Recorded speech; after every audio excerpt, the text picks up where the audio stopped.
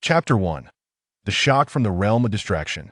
In the 12th year of the Xian calendar, it has almost been a year since I unknowingly traversed to this place. A young man clad in white stood with his hands clasped behind his back, catching a snowflake that drifted in from the window. His name was Li Jiutian. He had awakened in the snowy fields of this world during last year's heavy snowfall, and his name was given by the parents of this boat's original owner. Initially, it seemed quite an awkward name, but after nearly a year, he had grown accustomed to it. After arriving in this realm, he integrated the original memories and realized that he was still all alone in this world. To make a living, he utilized his knowledge from his past life to establish a school in this realm. While he wasn't extraordinarily wealthy, he had enough to eat and wear, and as a teacher of literature, he was well respected by others, which allowed him to settle into his current situation comfortably. Teacher, a boy of around 12 or 13 rushed up to him, lifting a book in his hands. Teacher, I have never understood the meaning of this sentence. Could you please enlighten me? Li Jiutian looked down and smiled. The phrase Taing Xingjian, Junzi Dang Ziqiang Buxi, Dishi Kuan, Junzi Dang Hudizashi means that the movement of heaven is robust and vigorous correspondingly. A gentleman should strive for self-improvement, exhibiting strength, steadfastness, and unyielding effort, never ceasing. The latter part conveys that the earth's energy is solid and gentle thus. A gentleman should cultivate virtues, embracing all things. Do you understand, Zaiwaizi? Now I see. Your teachings have opened my mind. The boy, referred to as Zaiwaizi, joyfully bowed and ran off. With an hour until the next class, I might as well go outside to enjoy the snow. Li Jiutian mused to himself with a smile, then opened an umbrella and stepped outside. This snowfall did little to quiet Lanyi City. As one of the major cities of Qingyuan continent, even amidst the swirling snowflakes, the bustling city remained teeming with life. On the noisy streets, two elderly men clad in gray robes stood out distinctly from the crowd. Though they did not carry umbrellas, not a flake of snow touched them, their extraordinary aura causing those who approached them to instinctively retreat. Fang Shudao and Lin Lushing, both practitioners of the distraction realm and elders of the Yuhei sect. Red Dust Tribulation.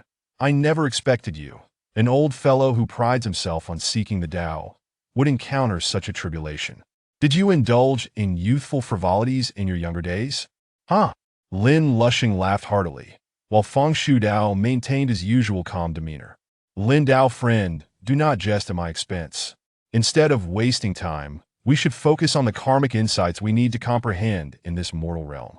With 600 years approaching, if we cannot transcend this tribulation and enter the harmonization realm, we shall become mere dust in this world. Lin Lushing sighed. Many friends have fallen at the threshold of the harmonization realm. I wonder if our fate will mirror theirs. I heard from the younger generation that there is a school called Wuxin Xiaodang in Lanyi City, where there is a knowledgeable teacher.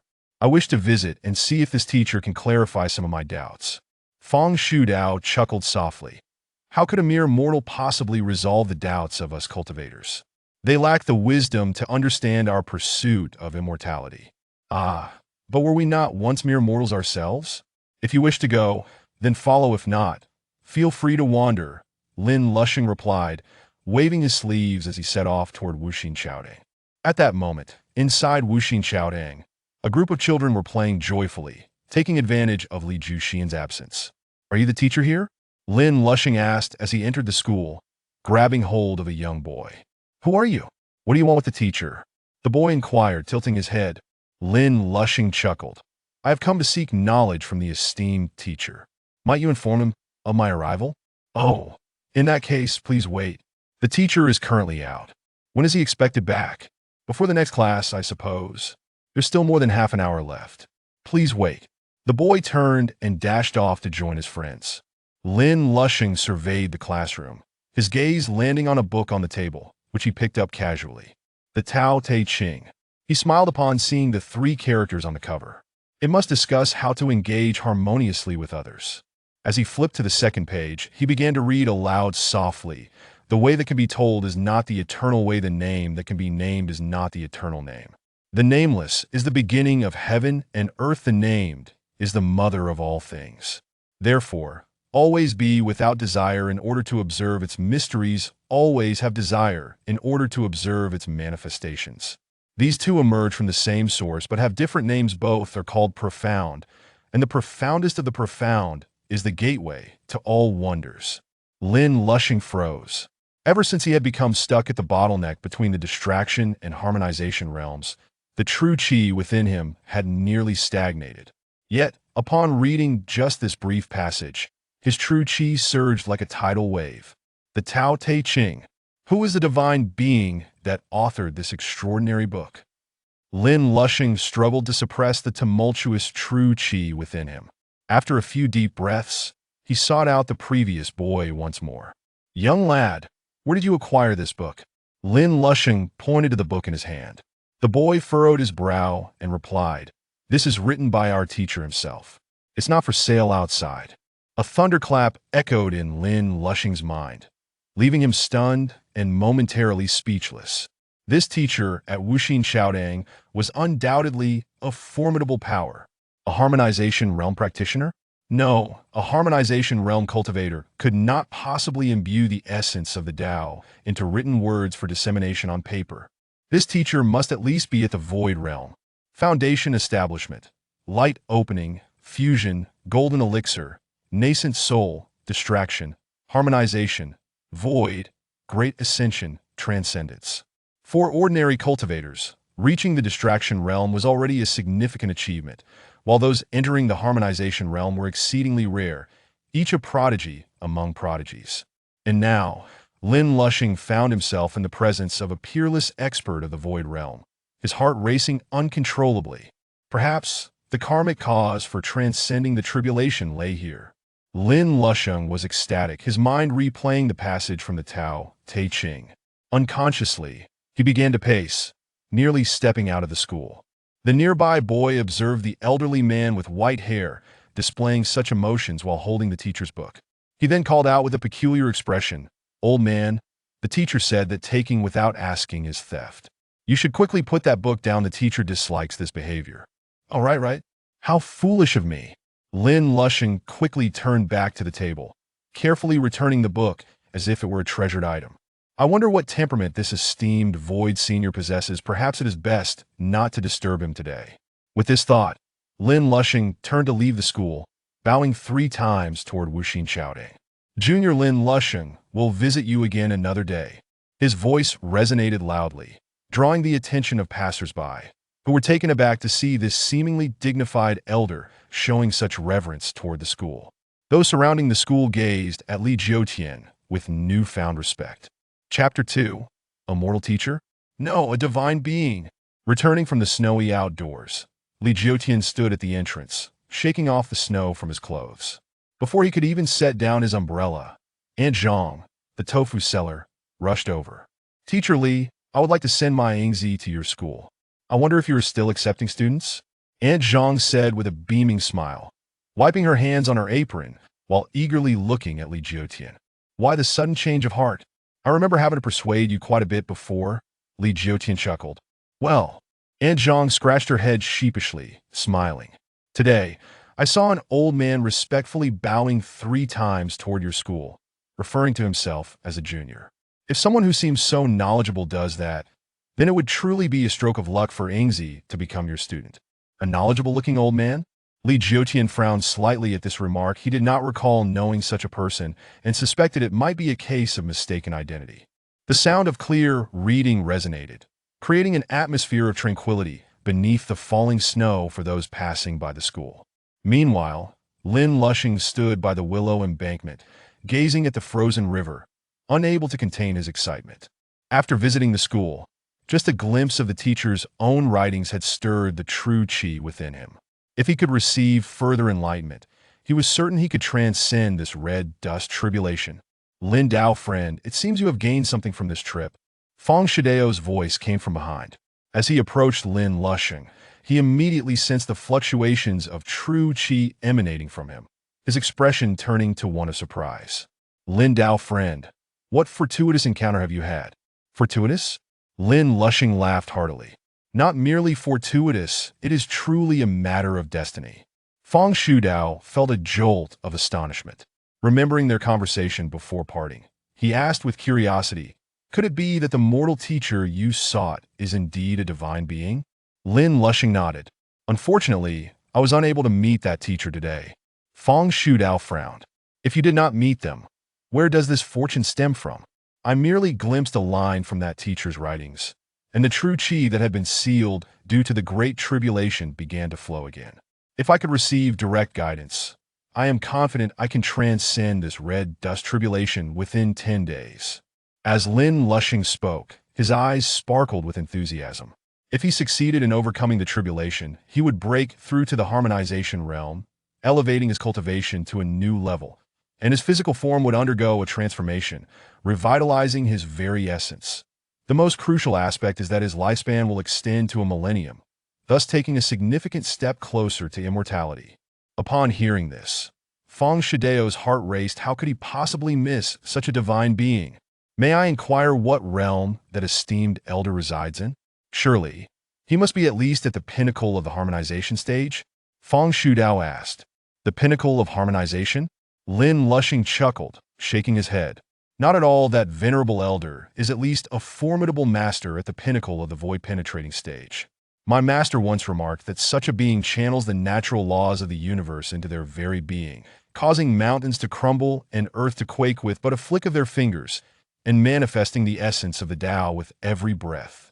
The writings compiled by that gentleman are a testament to his profound insights into the Tao, and such esoteric principles can grant even a mere junior, like myself, a moment of enlightenment with just a fleeting glance. Such prowess can only belong to someone of the void-penetrating stage." Feng Shudao took a deep breath.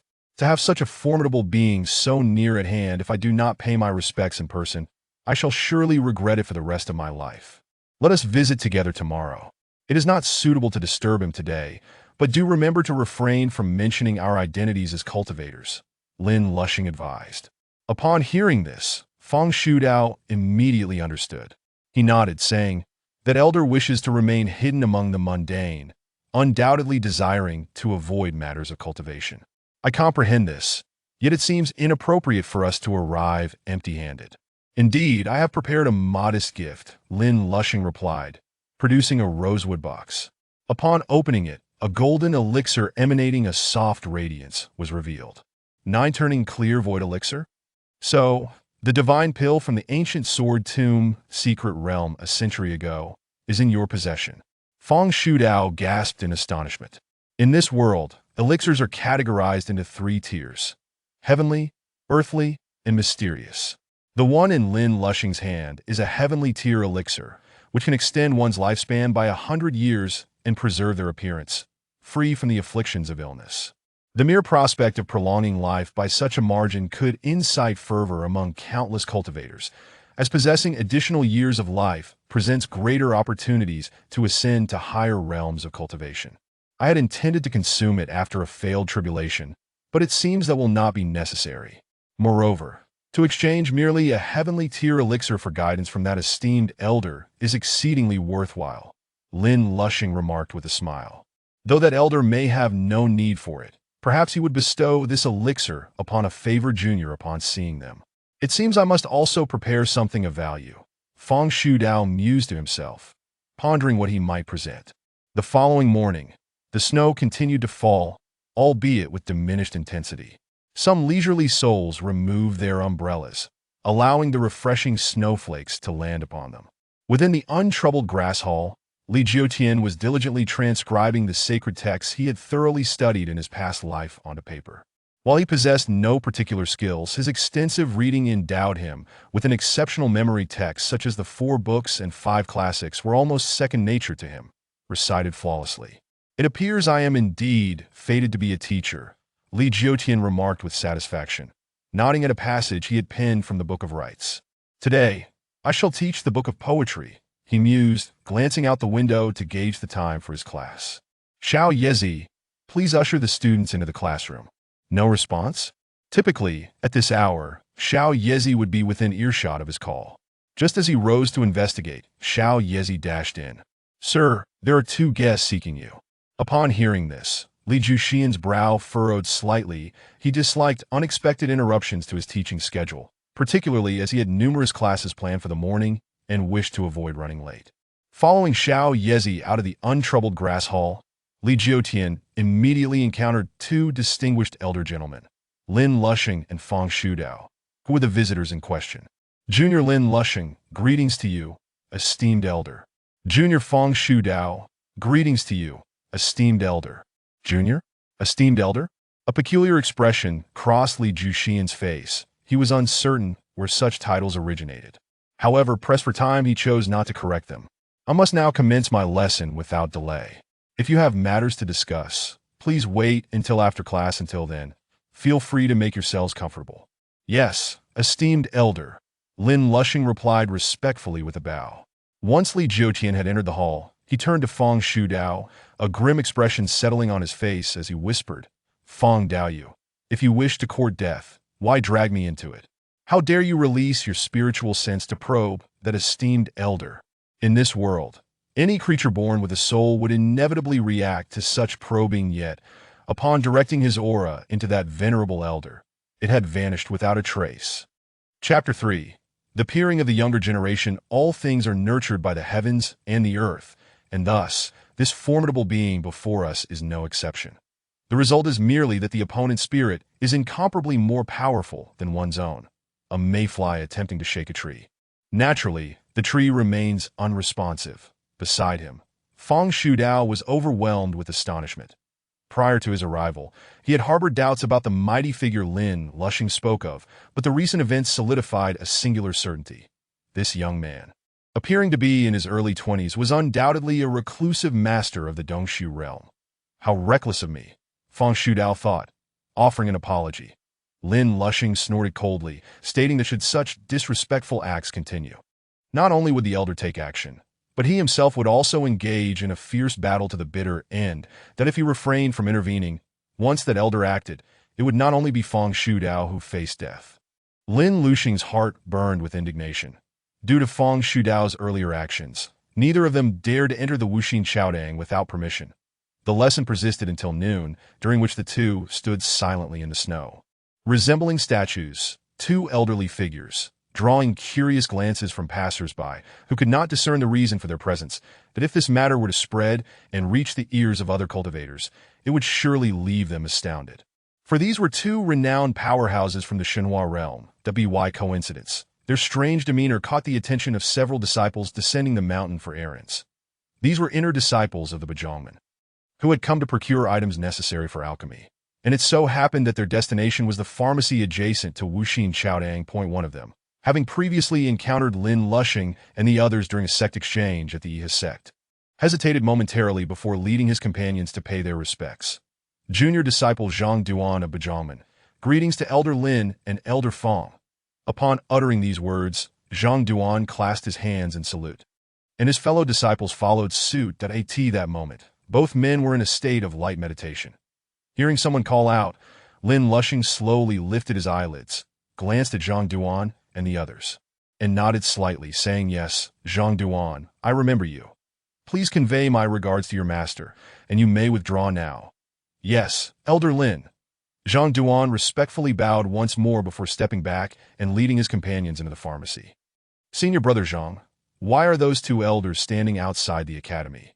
They seem to have been waiting for quite some time, one of his companions murmured. Zhang Duan, intrigued, recalled that his master had mentioned these two elders had been at an impasse in the Shenhua realm for nearly 300 years. Why, he pondered, would they emerge from seclusion to stand before an academy in the mortal realm? You all go ahead and gather the herbs. I shall remain here to observe, Zhang Duan instructed his fellow disciples, positioning himself at the entrance to peer through the paper window towards Lin Lushing and his companion. After class, Li Jiutian intended to prepare a meal, but suddenly remembered that two guests awaited him. He straightened his attire and stepped outside. Before reaching the door, he spotted Lin Lushing and his companion, both covered in snow, and he couldn't help but smile wryly at their stubbornness, waiting outside without an invitation. My esteemed guests, I apologize for the delay, Li Jiutian greeted warmly. Lin Lushing and his companion immediately came to attention and returned the gesture with respect. Elder, our intrusion was indeed abrupt. Please forgive us, Fang Shudao said, feeling a twinge of guilt from earlier events. preemptively speaking before Lin Lushing. Last night, we intended to visit, but unfortunately, you were out. Thus, today we dared to arrive uninvited. I hope for your understanding. Elder, as soon as Lin Lushing finished speaking, Li Jiutian recalled, laughing. Ah, so it was you who came yesterday. Let us not linger outside any longer. We shall converse within. Certainly. The two men could hardly contain their excitement as they followed Li Jiutian into the Wuxin Chaodang. In the adjacent pharmacy, Zhang Duan watched in astonishment as Lin Lushing and his companion treated the educator with such deference. The shock stirred a tempest within him. These were two elders of the Yi sect, among the most formidable practitioners of the Shenhua realm. Could the teacher they were so respectfully addressing possibly be a master at the He realm? Zhang Duan gasped. Although He realm practitioners were not unheard of, they were exceedingly rare, to the extent that even the sect leader knew only the names of 3 or 4 such masters. Moreover, the whereabouts and even the existence of these practitioners remained uncertain. Yet, right before his eyes stood a living, breathing master of the He realm. If he could merely relay this news back to his sect, he would surely receive generous rewards, potentially elevating him to the status of the sect leader's direct disciple. As this thought crossed his mind, he lost all interest in gathering herbs, urging his fellow disciples to hasten back to the sect immediately, in order to demonstrate their absolute respect for Li Jiutian. Lin Lushing and his companion refrained from unleashing their auras, thus remaining unaware of Zhang Duan's actions. Upon entering the academy, Li Jiutian led them to his study. After Xiao Yezi served 3 cups of hot tea, Li Jiutian inquired, "May I ask how you two wish to be addressed? What brings you to Wuxin Chaodang?" The two exchanged glances, and Lin Lushing set down his teacup, clasping his fist. "I am Lin Lushing, and I have long heard of your vast knowledge. Esteemed teacher, I have yearned to seek your guidance, and thus traversed mountains and rivers to arrive before the snow sealed the city." Long heard of, yearned to seek. Li Jiutian pondered momentarily. Indeed, during the nearly year-long period in which he had been teaching, the number of students he had instructed was considerable. It seemed his students had returned home, extolling his knowledge. However, simply possessing knowledge is not mere boasting. His mind harbored the essence of the brilliant culture of Huaxia, a treasure trove of wisdom. I see. Li Jiutian smiled and nodded. In terms of knowledge, I do possess the capacity to survey the vast mountains, and to be proud of it would not be an overstatement that I am Feng Shudao. Accompanying Lin, Feng Shudao interjected, but upon realizing his error in speech, quickly corrected himself. I too share the same intent as Lin, that I wish to witness your erudition and, if fortunate enough, receive your guidance. You flatter me excessively. I am but a humble educator, having merely studied the words of sages for a few years, receiving their enlightenment. Compared to the world, I merely possess a greater abundance of ink and a wider breadth of understanding. Li Jiutian modestly downplayed his abilities, yet his words sent ripples of astonishment through Lin Lushing and Feng Shudao. Sages? Enlightenment from sages? Chapter 4. Profound insights into the Tao. Lin Lushing experienced a moment of dizziness. Since the dawn of existence, tales of sages have prevailed, entities that transcend all things, rumored to possess supreme powers capable of contending with heaven itself. Some even claim that sages are the embodiment of heaven itself. Yet, here stood a master of the Dongshu realm declaring that he had been enlightened by sages. Were it a common individual or even another practitioner of the Shenhua realm uttering such words, Lin Lushing would scoff, questioning what they were to warrant such enlightenment. However, Li Jiutian was different in his eyes. He was a profound and inscrutable being who had existed for an unfathomable length of time. Perhaps considering him merely a Dongshu master was a gross underestimation. This elder was likely a practitioner of the Deshang realm. Lin Lushing struggled to suppress the frantic beating of his heart, while Feng Shudao's complexion turned pale. Li Jiutian, oblivious to their sudden change in demeanor, assumed they were merely unwell from waiting outside too long. That he pushed the tea forward once more, urging them to drink and warm themselves.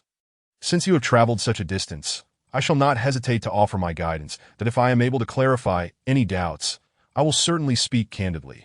Ecstasy, the tension that had previously enveloped Lin Lushing and Feng Shudao, transformed into exhilaration in an instant. Feng Shudao could no longer contain his excitement and promptly posed the core question that had been weighing on his mind. "Esteemed elder, in my youth, I often heard my elders speak of the word Tao. What insights might you possess regarding the Tao?" Li Jiutian chuckled softly, waving his hand dismissively. The myriad paths of the Tao cannot be succinctly articulated in mere words that Tao simplify it. What is the Tao? It is the path to Tao comprehend the Tao is to follow the direction of the heart. If the heart is clouded, the Tao remains unheard and unspoken. Yet if the heart is like a clear mirror, understanding may be attained. As Li Jiutian spoke, he cast a glance at the two men. Observing their deep contemplation before continuing, it is evident that you are both individuals with clear hearts. Although you are currently perplexed by the concept of the Tao, this is not necessarily a negative state. Fortune may arise from misfortune, and misfortune may conceal fortune. Once the confusion in your hearts is resolved, you will advance further on your path of seeking the Tao.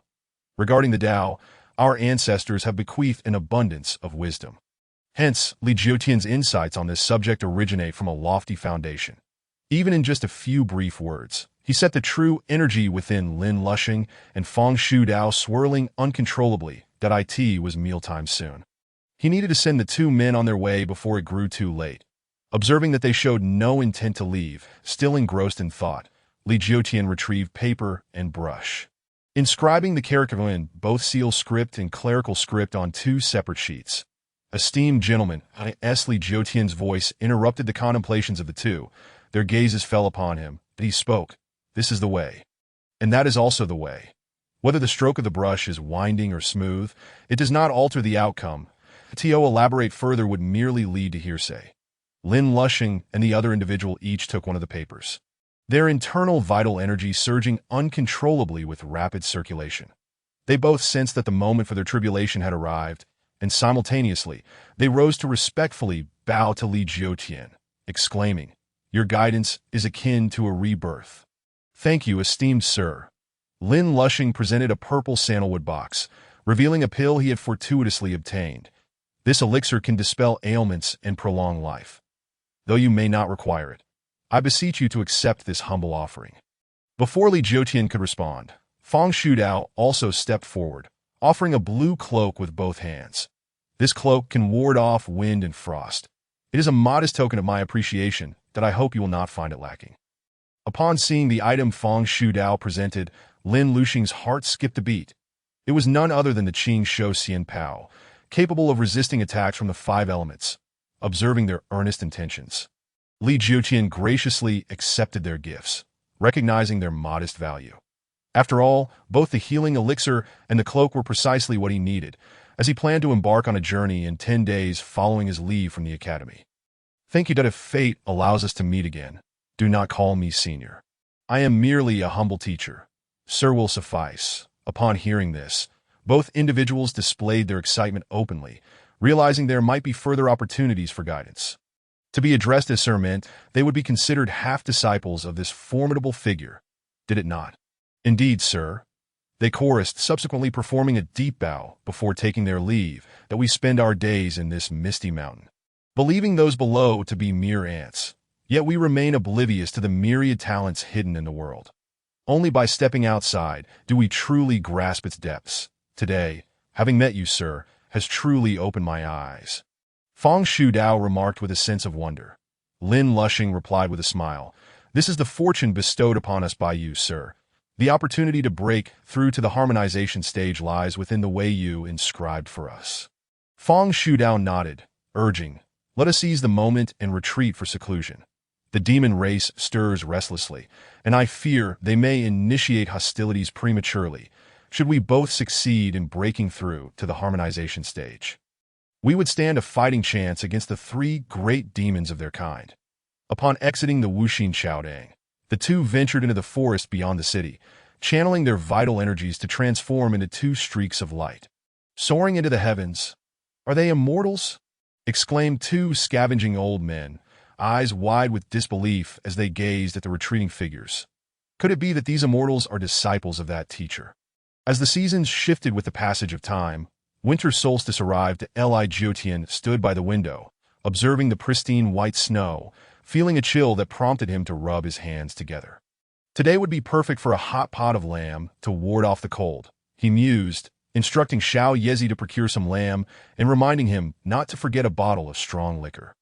Before long, Xiao Yezi returned with wine and meat, but a puzzled expression adorned his youthful face. Sir, I heard that the two old gentlemen who sought you earlier are said to be immortals. Xiao Yezi relayed what he had overheard, prompting Li Jiutian to ponder for a moment before asking, Do you believe in the existence of immortals? I do not know, replied the student, but I certainly hope there are. The earnestness of Xiao Yezi's words surprised Li Jiutian. Why is that? If one were to become an immortal, they could traverse the heavens and the earth, going wherever they please. Xiao Yezi replied earnestly. Li Jiutian burst into hearty laughter, content and carefree. Indeed, they may be perceived as immortals, but they are likely just exceptionally skilled in their lightness of foot. Now, let us enjoy some lamb that for the existence of immortals. Li Jiutian, having been a staunch materialist in his past life, found it hard to believe that one could attain profound powers through mere meditation and live for centuries. Chapter 5. The graceful young lady Wu Yi, the city gate was unusually desolate on this winter solstice, with every household preparing hot soups and dishes to endure the cold day. Thus, when an old man and a young girl approached through the snow-laden mountains, the guards at the gate found it somewhat strange and inquired further. Supreme Sect Leader, this marks the final stop for Lin Lushing and Feng Shudao before their breakthrough. Once inside the city, the elder respectfully addressed the young lady beside him. Anemu Lao, how much truth is there in what your disciple Zhang Duan has said? The young lady inquired softly. From my understanding of Zhang Duan, his words bear no falsehood. Otherwise, I would not have dared to interrupt the Supreme Sect Leader's seclusion, Mu Lao replied. Upon hearing this, the young lady nodded. If what he says is true, I shall make him a core disciple upon our return. Yes, Supreme Sect Leader. Just call me Miss One outside. Yes, Mississippi Mu Lincheng, the Grand Elder of the Eightfold Sect, was a practitioner at the Spirit Transformation stage, while beside him stood the Peak Harmonization stage powerhouse, Wu Yi, the Supreme Sect Leader. Half a month prior, Zhang Duan had witnessed the reverence with which Lin Lushing and Feng Shudao treated Li Jiutian, and returned to report immediately. Master, you did not see the posture of Lin and Feng before that teacher. It was akin to how I once awaited your teachings. Zhang Duan recounted vividly. Mu Lincheng frowned slightly upon hearing this. These two friends are nearing their 3-century limit. If they cannot break through to the harmonization stage, their fate is sealed. That I have heard that both face a red dust tribulation. Could it be that the teacher they sought can provide them with an opportunity for breakthrough? If they can truly overcome the red dust tribulation, I must seek the Supreme Sect Leader's guidance. Mu Lincheng mused, for Wu Yi's own tribulation was also a red dust tribulation, and she had been stuck at the peak of the harmonization stage for 400 years. The world believed that Wu Yi had failed her tribulation and perished. Had she not sealed herself with a secret technique, she would have long since turned to dust. During the 10 days of Mu Lincheng's hesitation, shocking news swept through the cultivation community. Lin Lushing and Feng Shudao had successfully broken through. This revelation eliminated any doubt in Mu Lincheng's mind, but he activated the sect's internal teleportation array using secret methods and entered the secluded chamber where Wu Yi was in retreat. After awakening her, he recounted the events leading to this moment, prompting Wu Yi to decide to take the risk of descending the mountain. The Millennium Limit approaches in half a year. This is my final opportunity. Wu Yi sighed as she glanced at the city wall bearing the characters Lanyue City. Within the city, the aroma of smoke wafted from kitchens, enticing the senses as households prepared sumptuous dishes for the winter solstice. Wu Yi smiled softly at the delicious scents, recalling that it had been over 400 years since she tasted the mundane delights of the mortal realm. Today is the worldly winter solstice. The taverns are filled with fine wines and dishes. Would you care to dine first, miss? Mu Lincheng inquired. Their level of cultivation. They no longer required food for sustenance, yet Mu Lincheng understood that the lady beside him was quite the Epicurean. Her appetite for worldly pleasures so profound that he once mused whether her red dust tribulation stemmed from her love of food. However, upon further reflection, he deemed it absurd. A cultivator would not fall prey to a red dust tribulation merely due to gluttony. No need. Time is of the essence that I shall first meet that esteemed individual, Wu Yi declared, recalling something. Did Lin Lushing and Feng Shudao truly not reveal a trace of their vital energy when they came here? Absolutely, otherwise, with their cultivation, they would have sensed Zhang Duan's covert observation. It is my conjecture that they had no choice but to act thus. likely wishing to avoid disturbing that esteemed individual in their descent into the mortal realm. A powerful being hiding in the mundane world surely wishes to evade the cultivation community. Thus, we should also adopt their demeanor and consider ourselves as mere mortals. Before Mu lynching could finish, Wu Yi had already deduced the reason that in truth, Lin Lushing and Fang Shudao's demeanor alone would not compel Wu Yi to take the risk. What solidified her resolve was the insight gained from Mu Lynching's report, which she had previously deduced.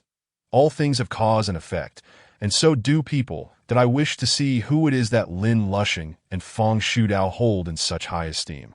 The result of my divination left my mind blank. Nothing. If I follow this result, it suggests that this person does not exist, neither in the past nor the future, only leaving traces in the present. It is impossible for such a person to exist. It seems their realm far surpasses mine, obscuring the threads of fate that I am not yet worthy to probe, that Wu Yi internally resolved that she must descend the mountain. Within the Wuxin Xiaodang, the crackling of firewood in the stove filled the air as the teacher and student gathered around the pot, enjoying a hearty meal. Xiao Yezi devoured his food ravenously, beads of sweat dotting his brow as he savored each bite. Just as they were relishing their feast, a series of knocks echoed from outside.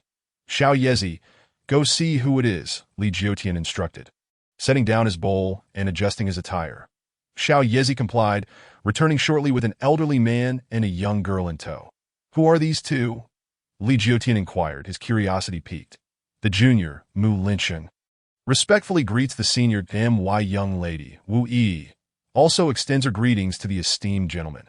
The two exchange pleasantries, and Li Jiotian cast a scrutinizing gaze upon them, lingering a moment longer on Wu Yi. For she was truly exquisite, pure as jade and untainted by the mundane. What brings you both here at this hour? Li Jiotian inquired, somewhat perplexed, particularly by Mu Lynching's reference to himself as a senior, which evoked memories of Lin Lushing and his companion. As Mu Lynching began to speak, Li Jiotian interjected, let us dispense with titles of senior and junior. I have had elders address me thus before. I am merely an educator, so you may call me sir. Very well, Mu Lynching replied with a smile, then respectfully continued, having heard of your vast knowledge, I have brought my daughter in hopes of fortune. To see if you might accept her as a student, Li Jiotian's brow furrowed slightly. There is indeed an empty room in the academy, but perhaps it would be better for her not to study here. A young girl ought to have a female elder to care for her. I can manage on my own. I only wish for you to take me in so that I might broaden my knowledge. Wu Yi interjected. Upon first sight of Li Jiotian, she had been bewildered, questioning whether this seemingly ordinary man could truly be the esteemed figure she sought. However, upon recognizing the azure robe draped over him, she immediately felt reassured. This was undoubtedly the powerful elder she had been searching for, that a mortal could hardly possess a celestial-grade defensive artifact. She mused. The aroma of hot pot wafting through the room made Wu Yi, who had not eaten for over 400 years, swallow repeatedly. Mu Lynching, observing her, couldn't help but smile ruefully. His young lady was indeed a unique glutton among cultivators. Mu Lynching glanced at Wu Yi, then awkwardly clasped his fist towards Li Jiotian. I apologize for the sudden visit. I shall not disturb you during your meal. I will return tomorrow with my daughter. He had already devised a plan to satisfy Wu Yi's appetite elsewhere. Noticing Wu Yi's discomfort, Li Jiotian chuckled heartily. No need for such formality.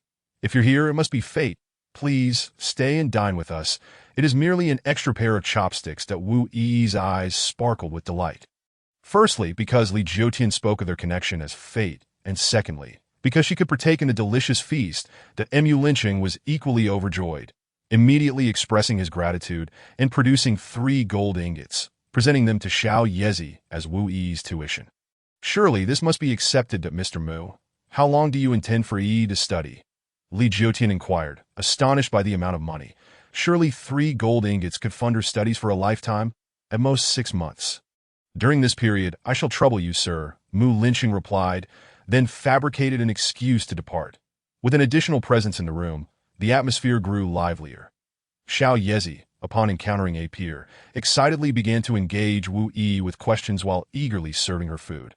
Oblivious to the fact that Wu Yi's age could rival that of his great-great-grandmother, Wu Yi, however, feigned ignorance, not responding. Sensing the awkwardness, Li Jiutian finally remarked. One should not speak while eating. Go finish your meal and help tidy up for our guest.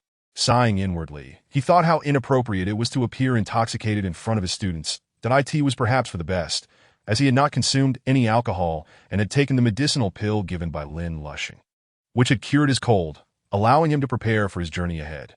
The hot pot was nearly emptied, with Wu Yi consuming the majority of it. How could this slender girl eat so much? Was she perhaps a reincarnation of a gluttonous spirit? Li Jiutian mused as Xiao Yezi finished tidying up. The hour approached midnight. That Wu Yi inquired about Li Jiutian's sleeping quarters, discovering they were merely a few paces away. Diagonally across from her own, that on this cold winter night, silence enveloped the world as Wu Yi sat cross-legged on her bed, her gaze fixated on the flickering candlelight filtering through the paper window. It belonged to Li Jiutian's room. That was already the second watch of the night, and she wondered what book the gentleman was engrossed in for so long. Curiosity piqued, she quietly slipped out of bed, gently opened the door, and floated to the threshold of Li Jiutian's room. Li Jiutian, leaning against his chair, was fully absorbed in the I Ching he had transcribed, oblivious to Wu Yi standing outside his window. The Qian represents the primal essence of all things.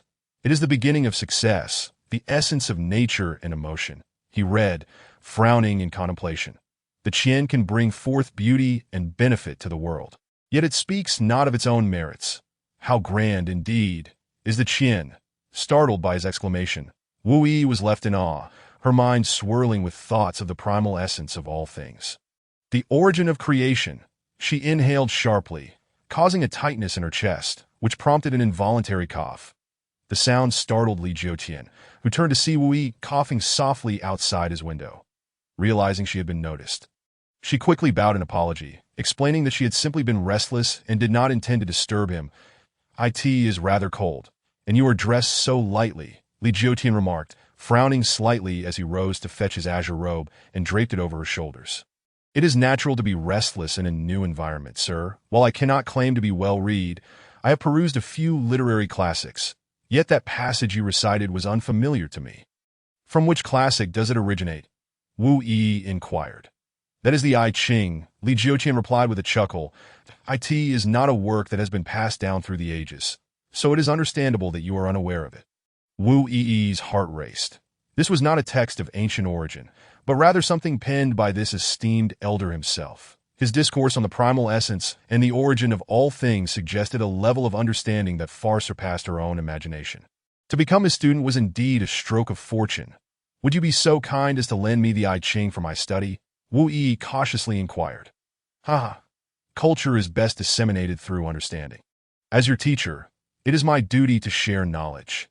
Any book in this academy is available for my students to take. However, this particular text may be too advanced for you at this moment.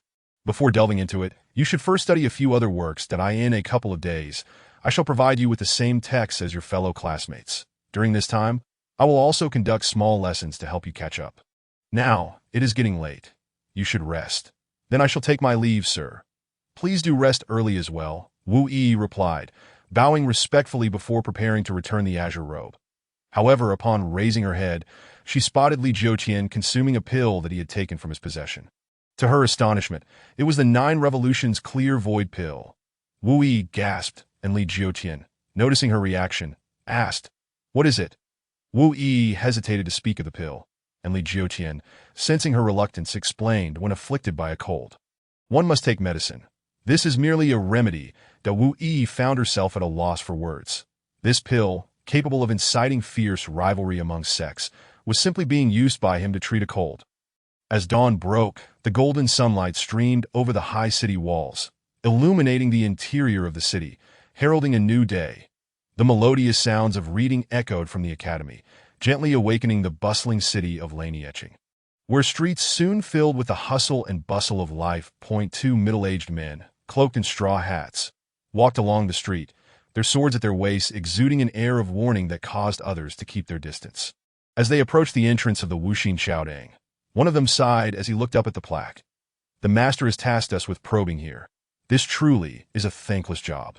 The 2 from the U.S. sect had reached the integration stage, and it was rumored that the opportunity for breaking through was connected to the educator here, should their investigation yield results. The sect master would assist them in breaking through to the division spirit stage, a most profitable endeavor. We are merely nascent soul cultivators. If the one we are probing can truly guide us in breaking through to the integration stage, would it not be a fool's errand? One man chuckled bitterly. Let us hope this teacher is merely an ordinary educator. Let us proceed. Another individual sighed. Wuxin Xiaodang, where Li Jiutian was busy grading students' assignments, found Zaiwai Easy grinding ink nearby. Thus, the task of purchasing ingredients was entrusted to Wu Yi. Today I shall prepare a meal you have never tasted before. I Jiutian handed money to Wu Yi, instructing her on which ingredients to procure.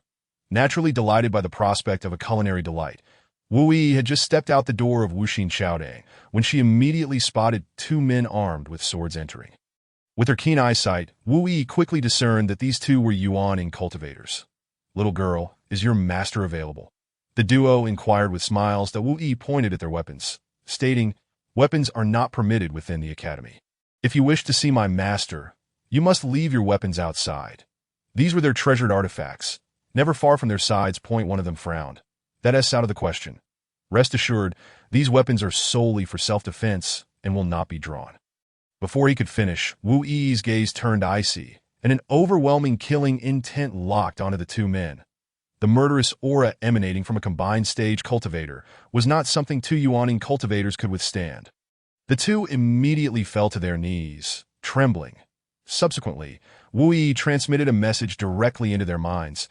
"You have 3 breaths to leave, or you shall face obliteration. Thanks for your mercy, esteemed elder," they exclaimed, bowing repeatedly as they scrambled to escape. Li Jiutian, unaware of the incident, had just finished grading when Wu Yi returned with the ingredients. Noticing her slightly furrowed brow, he asked, "Did you encounter trouble?" Wu Yi shook her head. "No, master. What delectable dish are you preparing?" "Braised beef, something that cannot be found outside," Li Jiutian replied, confident in his culinary skills. The two men, frightened out of their wits by Wu Yi, dared not linger and swiftly utilized their abilities to return to their sect. In the grand hall of the Yuhua sect, an elder listened to their report about the events at Wuxin Qiaodang before waving them off. He was Zhang Chongxi, the sect leader, akin to Lin Lushing and Fang Shoudao, both of whom were also stuck at the threshold of the combined stage. A middle-aged man standing beside him spoke up. "Wan San and Zhou Si are merely Yuaning cultivators. Their attempt to probe will yield no results. If the other party is merely at the spirit division stage, it would not warrant your personal visit, sect leader." "Spirit division? That seems unlikely. Just a single killing intent rendered those two as if facing death." "Such means are beyond my capability," Zhang Chongxi replied, taking a deep breath. "At the very least, they are above the combined stage, that if Lin and Fang's breakthroughs are indeed related, then I must pay a visit. Unfortunately, those two have already gone to the edge of Wanyao Valley. Otherwise, I could inquire directly." The middle-aged man frowned upon hearing this. "Is the demon tide perhaps advancing ahead of schedule?" "Indeed, I can faintly sense the demon clan's momentum gradually escalating. The barrier is growing weaker. Those 3 demon lords must be unable to contain themselves, as these creatures have long coveted the spiritual energy of our 13 states," Zhang Chongxi elaborated. 1,000 years ago, during the Great War between our 2 races, 13 of our ancestral beings joined forces to slay 8 demon lords, ultimately exhausting themselves to forge the barrier that trapped the demon clan in Wanyao Valley. However, those 13 ancestors perished due to their depleted vitality. Among our human race, it is difficult to find even a handful of combined stage cultivators, let alone those at the void reflecting stage. Yet the demon clan has suffered significant losses as well. Those 3 demon lords are rumored to have fallen to half-step void reflecting. Currently, it is uncertain how many of those combined stage old monsters still survive. So I must hasten to break through to the combined stage and reunite with Lin Lushing and Fang Shoudao. The demon tide loomed not only as a sword hanging over his head, but also as a lethal threat to all cultivators and the human race. Without a sufficiently sturdy shield to withstand it, the consequences would be catastrophic. "Sect leader, do you intend to descend the mountain personally?" the middle-aged man inquired. Zhang Chongxi nodded. "I must go." The true purpose of sending Wan San and Zhou Si was to gauge that esteemed elder's temperament. If he turns out to be someone who resorts to violence over trivial matters, I shall not take the risk. However, they returned alive and unscathed, that as long as we are courteous, that esteemed elder will not pose any difficulties for me. During my absence, you shall manage the sex affairs. Remember, do not disclose my whereabouts to anyone, and keep the matters of the academy confidential. Understood, sect leader. The journey from Yuhua sect to Lanieching was brief. In less than 15 minutes, Zhang Chengxi arrived in the city. However, being prudent, he did not immediately approach Wuxin Chaodang. Instead, he disguised himself as a scholar to inquire about Wuxin Chaodang and Li Jiutian. At that moment, Li Jiutian was in the academy, imparting the teachings of the Analects to his students that I reflect upon myself thrice daily. Am I unfaithful in serving others? Am I untrustworthy in my friendships? Have I transmitted knowledge without practice? Li Jiutian, with his hands clasped behind his back, surveyed the classroom filled with students and asked, which student would like to share their perspective on this line? Except for Wu Yi, all the students raised their hands. That Li Jiutian nodded in satisfaction and randomly selected a student to respond. This class proved immensely enlightening for Wu Yi, especially the few books Li Jiutian had given her. Each character seemingly imbued with esoteric principles worthy of deep contemplation.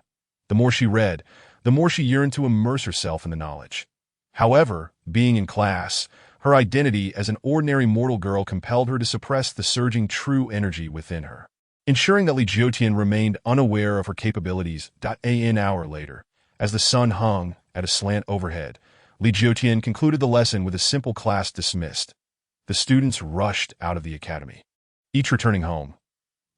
Come with me to gather the items you need. Yes, master. Chapter 8. Even after living for over 900 years, I still do not know. Li Jiutian led Wu Yi out of Wuxin Chaodang. Passing by a nearby apothecary, a youth carrying a medicinal basket caught Wu Yi's eye, prompting her to glance at him a couple of times. His aura seemed somewhat familiar. Let us hurry. We need to get back to cook. Li Jiutian urged. Yes, master. Wu Yi quickened her pace to keep up. Inside the apothecary, the youth with the basket was examining a shriveled, mochi-like substance in his hand. Zhangbo, what is this? It smells so foul. Is it a medicinal herb? Gui Duyo, indeed. It is a medicinal herb. The shopkeeper nodded in affirmation. Gui Duyo? I have never heard of it, the youth replied, perplexed. The shopkeeper chuckled. Don't feel bad, even I, having lived over 60 years, am hearing of it for the first time.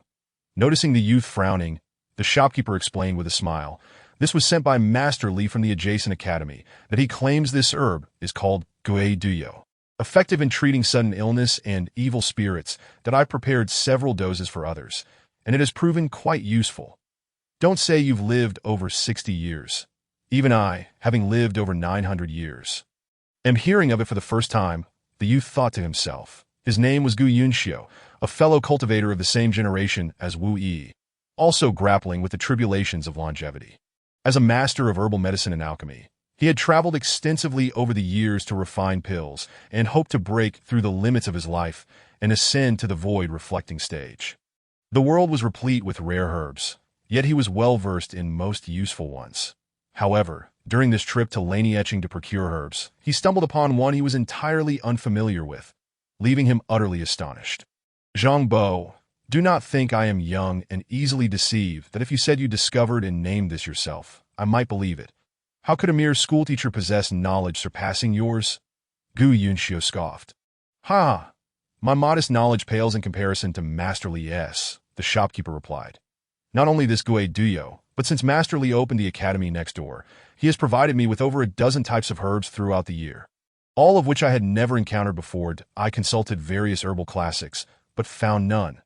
Initially, I was skeptical, but after trying several of his remedies, they truly worked wonders. The shopkeeper's admiration for Li Jiutian was boundless. Praising his knowledge fervently, it truly that remarkable. Gu Yunxiu remained skeptical that if there existed someone whose understanding of medicine surpassed that of a mere mortal with over 60 years of experience, he would believe it.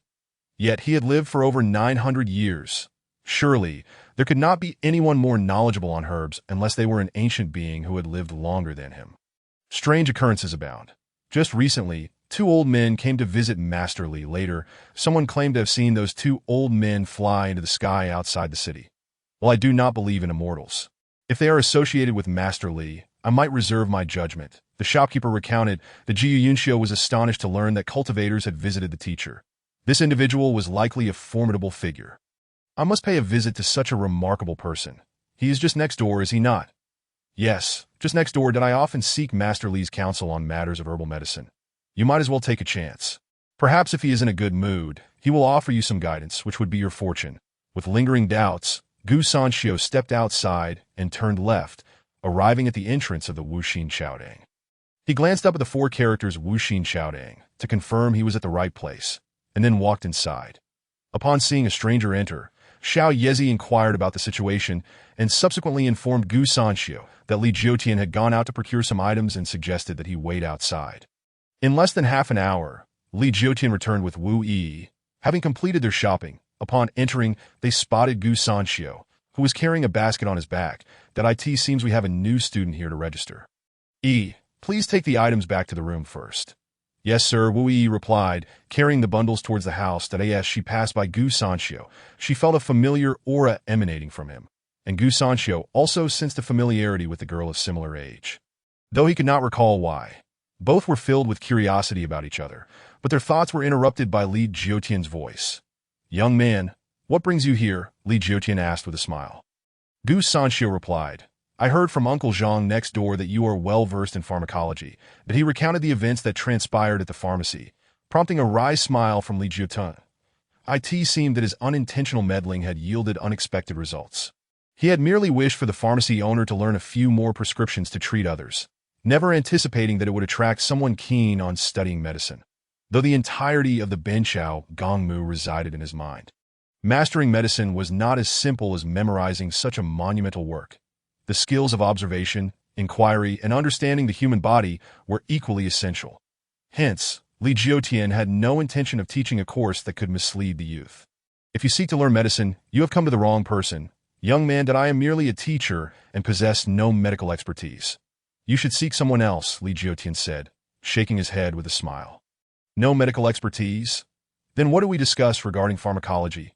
Gu Sanxiu felt a tinge of disappointment, realizing he had likely been misled by the shopkeeper, and thus took his leave. Meanwhile, Wu Yi, having arranged the items inside, found herself increasingly preoccupied with the young man who had carried the basket.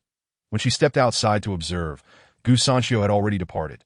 That boy came here to learn the arts, but since I know nothing of medicine, I sent him away, Li Jiutian explained while chopping vegetables. Wu Yi mused quietly to herself, almost voicing, I thought he was like me, but ultimately refrained from saying the words aloud. As Li Jiutian continued to chop, he did not catch her murmured thoughts and, glancing at the nearby vegetable basket, exclaimed, We are out of scallions.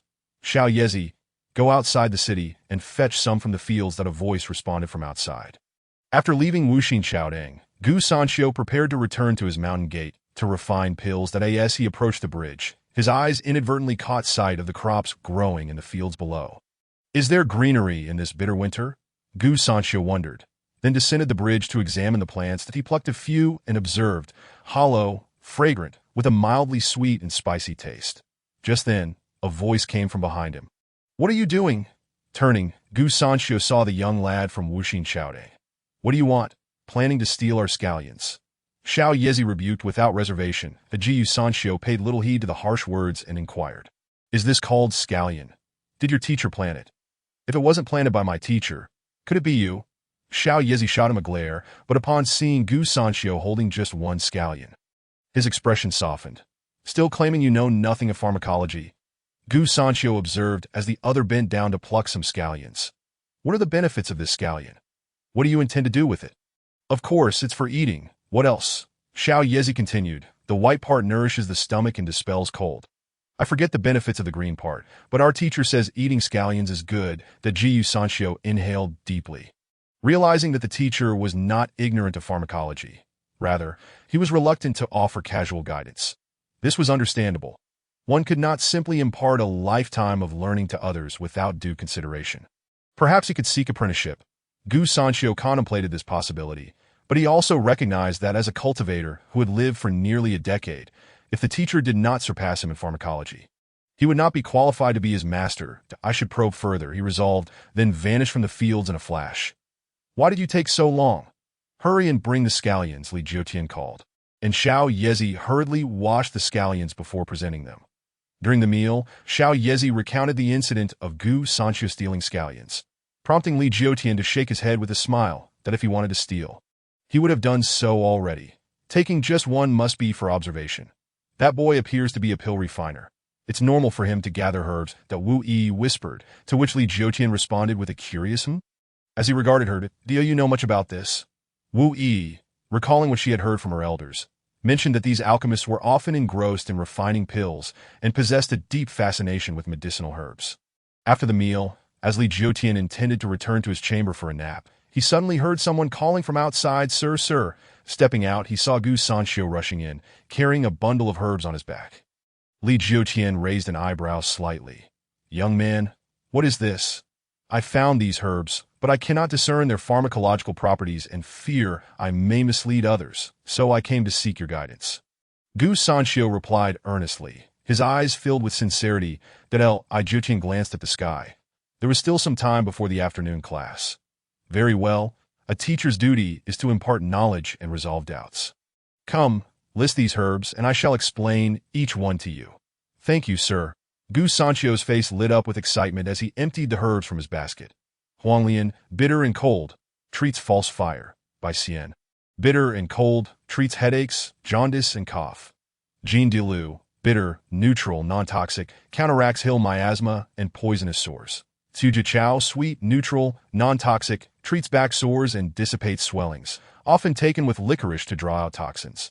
The explanations of each herb flowed from Li Jiutian's lips like a melodious symphony to Gu Sanqiu's ears, filling him with a sense of enlightenment as he absorbed the knowledge. Many of his previous confusions suddenly clarified. Who was this young man, appearing to be in his early 20s, and what extraordinary background did he possess? The herbs Gu Sanqiu had collected were ones his late master had yet to comprehend. Yet this individual articulated their properties with ease, that if it were merely the properties of the herbs, Gu Sanqiu might have thought it mere nonsense. But the sense of the hundreds of herbs matched perfectly with his own and his master's previous findings. Gu Sanqiu was overjoyed, having reached an impasse in his alchemical pursuits. If he could advance in this field, he might break through to the next realm. His recent travels had yielded little, yet here stood someone capable of unraveling the mysteries that had plagued him for a lifetime. How could he let this opportunity slip away? As Li Jiutian grew parched from speaking, he finally waved his hand. "Young man, gather these up. There are myriad types of herbs in the world, numbering in the tens of thousands that to explain each one individually would surely tire me to death. I have Abensaugumo in my study. When you have time, come and read it. That it contains a wealth of information about various herbs and their properties, though I have yet to finish compiling it. It should suffice for you to study for half a lifetime." The Gu Sanqiu was taken aback. Had he not just claimed to know nothing of pharmacology? "Thank you, sir," he exclaimed, bowing deeply to Li Jiutian. Taking a deep breath, he declared, "I, Gu Sanqiu, wish to take you as my master. I hope you will grant me this honor. I already said, I do not teach medicine." Li Jiutian rubbed his temples, feeling a headache coming on. Gu Sanqiu's eyes sparkled as he replied, "I will simply learn from you and occasionally seek your advice on pharmacology, as long as I can stay by your side. Studying in a school requires tuition." Xiao Yezi chimed in, smirking. That Gu Sanqiu quickly produced a small box, opening it to reveal a white pill inside. "That I asked this pill to be considered tuition. How much could it possibly be worth?" Xiao Yezi burst into laughter, prompting Li Jiutian to frown.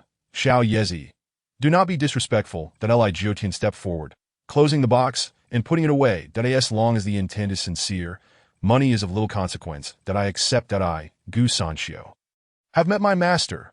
Gu Sanqiu bowed 3 times once more to the door of the chamber. Wu Yi observed the entire exchange, her gaze fixed upon Gu Sanqiu. Upon hearing the name Gu Sanqiu, she suddenly recalled the medicine sect. "Gu Sanqiu, you are still alive." That Wu Yi took a deep breath. It seemed that she was not the only one using secret methods to seal away their pursuit of breakthroughs. Perhaps those old acquaintances still roamed the mortal realm. She wondered if he recognized her, but she deemed it unlikely, for her current appearance was a compressed form of her cultivation and essence, not her true visage that she had always presented. However, regardless, her true name had been revealed. If Gu Santong still remembered her name, he would soon ascertain her identity. Furrowing her brow, Wu Yi pondered for a moment before ultimately deciding to clarify certain matters with Gu Sanqiu. "Gu Sanqiu, what a fine name." Li Jiutian nodded. You are not from Etching, are you? Who else is in your family? Where do you reside? I am but a lone disciple, without father or mother, and my master passed away long ago. Gu Sanxio replied resolutely that Jiyu Sanxio reminisced about the departed souls, letting out a sigh. So it is that Li Jiotian nodded slightly. Then this Wuxin Chaodang shall be your home. However, presently there are no vacant rooms. So you will have to share with Xiao Yezi for the time being. In a couple of days, I will have someone repair 2 more rooms. And then you may move in. Jiyu Sanxio was taken aback. This gentleman was so unguarded and caring towards him. The word home was one he had not heard in far too long. And as Li Jiotian spoke, warmth surged through his heart, a feeling he had not experienced in ages. Thank you, sir. Gu Sanxio expressed his heartfelt respect. Li Jiotian chuckled and waved his hand. Xiao Yezi will take you to tidy up ABIT. It seems I must procure a few more items. After Li Jiotian exited, Wu Yi stepped forward and called out to Gu Sanxio. Come with me. I have matters to discuss with you. Chapter 10. Fruit trees that do not bear fruit. Please bestow your guidance. Gu Sanxio squinted his eyes to scrutinize Wu Yi, nodding slightly that he too wished to unravel the source of this familiar feeling. After reaching a corner of the courtyard, Gu Sanxio chuckled. I am Gu Sanxio. May I know how to address you, fair maiden? Shouldn't I be calling you senior sister? Wu Yi glanced around before turning to him. In the realm of medicine, Gu Sanxio, we need not engage in such formalities. The reason I called you here is for a singular purpose. In this place, forget your identity as a cultivator and focus on being a student, diligently studying your pharmacology. Upon realizing Wu Yi had unveiled her own identity, Gu Sanxio's expression darkened. Those who know my background are likely cultivators of my generation. May I inquire who you are? Ba Zhongmen. Wu Yi Sanxio pondered for a moment before inhaling sharply. Lingyun Fairy Wu Yi? You are still alive? Why would I not be alive if you are? Wu Yi huffed. Jiyu Sanxio burst into laughter. It was truly remarkable that the renowned and illustrious Lingyun Fairy had transformed into such a form. If you dare utter a single word about it again, the day you leave this academy shall be the day our duel begins. Wu Yi's expression turned somber. Jiyu Sanxio shrugged and waved his hand. All right, no more mention of it. Let us get to the point. Why can't we reveal our identities as cultivators? What hidden circumstances lie beneath this? Naturally, it is to break through to the Dongshu realm. Wu Yi said, glancing toward Li Jiotian's study. Do you believe it? Every book penned by the master contains flowing Tao rhythm in each character. Jiyu Sanxio gasped in astonishment. You cannot be jesting. Tao rhythm preserved in written form? I have lived for over 9 centuries and have never heard of such a tale. Even the ancient texts and techniques left by the great cultivators of the ancient relics do not possess characters imbued with Tao rhythm. If you do not believe it, you may see for yourself. The master has taken you in. You will have ample opportunity, but I must caution you. Why would a being capable of such feats choose to be a mere teacher here? You must have noticed that the master shows no trace of true energy flowing. In other words, what we see is an ordinary person. Why is that? Wu Yi queried. The Jiyu Sanxio contemplated for a moment before responding. Setting aside the identity of a cultivator, is it that he does not wish to associate with the realm of cultivation? Or perhaps he has come to the mortal realm to undergo tribulation? That I cannot hastily speculate. However, since the master wishes to exist in this world as an ordinary person, we must not disrupt the rules. Thus, regarding all matters of cultivators, let not a single word escape your lips. Simply seal away your true energy. S. Wu Yi concluded. Gu Sanxio smiled wryly. Our time is limited. Even if I wish to circulate my true energy, it requires effort. There's no way to, before he could finish. Wu Yi discreetly released some of her true energy. The Jiyu Sanxio's expression turned to one of surprise. Why is your true energy?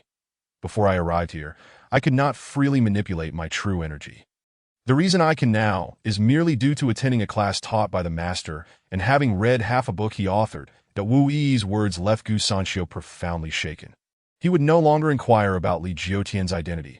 Anyone capable of such feats must surely be a great cultivator. Understood. Thank you for the reminder. Henceforth, let us regard each other as classmates, senior sister Wu. Gu Sanxio stated earnestly. Yes, the master should be returning soon. That I must take my leave. Wu Yi replied before heading toward her quarters. The recent conversation had clarified Gu Sanxio's thoughts considerably, as long as he pretended to be an ordinary person and earnestly attended classes. He was certain to find an opportunity to break through his own realm. This woman, it is said her tribulation is a worldly one. Could it be? Gu Sanxiu mused, casting a playful glance at Wu Yi's retreating figure. Before turning to attend to his own matters, Li Jiotian was still out shopping for Gu Sanxiu. Upon seeing him return, the proprietor of the fabric shop greeted him with a smile. "Mr. Li, it appears you have gained a new student." "Yes, indeed, Mr. Chen, that as the weather has turned cold, be sure to stuff your bedding with more cotton. That I must hurry back for class, that I will trouble you to send the items to the academy later." "Not a problem. You carry on with your business, and I will have my apprentice deliver them to you shortly." "Thank you for your kindness," that Li Jiotian expressed his gratitude with a smile and exited the shop. A gust of cold wind swept by, causing him to instinctively pull up his collar. Noticing a tea house across the street, he walked in. "Waiter, bring me a bowl of hot tea." "The usual." "Right away," after Li Jiotian sat down. The waiter approached with the tea. As he passed the table, he quietly said to a patron, "That gentleman is Li from Wuxin Academy. Thank you for the information. Here is a little something for you. Please brew Li a pot of fine Jinhao tea." "On my behalf," the patron remarked, placing a handful of silver coins on the table. The waiter's eyes lit up with excitement as he repeatedly expressed his thanks. Hurriedly going to prepare a pot of fine Jinhao tea for Li Jiotian. "Waiter, I did not order anything so extravagant." "Didn't I say the usual?" Li Jiotian inquired, puzzled. The waiter chuckled. "Mr. Li, this is courtesy of that esteemed gentleman over there. Please enjoy." Following the direction of the waiter's finger, Li Jiotian saw a middle-aged man clad in fur. Smiling and gesturing for him to join, Li Jiotian returned the smile and walked over to the table, placing some silver on the surface. "Thank you for your hospitality, but I cannot accept without merit. It is merely a pot of tea. There is no need for such modesty, Mr. Li." The man, Zhang Chengxi, smiled as he pushed the silver back toward Li Jiotian and continued. "I have always enjoyed making the acquaintance of remarkable individuals. Your profound knowledge and widespread reputation have long piqued my interest.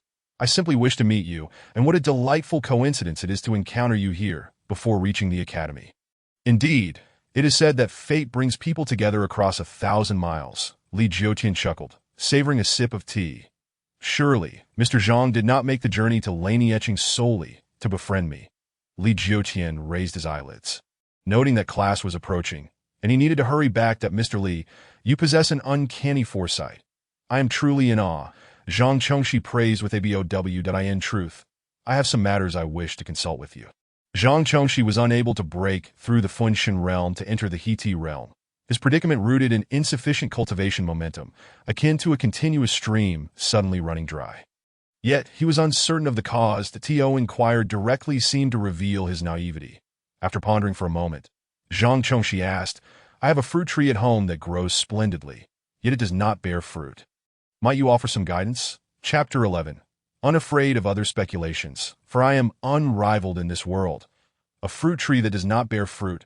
What an odd inquiry. He traveled a great distance for this.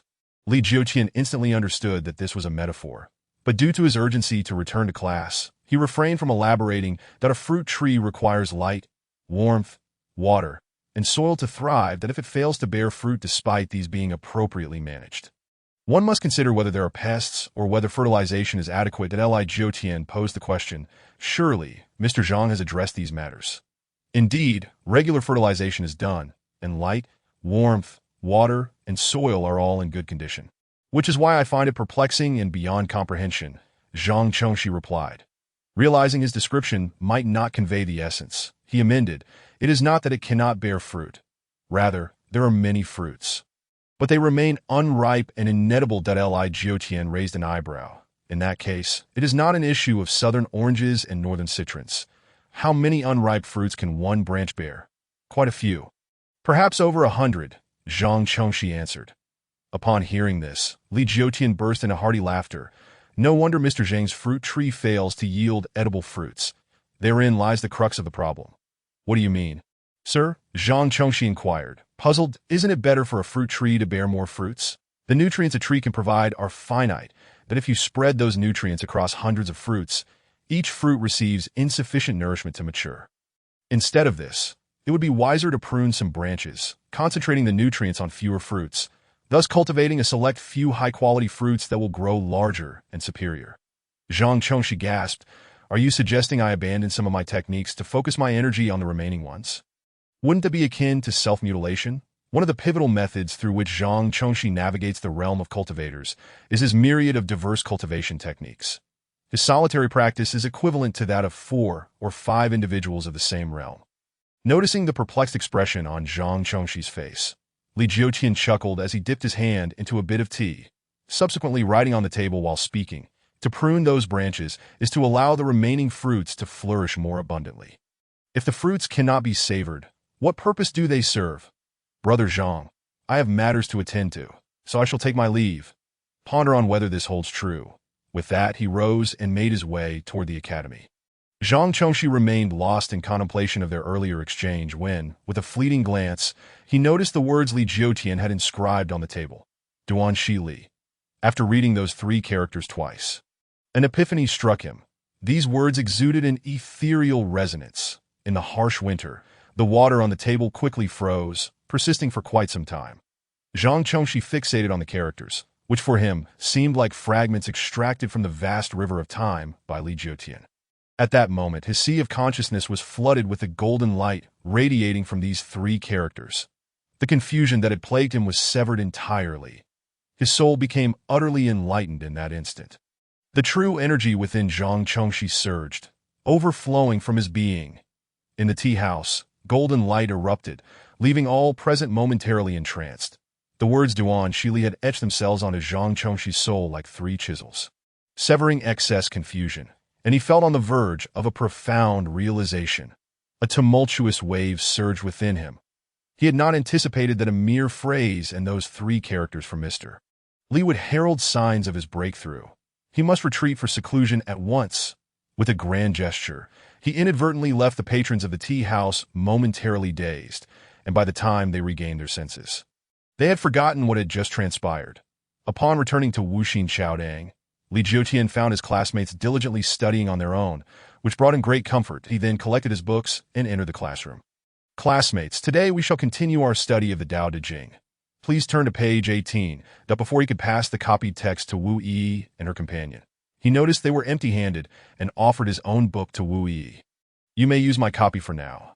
Yes, sir, Wu Yi replied, nodding as she opened the Tao Te Ching. Ryu Sanshio also leaned in, and upon seeing the contents of page 18, his breath quickened, his mind momentarily blank. Each character on the page flowed with a unique Taoist resonance, precisely as Wu Yi had stated. Even if someone in the Dongshu realm exerted their utmost effort, they could only grasp the essence of the Tao in a fleeting moment. His master had once attempted this, but had failed. The Ryu Sanshio recalled his late master's endeavors, and, upon comparing the two, an answer emerged in his mind. The teacher must be a Mahayana practitioner. Yet is it not forbidden to be a Mahayana in this world? A mix of confusion and astonishment swirled within Gu Sanshio. Could this teacher be from a yet-destroyed paradise? Tao is void, and yet ever functional.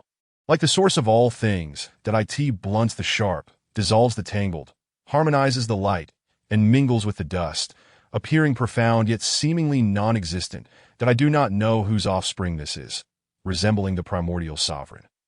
Which classmate would like to share their thoughts? Li Jiutian surveyed the students, noting their furrowed brows in contemplation, and with satisfaction, he remarked, Indeed, this passage may be somewhat challenging for you at present, that if there are any segments or characters you do not comprehend, please raise your hands and I shall clarify. Immediately, numerous hands shot up in the classroom. That Li Jiutian randomly selected one student to respond. Sir, in the first line, does the character Chong imply conflict or impulse? Not quite. Chong here suggests emptiness and incompleteness. How should we interpret, and yet it is not full in relation to this? The student pondered for a moment before smiling and saying, I understand.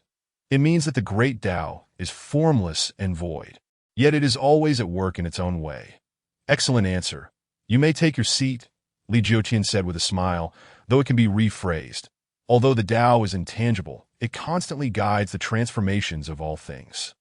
Gu Sanshio, seated among his peers, felt as though he were in a state of paralysis. The audacity to impart one's understanding of the Tao so openly was unprecedented. Many had long kept their insights shrouded in secrecy, as those were the culmination of their lifelong practices, serving as shields for their dominion over the world.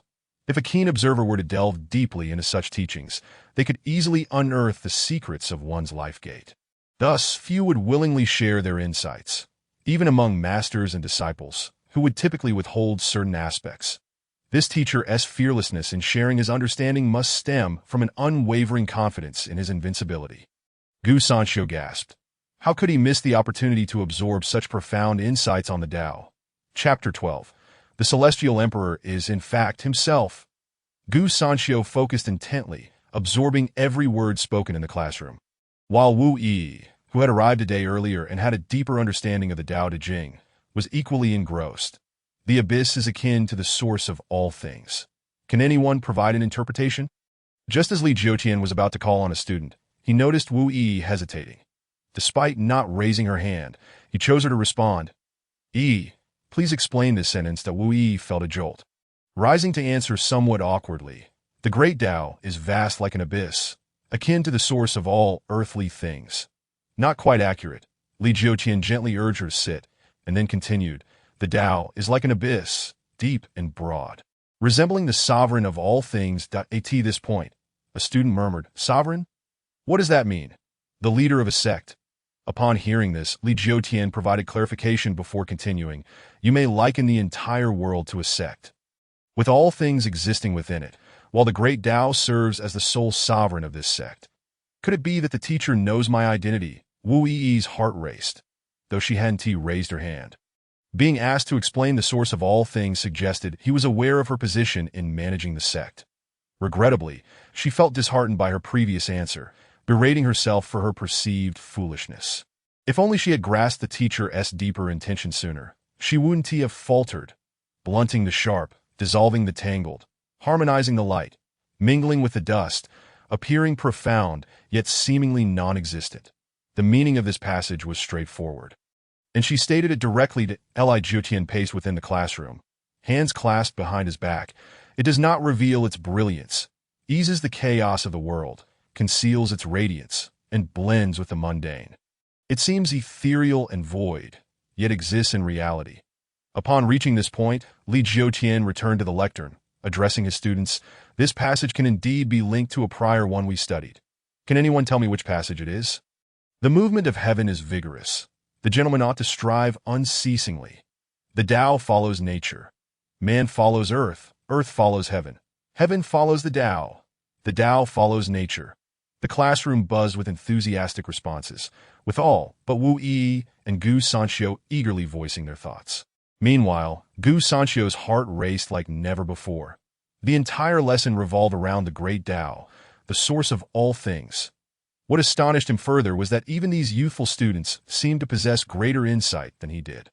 Clearly, this was the result of Li Jiutian's teachings.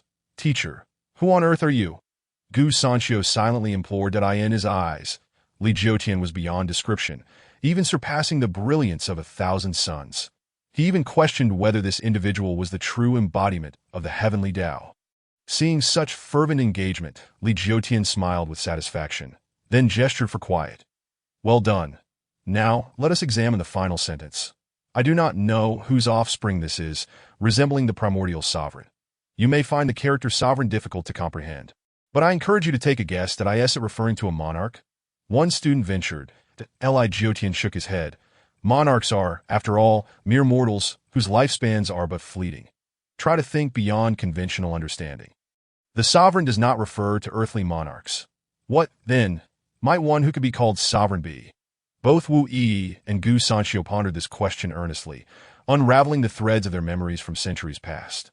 Seeking to distinguish the concept of sovereign from that of earthly kings 700 years ago, my master ventured into the Wuyi secret realm and seemed to have discovered an ancient text that contained the character sovereign. Gu Sanxiu murmured softly to himself. Wu Yi, overhearing, nodded in agreement. Yes, I recall something of the sort, but cannot quite place it. Let us see what the teacher has to say. Noticing the students were at an impasse, Li Jiutian spoke. Very well. It is indeed a challenge to ask you to articulate things beyond your understanding that the sovereign here does not refer to earthly monarchs, but to the Celestial Emperor. The Celestial Emperor? Gu Sanxiu and Wu Yi both turned pale.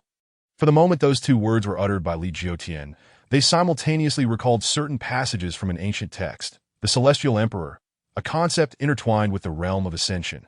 After transcending, one enters the realm of immortals, shedding the corporeal body and spirit to undergo a complete metamorphosis. From that point forth, one truly becomes an immortal.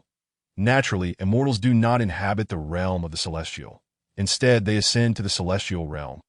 Governed by the celestial emperor, Wu Yi was not at all surprised that the master possessed knowledge of the celestial emperor. Yet she was perplexed about whether he was a mere mortal practitioner or had already transcended to the celestial realm before descending to the mortal world. Observing the astonishment etched upon the faces of the crowd, Li Jiutian continued with a smile, stating that the implication of his words was that he did not know the origin of the heavenly Tao, which seemed to have existed even before the celestial emperor. Upon hearing this, Gu Sanxiu felt utterly dazed. His conjecture aligned closely with Wu Yi's. This esteemed master, without a doubt, must be an immortal. Perhaps the celestial emperor inscribed in that text referred to him. After all, how could a mere immortal dare to recklessly write about the celestial emperor? However, he pondered further than Wu Yi, speculating on Li Jiutian's purpose for descending to the mortal realm. Was it to disseminate the great Tao, enabling more individuals to transcend and ascend to the celestial realm, thus fortifying the celestial domain? Such lofty aspirations of an immortal were beyond the comprehension of someone like him. Gu Sanxiu sighed inwardly. Regardless, he had finally become the disciple of such an extraordinary individual, a swell of pride swelling within him. His decision to come to Lanya City and study under the master was undoubtedly the best choice he had made in over 900 years. Fortunately, he had been tenacious in his desire to learn pharmacology from the master. In hindsight, pharmacology seemed trivial. With the master as his guide, how could he worry about not breaking through his cultivation? He felt like a frog at the bottom of a well. The more he thought, the more excited he became, yet the earlier words of Xiao Yi reminded him that to stay with the master for the long term, he would surely need to pay tuition. How could mere mortal currency suffice for the master? He would refine pills for the master, although the master, being an immortal, might not need or even regard these pills.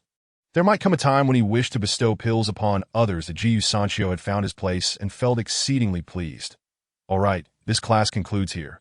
Class is dismissed. Students, that we shall meet again tomorrow. The classroom echoed with voices filled with respect. Chapter 13. The Valley of 10,000 Beasts. Chimi City, the main city closest to the Valley of 10,000 Beasts among the 13 states. Lin Lushing and Feng Shudao were strategizing how to cope with the impending beast tide within the city lord's mansion. The barrier is growing increasingly fragile. Lin Lushing sighed. Continuing, I inspected it the other day and discovered several breaches. I fear that within 10 days, those beast clans will break through the barrier from there. Among the human cultivators, it seems that only the two of us are aware of the composite realm. I wonder how long our combined efforts can withstand the assault, especially considering that one of the beast sovereigns is said to be at the void realm. Lin Lushing lamented. Feng Shudao declared resolutely. Even if it means death, I would choose to self-destruct and take down a few powerful beasts with me. However, we need not be overly anxious, for we still have the master, don't we? Lin Lushing was momentarily taken aback, then burst into hearty laughter. Why would you think the master would assist us against the beast clans? If two ants were fighting before you, which one would you choose to help? Surely we are not ants. Feng Shudao replied with a wry smile. Lin Lushing scoffed lightly. All right, let me use another analogy, that if two dogs and two cats were to fight, which would you assist? ISNT at the same principle? The master possesses a transcendent view of the world. To him, our conflict with the beast clans is merely a struggle for survival between two species. Why would he intervene? You make a valid point. Feng Shudao conceded, as he too understood this sentiment, that a mere few words from someone capable of helping him break through to the composite realm would hardly concern themselves with the outcome of the struggle between humans and beasts. On a positive note, it seems that Zhang Chongxi from the Fire Bath sect is also on the verge of a breakthrough, that if the three of us can combine our strengths to form a secret formation, we may withstand the onslaught of that beast sovereign. That fellow is also about to break through. Feng Shudao furrowed his brow and looked at Lin Lushing, asking, where did he find such an opportunity? Could it possibly be related to the master? Lin Lushing nodded with a smile. You've guessed correctly, my disciple learned that it is connected to a certain teaching master. Who else in this world possesses such extraordinary powers? Naturally, it could only be that master. The more Feng Shuidao pondered about Li Jiutian, the more he felt that this elder was unfathomable. In a short span of time, he had provided guidance to 3 cultivators at the spirit separation realm, helping them break through to the composite realm. It seemed as though he was subtly aiding humanity. With this speculation in mind, Feng Shuidao began to consider the possibility of sending several exceptionally gifted disciples to the academy. Lin Lushing, however, did not delve into such thoughts that he was still contemplating how to repay Li Jiutian for his kindness. Although the 9-turn pure void pill was precious, could a single pill truly express the gratitude he owed the master? What else should he offer? Lin Lushing was troubled by this matter when suddenly a presence of a composite realm cultivator swiftly approached Chimi City. The two immediately stood up, anxiously observing the sky outside the city lord's mansion. Moments later, Lin Lushing relaxed his expression and chuckled. Zhang Chongxi, our friend. Haha, my friends, I apologize for keeping you waiting. Zhang Chongxi laughed heartily, landing before the two in the blink of an eye. Congratulations, Zhang Daoyu. You've made a breakthrough to the composite realm, taking another step closer to longevity. Lin Lushing exclaimed with a smile that yes, it happens. My breakthrough opportunity was also partly thanks to both of you. Had you not paid a visit to the master, my disciple would not have encountered him, nor would I have known of his existence and received such fortune from him. Zhang Chongxi solemnly bowed to express his gratitude. And Lin Lushing and Feng Shuidao exchanged knowing smiles, realizing the unfolding of events. With the beast tide looming, I kindly request that you both take me to the Valley of 10,000 Beasts to assess the barrier's condition. Very well. Zhang brother, follow us. The 3 leapt into the air from the city lord's mansion, transforming into gusts of wind, and in mere moments, they arrived at the edge of the Valley of 10,000 Beasts. This is the area where the barrier is weakest. Lin Lushing pointed to a grove in the snowy ground, explaining the Xuanfeng wolves from the beast clans have been incessantly gnawing at the barrier's essence, hastening its deterioration. Xuanfeng wolves, such beasts possess an innate counter to formations that I initially thought the barrier could last another 6 months. Feng Shuidao remarked, snorting in disdain. These vile creatures are cunning. Zhang Daoyu should sense some beastly energy seeping from the ground, spying on us. Zhang Chongxi nodded, his expression serious. Indeed, I feel it. This must be the beast clan's secret technique. The energy does not emanate from a single beast, but rather a collective. Lin Lushing squinted. Yes, these are the guoshi snakes. Mature specimens can grow several zhang long, and in the spirit separation realm, their reach can extend several dozen zhang. That I've heard that these beasts relish devouring living beings, with one meal capable of consuming an entire village. The remnants of those villages can still be found. These creatures dwell underground, adept at probing for information from below. Thankfully, the barrier laid down by the 13 formidable predecessors has sealed both the depths and the skies of the Valley of 10,000 Beasts. Zhang Chongxi took a deep breath and looked up at the sky above the Valley of 10,000 Beasts, where several giant birds circled. Otherwise, just these blood rock birds alone could devour the inhabitants of a large city. A heaviness settled in the hearts of the 3. Lin Lushing and Feng Shuidao had encountered this tension before, while Zhang Chongxi, upon arriving and learning of the beasts he was about to face, couldn't help but feel a twinge of anxiety. Feng Daoyu and I have already notified the major sects. All cultivators above the nascent soul realm must join this battle. Once the sects are prepared, they will come here. Lin Lushing spoke. He noticed faint wisps of purple gas emerging in the forest and turned to the others, stating, we should not linger here any longer. The miasma of the Valley of 10,000 Beasts is about to spread. Indeed, let us return to Chimi City. The 3 sped through the air like 3 streaks of golden light in the forest. A pure white jade fox lay in the snow, watching the retreating figures of the 3 with an articulate voice. Quickly informed the sovereign, another composite realm cultivator has emerged among the humans. Yes, General. Another jade fox in the snow sprang into action, darting like a white flash towards the depths of the Valley of 10,000 Beasts. Amidst the wintry world blanketed in silver, a place within the Valley of 10,000 Beasts remained as vibrant as spring, lush with greenery and a riot of colors. Among this kaleidoscope of hues stood the palace of the Jiuyu Palace, the abode of one of the 3 sovereigns of the beast clans. The Jiuyu sovereign this moment within the grand palace. A silver cat lounged on the throne, lazily stretching before slowly lifting its eyelids. revealing one red and one purple eye, fixated on the jade fox below. Speak. The simplicity of these two characters resonates like the ethereal sounds of heaven, were an ordinary person to hear them. They might very well believe they originated from the lips of a celestial maiden, hardly suspecting that the voice emanated from a cat named Jiuyuyu.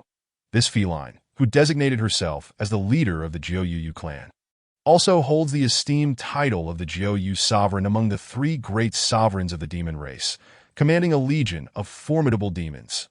Indeed, said the Jade Fox, prostrating herself in reverence. General Yu Yin has instructed me to report that the human race has gained another cultivator at the harmonization stage. Today, the 3 harmonization stage cultivators shall venture to the periphery of the 10,000 Demon Valley to observe the barrier. The harmonization stage, Jiuyu mused, intrigued that in the span of merely half a month, the human race has witnessed 3 spirit-severing cultivators break through to the harmonization stage. This is indeed peculiar. Descending from her throne, she paced thoughtfully before issuing her command. Notify Yu Yin to maintain her watch over the barrier, and instruct her spies to ascertain precisely what has transpired with those 3 individuals. Understood. The Jade Fox transformed into a streak of lightning and vanished. Since that great battle, the possibility of any human cultivator breaking through to the harmonization stage had been rendered nearly impossible. This was due to a causal artifact once wielded by a former sovereign of the demon race, which, when employed against a certain formidable human, severed the connection between the human race and their path of cultivation. Only a handful of powerful demons were privy to this knowledge, and as the sovereign of the demon race, Jiuyu was naturally aware of it. Something unusual must surely be unfolding outside. The arrival of intelligence from Yu Yan's spies would clarify the situation. With a yawn, Jiuyu returned to her throne to rest, for her injuries from the battle had been slow to heal. The 3 reincarnation marks upon her forehead were left by the 13 venerable ancestors of the human race, compelling her to remain in her true form and sleep throughout the day to restore her spirit. Unbeknownst to her, a tempest of bloodshed was brewing between the human and demon races that Igiotion, however, remained blissfully unaware, diligently imparting knowledge to his students within the academy. Curiously, Gu Sanxiu, a peculiar student, had taken to presenting him with various medicinal pills each day. Sanxiu, cease your gifts of pills. I have no use for them. Igiotion chuckled, eyeing the 5th gourd he had acquired solely for the purpose of storing these pills. I am aware, sir, that you do not require them. However, my sole skill lies in alchemy, and these pills are my humble attempt to repay your kindness. Please do not refuse, or I shall feel remiss. Gu Sanxiu insisted earnestly. Very well, then. What are the uses of these pills? I shall make a note of them for future reference. Igiotion gestured toward the gourds that as Gu Sanxiu opened his mouth to respond. He hesitated, recalling Wu Yi's reminder to conceal their identities as cultivators. After a moment's contemplation, he smiled. Most are panaceas. Some promote health, others cure ailments, and a few are tranquilizers. You may consume a couple from these gourds whenever you wish. Li Jiutian fell silent. Realizing that this young man intended to indulge himself with the pills, he nodded before directing his attention to another gourd. The pills in this one were packed at your request. Are they distinct in any way? The Xian Huana Yuan Dan, a treasure of the earth grade, can extend one's lifespan by 10 years with a single dose. While it may not rival the celestial grade Zhizhuanqing Shudan, it remains highly coveted among cultivators that those are indeed elixirs for longevity and vitality. However, they possess potent properties and should be taken sparingly. Only 1 per month, Gu Sanxiu explained with a smile. Understood. They resemble something akin to Lu Wei Di Huangwan. Li Jiutian mused, casting a meaningful glance at the gourd. This one should be stored carefully. By the way, Sanxiu, you mentioned needing to leave the academy for a few days. What is your purpose? Li Jiutian inquired. Having been at the academy for 5 days, Gu Sanxiu had informed Li Jiutian of his need to be absent after class, but he had been interrupted by other students seeking answers. Yes, I must return home for a brief visit. Although my parents are no longer with us, the house requires regular upkeep. Gu Sanxiu fabricated Igiotion did not press further. The concept of home held significant weight. He nodded, very well, but do not neglect your studies. You should not be away for long. Take the Tao Te Ching with you and peruse it in your spare time. Gu Sanxiu's eyes widened in shock. The Tao Te Ching was a text he regarded as far more profound than any celestial-grade technique. You wish for me to take this home? But why? Do you wish for me to be idle? Li Jiutian raised an eyebrow, and Gu Senshio quickly expressed his gratitude, assuring his mentor he would not disappoint him and would read diligently every day. Good. The journey is long. Take this for expenses, as you may find it useful, that Li Jiutian said, handing Gu Senshio some silver coins. But sir, I have yet to pay my tuition. How can I allow you to incur further expenses? Gu Senshio protested, reluctant to accept the coins, fearing it would create another debt to Li Jiutian. Not in terms of money, but in terms of obligation. Take it that if I say it will be useful. It will indeed be so. Now prepare for your journey. Take care on the road, Li Jiutian instructed, and Gu Senshio bowed deeply before departing from the Wuxin Chaode. His return was intended for a breakthrough in his cultivation. Though he had only studied under Li Jiutian for 5 days, he shattered a bottleneck that had persisted for centuries. With the impending demon tide, Gu Senshio was eager to break through as swiftly as possible. Wu Yi had already broken through her own bottleneck 3 days into her stay at the Wuxin Chaodang. Yet she hesitated to leave, or more candidly, she was reluctant to part from Li Jiutian. Later that night, Wu Yi sat cross-legged in her room, her heart tumultuous at mortal tribulation. Sir, I never anticipated it would be you. With a soft sigh, she reflected on how, after over 900 years of cultivation, she would find herself falling for her mentor. Initially, she had believed it to be mere admiration for a powerful figure.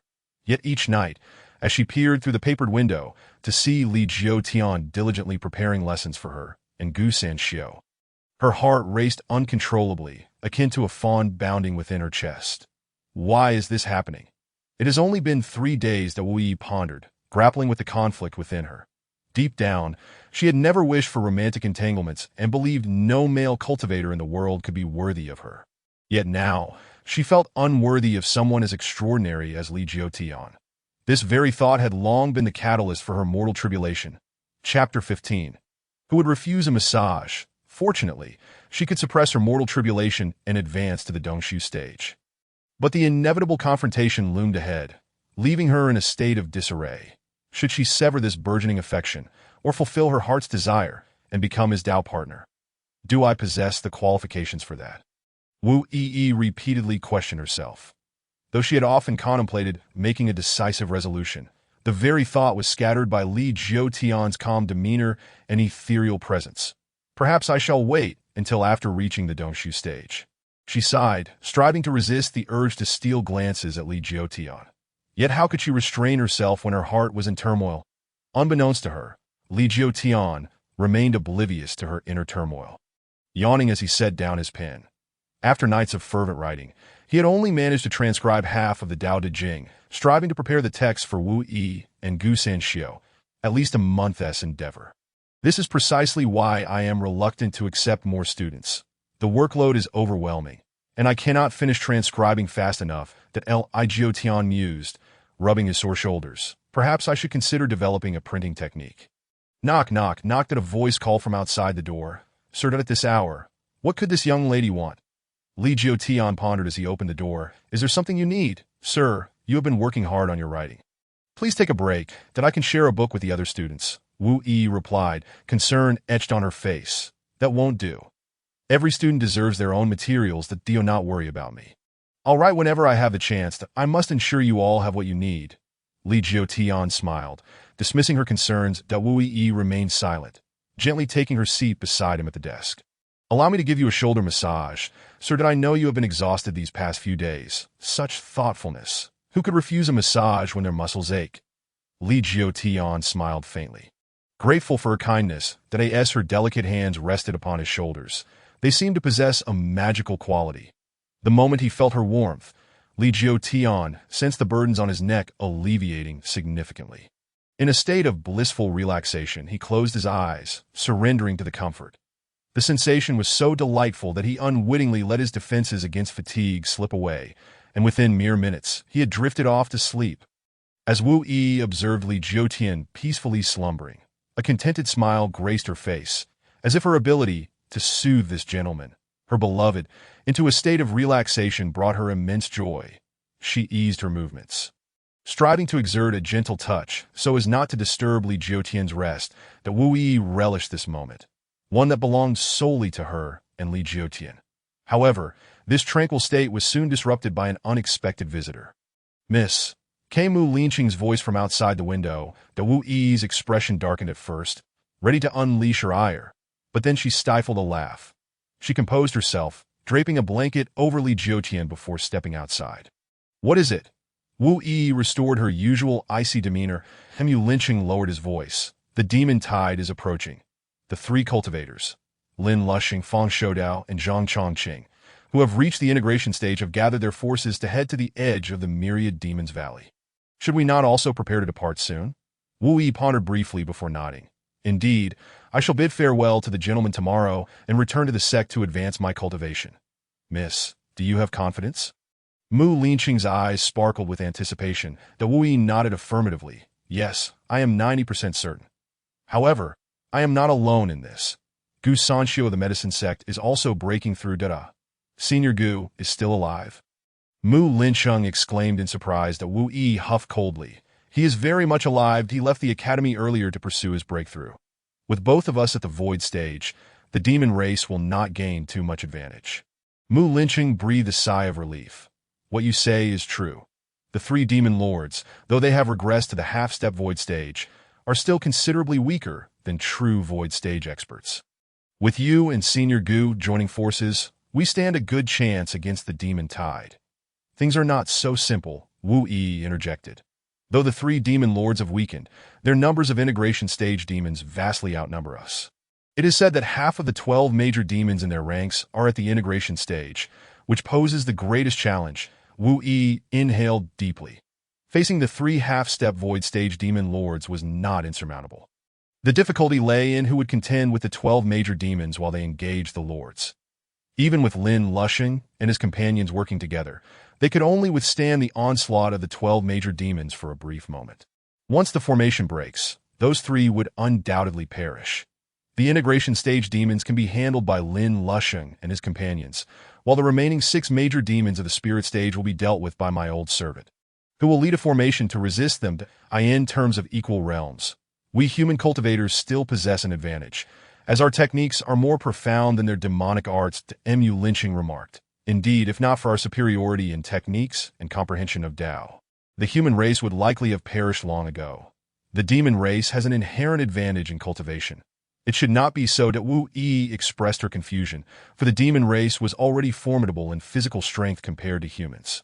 Should they also hold an advantage in cultivation, it would be exceedingly unjust, especially for other races, particularly humanity. That my old servant has heard that the demon race was not always so powerful.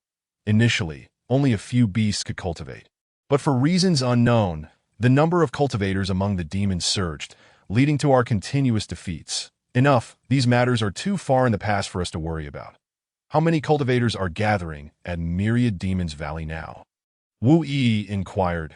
Mu Linqing promptly replied, 11 spirit stage cultivators, just over 100 at the nascent soul stage, 2,000 at the golden core stage, and 31,000 below golden core, though we have reached 70% of our goal.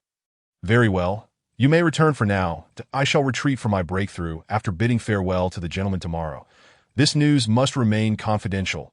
I intend to catch the demon race off guard. Understood. Mississippi. After Mu Linqing departed, Wu Yi sighed. She stepped back into Li Jiotian's room, gazing longingly at him before closing the window and ensuring no cold draft could seep in. Only then did she return to her own chamber. Chapter 16. Parting words. Li Jiotian awoke from an exceptionally deep slumber, having not dreamt at all. Upon realizing he had fallen asleep in a chair, he quickly noticed the blanket draped over him, clearly the handiwork of Wu Yi. What a faux pas! I merely received a shoulder massage, and I succumbed to slumber. That he chuckled at himself, shaking his head. After freshening up, he stepped outside, just in time to see Wu Yi approaching with breakfast. How rare! You've taken the time to cook, then I must savor this. As Li Jiotian sat down and prepared to eat, Wu Yi softly spoke. He has matters to attend to at home. It seems I shall be unable to accompany you for some time. You must return home as well? Li Jiotian nodded. Yes, if there are matters to attend to. Then go ahead, that I will pack your books shortly. Remember to keep up with your studies and return as soon as you can. Yes, I will heed your teachings. That Wu Yi's eyes glistened with unshed tears, knowing that after her breakthrough, she would head to Myriad Demon's Valley to confront the demon race. This farewell left her uncertain of her return. The thought of potentially parting from Li Jiutian forever tightened her heart, as if gripped by an invisible hand. What is with that expression? You are not leaving forever. This brief separation is merely to facilitate a better reunion. Li Jiutian gently tousled Wu Yi's hair, offering comfort. For a better reunion, the Wu Yi repeated the phrase in her heart, suddenly grasping Li Jiutian's intent. She nodded vigorously and smiled. Yes, for a better reunion.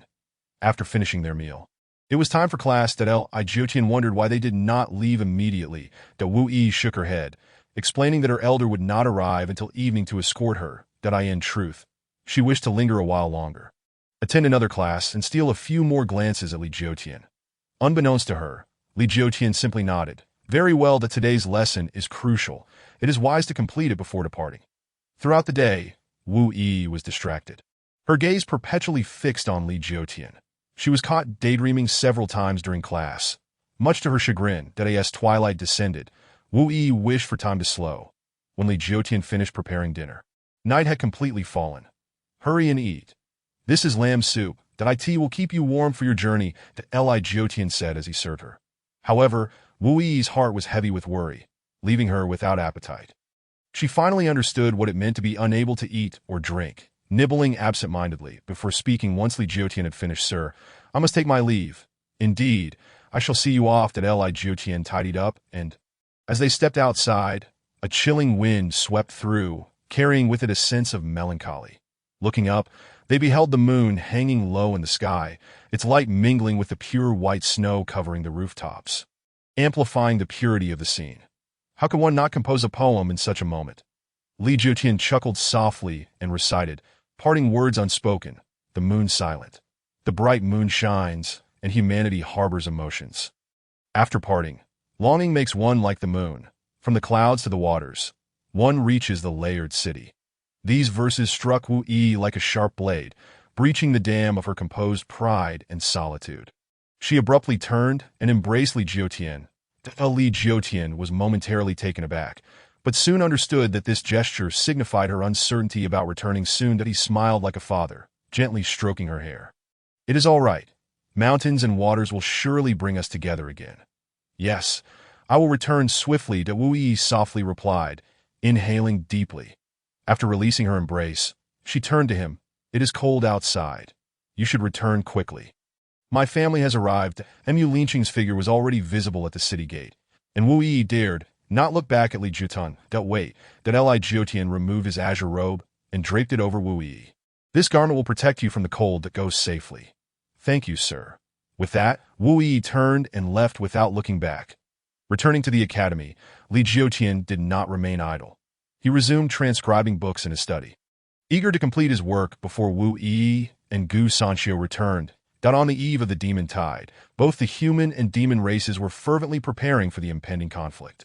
Human cultivators streamed toward the Myriad Demon's Valley in droves. Such a significant movement began to spread whispers among the common folk, claiming that immortals and demons were set to clash. Many reported sightings of immortals flying toward the direction of Chimi City. Chimi City had begun evacuating civilians a month prior, with posted notices declaring that war was imminent, urging residents to temporarily relocate to the larger cities to avoid collateral damage. Lanyi City lay quite distant from Chimi City, so when the first wave of fleeing citizens arrived, it was already 4 days after Wu Yi's departure. Sir, there are rumors circulating that immortals and demons are about to engage in battle, Xiao Yezi remarked while washing vegetables. Yes, I also heard some from the refugees of Chimi City.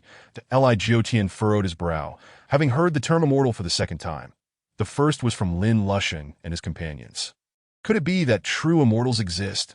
Li Jiutian pondered this question, as records of cultivators were scarce in this world. Was it possible they had been deliberately concealed? Although Li Jiutian harbored deep-seated doubts about such matters, he nonetheless felt it prudent to inquire further during his upcoming holiday excursions. The Wuxin Xiaodang remained as it always had, yet the subject of discussion among the students had shifted to tales of celestial beings and demon battles. Li Jiutian perceived that his students' enthusiasm for these stories had escalated to an excessive degree, with whispers often circulating even during class. Consequently, he established a rule forbidding any discourse related to celestial beings and demons within the Wuxin Qiaodang.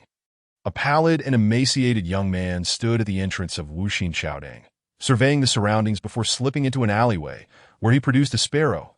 He affixed a piece of paper to the bird's leg and then tossed it into the air. The sparrow swiftly ascended, gaining speed until it streaked across the sky, casting a fleeting shadow as it made its way toward the Wanyao Valley. Moments later, the sparrow alighted upon the hand of a voluptuous woman clad in white gauze. Lanyi City, Wuxin Qiaodang, the teacher. Upon unfolding the note, the woman furrowed her brow and murmured the words inscribed upon it. She then addressed a jade fox beside her. "You stay vigilant here. I have urgent matters to report to the Holy Master." "Understood, General Yuyin," replied the jade fox, accepting her command, after which the woman transformed into a wisp of white smoke and departed toward the Juyo Palace. Chapter 17. Breakthrough, Journey to Wanyao Valley. Within the Juyo Palace. Juyo Yu had awoken. Over the past few days, human cultivators had intermittently converged their vital energy to launch soul-attacking techniques that penetrated the barrier, causing disturbances that deprived her of sleep and left her utterly fatigued. "My subordinate Yin has met with the Holy Master," Yin stated as she entered the Grand Hall and knelt on one knee. "Rise," Juyo Yu yawned, and with a flash of white light, transformed into a breathtaking figure adorned with a jade hairpin, flowing sleeves, and a golden cloak. "That IT has been ages since I assumed human form." Juyo Yu languidly stretched, and after Yin stood, she handed over the note from the scouts, Wuxin Qiaodang and Lanyi City. "The breakthroughs of Lin Lushing and his companions are related to that teacher." Juyo Yu expressed her surprise. She had initially expected a reclusive cultivator from a hidden sect, only to discover it was a mere teacher from the mortal realm. Indeed, it is absolutely true that MY scouts have acquired this intelligence from both the Yua sect and the Yua sect, and subsequently dispatched scouts to investigate, confirming the presence of Lin Lushing and his companion's auras. Moreover, it is rumored that Lin Lushing and his companion exhibited great respect towards this teacher, suggesting he may be a formidable cultivator concealed within the mortal world, that I deduce that he is at least at the threshold of the Dongshu realm. Yuyin elaborated. Juyo Yu furrowed her brow in contemplation before shaking her head slightly, that if he is merely at the threshold of Dongshu, it may not pose much of a challenge. However, if he is a mid-stage or peak Dongshu cultivator, it would be a grave threat to our demon clan. The outcome of tomorrow's events remains uncertain, and it is too late to investigate further. "Saint Master, what shall we do now?" Yuyin inquired, her tone laced with anxiety. The current strength of the demon clan was inadequate to contend with a peak Dongshu cultivator, and their holy master had already diminished to the threshold of Dongshu. The other two demon sovereigns remained in slumber, having sustained severe injuries during the catastrophic battle a millennium ago. Presently, only this holy master and the 12 formidable demons, including Yuyin, could engage in combat against the human race, that we must bide our time until the holy masters Hou Yin and Bing Ku awaken. Only then can the three of us unite to face the challenge of the 13 provinces. Juyo Yu resolved after a moment of reflection. She then instructed Yuyin, "Convey the order. Once the barrier is breached, let the lesser demons create disturbances and ambush, while the remaining demons shall focus on defense at the cracks." "Understood, Holy Master," Yuyin replied dutifully. Juyo Yu then contemplated the affairs of Wuxin Qiaodang, that if he does not come tomorrow, it is well. But if he does, Juyo Yu sighed, realizing she currently lacked the means to confront a Dongshu cultivator. Just as she exhaled in resignation, a thought struck her. Within the demon clan, there existed a treasured artifact. Her eyes brightened at the prospect. Though this artifact could not inflict substantial harm on cultivators, the aura it emanated could certainly intimidate those human cultivators. Juyo Yu's furrowed brow relaxed as she returned to her throne, intending to rest and recuperate. Suddenly, a surge of formidable energy swept through the entirety of Wanyao Valley. The human cultivators were relentless, employing strategies to disrupt our mental states with soul attacks, although the barrier mitigated much of the impact. Even the weaker members of our kin would suffer damage. Juyo Yu scoffed, stepping out of the grand hall and raising her hand toward the sky. The energy she unleashed pierced the air like a stone cast into a lake, creating ripples that scattered upon colliding with the oncoming energies. Outside Wanyao Valley, those cultivators who had established the formation to unleash this energy coughed up blood in response to the backlash. What a remarkable strategy. I wonder which of the three sovereigns devised it. Lin Lushing observed the disheartened expressions of the hundreds of cultivators, his demeanor growing grim. Beside him, Fang Shudao immediately commanded the others to reinforce their efforts. Fellow cultivators, we must not allow the demon clan a moment's respite. We must maximize our numerical advantage to enhance our odds in tomorrow's battle. Defend the central lands. Eradicate the demon clan. The crowd of cultivators raised their arms in unison. Then seamlessly replaced the exhausted members of the formation, launching another wave of soul attacks into Wanyao Valley. Tomorrow, I shall have a proper encounter with the demon sovereigns, Zhang Chongxi declared, his earlier anxiety transformed in a fervent battle spirit. As cultivators, we fear not the battle. Even if a great demon of the Mahayana realm stands among them, I would die content if I could merely sever a hair from them. Fang Shudao's words served to bolster both his own resolve and that of the surrounding cultivators. At that moment, a powerful surge of true energy erupted from the horizon. Lin Lushing and his companions instinctively turned to face the source, their faces lighting up with delight. The aura of the Dongshu realm. It comes from the 13 provinces. Lin Lushing could not contain his exclamation, while Zhang Chongxi gasped in astonishment, then burst into laughter. Indeed, by the direction, it should be from the Eightfold Gate. However, among their acquaintances, none were at the Heti realm. The three exchanged puzzled glances before each displaying astonishment. Fang Shudao spoke in a subdued tone. Could it be the legendary fairy Lingyun, hailed as the most beautiful in the 13 provinces? Hasn't her time already come? If it truly is fairy Lingyun, the title of the most beautiful may need to be reconsidered, Lin Lushing remarked, his gaze fixed eagerly in the direction of the energy. With her on our side, our odds in the battle tomorrow have increased significantly. Before their astonishment could fully fade, another equally potent Dongshu aura erupted from a different direction. Golden true energy enveloped in a faint gray hue left them speechless as they stared at the source. I must be mistaken, right?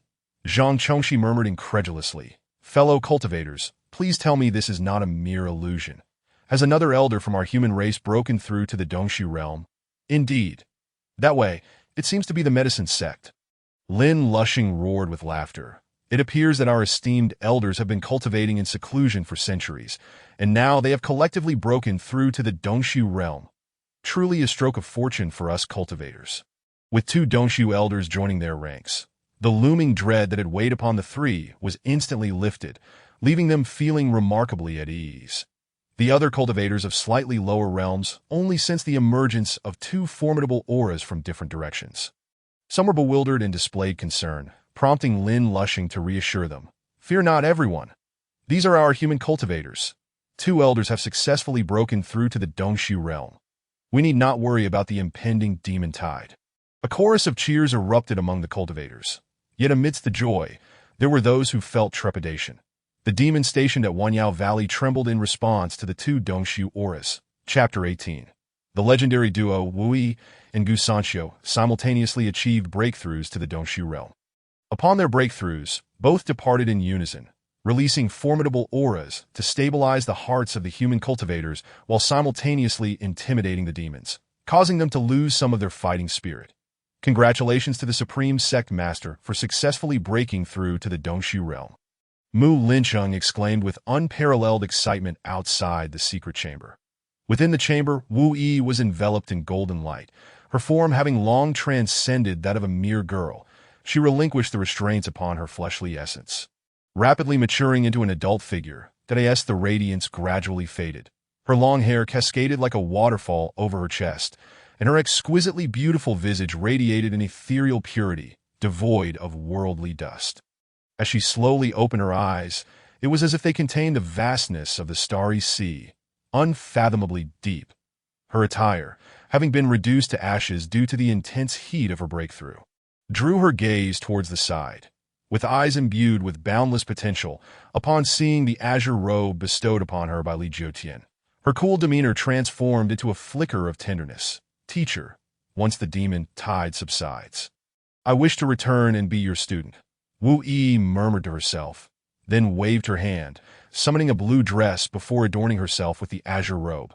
After donning her garments, she stepped out of the secret chamber. Mu Lao, let us depart. Yes, Supreme Sect Master Point, two figures transformed into a stunning flash, making their way towards the Valley of 10,000 Demons. Meanwhile, in the Medicine Sect, a young man with starry eyes and sword-like brows had just finished dressing. He was Gu Sanxiu. After breaking through the realm, he, like Wu Yi, no longer suppressed his corporeal essence and restored his true form. Upon entering the Grand Hall, several elders knelt before him, congratulating the sect leader on his ascension to the Dongshu realm. Rise, prepare for our journey to the Valley of 10,000 Demons. Gu Sanxiu replied with a smile and a nod, then recalled something important. Please wait for me a moment. He walked to his chamber and opened a secret room, retrieving a box from within.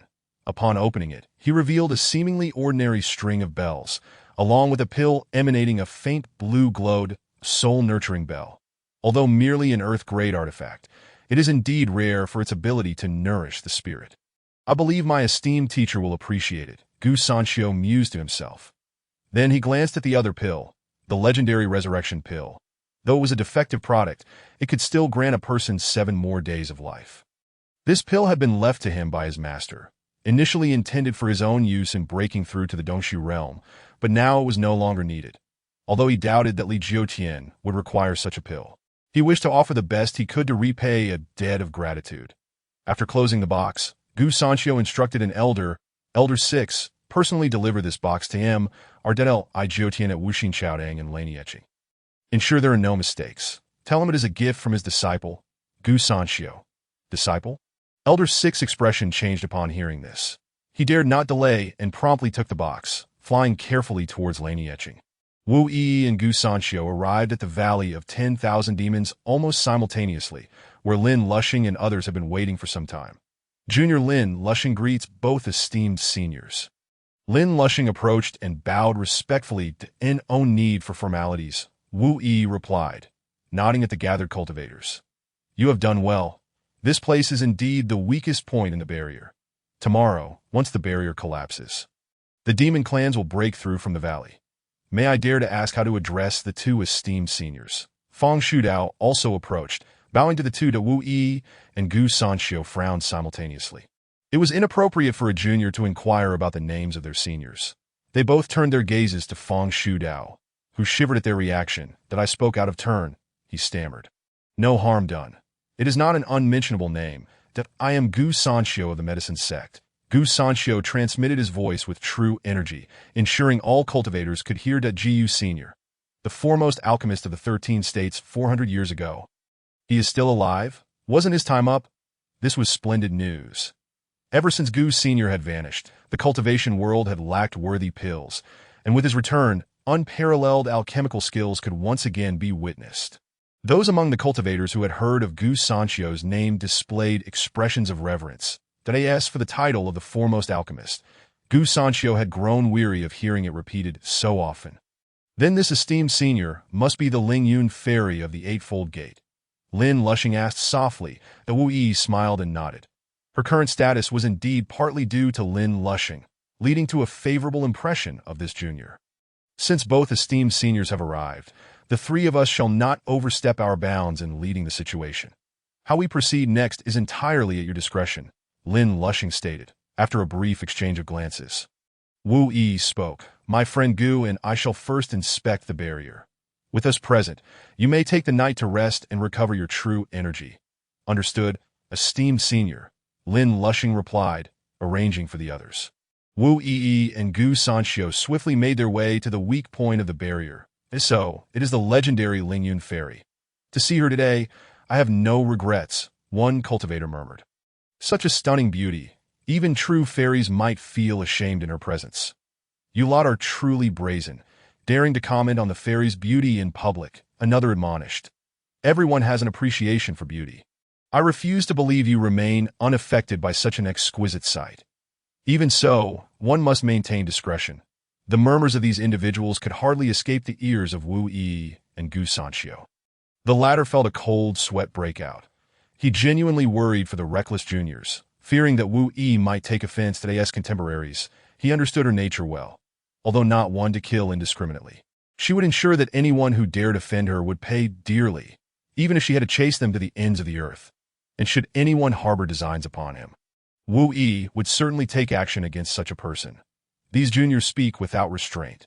Do not let them disturb your peace, Gu Sanxiu cautioned, fearing that a battle might erupt prematurely if Wu Yi reacted to the provocations of these minor cultivators. I am not one to disregard the larger picture. We shall settle accounts with them after repelling the demon clans, Wu Yi replied, letting out a cold huff. She had marked each of the disrespectful cultivators in her mind. Gu Sanxiu shuddered, unconsciously uttering a phrase he had heard from Li Jiutian. Only women and petty men are difficult to manage. What did you say? Wu Yi glared at him, and Gu Sanxiu awkwardly chuckled. Sister, do not be angry. I was merely jesting.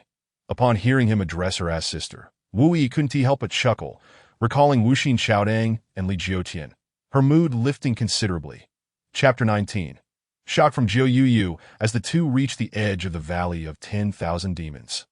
The demon clans within the barrier were too terrified to move. Among them, a jade fox lay in the snow, its cultivation nearing the separation of spirit, granting it greater composure than the other demons. I must report to General Yin immediately. The jade fox, stifling its intense fear, scrambled to its feet and darted deeper into the valley than a mere jade fox dares to spy. Gu Sanxiu scoffed, then with a wave of his sleeve. A violet gas pierced the barrier, enveloping the jade fox instantly. In the blink of an eye, the jade fox had not even let out a whimper before it was reduced to a puddle of blood. Your methods of poisoning remain as sharp as ever, Wu Yi remarked, frowning to Gu Sanxiu's side. Medicine and poison are but two sides of the same coin. You would not poison the pills meant for the esteemed teacher, would you? Wu Yi's tone turned icy. Before she could finish, Gu Sanxiu's expression hardened. Even if I were to poison myself, I would never harm the teacher. Besides, why would you assume I have the gall to do such a thing? Sister, that is good to know. I was merely asking out of curiosity, Wu Yi replied, relaxing slightly, although her expression soon darkened again. They are coming. Indeed, it must be the demon clan's holy lord, Gu Sanxiu stated gravely. The moon, previously shrouded by clouds, now broke free to cast its silvery light. Amidst the brilliance, a figure in white strode towards Wu Yi and Gu Sanxiu. Jiu Yu, with her otherworldly eyes, scanning the two with indifference. I did not expect the human cultivators to produce two in the Dongshu realm. You two are unfamiliar to me. May I ask your names? Wu Yi's face remained cold as she replied. There is no need for you to know our names, demon. Just remember tomorrow will be the day we slay you. Ha ha. Jiu Yu chuckled softly. You two have just broken through to the Dongshu realm. Yes. Although I have yet to recover my full strength, I am still half a step into the Dongshu realm. As she spoke, her voice turned icy. What gives you the delusion that you can slay me? The overwhelming demonic energy erupted from Jiu Yu, a sinister force that surged into the sky, dark clouds obscuring the moon, wind howling fiercely. The barrier began to crack under the pressure of this demonic aura, emitting a series of ominous cracking sounds. Wu Yi and Gu Sanxiu exchanged alarmed glances. The intensity of Jiu Yu's aura far surpassed their own, causing the very heavens to tremble under its might. Is this the power of a Dongshu realm demon lord? Wu Yi's heart sank. After achieving the Dongshu realm, if she were to consolidate her strength for 10 days or more, her aura would certainly not be inferior to Jiu Yu's. Unfortunately, the urgency of the situation left no time for her to stabilize her cultivation. If she unleashed her full power now, she estimated she would only be slightly stronger than a half-step Dongshu. Moreover, having just broken through, she had recklessly released her energy. Were it not to reassure the cultivators on the front lines, she would never have acted so carelessly. Quite the tactic, trying to provoke an early battle? Gu Sanxiu scoffed, then unleashed his Dongshu aura, a golden beam soaring into the sky that dispelled the dark clouds that as the moonlight once again bathed the three in its glow. Jiu Yu displayed a dismissive smile, retracting her demonic power. With such strength, I need not worry, she remarked, before turning and vanishing into the Valley of 10,000 Demons. Wu Yi and Gu Sanxiu remained rooted in place, their expressions shifting between uncertainty and determination. Moments later, Gu Sanxiu unexpectedly spat out a mouthful of blood. Sister, Wu Yi exclaimed in alarm. That Jiu Sanxiu wiped the blood from his lips and waved his hand dismissively. It's nothing. I merely fell slightly behind while countering her aura. A moment of adjustment will suffice. This holy lord is merely half a step into the Dongshu realm, yet possesses such power that we must remain vigilant, Wu Yi noted, her complexion grim. The strength Jiu Yu had displayed was far beyond her expectations. It is normal for us to be unsteady after our recent breakthroughs, but regrettably, we are in dire need of time. That Jiu Sancho sighed with dissatisfaction that in this direct confrontation, both sides were merely testing each other. Gu Sancho coughed up blood, and Juyu's condition was no better. In fact, it was even worse. Upon returning to the Juyo Palace, Juyu immediately reverted to her true form. The clash of her demonic energy with Gu Sancho's true chi had exacerbated her long-standing affliction. Your Majesty, Yu Yin, sensing Juyu's weakened aura, hurried back. Upon seeing Juyu in such a state, her face drained of color. It is of no consequence. This injury is not without significance, Juyu said after taking a few deep breaths. Just now, when my demonic energy mingled with the opponent's true chi, I was able to trace some events through causality. Your Majesty possesses immense powers. Such trivial matters are naturally within your grasp. Yu Yin replied respectfully that Juyu's unique talent allowed her to trace causality through combat, making her the only great demon among her kind capable of causal attacks. Indeed, across this vast realm, she stood alone in this regard. Do you know to whom these two newly ascended Dongshu cultivators are related? Juyu inquired. The Yu Yin shook her head. I am unaware. Haha, it is none other than that scholarly gentleman. Juyu laughed heartily, continuing, as long as that person has not entered the Great Ascension stage. He will undoubtedly be unable to withstand my causal blade that seeks to slay his soul. At this moment, a purplish aura radiated from Juyu, gradually coalescing into a sharp blade that in the blink of an eye. The blade vanished without a trace. Anything born of this world, unless it is a Great Ascension cultivator, shall be slain by my causal killing blade as long as it possesses a soul. Juyu felt an overwhelming sense of exhilaration. In her mind, the true threat lay with Li Jiutian, this reclusive cultivator. Once he was eliminated, neither Wu Yi nor Gu Sancho would pose any fear. Yet Juyu was gravely mistaken, no matter how hard she tried to fathom it. She could not conceive that Li Jiutian was not of this world. His soul did not belong to this realm, and thus escaped the jurisdiction of its laws. With a sudden spray of vital blood, Juyu's eyes widened in shock as she exclaimed, "How is this possible? How can this be?" Terrified, Yu Yin rushed to infuse her demonic energy into Juyu's body, but Juyu pushed her away, bitterly stating that scholarly gentleman is a Great Ascension cultivator. Yu Yan's mind buzzed that a Great Ascension cultivator. Does this mean the demon race is doomed? Your Majesty, why do you believe this? Her expression froze, and Juyu sighed. My injuries are the best proof. The causal killing blade must slay anything below Great Ascension. Yet I am now suffering backlash. Juyu was exceedingly weak, unable to articulate a complete thought. After a prolonged pause, she managed to say, seal off the Wan Yao Valley with the Absolute Soul Formation. Chapter 20. Wildcat Juyu Yin stood frozen. The Absolute Soul Formation was one of the most crucial survival techniques of the demon race. Once activated, it would reject all beings except for demons from entering the Wan Yao Valley. As the formation could identify souls that I understand, Yu Yin said, not daring to delay, and promptly took her leave to make arrangements. When the sun rose the next day, cultivators outside the Wan Yao Valley beheld a faint white barrier visible to the naked eye. Some curious cultivators approached to touch it, only to have their souls scattered in an instant. Could this be the Absolute Soul Formation? Wu Yi inhaled deeply. The Jiu Sancho nodded. Indeed, my master once mentioned that many skilled individuals perished in this demonic formation during that great battle. Unless one possesses a demon soul, entering would lead to one soul being crushed by the formation. Uncertain of what had transpired, the demon race seemed intent on retreating within the Wan Yao Valley for defense. Perhaps it is a tactic to buy time. However, this also grants us time to solidify our realms, Wu Yi said, feeling relieved. This way, I can return to my teacher's side that I will need 10 days. Once my realm is stabilized, I will head to the Wuxin Chaodai. What about you? Gu Sancho asked. I will require 7 days as well. I shall return then. Let us meet again at the Chaodai. But do not inform the teacher of the happenings here, that I understand. After assigning various tasks to Lin, Lushing, and others, the two returned to their respective sections. I wonder how long we must linger here. Lin Lushing sighed. Turning to Fang Shoudao and Zhang Chengxi, he said, I will pay a visit to the Wuxin Chaodang to see the teacher. One cannot simply forget the kindness received, upon hearing that he was going to seek Li Jiutian. Zhang Chengxi quickly interjected, Yes, Lin Daoyu, please deliver this box to the teacher and say that according to his methods, the fruit trees have borne fruit. Please accept this small token. Opening the box, Lin Lushing gasped in astonishment. Heavenly Fire Talisman's secret method? Is this not the ancestral technique of your Yuhua sect? Mastering this secret method would allow one to inscribe talismans and summon the heavenly fire. This item was immensely valuable. But he soon reconsidered. This was not a gift for himself. And while it seemed precious to him, perhaps the teacher would not find it remarkable that I must personally deliver this to the teacher.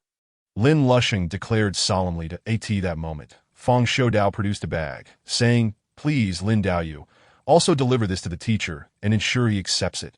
Curious, Lin Lushing opened the bag to find a white jade cup radiating an aura of mystery. Upon grasping it and glancing at it, he nearly dropped it in shock. The dragon sealing well? Fang Daoyu, such a treasure. Lin Lushing's jaw almost dropped. This was rumored to be a well capable of capturing true dragons. A heavenly grade treasure. Acquired by chance. I have never witnessed a true dragon and do not know where to seek one, that this treasure is of no use to me. The teacher possesses great powers and may someday require it to capture a true dragon. Fang Shoudao explained, leaving Lin Lushing speechless. This was the same person who was notoriously frugal, yet had gifted the teacher 2 heavenly grade treasures in succession. The true poor man was indeed himself. What can I offer the teacher? These 2 had given such precious items. He could not fall behind. Throughout his journey, Lin Lushing pondered this question to the extent that he failed to notice a cat flying past him in the air. Teacher, Jiu is coming to test your capabilities. Jiu's eyes gleamed with determination as she swiftly flew toward Lanya City. Still wounded and exerting herself fully to fly, Jiu was already exhausted by the time she reached the outskirts of Lanya City. After descending, she sought refuge beneath a tree to recuperate. The previous use of the causal killing blade had nearly cost her life, and this attempt to gauge the scholarly gentleman had solidified her resolve to personally investigate.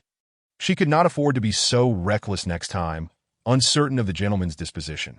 Should he harbor hostility toward the demon race, merely revealing her true form would likely fail to deceive him. She would have to seal away all her demonic energy. Jiu calculated this risk. However, once she sealed her demonic aura, she would resemble any ordinary cat. Yet, being so close to the Wuxin Chaodang, if her demonic energy went undetected, all her efforts would be in vain. That it was a perilous gamble, but one she had to take. After sealing away the last vestiges of her demonic energy, Jiu prepared to enter the city. At that moment, several children passed by on the bridge, one of whom, with keen eyes, spotted Jiu's silhouette amidst the snow. Look, a wildcat! A white wildcat! The child shouted excitedly, and the others quickly turned to follow his pointing finger toward Jiu. In the blink of an eye, the children surrounded Jiu. What do these human children intend to do? Jiu's heart simmered with irritation. She regretted sealing her demonic energy, for otherwise she would have certainly devoured these little ones as a snack. Just in time. I wanted to adopt a cat. Quickly help me catch it. One child shouted, prompting the others to crouch and prepare to capture the white cat before them. Jiu, agile as a demon lord, found it impossible to be caught by mere children, even with her energy sealed. She deftly dodged their attempts and leaped to a tree. From her perch, she lazily looked down at the children, regarding them as pitiable creatures. This provocation angered the leading boy, who exclaimed, How dare you look down on us? With that, he hurled a stone that landed right before Jiu. Should she be hit by a stone thrown by mere children, it would surely lead to her embarrassment. She nimbly evaded several stones, intent only on escaping these little rascals. However, as the snow melted atop the tree, a patch of moss caused Jiu to slip. Losing her balance, in that moment, a stone thrown by a child struck her squarely on the head. With a ringing in her ears, Jiu plummeted from the tree. Got you now, one of the children gleefully laughed as he reached out to grab Jiu. Ouch! The child shrieked, quickly retracting his hand, blood streaming from his bitten palm. How dare you bite me? I'll make you pay. Enraged, the child picked up a stone and hurled it at Jiu's head. Sealed away was the malevolent aura. And in that moment, Jiu resembled an ordinary domestic cat, A stone hurled down upon her would undoubtedly spell her demise. How could it be that I am to meet my end at the hands of these mere human children? A bitter smile crept across Jiu Yu's heart. Is this truly the course of my fate? Stop! A thunderous shout reverberated, causing the small child to drop the stone from his hands. The group of children turned to see Li Jiutian striding towards them. His face contorted with rage, immediately aligning themselves in a row with their heads bowed in submission. Chapter 21. Public Execution. The desire for death lingers in every heart. The teacher is enraged. A sense of panic began to swirl among the children. Although they were not students of the academy, Li Jiutian's reputation within the city was unparalleled. They had only known the king of children to be students of the academy, who behaved with utmost decorum in the presence of Mr. Li. How could they dare to be insubordinate? What are you doing? Upon approaching, Li Jiutian's countenance darkened as he beheld the cat lying helplessly on the ground. Is this how your guardians have taught you? Who granted you the authority to take lives indiscriminately? It bit me first, cried the child who had been bitten, raising his bloodied hand. Li Jiutian's expression softened slightly, but he produced a handkerchief, tending to the child's wound while saying, It bit you because you intended to harm it. Furthermore, even if it did bite you, that does not justify your intent to kill it.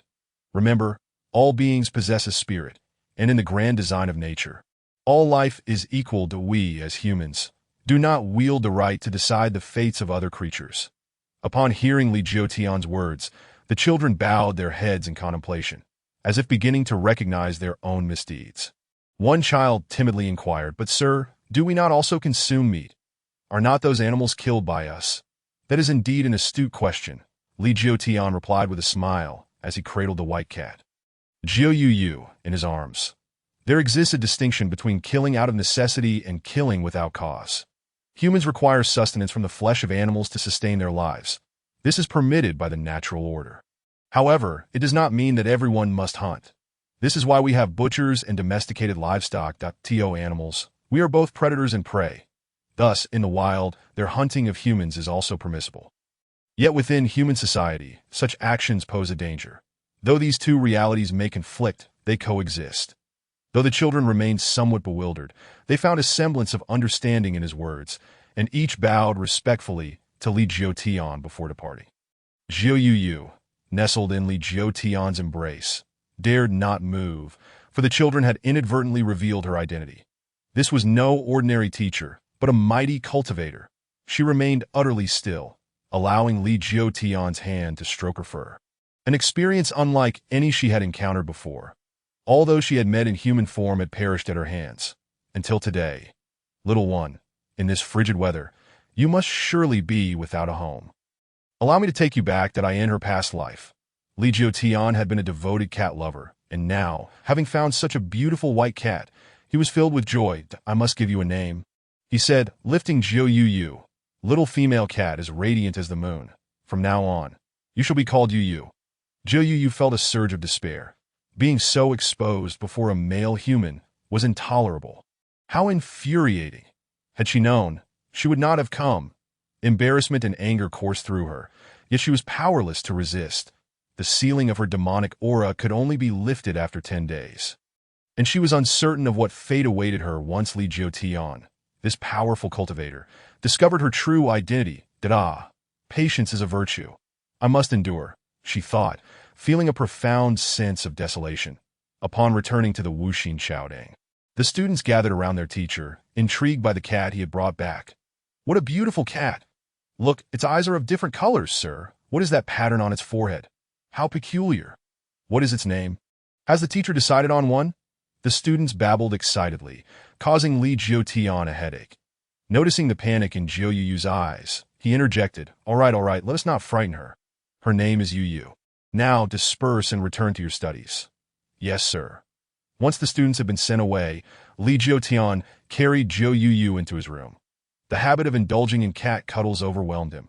He leaned down to nuzzle his face against her, only to be met with an unpleasant odor. No, this scent is unbearable. I must give you a bath. Jiu Yu nearly lost her composure.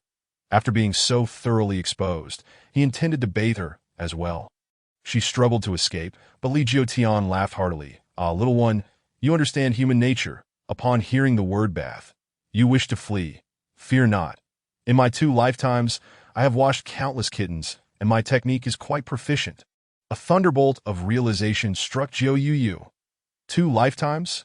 She had never heard of any human possessing such capabilities. Even a powerful cultivator could not transcend death. Who was this man? Could he be of the Ascended Realm? Jiu Yu was stunned. She had unwittingly walked into a trap. She absolutely could not allow him to uncover her true identity as a demon. When the time came to unseal her powers, she would need to devise a plan to escape. Until then, she could only submit to his torments. Instructing Xiao Yezi to boil water, Li Jiutian took this opportunity to lavish attention on the cat, the satisfaction of which filled him with happiness. How delightful it is to have a cat, that he stroked Jiu Yu's back and gently explored the area on her forehead with his fingertip. What is this sensation? Why do I feel this way? Jiu Yu felt her mind clouding, an overwhelming sense of comfort enveloping her, causing her to feel dizzy and sleepy. Surely, this must be some form of cultivation technique. Otherwise, how could it feel so pleasurable? Jiu Yu could no longer resist. After merely a few breaths, she succumbed to slumber. Hearing the rhythmic purring, Li Jiutian smiled as he carefully placed the sleeping Jiu Yu onto a chair, then draped a blanket over her before stepping outside to close the door. Naturally, she could not be bathed while asleep. However, upon waking, Jiu Yu was immediately submerged in a basin of water. Fear not, fear not. It is merely warm water. After washing, you shall feel comfortable. The warmth will revive you, and you won't catch a chill after drying off by the fire. As he spoke, Li Jiutian applied the fragrant oil he had concocted onto Jiu Yu's fur. Those of you who have nothing to do, come and learn how to bathe a cat. Their ears are the most prone to harboring dirt, and if they accumulate grime, they will emit an odor. Thus, a cat's ears must be thoroughly cleaned, that Li Jiutian demonstrated. The students gathered round, attentively observing. For Jiu Yu, this was akin to a public execution. This simply would not do. She felt a wave of panic rise within her and began to struggle in the basin. Just a moment ago, she was perfectly fine. Li Jiutian furrowed his brow, then burst into laughter. Yu is shy. You all may leave, otherwise it may take a great deal of time to wash her. How amusing. Even a cat can feel bashful. Chapter 22. The shock of the demon clan's sovereign. The students exhibited peculiar expressions, and once they had departed, Jiu Yu finally settled down. The humiliation was overwhelming, and she felt like crying, yet she had no strength left to resist, resigning herself to Li Jiutian's whims. After the bath, Li Jiutian dried her off and cradled her by the hearth. Before long, Jiu Yu's fur was drying days. She managed to endure until nightfall. Aside from preparing meals or attending to nature's call, Li Jiutian had not allowed her to leave his embrace, which made her scalp tingle. This shall be your future sustenance. Li Jiutian produced a delicate bowl and placed finely diced beef within. Eat up. Jiu Yu had grown numb to her predicament. Was she not now a house cat? Yet, at least she was being fed fresh beef. She had heard that cats and dogs in the mortal realm often subsisted on their owners' leftovers. With this thought, her heart felt somewhat balanced. Her body required energy to recuperate, and thus she began to eat heartily. Li Jiutian gazed at Jiu Yu with satisfaction, sensing that something was missing in his little cat. After a moment of contemplation, he slapped his forehead in realization that, of course, she needs adornments. A few days prior, Gu Senshio had sent a bell, perfect for the occasion. The finely prepared beef seemed quite delightful as well. Though it was not alive, it was still palatable. Just as Jiu Yu was savoring her meal, she suddenly felt something constricting around her neck. Oh no! Had she been lulled into complacency? Was this a plot to end her life? Jiu Yu's heart raced as she attempted to flee, but Li Jiutian restrained her. "Do not run. I have a little gift for you." Jiu Yu's feline face displayed a bewildered expression. Only after regaining her senses did she realize a string of bells had been fastened around her neck. This was utterly humiliating. How could a dignified sovereign of the demon clan be treated like livestock? Rage ignited within her heart, but in an instant it transformed into shock to know this bell could actually nourish the soul. Could it be that he discerned her spiritual damage? Jiu Yu pondered, yet soon she reached a firm conclusion. It must be so. Otherwise, why would he bestow such a treasure upon her? The previous gentle strokes and baths were perhaps merely a means of assessing my condition. This venerable cultivator is remarkably formidable, and he appears to be entirely distinct from others of the human race. The most apparent difference lies in the absence of any sanguinary scent, the echoes of slaughter, or even the slightest aura of malice surrounding Li Jiutian. In other words, he has never taken a life, nor harbored even the thought of doing so as a member of the demon clan. Zhou Yue is all too familiar with the stench of bloodshed and has a keen aptitude for discerning causality, which renders her utterly convinced of this conclusion. Could it be that he never takes life? How is it conceivable for a cultivator to abstain from killing? They either slay their kindred foes or hunt the beasts of other races. Zhou Yue finds herself perplexed. Why is it that she cannot detect any of these negative traits in Li Jiutian? The addition of a cat has certainly enriched Li Jiutian's life, though he does not attend to its needs. For he remains oblivious to the fact that this little creature stealthily scurries away to relieve itself elsewhere, or perhaps it simply does not feel the urge. Nevertheless, this does simplify matters, as cleaning up after it would be quite bothersome. Early the next morning, before the morning lecture commenced, Lin Lushing arrived, and I am Lin Lushing, a junior, paying my respects to you, esteemed teacher. Lin Lushing clasped his hands in greeting, and upon hearing his voice, Li Jiutian stepped outside. A rare visitor indeed. However, as I've already mentioned, there is no need for such formalities. Please come in. Yes, teacher. After entering the study, Li Jiutian led Lin Lushing to his study, where the latter noticed the presence of a cat. Teacher, you truly possess a refined taste, taking up the care of a cat. Lin Lushing chuckled. Had he known that this cat was the holy master of the demon clan, Zhou Yue, he would likely have fled in terror. Employing all his cultivation skills. Lin Lushing, what brings him here? Zhou Yue stretched languidly on top of the bookshelf, then leaped up to its peak, pricking her ears to listen while lazily peeking down. One must have some hobbies, after all, Li Jiutian chuckled, inquiring, what questions do you wish to ask this time? If you could impart some guidance, it would indeed be a great fortune for me. However, my primary purpose today is to deliver a few items on behalf of several friends. Lin Lushing replied, producing the items entrusted to him by Fang Shudao and Zhang Chongxi Dada. Have you all begun to present gifts as well? Li Jiutian observed the contents, revealing no signs of excitement. As he contemplated how the vast breadth of knowledge he possessed was indeed beyond his reach, we simply wish to express our gratitude for your guidance, esteemed teacher. These treasures are but trifles. I implore you to accept them. That as he spoke, Lin Lushing presented a brocade box. This is a small token of my appreciation. Li Jiutian opened the box with curiosity, revealing a crimson jade pendant. Upon sensing the aura emanating from the pendant, Zhou Yue's body tensed. It contained the essence of her demon clan's ancestors. Blood of the ancient phoenix. Zhou Yue suddenly sprang to her feet, drawing a puzzled glance from Lin Lushing. Feigning calm, Zhou Yue stretched again, returning to her previous pose as if asleep. Gold has its price, but jade is invaluable. I cannot accept such a precious item. Li Jiutian shook his head, and Zhou Yue was astonished. How could someone so knowledgeable be so naive? Shouldn't he appreciate such a gift?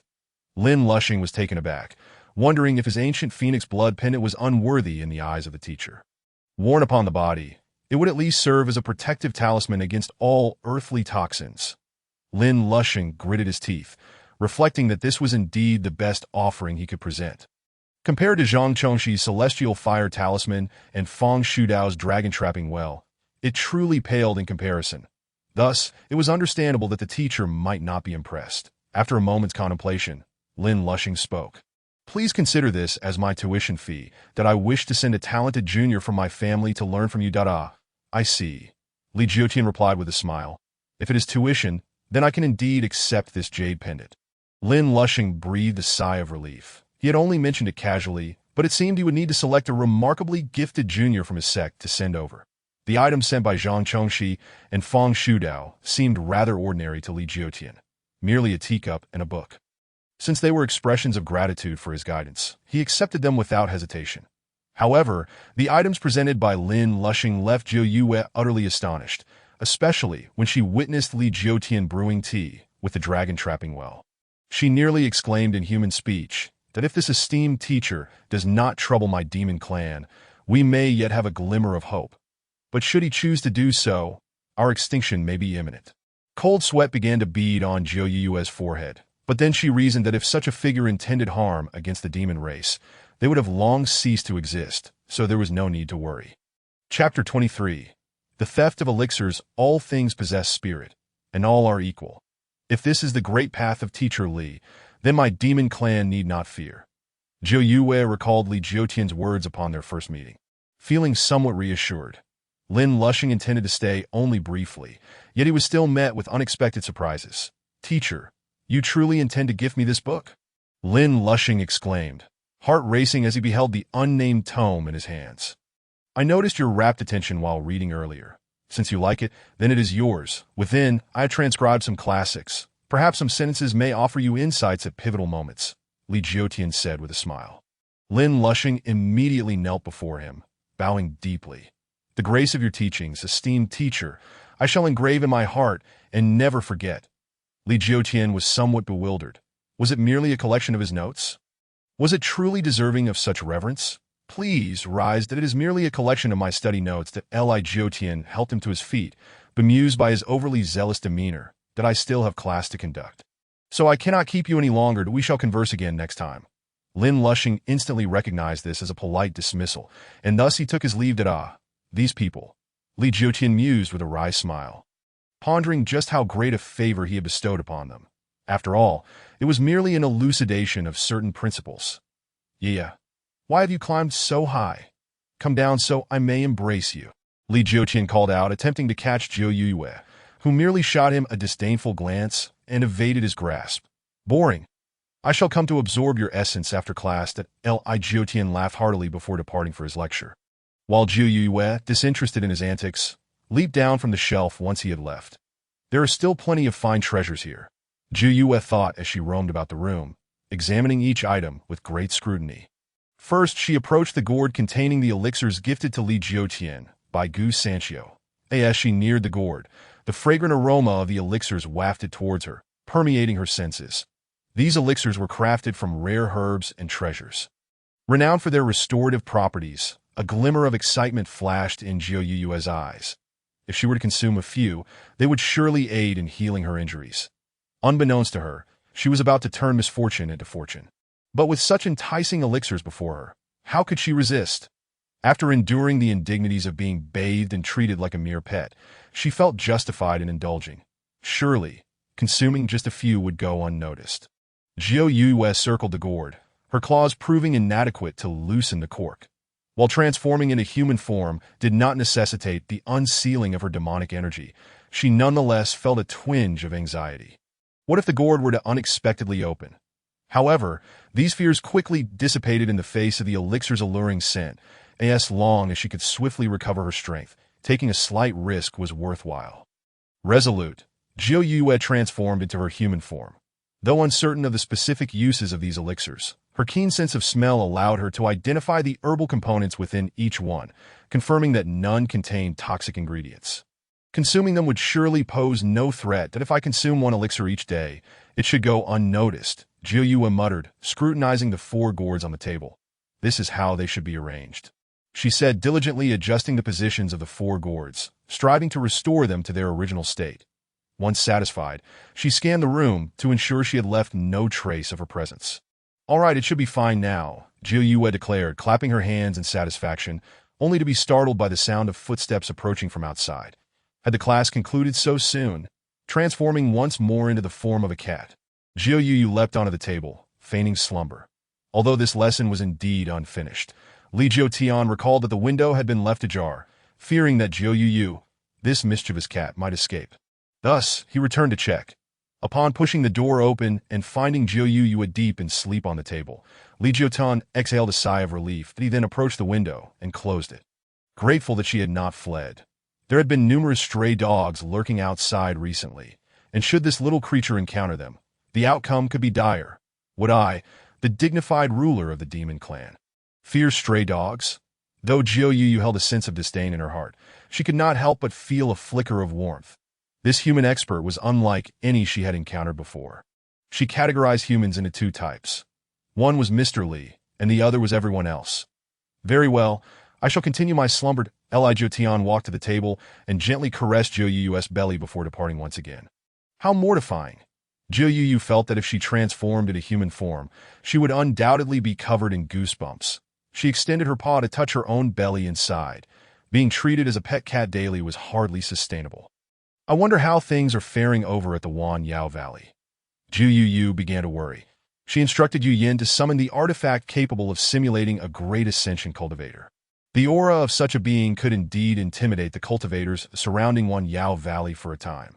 However, there would inevitably come a moment of exposure. After all, the demon clan possessed a formidable cultivator on par with a great ascension stage, who should have long since emerged from Wan Yao Valley. Once the aura of this great ascension cultivator emanated from Wan Yao Valley, all human cultivators turned pale, foremost among them Fang Shou Dao and Zhang Chengxi. This overwhelming aura was dozens of times stronger than that of Ling Yun Xianzi and Gu Qian's breakthrough to the cave void stage. Feeling this aura, Zhang Chengxi's voice trembled as he spoke. For he was in the harmonization stage and understood better than others just how terrifying this presence was. Steady yourself, Brother Zhang, that if the demon clan possessed such a powerful being, they would have surely emerged by now. Who in the world, aside from Mr. Li, could possibly stand against them? The fact that they had not yet emerged to slay us in a frenzy suggests that some reason is preventing them from leaving Wan Yao Valley. Fang Shou Dao took a deep breath and articulated his conjecture. Chapter 24. Another demon clan sovereign. Could it be one of the 3 demon clan sovereigns? Zhang Chengxi asked in a low voice. Fang Shou Dao shook his head slightly. It was likely in existence even older than those 3 sovereigns. However, I have no leads. While there are many records regarding the demon clan, they are far too chaotic.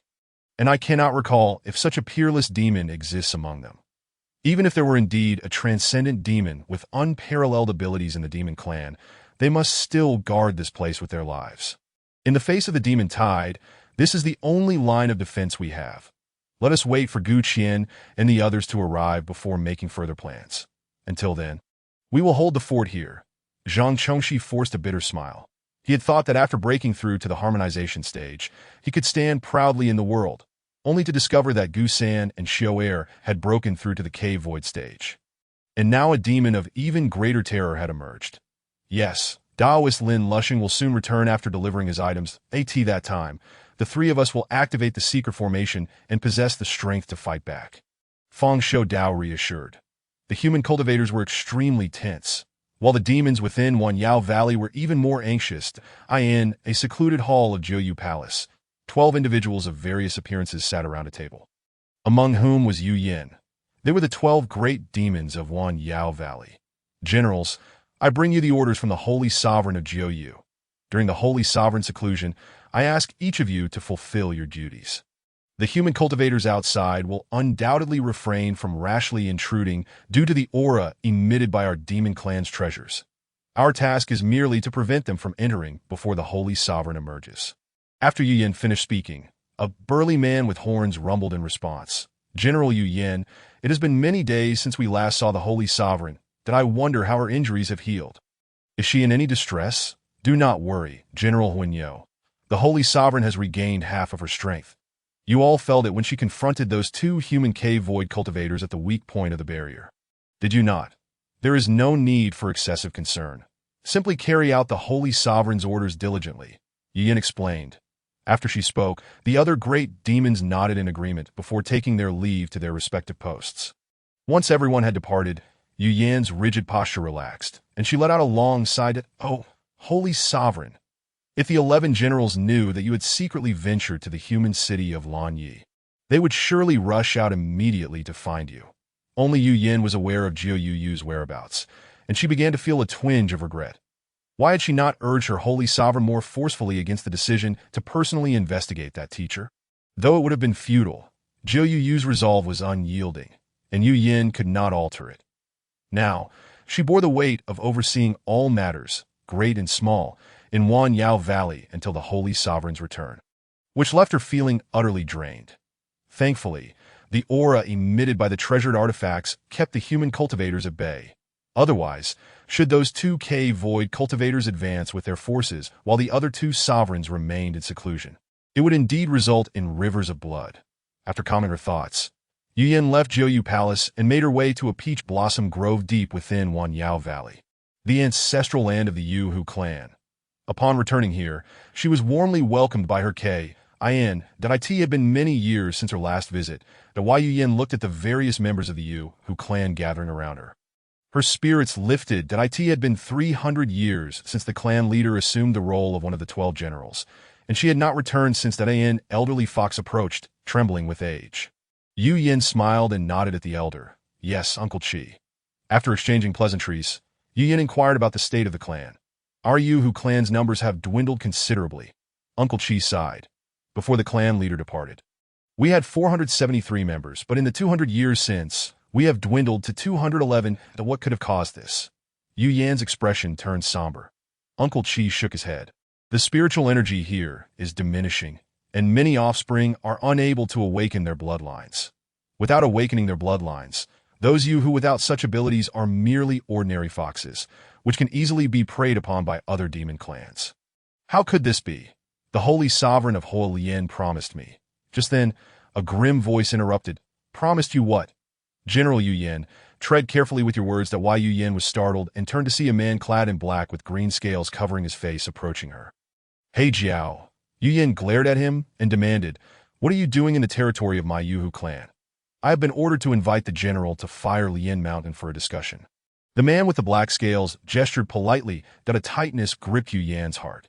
Though he did not disclose who had summoned her, she understood all too well that only the holy sovereign of Hualien could command He Jiao. She nodded to the other clan members, saying, I will return shortly, so do not worry. Following the black-scaled man, they arrived at a teleportation array shortly thereafter. The moment Yu Yin stepped inside, she found herself in a volcanic landscape filled with crimson, scorching waves of heat. The holy sovereign awaits you inside, He Jiao said, gesturing for her to proceed. Enduring the intense heat and her racing heart, Yu Yin entered a massive cave. Before long, a colossal serpentine figure, enveloped in flames, coiled around a boulder, revealing itself before her. Subordinate Yu Yin, greetings to the holy sovereign of Fire Lian. Yu Yin knelt on one knee, sweat beginning to bead on her forehead. Rise, a voice both imposing and cold echoed from the serpent's maw. And then those enormous serpentine eyes fixed upon her. General Yu Yin, has there been any progress regarding the information I requested? A tightness gripped Yu Yan's heart as she opened her mouth to reply. Reporting to the holy sovereign of Fire Lian, I regret to inform you that I have yet to uncover the information you seek within Jiuyu Palace. That a brief silence enveloped the cave. The heavy atmosphere rendering Yu Yan's breathing labored, as if a mountain pressed down upon her. That a thunderous sound erupted as the massive serpent slithered down the stone pillar, its gargantuan head raised before Yu Yin. The immense pressure nearly causing her heart to cease beating. That if there is still no news in 1 month, you know the consequences. The voice of Fire Lian turned ice. Still, Yu Yin suddenly recalled the plight of her kin and mustered her courage to look up. Holy sovereign of Fire Lian, upon my return to our ancestral land today, I found that our numbers have diminished greatly, which contradicts your earlier promise. With a resounding crash, Yu Yin was sent flying, crashing against the thick rock which crumbled around her. She spat out blood and braced herself against the ground. Fire Lian retracted his tail, his voice frigid. What gives you the audacity to question me? Chapter 25. A 10-day truce that Yu Yin did not dare to defy. She would willingly face any peril for the holy sovereign, pleading only for the survival and flourishing of her clan. Withdraw. We shall revisit this matter based on your performance in a month. Yes, stumbling out of the cave, Yu Yin did not allow herself a moment's pause before returning directly to Jiuyu Palace. The holy sovereign subordinates were also compelled by desperation. Yu Yin gazed at the throne, where Jiuyu often dozed, and let out a bitter smile. Hualien had tasked her with uncovering a secret about Jiu. She was not originally of the demon race. One day, she had suddenly appeared in Wanyao Valley, overpowering a formidable demon with her absolute strength, ultimately defeating the previous holy master to ascend to her current position. It was rumored that the source of Jiu's formidable power lay in a demon core, the essence of the long-extinct ancient demon, the Qinglong. That if Hualien could obtain this demon core, he would undergo a transformation into a true dragon, fulfilling his lifelong ambition as a Jiaosha. This demon core indeed existed, and was in Jiyu's possession, hidden within that very throne. Yu Yin did not wish to accompany Jiyu, but the lives of her kin rested entirely in Hualien's hands. Reflecting on her earlier foolishness filled Yu Yin with regret. Had it not been for the threat posed by the ancestral totem of the Yu clan, she would never have betrayed Ji. If the ancestral totem were to be destroyed, the Yu clan would cease to exist. Holy Master, forgive me. Yu Yin shed painful tears, but just as she prepared to shatter the throne, a subordinate from the Yu clan rushed in, exclaiming, "General, I have urgent news to report." Yu Yin halted her actions, wiped away her tears, and turned to Nod, asking, "What is the urgent matter?" The subordinate continued, "I was ordered to monitor the human cultivators at the periphery, and one of the He stage cultivators approached the edge and instructed me to convey a message to the Holy Master." Upon hearing this, Yu Yin raised an eyebrow. "Oh, what did that cultivator ask you to convey?" The subordinate replied. "He suggested that since neither side dares to act rashly, we should establish an agreement to postpone the day of battle." Yu Yin scoffed, "Merely a delaying tactic from the human race. This must be related to the powerful aura of the grand treasure." Yu Yin pondered the human cultivator schemes, concluding that perhaps they aimed to buy time to probe the authenticity of that grand aura. She murmured to herself before nodding, "Indeed, these humans are cunning. They wish to prolong the situation to observe how that aura might evolve. At this moment, they likely believe that the ancient demon with the grand aura cannot leave the valley. If they stall for a while, they can confirm this point. Perhaps some have even speculated that this aura belongs to a magical artifact. What should we do now?" Yu Yin's mind raced as she contemplated a course of action. Even though she recognized this as a human delaying tactic, it seemed they had no choice but to accept it. Moreover, this could prove advantageous for the demon race, as two of the three holy masters were in seclusion. And Juyo Holy Master had ventured to Laney Etching, absent from Wanyao Valley. Delaying might yield greater benefits for the demons. "Ha! Very well. If they wish to delay, let them. I shall see what tricks the human race can conjure." Yu Yin said with a cold smile, nodding to go. "Inform that human that we accept this request. We shall cease hostilities for 10 days, provided he swears by the heavenly Tao." The subordinate, puzzled, asked, "Shouldn't we seek the Holy Master's approval for this matter?" Yu Yin sighed inwardly and explained, "The Holy Master just communicated with me. This matter can be consented to communicated. We possess such divine abilities among our demon race." The subordinate murmured, "Humph. The Holy Master's methods are beyond the questioning of mere mortals such as ourselves. Or do you dare to challenge my authority?" "I wouldn't. I shall go negotiate with that human cultivator at once," the subordinate replied, taking his leave to the periphery of Wanyao Valley. The Yuhu approached the boundary, where Feng Shu Dao stood before him. "The Holy Master has agreed to your request. The ceasefire will last for 10 days. However, you must swear by the heavenly Tao that you will not set foot in Wanyao Valley during this period." So readily, Feng Shu Dao thought with a scoff, sensing the peculiar aura. "Indeed, the ancient elder possesses remarkable foresight," he declared. "I, Feng Shu Dao, swear by the heavenly Tao to cease hostilities with the demon race for 10 days. Should I breach this oath, may I perish." His vow was met with a rumble of thunder, and the Yuhu raised his head to glance at the sky before nodding and departing. The ominous aura indeed bore peculiarities. The demon race's holy master readily acquiesced to their proposal. The ancient elder's predictions were likely accurate. This aura might not pose a substantive threat to them. Upon returning to the camp, Feng Shu Dao shared his assessment with Zhang Chongxi, who smiled upon hearing that in 10 days, the ancient elder and fairy Lingyun will surely emerge. "Yes, during this time we can also recuperate." Feng Shu Dao exhaled deeply. After a moment of contemplation, he added with a smile, "I shall take this opportunity to seek advice from Master Li. Perhaps my cultivation can advance further." Zhang Chongxi's eyes lit up. "Indeed, that elder is all-seeing and can surely help us make great strides in these 10 days. We cannot leave the camp unguarded," Feng Shu Dao said with a slight frown.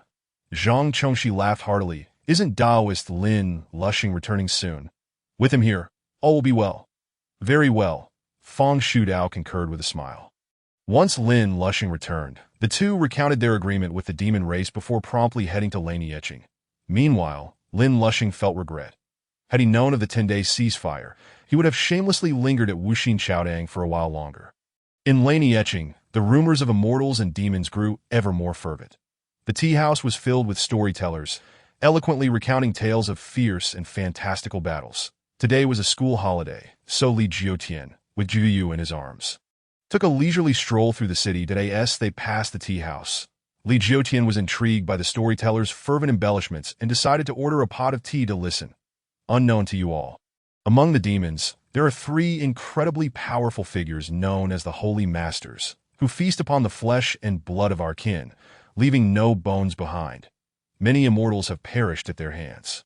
It is said that long ago, a city with a population of tens of thousands turned into a ghost town overnight, a deed attributed to one of these holy masters, showing no mercy even to the smallest infants. Truly, it is an act of utmost cruelty.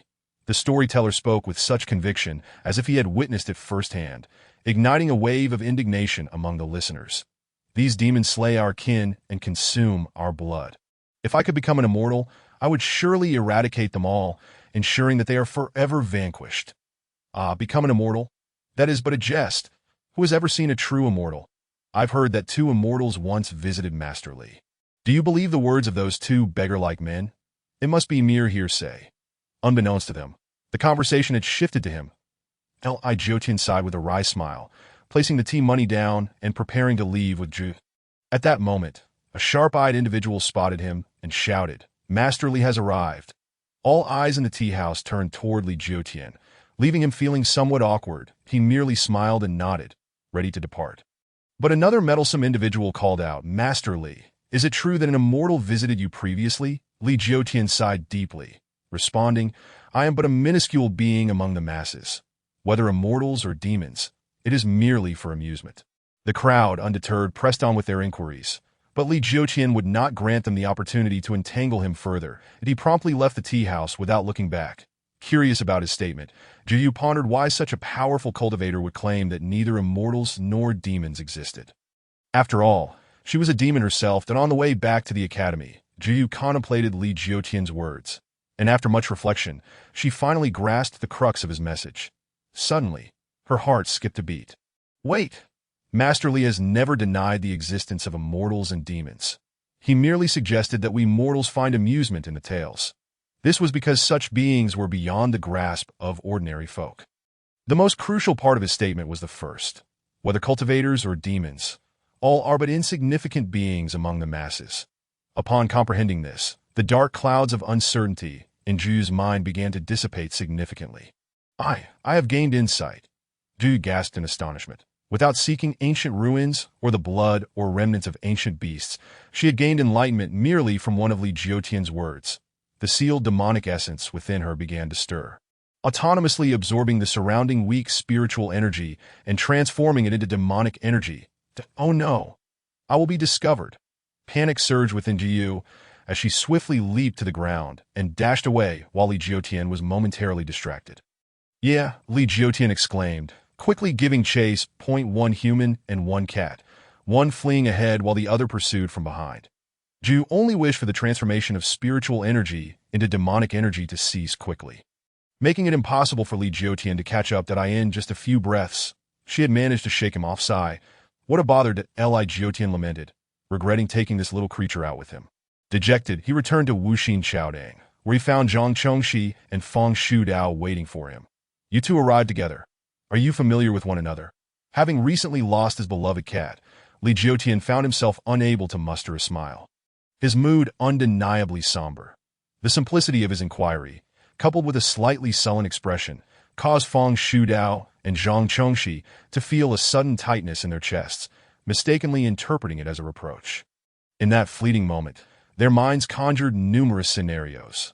Had they inadvertently violated the unspoken rules regarding the concealment of their identities as cultivators? Feng Shudao felt a twinge of anxiety, which Zhang Chongxi soon mirrored. He then interjected, attempting to clarify, "Mr. Li, you have misunderstood. I am not acquainted with this brother here, that we merely arrived at this place together." "Indeed, we are not familiar," Feng Shudao echoed, their fervent denial only deepening Li Jiutian's confusion. Yet, with his mind preoccupied, he simply stated, "Thank you for the items you sent earlier. I have received them. Those items are of little significance. You need not concern yourself with them," Feng Shudao replied with a light chuckle. Li Jiutian nodded. "Let us proceed to my study." As they walked the short distance to the study, both men felt an unsettling uncertainty. Why does the gentleman appear so discontented? Have we inadvertently offended him in some manner? Wondered Feng Shudao. Offend him? Surely, you overestimate our importance. What kind of magnanimity does he possess that we could possibly provoke? Zhang Chongxi retorted, equally apprehensive. Arriving at the study, Feng Shudao gathered his courage to inquire. Might I ask if you are troubled, sir? If there is any way I can assist, I shall do my utmost to alleviate your concerns. With a sigh, Li Jiutian responded, It is nothing of great consequence. It is merely that my newly adopted cat has unexpectedly run away today. That a moment of silence passed as the two men processed this, before Zhang Chongxi asked, May I inquire what your cat looks like? I shall go and retrieve her at once. Yes, please do inform us of her appearance, Feng Shudao added in agreement. Then I must thank you both in advance, Li Jiutian said, a smile breaking through. The more hands, the merrier, he thought, noting the ostentatious attire of the two men, suggesting they were men of considerable means, likely with numerous subordinates to assist in the search for Yiya. Her name is Yiya. She is entirely white, with one red eye and one purple eye, and 3 diamond-shaped markings on her forehead that make her easily recognizable. And she wears a bell around her neck that I attached. You will surely identify her at a glance. As he spoke, Li Jiutian sketched her likeness, swiftly presenting the image to Zhang Chongxi and Feng Shudao. They scrutinized the drawing, their expressions morphing into one of puzzlement. I feel as though I have seen this cat before, Feng Shudao mused, squinting. Zhang Chongxi nodded. Indeed, I have a vague recollection, but the specifics elude me. Li Jiutian's heart soared. If they had some recollection, surely they could not be mistaken. There exists but one cat in this world with such distinctive heterochromia. I place my trust in you both. A trivial task. Do await good news. Feng Shudao smiled as he and Zhang Chongxi exited the study, the image of the cat still in hand. The more Zhang Chongxi gazed at the drawing, the more intense the feeling of familiarity became. That I must have seen this cat's image somewhere, he murmured. Yes, I share that sentiment. I have not encountered her in person, but I have certainly seen her likeness, Feng Shudao replied, narrowing his eyes in contemplation. However, despite their efforts, the memory remained elusive. Never mind, let us focus on assisting the gentleman in finding her, he concluded. Let us extend our awareness to search. In a city as populous as Lanieching, relying solely on our eyesight would be akin to finding a needle in a haystack. Both believed that if Li Jiutian truly desired it, not even a small cat could evade capture, let alone venerable figures such as Gu Sanxiu and Wu Yi. Perhaps this task of locating the cat was merely an opportunity bestowed upon them by Li Jiutian. After all, what a coincidence it was that they had just arrived in Lanieching when the cat went missing. United in this thought, they energetically set about extending their senses throughout the city. Meanwhile, Juyu had just returned to the city after her escapade. That it was only moments after she had dashed away that she realized her successful escape was no mere accident. If Li Jiutian had truly wished to keep her, she would never have had the chance to flee so far. Could it be that he has been aware of my situation all along, deliberately allowing me a moment of freedom to absorb some spiritual energy? Juyu mused as she bounded towards Wuxin Qiaodang, that if her fleeting taste of freedom had indeed been granted by him, then failing to return might truly incur his wrath. Moreover, with so many treasures at his disposal, why would she hasten to leave? Consuming more medicinal pills would greatly aid her recovery. With this realization, Juyu felt a sense of relief. She did not wish to return simply to play the role of a pet. Rather, she was biding her time, healing her wounds while also gathering intelligence on a powerful figure for her K.I.N. to AT that moment. She sensed the faint auras of 2 cultivators at the combined stage. Human cultivators at the combined stage, she observed, her expression turning icy. Could it be that my arrival in Lanieching has already been revealed? Unlikely. If they were tracking me, sending 2 combined stage cultivators would be akin to courting death. Perhaps it is merely coincidence, she thought, allowing herself to relax slightly. Having sealed away her demonic aura, being discovered by those 2 at this juncture would spell trouble. Found it. Feng Shudao's eyes lit up as he deftly avoided the attention of others and, in the blink of an eye, appeared before Ju. Seeing the sudden appearance of 2 combined stage cultivators, Juyu's heart sank. They were indeed searching for her. Did they know about her sealed demonic energy? Otherwise, there was no way they would dare confront her. With a wary gaze, Juyu scrutinized the 2 men. Escaping was no longer an option. She endeavored to present herself as an ordinary house cat, while rapidly devising a strategy to navigate this crisis. Be careful not to misidentify, Zhang Chongxi remarked, observing Juyu perched against the wall. as Feng Shudao produced the drawing Li Jiutian had made, still holding the image. They must be here for me. Has Yu Yin betrayed me? Zhu fumed, her anger surging. Only Yin knew of her whereabouts, that I cannot believe a traitor has emerged from within Juyo Palace. Seething with rage, she prepared to escape, but was interrupted by Zhang Chengxi's exuberant laughter. Indeed, this is the gentleman's cat. The heterochromatic eyes, the markings on the forehead, look, it's unmistakable. The gentleman's cat. Zhu's footing faltered as she nearly lost her balance. After all this time, these two had been sent by Li Jiutian to find her. Quickly, we must block her escape, Zhang Chengxi exclaimed, positioning himself and Feng Shudao to seal off Zhu's retreat. Curious, Zhu wondered why they were not employing their cultivation abilities. She was determined not to be touched by anyone other than Li Jiutian. She leaped across the rooftops, heading towards Wuxin Qiaodang. Feng Shudao and Zhang Chengxi, following her trajectory, refrained from attempting to capture her. Their goal was simply to return with her, regardless of whether they chased or caught her. The two combined stage cultivators pursued the demon lord toward Wuxin Qiaodang, and after a quarter of an hour, Zhu entered Li Jiutian's study, bringing this farcical chase to an end. Next time, I shall certainly avoid fleeing. Feng Shudao panted, having never engaged in such exertion without utilizing his true energy since embarking on the path of cultivation. Report back, Zhang Chengxi said, wiping the sweat from his brow, upon entering the hall. They found Li Jiutian emerging with a look of delight, cradling the cat. You have my gratitude for your efforts, he expressed, then continued, as a humble scholar, I possess little of value to repay you, seeing that you are both scholars at heart. I wish to gift you 2 books. I hope you will not find them lacking. Are these tomes penned by you, sir? Feng Shudao's expression shifted to one of apprehension, while Zhang Chengxi looked on with eager anticipation. Indeed, they are my own writings, rare editions that cannot be found on the market, Li Jiutian declared with pride. Feng Shudao and Zhang Chengxi were overwhelmed with excitement, momentarily rendered speechless, after a prolonged silence. They solemnly expressed their gratitude. Zhu, observing their reaction, felt perplexed. Is it merely a book? Why are these two combined stage cultivators so elated? Unfamiliar with the contents of Li Jiutian's writings, she could not comprehend the profound principles within. Yet, both Zhang Chengxi and Feng Shudao had seen some of the text before. The mere 3 characters and a dialogue they had encountered, imbued with the essence of the great Tao, were enough to elevate them to the combined stage. If she could obtain the entire volume, her ascension to the Void Realm would be imminent. Zhu grew increasingly intrigued by Li Jiutian.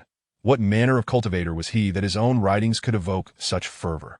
Could it be that they contained insights into his Tao, or perhaps even celestial-level techniques? In the depths of her thoughts, Zhu considered the notion, only to subsequently shake her head in denial.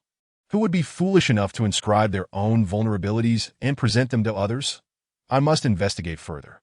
Upon entering the study, Li Jiutian presented the pair with 2 copies of the Disciples' Regulations. As it was the only text with the fewest words, comprising 360 verses and 1,080 characters, were it the entirety of the Tao Te Ching, he would be loath to part with it.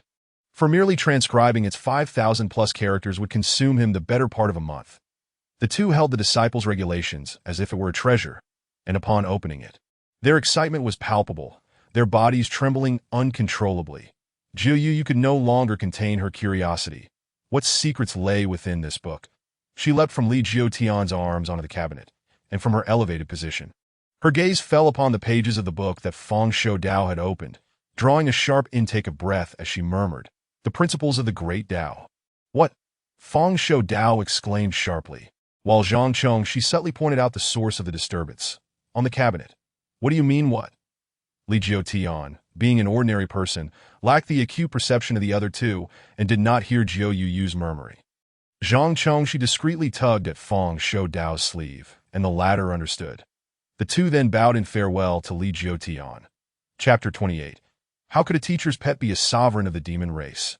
Upon exiting the Wuxin Qiaodang, the two swiftly leapt into the air. Daoist Zhang Chengxi, are you certain you did not misjudge? Feng Shudao inquired gravely. This matter is not to be taken lightly. I am absolutely certain. This is a note left by the supreme master of my Yuhua sect, detailing the formidable demons one must be wary of when encountering them, and without a doubt, it includes the one from our teacher's side. Zhang Chengxi inhaled deeply, feeling a tingling sensation at the back of his head. Based on the Supreme Master's notes, the cat beside Li Jiutian was not an ordinary demon, nor even a typical great demon, but rather the Jiu sovereign among the three sovereigns of the demon race. I thought it felt familiar when I first saw that cat. Turns out it is a demon. Feng Shou Dao nodded in realization, although he remained uncertain of the type of demon it represented. Daoist Zhang, what is the origin of that cat demon? Feng Shou Dao inquired. Zhang Chongshi gritted his teeth and articulated slowly. The three sovereigns of the demon race. The Jiu sovereign. A wave of dizziness washed over Feng Shou Dao, and he nearly lost his balance, almost plummeting from the sky. You can't be mistaken? This is unfathomably true. It is indeed a sovereign of the demon race. Feng Shou Dao stammered, unable to maintain his composure, that I swear upon my soul that I would never misjudge. Zhang Chongshi affirmed. If the Supreme Master's information is accurate, the cat we just encountered must surely be the Jiu sovereign. Zhang Chongshi's mind was in disarray. How did a sovereign of the demon race end up in Wuxin Chaodang? How could it have become the teacher's pet? And why did it not attack them when they went to search for the cat? Although both were cultivators at the integration realm, if faced with a surprise attack from a half-step Dongshu demon sovereign, they would likely perish before they even had a chance to react. Why were they still alive? Surely, it was due to their teacher. Zhang Chongshi quickly connected the dots. How could their teacher possibly associate with a demon sovereign? It was truly perplexing. Could that terrifying aura previously felt among the demons have emanated from their teacher? Could it be that their teacher was of the demon race? Feng Shou Dao murmured to himself. Do not indulge in wild speculations that if our teacher were a demon, how could human cultivators still exist? Moreover, our teacher possesses a benevolent heart and cherishes the world. Otherwise, why would he choose to be a teacher in a school, imparting knowledge and guiding others toward virtue? Zhang Chongshi sighed and continued. However, regarding the aura you mentioned, it is indeed plausible that it was emitted by our teacher, that I dare to speculate that he does not wish for our two races to engage in further bloodshed, thus releasing that aura to deter us. And the price the demon race pays is that the Jiu sovereign must remain by his side, preventing this sovereign from leading the demons to assault the 13 states. After contemplating for a moment, Feng Shou Dao's eyes lit up as he laughed heartily. I understand now. Such a method truly aligns with our teacher's disposition. While we were fretting over how human cultivators should respond to the demon tide, our teacher had already acted to eradicate the root of the problem. Upon hearing this, Zhang Chongshi also burst into laughter. Our esteemed teacher Li truly is the first of his kind since the dawn of creation. This approach is indeed extraordinary. That it is entirely natural for him, that our teacher, whether human cultivators or demons, we are merely two ants crossing paths. He will not favor either side.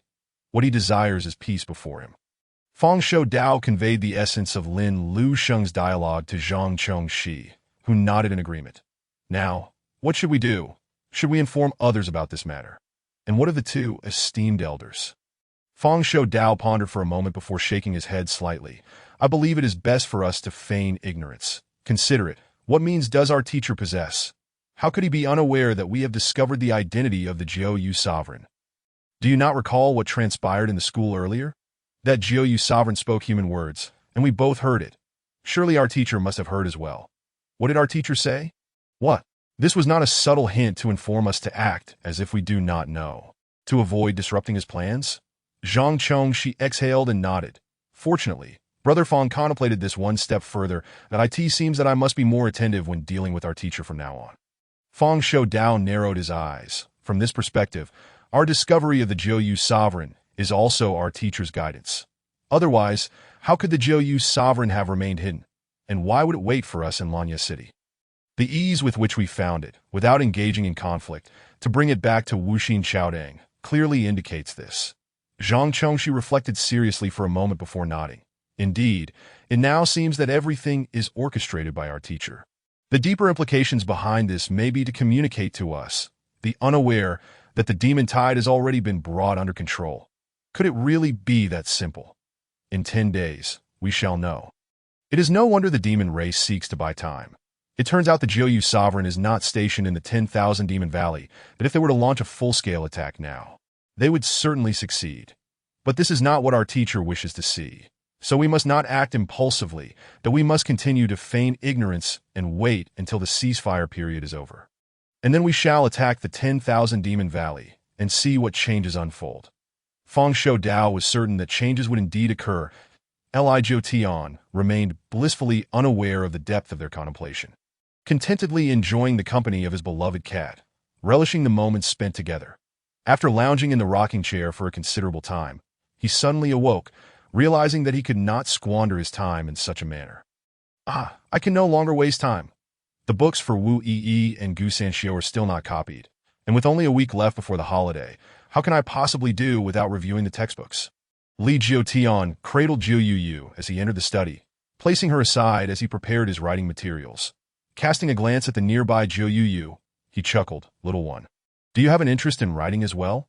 Jiu Yu's heart quivered, and she reluctantly emitted a few meow-meow sounds, feigning the act of grooming her fur. She was constantly testing my resolve. I must remain vigilant and ensure that I do not give myself away, she thought. Suddenly, she recalled the earlier visit from Feng Shou Dao and Zhang Chongxi, two integration realm cultivators seeking her out. Could they have already uncovered her identity? Nevertheless, as the curtain had not been drawn back, there was no need for her to worry. Upon glancing at the paper before Li Jiutian, she was taken aback. Every word he inscribed contained the essence of the great Tao. Who was this individual? When had such a transcendent figure emerged among human cultivators? Jiu Yu began to sift through her memories. Having lived for over 3,000 years, she had encountered all the remarkable figures among human cultivators. But no matter how extraordinary they were, none could compare to the one before her. Chapter 29. Is this a celestial script? Each character penned by Li Jiutian was etched into Jiu Yu's mind, not merely for their intrinsic Taoist rhyme, but because she sensed that these words seemed to embody Li Jiutian's profound insights into the great Tao. The great Tao is vast and can be wielded at will. All things rely upon it for existence, yet it does not claim ownership. Achievements are made without seeking recognition. It nourishes all without asserting dominance, remaining devoid of desire. It may be named small. All things return to it without seeking dominion. It may be named great, because it never seeks to elevate itself. It is capable of achieving greatness. What does this mean? Although Jiu Yu could read, she had never learned the systematic understanding of Huaxia culture from Li Jiutian. At this moment, the text appeared to her as nothing short of celestial scripture. Yet, even without fully comprehending its meaning, she could still sense a powerful force emanating from the text, which gradually invigorated the demon essence within her. The human and the cat remained in the study for over an hour, engrossed in the meticulous transcription of the Tao Te Ching. This endeavor required utmost concentration. A single error could lead to dire consequences. Thus, Li Jiutian was entirely absorbed in his task, forgetting that a cat was present beside him. After completing several sections, he rose to stretch his legs, and a sidelong glance revealed that this cat was utterly engrossed in examining the text he had just written. Look at you, so focused. You are far more serious than my students. Can you actually comprehend it? With a hearty laugh, Li Jiutian called out to Jiu Yu, who, upon waking, mewed twice before scampering away. The holiday passed swiftly, and in the blink of an eye, dawn of the next day arrived. The first thing Li Jiutian did upon waking was seek out Jiu Yu. Yeah, come out for a meal, he called. Startled, Jiu Yu, who was hiding in the cupboard, trembled at the intimacy of the address, feeling quite unaccustomed to it. Reluctantly, she mewed twice to inform Li Jiutian that she was in the room, then crawled out from her hiding place. Hurry over and let me have a sniff, Li Jiutian urged, reaching out to embrace her, but Jiu Yu nimbly dodged his advance.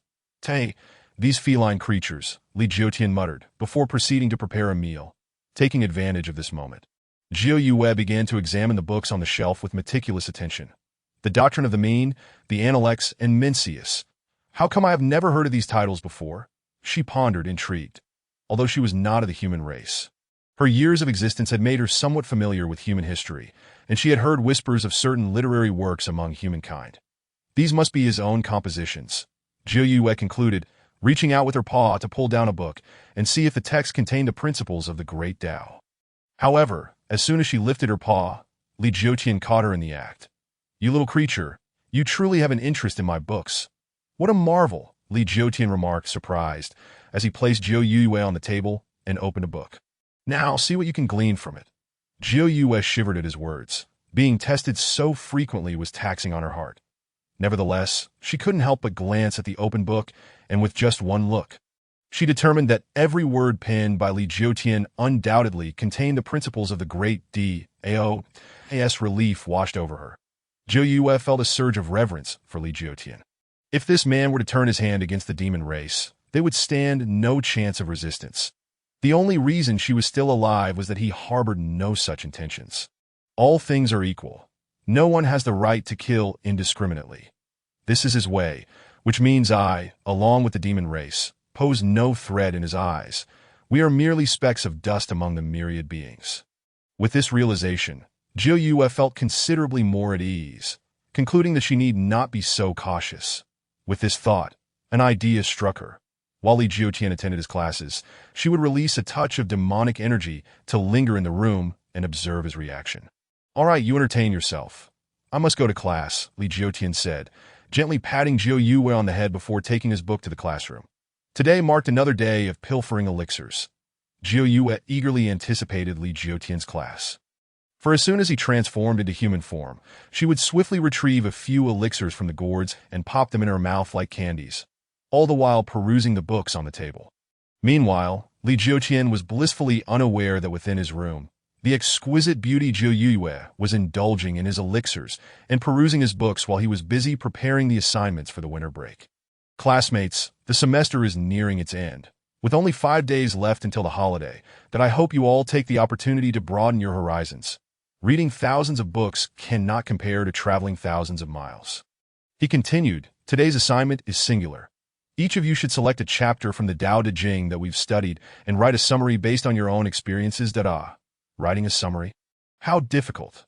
The classroom was filled with groans, and Li Jiutian chuckled, shaking his head. That it seemed that summaries, no matter the era, were a source of vexation for students. However, he deemed it necessary. Through writing summaries, he could discern the students' insights, shortcomings, and points of brilliance. Enough discussion. Li Jiutian clapped his hands for silence. That an hour should suffice for this task. The word count should be around 800. That if you have any questions regarding the text you wish to write about, feel free to ask me immediately. After this, he settled into a chair at the front of the classroom. At that moment, a student raised his hand. "Sir, I have a stomachache that I wish to return home to rest, and will submit my summary tomorrow." This was the son of Chun Yuanwei, who often indulged in clever tricks. That Li Jiutian had seen him full of energy before class. "Just go to the restroom." "You can't fool me today," he replied, shaking a ruler in his hand. The boy shrank his neck and hurried toward the restroom. "Oh, what bad luck. I still have to write a summary." The boy shook his head, feeling the weight of the task. "There's no way around it. I'll have to get my servant to write it for me. Once I get out of the restroom, I'll just sit down and write it honestly." His steps were light, and when he approached the door to Li Jiutian's room, he barely made a sound, yet he heard some commotion inside. That it must be the teacher's cat. Children are naturally curious, to put it bluntly.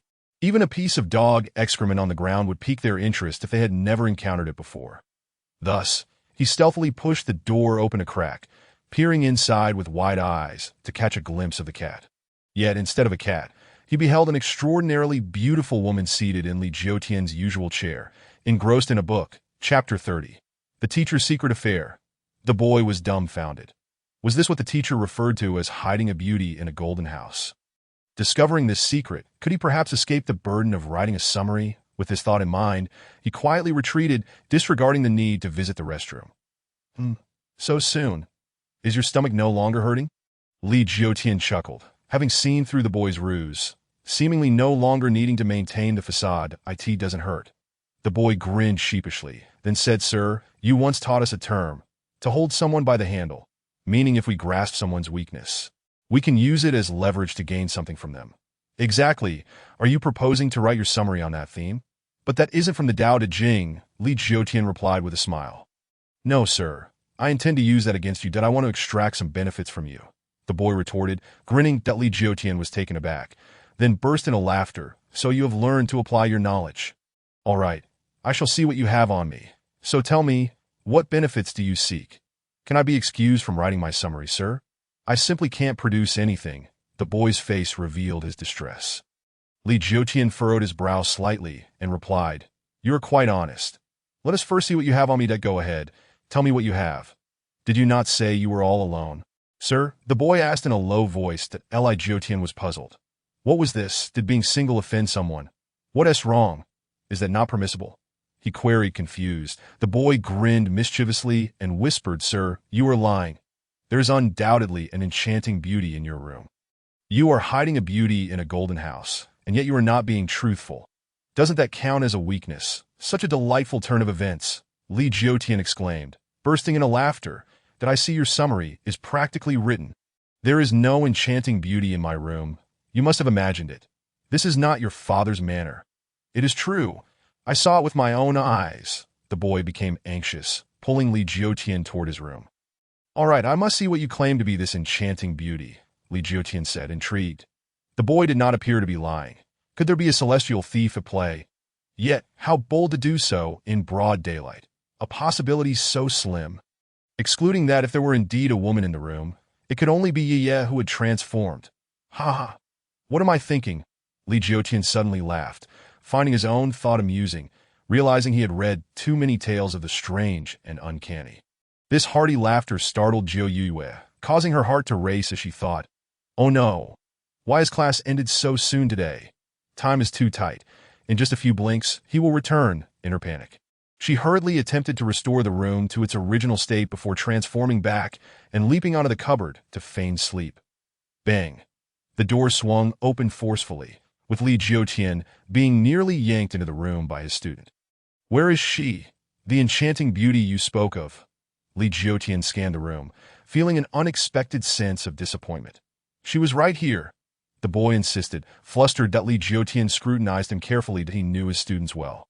And despite the boy's penchant for clever tricks, he was not one to fabricate lies without basis. That he nodded. Yes, I believe you, but you still must write your summary. Why, you believe me now, don't you? The boy asked.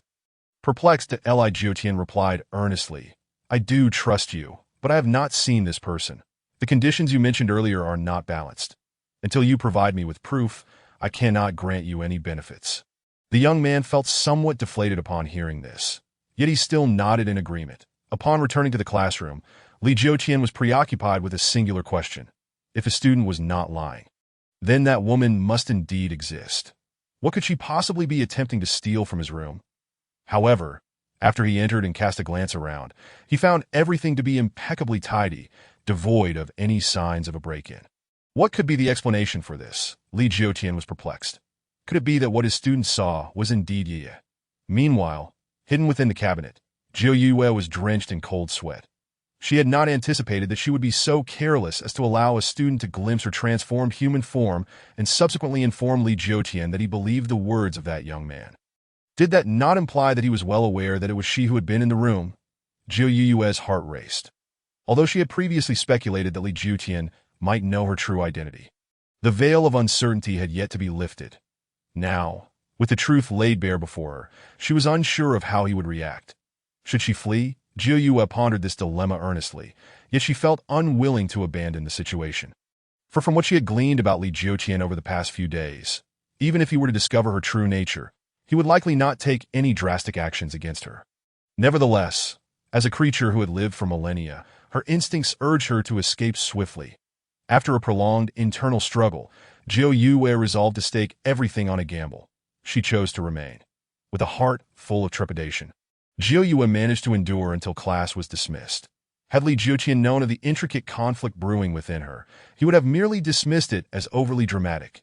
Yeah, it's time to eat. As the door swung open, Li Jiutian entered, carrying a platter of raw beef.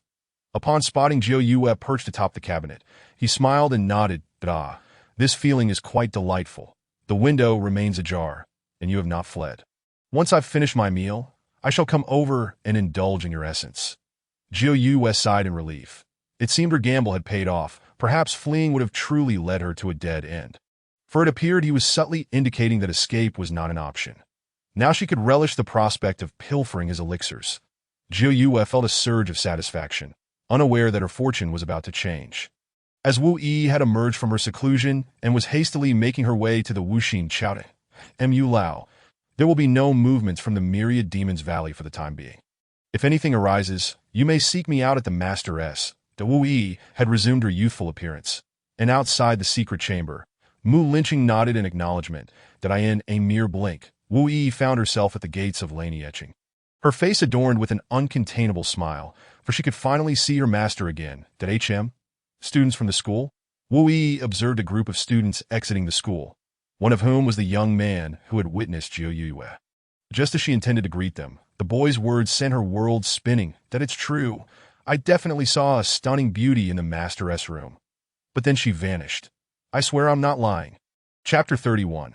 This cat must be of the demon clan. Wu Yi felt dizzy. Had her master found a new love in just a few days since her departure? No, even if he had. It could not be a new romance, for she was merely his student, not an old flame.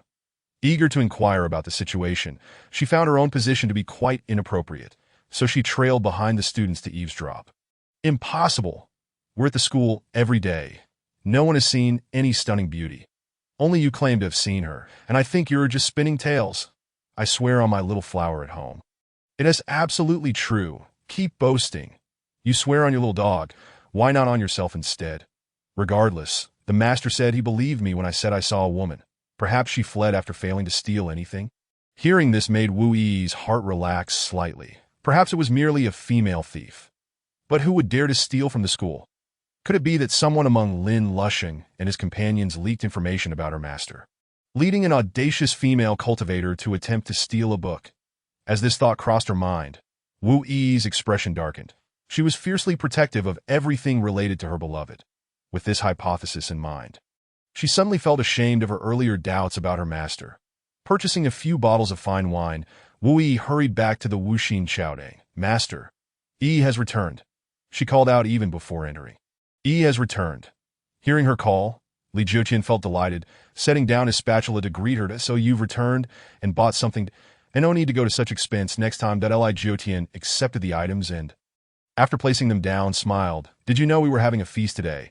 Hence your rush back? Wu Yi chuckled, curious about what delicious dishes her master was preparing.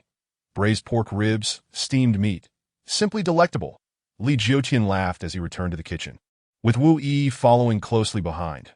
Once inside, she washed her hands and assisted in the cooking. Before long, the dishes were ready, yet Wu Yi's ravenous appetite was in stark contrast to her refined and demure demeanor. Li Jiutian watched her with amusement, grinning widely. Slow down. No one else competing with you. Be careful not to choke. This is too delicious. I can't help myself. Wu Yi explained sheepishly, realizing that her two greatest weaknesses in the world were Li Jiutian and food. Due to several students needing to take leave in the afternoon, Li Jiutian decided to dismiss class early. Naturally, with no classes, it was time to enjoy some wine. The few bottles Wu Yi had brought were indeed intoxicating. After just one cup, Li Jiutian felt himself becoming tipsy. The Tio maintained his image. He quickly declared he needed to take a nap. That I'll help you, master. Wu Yi assisted Li Jiutian back to his room. As soon as they entered, her brow furrowed. There was a hint of demonic energy lingering in the air. Wu Yi's senses heightened as she scanned the room, which appeared unchanged since her departure. Save for the addition of a cat. Wu Yi's heart sank, and she directed a piercing gaze at the cat. Who is this little girl? Why does she have such sharp eyes? Is she staring right at me? Jiu Yue yawned, then leapt down from the cabinet, sauntering out of the room nonchalantly. Where did this cat come from? Is it the Masteress? Wu Yi wondered, after seeing Li Jiutian comfortably resting on the bed. She fetched some water to wipe his face. Once she had completed her tasks, she stepped outside in search of the cat. That trace of demonic energy was unusual. Could it be the woman the student spoke of? Wu Yi contemplated this matter seriously, meticulously inspecting every nook and cranny of the Wuxin Chaodang. Aside from the cat, there was nothing else of concern. Indeed, the key seemed to lie with that cat. Wu Yi reached this conclusion, but then reconsidered. Her master could not possibly be unaware of the demonic energy. Was it intentional for him to allow it to linger in his room? Wu Yi took a deep breath, feeling uncertain. Present, the cat was highly suspicious. She believed it unwise to act rashly. It was better to wait until her master awoke to inquire about the cat's origins. Perhaps it would yield some information. Before that, Wu Yi returned to her room to tidy up. Shortly after, Xiao Yezi returned from playing, and she inquired about Jiu Yue's background. The master rescued her from a group of children outside the city. Rescued? Wu Yi questioned, and Xiao Yezi nodded.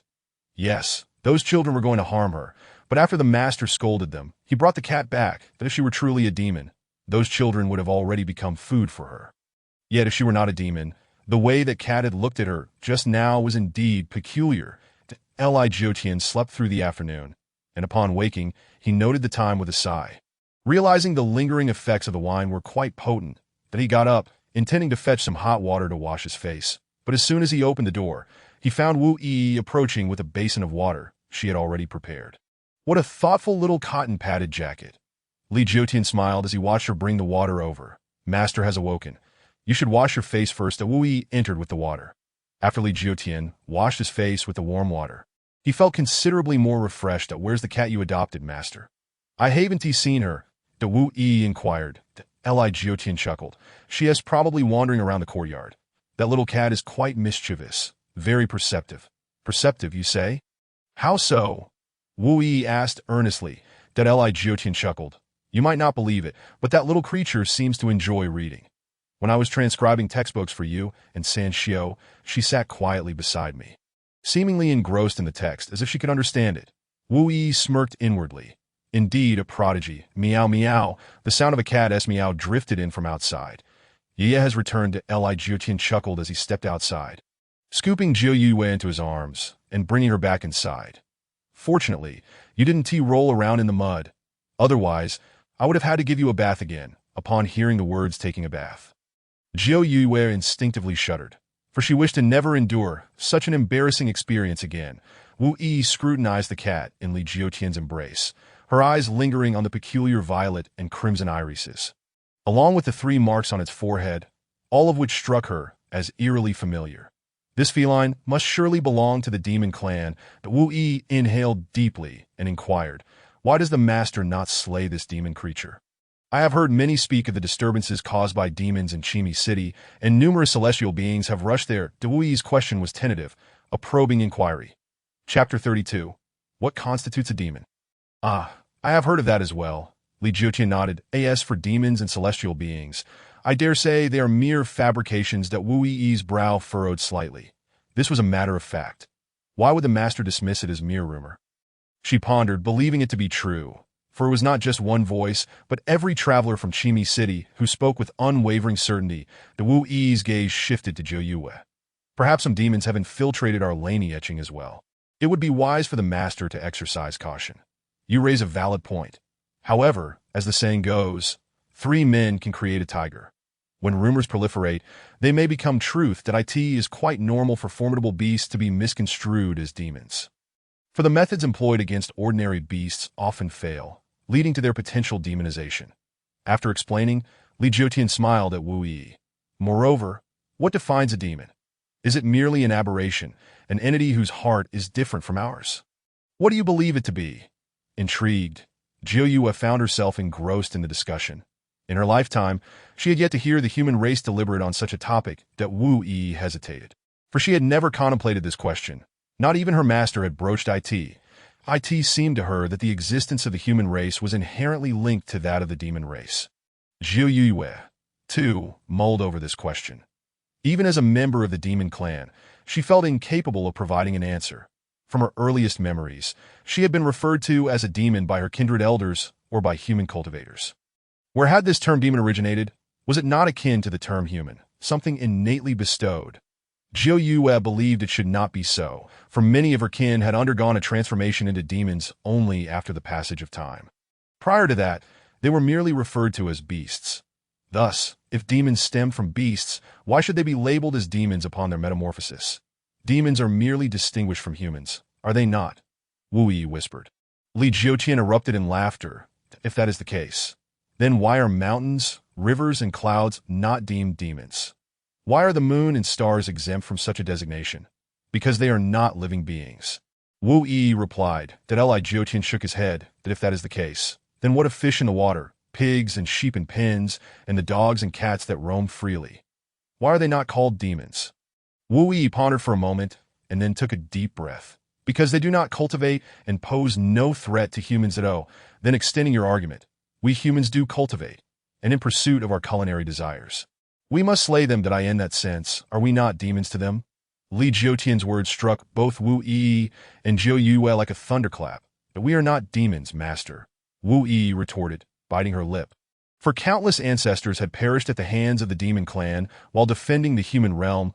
Li Jiotian's previous statement seemed to obliterate the sacrifices made by those who had given their lives for this very mission. I am well aware of that. Do you know why humanity is distinguished from beasts? Li Jiotian asked with a smile. Wu Yi shook her head, unaware. Desire may never be completely quenched, yet it can be approached. Desire may not be eradicated, but it can be tempered. Li Jiotian spoke solemnly. This is my perspective. The fundamental distinction between humans and beasts, and even between you and the demons, lies here. Wu Yi contemplated seriously. Though the text proved somewhat perplexing to her, observing her confusion, Li Jiotian elaborated. Although desire has no end and cannot be fully satisfied, it can be approached. Though desire cannot be eliminated, it can be moderated. Consider a famished dog that sees a piece of meat on the ground. Will it restrain its desire and refrain from eating? A human, however, would be mindful of their dignity, and even if they yearn for that meat, they would resist. Such restraint is a trait unique to humanity. Now, let us return to the topic of demons. Li Jiotian set Jiu Yue upon the table and inscribed the character, demon, upon a sheet of paper. This character does not specifically denote a single species. Its meanings are manifold, often used to describe abnormal or peculiar phenomena. The heart and the voice, the name and the demon, the calamity. Humans bear no malice. Yet demons act of their own accord. Just by observing the character, one should understand that demons are a human construct. Perhaps the demons spoken of by many are merely extraordinary beasts or phenomena that surpass the understanding of the populace. Humans are the most likely to manifest demons or create disturbances, for the human heart is the most elusive, ever-changing. Should an individual engage in behavior deemed highly abnormal, they too may be labeled as a demon person. Thus, my point is that one need not harbor excessive aversion towards demons. They should be viewed with a calm heart, while it cannot be claimed that all that exists naturally is reasonable. The existence of the natural world indeed holds significance. Whether that significance is good or bad, it is not for us to worry about. Heaven has its own arrangements, and the way of nature is paramount. The way of nature. These four characters stirred a tempest within Jiu Yue's mind. The once dim demon essence began to shimmer with golden light that as her consciousness entered the demon's source to probe. Those four characters stood like a monumental edifice, drawing the demon essence into them, as if destined to merge into one. The decline in Jiu Yue's cultivation was a consequence of the cataclysmic battle a millennium ago, when several human cultivators had jointly unleashed the reincarnation seal, which had poisoned her past, present, and future cultivation with 3 reincarnation marks. Now, as the way of nature slowly absorbed and fused with the demon essence, the 3 reincarnation marks that had lurked within her demon essence like a parasite were finally severed. In that instant, Jiu Yue felt she was on the cusp of reclaiming her former cultivation realm. Yet, she remained in Li Jiotian's abode. Though she did not believe he would harm her, she was wary of Wu Yi, the young girl who seemed far from ordinary. Jiu Yue stifled the urge to break through, mewing softly twice in Li Jiotian's embrace before leaping down and darting out of the room. This little creature was off to explore again. Playfulness was a cat's nature. Li Jiotian chuckled, while Wu Yi furrowed her brow, glancing toward the door. Master, I shall go buy some groceries. Very well. Take this silver.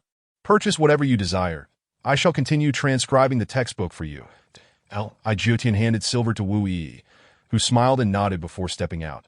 Buying groceries was merely a pretext. Her true intention was to follow the transformed Jiu Yue.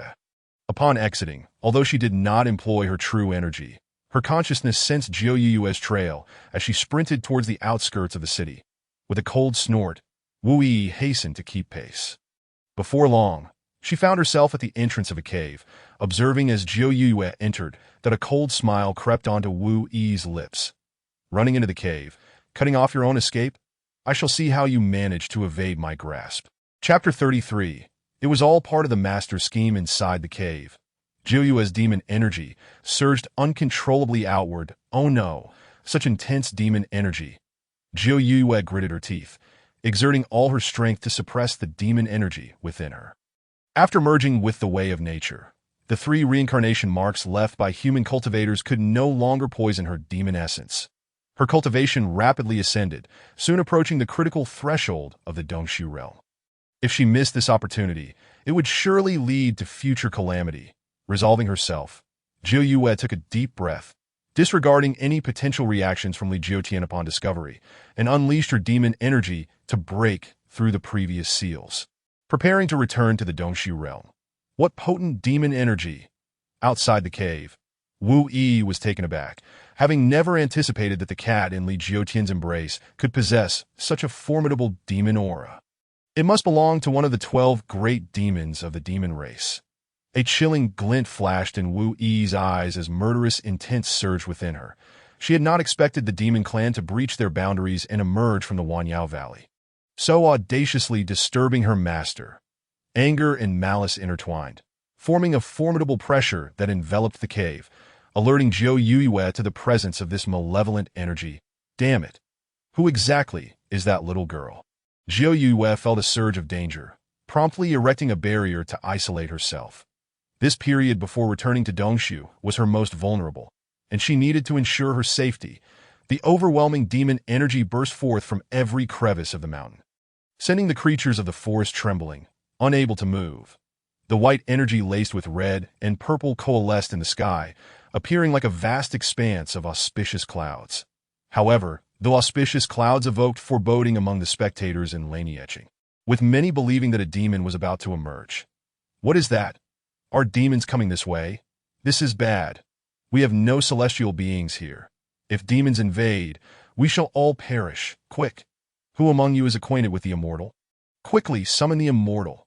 This is sheer nonsense. Who truly knows an Immortal? You do. How could I possibly know? Of course, it is M or de Li from the Wuxin Chaodang. Ah yes, Mr. Li, come, let us seek out Mr. Li. The townsfolk, engaged in their fervent chatter, began to make their way toward Wuxin Chaodang, the majority of them merely stirring the pot, eager to ascertain whether the esteemed educator, Mr. Li, truly had any connection with the legendary Immortal at this moment. Li Jiutian was diligently transcribing his textbook, utterly oblivious to the commotion outside, until a voice bellowed, "Mr. Li!" He was jolted from his concentration. Upon exiting Wuxin Chaodang and encountering his neighbors, he was filled with curiosity. "What brings you all here to seek me out at Wuxin Chaodang?" "Sir, it is said that you know the Immortal. We implore you to save us, to rescue the people of Lanya City." The words of an elder named Chun left Li Jiutian completely perplexed. "Chunbo, I do not know any Immortal, as I have already explained. Moreover, is there truly something that requires an Immortal's intervention?" This was an unprecedented situation for him. Chunbo sighed, his urgency palpable. "Sir, there is an ominous cloud gathering atop the Jigong Mountain outside Lanya City. Those who have come from Chimi City have identified it as the work of demons. While we have no Immortal among us, you are said to know one that we beseech you. Have compassion for us common folk, and swiftly summon the Immortal to vanquish the demons. Indeed, we implore you, sir, to show mercy and hasten the Immortal's arrival to eliminate the demons." Li Jiutian was taken aback. How could he possibly know any Immortal? Yet, no matter how he attempted to clarify, the crowd remained unconvinced. Ultimately, he was swept along to the city gates, where he looked up and indeed saw an unusual cloud enveloping the mountain. Perhaps it is merely a few clouds, perhaps a matter of acidity and alkalinity, Li Jiutian murmured to himself. The onlookers were puzzled. Acidity and alkalinity? What does that mean? Nothing of consequence. Li Jiutian waved his hand dismissively. He then addressed the crowd. "There is surely nothing demonic over there. I shall investigate. You need not worry too much. That is unwise, sir. What if there truly are demons? Would you not be walking into the jaws of danger?" Chunbo grasped his arm. Li Jiutian shook his head, smiling. "Did I assure you? I will be fine. Do not fret. Chunbo, no.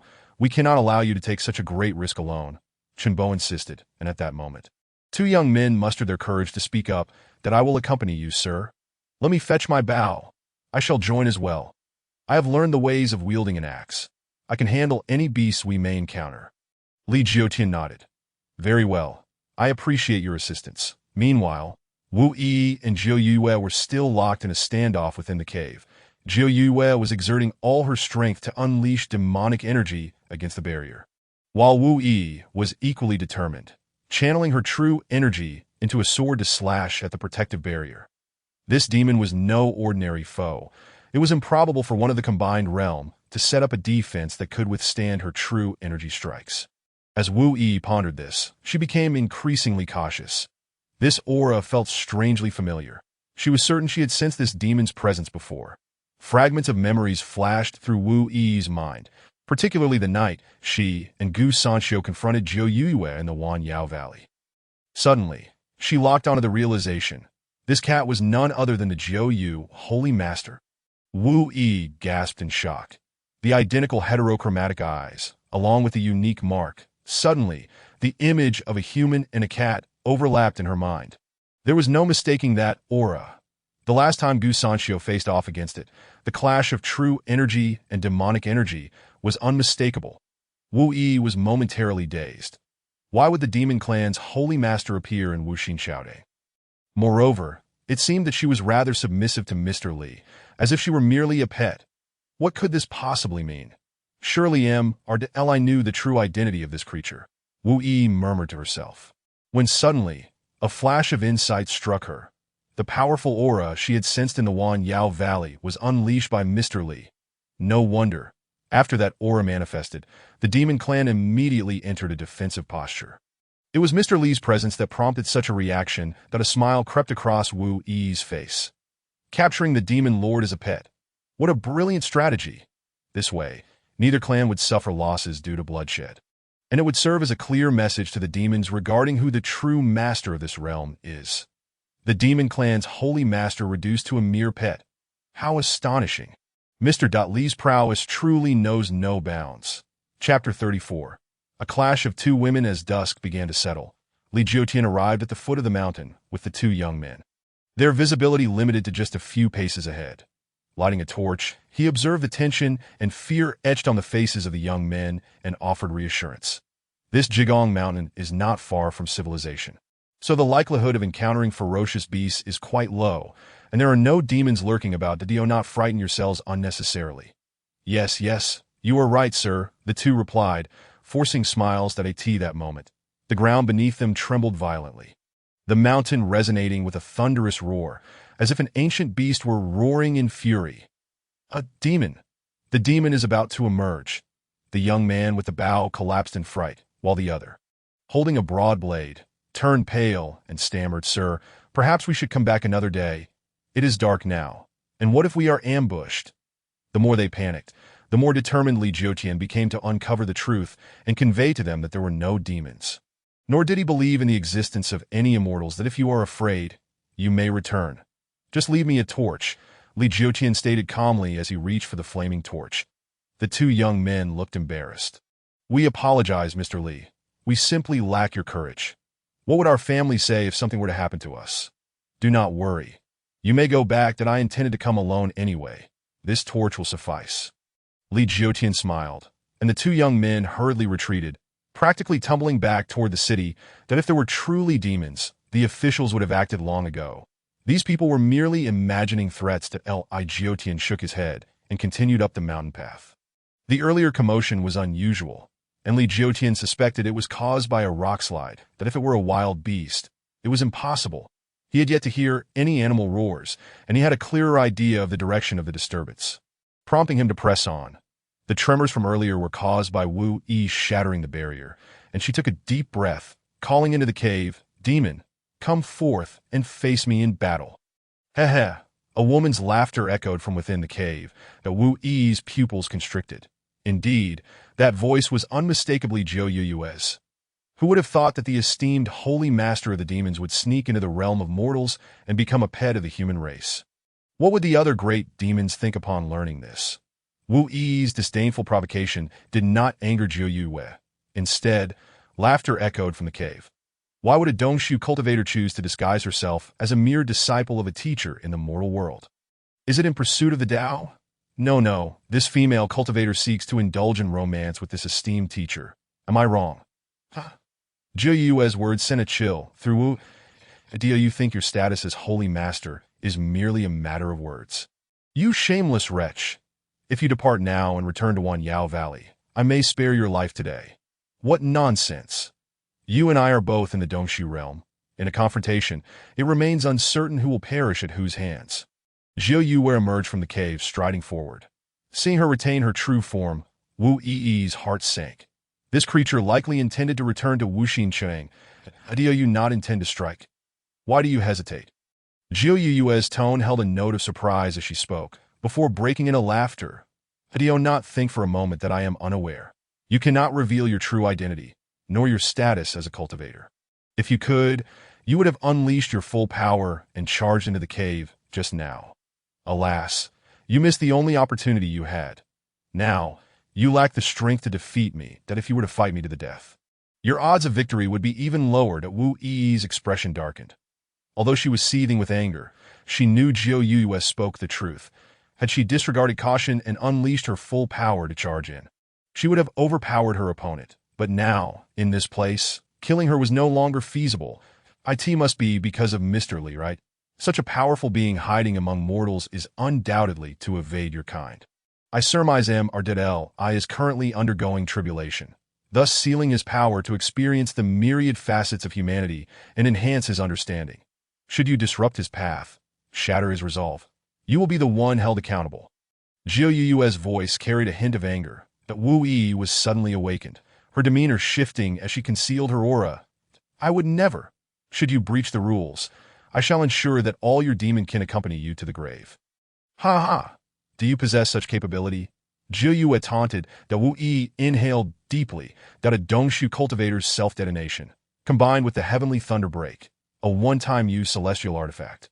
What do you think? Care to test it? In the depths of Jiu Yu's heart, a sense of foreboding settled.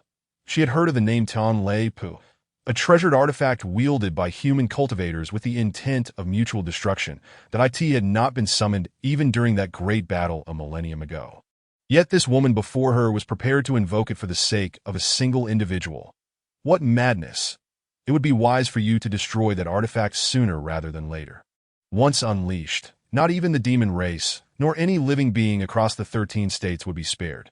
Jiu Yu warned coldly, to which Wu Yi merely smiled and replied, and what of it?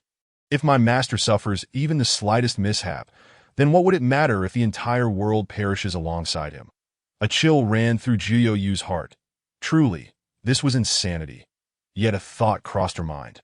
Perhaps she could use this to disturb her opponent's state of mind. How pitiable, she mused, for I fear your feelings for my master are but one-sided. Allow me to enlighten you. My master's embrace is indeed warm, for he holds me daily and caresses my fur. Enough. Wu Yi's inner fury flared once more, just as she heard the voice of Li Jiutian calling from behind. Hey, what brings you here?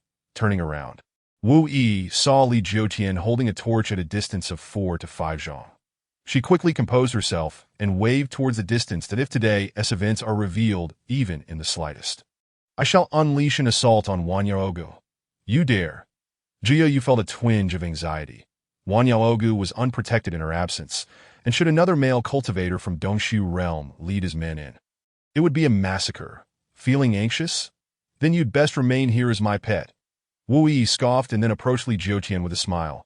Master, I merely came to gather some wild vegetables. But I didn't expect nightfall to descend so quickly, and found nothing at all no matter, Li Jiutian replied, glancing upwards, that I've heard tales from the townsfolk about demons lurking here, so I came to take a look. They truly exaggerated. The clouds above have dispersed, have they not? After a brief inspection, he patted Wu Yi on the shoulder and made to descend the mountain when suddenly, the sound of meow, meow, meow caught his attention. Turning around, a smile spread across his face. Yeah. How did you come to be here? There are many wild beasts in these mountains. What if one were to devour you? Come here. As he spoke, he walked over and embraced Jiu Yu. Wu Yi's expression turned icy at this sight, while Jiu Yu met his gaze with a provocative look. You wretched creature. Wu Yi cursed inwardly, yet before Li Jiutian, she could do nothing, for she could not openly admit to being jealous over a mere cat, especially one that belonged to the demon race as sovereign. Chapter 35. A long and endless night will my master return. Upon entering the city, the crowd gathered at the city gate bombarded Li Jiutian with incessant queries. He recounted truthfully that he had not encountered any non-existent demons upon ascending the mountain. The clouds were merely a consequence of the weather, that as for the rumbling of the mountain, it was likely due to a landslide or a large rock tumbling down. Given Li Jiutian's esteemed status as a teacher and his extensive knowledge, the crowd believed him. Finally, the dull matters have come to an end and I have prepared dinner. Let us eat. With that, he placed Jiu back in her room and took a bowl of beef to feed her. Wu Yi quickly interjected, "Allow me, master. I wish to cultivate a bond with her." After a moment's contemplation, Li Jiutian nodded with a smile. "Very well. Go ahead." Entering the room with the bowl of beef, Wu Yi casually closed the door behind her. Her heart boiling with ire as she faced Jiu seated at the table. "Jiu, what is your true intention in staying by my master's side?" Wu Yi inquired, lowering her voice. Intention, if there is one. Is it not the same as yours?" Jiu chuckled. "With a man like my master, which woman in the world could resist? Even I, as a demon, deeply admire him, yearning to be by his side every day." "Shameless, humans and demons are worlds apart. You are merely deluding yourself." Wu Yi wished she could stomp out the very existence of this cat. "Then I shall simply transform into my human form." Jiu laughed, and with a flourish, the enchanting beauty appeared in the room. Will my master like me? I cannot say, but I am certain he would not favor you. Look at yourself, short, frail, lacking in all the right places."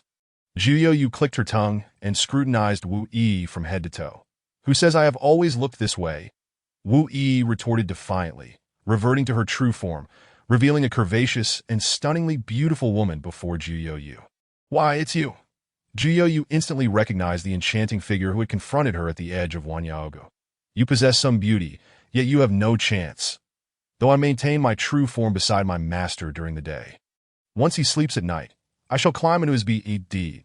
As Jiu spoke, she raised an eyebrow in provocation. "What do you think, during the long, endless night, when my master is faced with a woman like me? Will he not embrace me?" Silence. Wu Yi snapped in a low voice, preparing to take action, but the sound of Li Jiutian's voice from outside made them revert to their previous demeanor. The food is getting cold. Come out to eat." "Coming, master." Wu Yi's eyes flickered as a cunning plan took root in her mind, and she stepped out with a cold smile. "What took you so long?" Li Jiutian casually inquired. Wu Yi sighed, her expression clouded with sorrow, which piqued Li Jiutian's curiosity. "What is it?" "You may be unaware, master, but I have raised a cat at home since my youth, growing up alongside it. Our bond is akin to that of family. However, 2 years ago, it fell ill and passed away, leaving me heartbroken.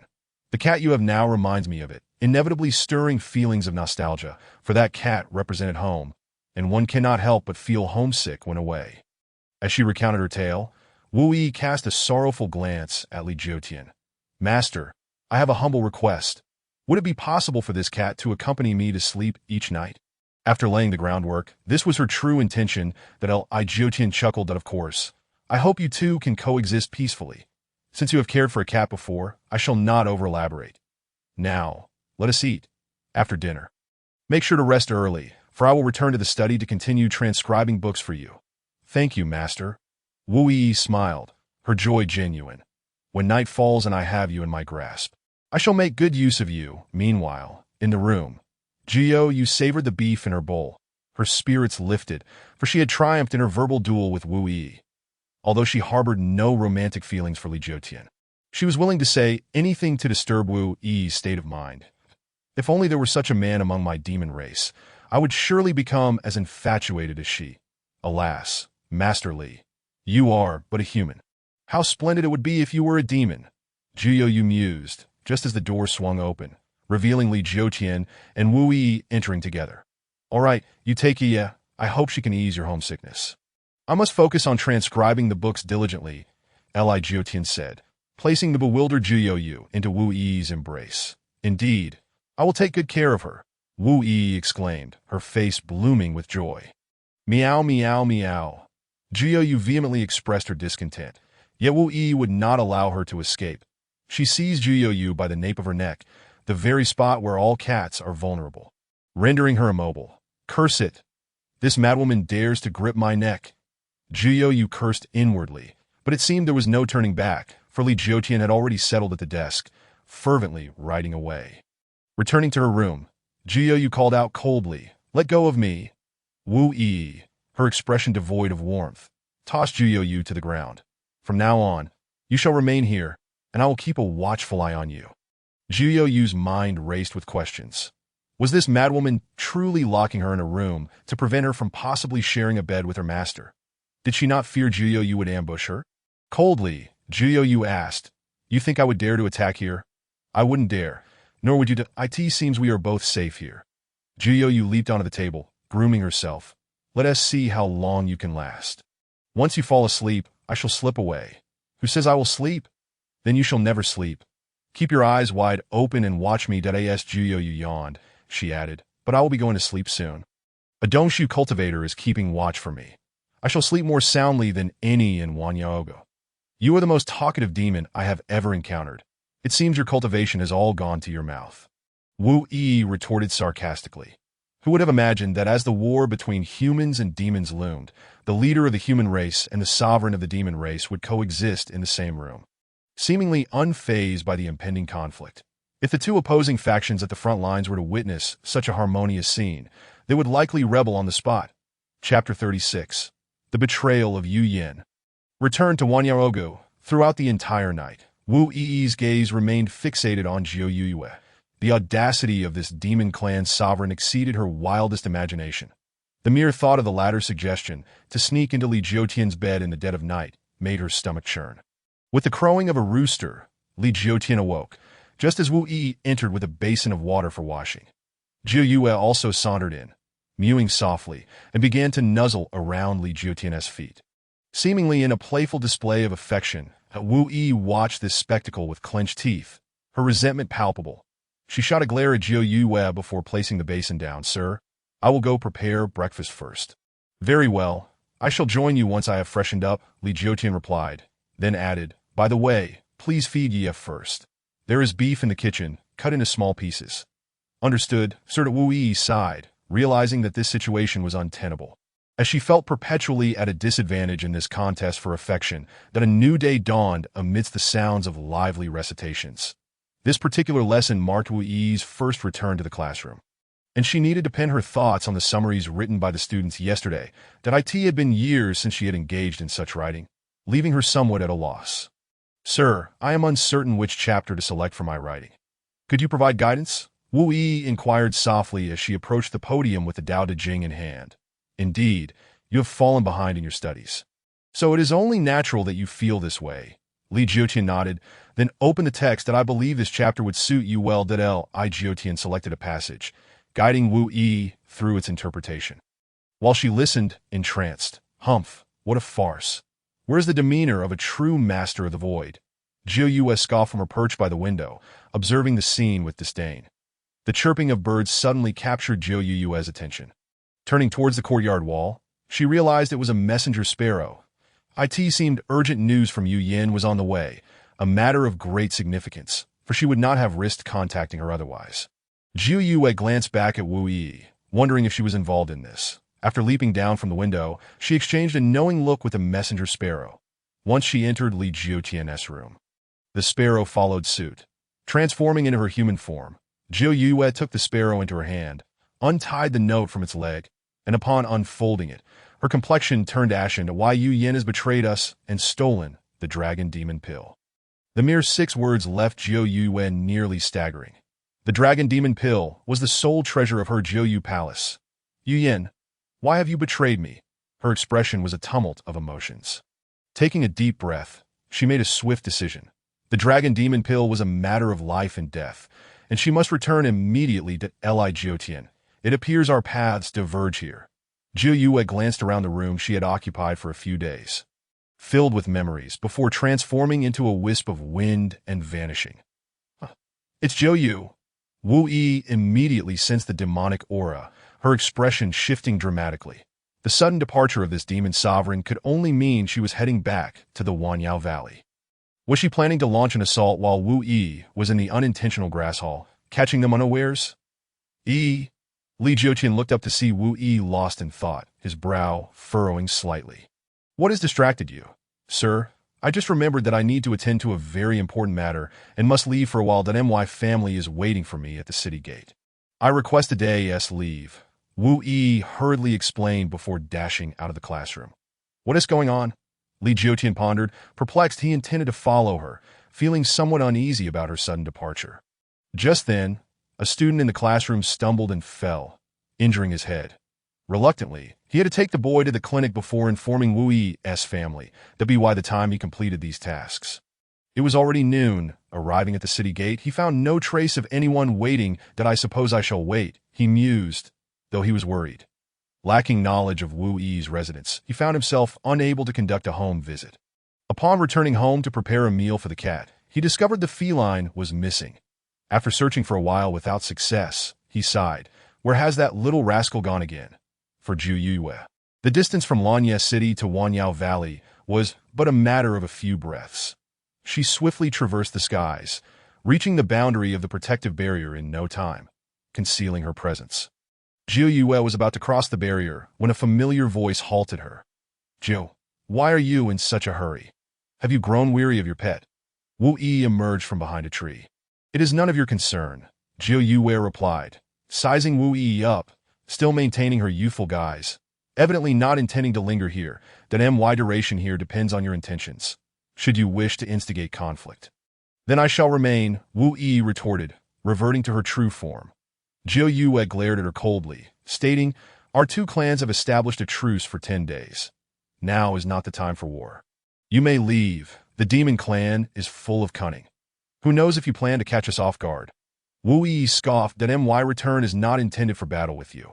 I lack the time to engage in this quarrel. If you continue to obstruct me, then today shall mark the beginning of war between our clans."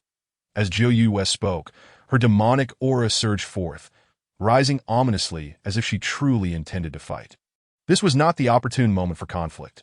Gu Sanxiu had yet to emerge, and others were not prepared. Wu Yi narrowed her eyes at her adversary, then coldly turned to leave. Prepare for a preemptive strike. Zhu Yue mused, rushing back. Something significant must have transpired in Wanyao Valley, possibly involving the other two demon sovereigns. That Wu Yi contemplated this, hastening to the front lines to assign tasks to her comrades. Upon Wu Yi's arrival, the others displayed expressions of joy, with Lin Lushing rushing forward to report the recent developments. "Senior Wu, since the Wanyao Valley reached a 10-day agreement with us, they have been quite compliant. The cultivators assigned to surveillance have detected no unusual activity from the demon clan. However, the 10-day deadline is approaching, and the 4 great formations have been set up. Once war begins, the formations will surely withstand the demon clan's initial assault." That Wu Yi nodded in approval. "Well done. Now we must proceed methodically." "That by the way, I have a question for you." "Please, Senior." Lin Lushing bowed respectfully. "Has anything significant occurred in Wanyao Valley over the past few days? Or have the 3 demon sovereigns made any moves?" Lin Lushing hesitated, recalling how Zhang Chongxi and Fang Shudao had recently informed him of Zhu Yue's visit to the unintentional grass hall. This shocking news had left him in disbelief for quite some time. Never had a human cultivator managed to capture a demon sovereign as a pet throughout history. However, the two had cautioned him to keep this information confidential, fearing that if it were to leak, human cultivators would attack Wanyao Valley in Zhu Yue's absence, breaching the agreement. Their primary concern was to not jeopardize Li Jiutian's plan. Well, Junior Lin Lushing is rather hesitant. Wu Yi frowned. "That I ask there's something you wish to avoid mentioning to me?" "No, Senior, you misunderstand. This matter concerns Sir," Lin Lushing began, and Wu Yi immediately grasped the implication. "That it related to Zhu Yue?" "Yes," Lin Lushing confirmed with a nod. Wu Yi exhaled. "So this demoness has indeed become Sir's pet. I have witnessed this myself. What I wish to inquire about is the situation of the other 2 sovereigns within Wanyao Valley and any significant changes." Lin Lushing breathed a sigh of relief. This way, he was not divulging any secrets. He shook his head, responding, "In answer to Senior's inquiry, we have not detected any unusual occurrences in Wanyao Valley recently." "Have the other 2 demon sovereigns remained inactive?" Wu Yi pressed further. Lin Lushing nodded. "Yes, Senior. The other 2 sovereigns seem to still be in slumber. However, a few cultivators sensitive to demonic energy have reported sensing a strong and unusual scorching demonic aura recently."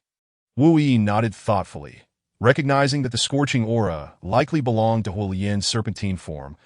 It is possible that Zhu Yue's urgency to return is connected to this Huolian. Turning to Lin Lushing, she instructed, "All right, I will leave this matter in your capable hands for now. That I have other matters to attend to. Before I depart, keep a close watch for any developments in Wanyao Valley. Should there be any signs of change, Have Mu Lao relay the message to me. Yes, Senior. After issuing her orders, Wu Yi hastened towards Lanya City. This trip was intended for a temporary farewell to Li Jiutian. She had expected to relish a few days of companionship with him. But Jiu Yu's sudden return to Wanyao Valley left her feeling unsettled. Meanwhile, within the Jiu Palace, Yu Yin had dismissed the others and remained alone in the Grand Hall. She stared at the throne before her, hesitant to take action, for the coveted dragon demon pill lay upon that very seat. Sovereign Yu Yin gazed at the throne, her features contorted in anguish. This is my most important secret, Yu Yin. You must safeguard this throne in my absence. Rest assured, Sovereign, I will ensure no one approaches the throne. But is there something special about it? Certainly, I have concealed a demon core within. I confide this secret to you. You must not betray me, Yu Yin. How could I? I would never betray the Sovereign. Reflecting on her previous conversation with Jiu Yu and the vows she had made, Yu Yin's tears flowed like rain. Sovereign, I am deeply sorry.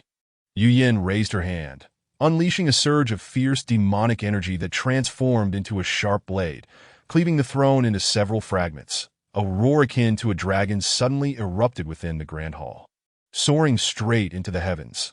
The sound momentarily stunned Yu Yin, but once she regained her composure, she stepped among the shattered pieces of the throne and grasped a demon core, radiating a cerulean glow. Yin, you dare to be so bold. A cold reprimand echoed from outside the hall. Yu Yin turned her head. Jiu Yu's grip tightened around her neck. To think you would truly betray me. Jiu Yu's eyes brimmed with murderous intent. Her most trusted subordinate had stolen the Qinglong demon core, akin to stabbing a dagger into her heart. Sovereign, Yu Yin gasped, struggling to explain. Yet Jiu Yu's reason had been completely eclipsed by fury. She would not grant her the chance. The demonic energy surrounding her surged violently as she rose, forcefully slamming Yu Yin into the ground. A torrent of domineering energy surged through her hand, shattering Yu Yin's internal organs. PFF.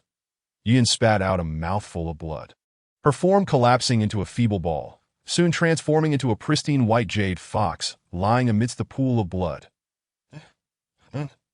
Jiu Yu's rationality returned from the haze of slaughter as she beheld the barely alive Yu Yin and immediately lifted her from the ground. Yu Yin, why? Why did you betray me? Sovereign, be cautious of Hu Yin. Please take care of my kin, that I ultimately did not betray you. Yu Yin's words instantly illuminated Jiu Yu. The letter she had received was penned by Yu Yin herself. Take care of your kin. After murmuring this, Jiu Yu swiftly deduced the situation. Someone had used Yu Yin's family to coerce her into stealing the Qinglong demon core.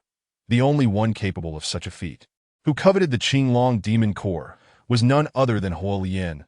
A fierce glint of murderous intent sparkled in Jiu Yu's eyes that Yu Yin struggled to utter these words, on the verge of death. Jiu Yu recalled the few elixirs she had pilfered from Li Jiutian. Regardless of their efficacy, she hastily fed them to Yin. It worked.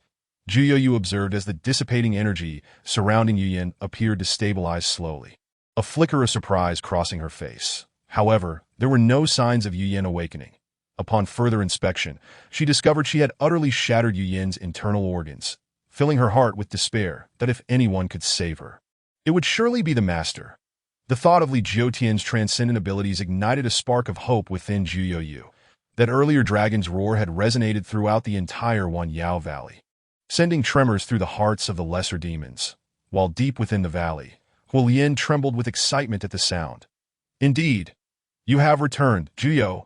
Hu Yin's enormous tongue flicked out, his massive form quaking with anticipation, causing the mountains and earth to tremble slightly. Sovereign, Yu Yin has failed.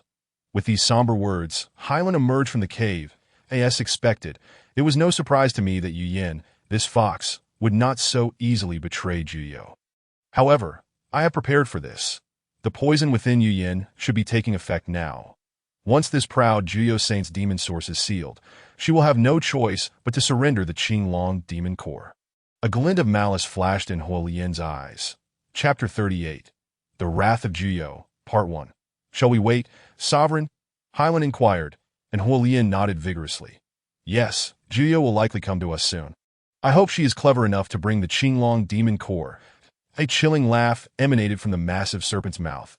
Hu Yin believed he had waited far too long to transform into a true dragon. Within Jiu Palace, Yu discerned the truth of the events through the ties of fate with Yin that I in her heart. Yin had already become a lifeless entity, a to dare scheme against me using my closest subordinate. Yin, your time has come to an end. Yu inhaled deeply, placing Yin in a secret chamber, enveloping her remaining meridians with her rich demonic energy before hastening towards the heart of Wanyao Valley. Yu suspected Yin had played a role in the great battle a millennium ago. While she lacked direct evidence, her keen sense of causality alerted her to his involvement. Moreover, Yin's penchant for devouring the living and his audacity to breach the norms by attacking the human stronghold had only escalated the animosity between humans and demons to its peak following his emergence. Soon, Yu arrived at the teleportation array leading to Yin's territory. Hylan acknowledged the Juyo sovereign with indifference. Yu cast a sidelong glance at him. Have you been waiting here for me on orders? I dare not. Guarding the teleportation array of the Inferno Mountain is my duty. Hylan replied solemnly, to which Yu snorted coldly, and no need for pretense. Lead the way. Your master is likely growing impatient. Juyo sovereign, please. Hylan gestured for her to proceed, that in the blink of an eye, Yu found herself within the Inferno Mountain. Upon inhaling the scorching winds, Yu felt as if her internal organs were ignited. A sense of foreboding washed over her, for she had not experienced this sensation during her previous visit. There must be a trap. Yu became increasingly cautious. She had come here for a purpose. Juyo, what an unexpected guest. Yin's voice echoed from within the cave, resonating throughout the valley. Yu stood at the cave's entrance, coldly declaring, Yin, your reach has extended too far, encroaching upon my domain. Juyo, from where do you draw such claims? Yin chuckled, and Juyou's voice grew sharp. Spare me the pretense. What have you done to Yin? You know full well what you have done. Yin? Yin feigned surprise that is she not one of your commanding subordinates? What has happened to her? Juyou's rage ignited, her teeth grinding audibly. Yin, how long do you intend to keep up this charade? With that, Juyo unleashed an overwhelming surge of demonic energy, whipping up a tempest that shattered numerous rocks upon the Inferno Mountain. Ha! Why the anger? I recall now. I had sent her to retrieve something for me. It seems she was unsuccessful. Where is she now? You haven't killed her, have you? She is your confidant. Yin's sinister laughter infuriated Juyo further. Her eyes bled with fury, turning a deep crimson, while a low growl escaped her throat. A primal instinct awakened within her. To think you have returned to the Dongshu realm. Upon sensing Juyou's presence, Yin was taken aback. The 3 demon sovereigns had been cast into reincarnation by the 13 mighty beings a millennium ago. Their demon sources poisoned and their realms diminished. Yet Juyo, who had come to confront him, had remarkably regained her standing in the Dongshu realm. A fervent glimmer shone in Yin's eyes. He believed Juyou's transformation was due to the Qinglong demon core, solidifying his resolve to acquire this ancient demon core at any cost. As Juyou's energy erupted, a colossal cat-like specter manifested behind her. Towering dozens of feet high, with a swift paw strike, it unleashed a resounding boom that shook the very earth. Yin's massive form ignited with crimson demonic energy, which rapidly enveloped the Inferno Mountain, creating a barrier to ward off the specter's assault. The fire poison within her should soon erupt, Yin mused with a cold smile. When he had coerced Yin into stealing the core, he had planted a seed of fire poison within her.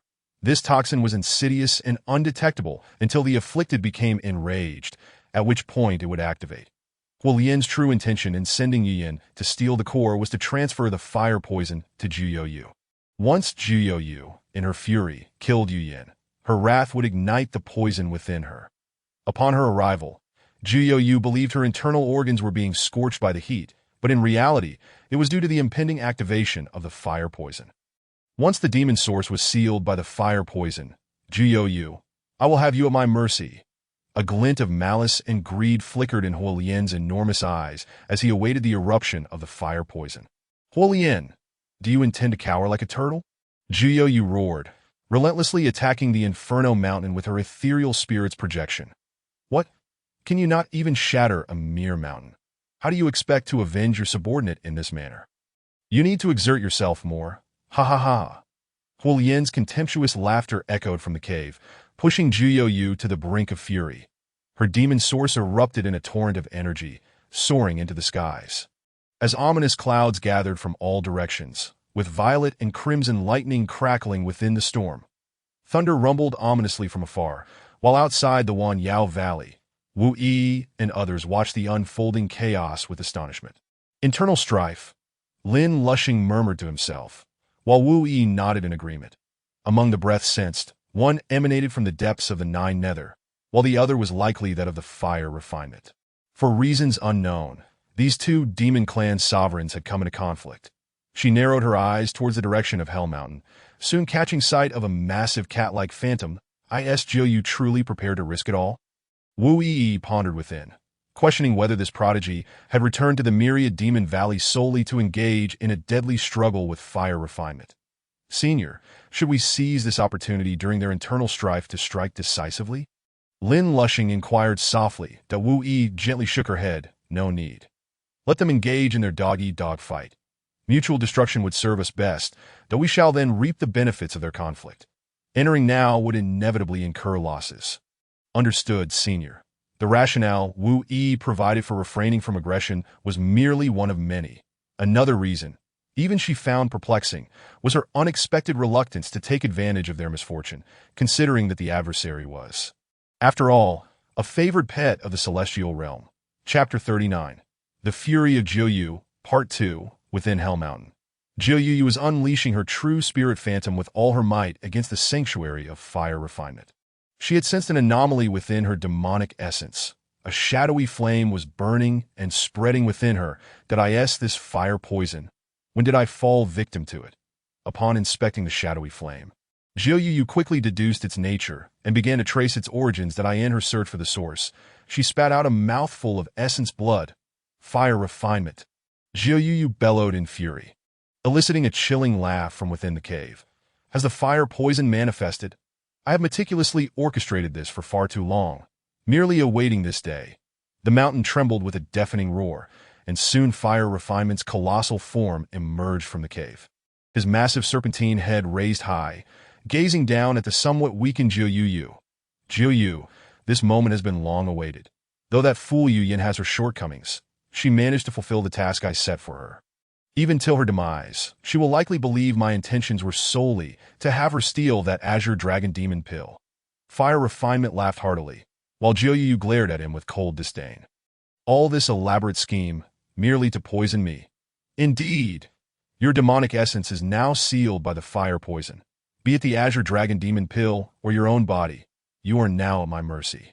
Upon hearing this, Jiu froze momentarily, her fury erupting as she staggered to her feet, trembling with intense rage. That my body. At your mercy?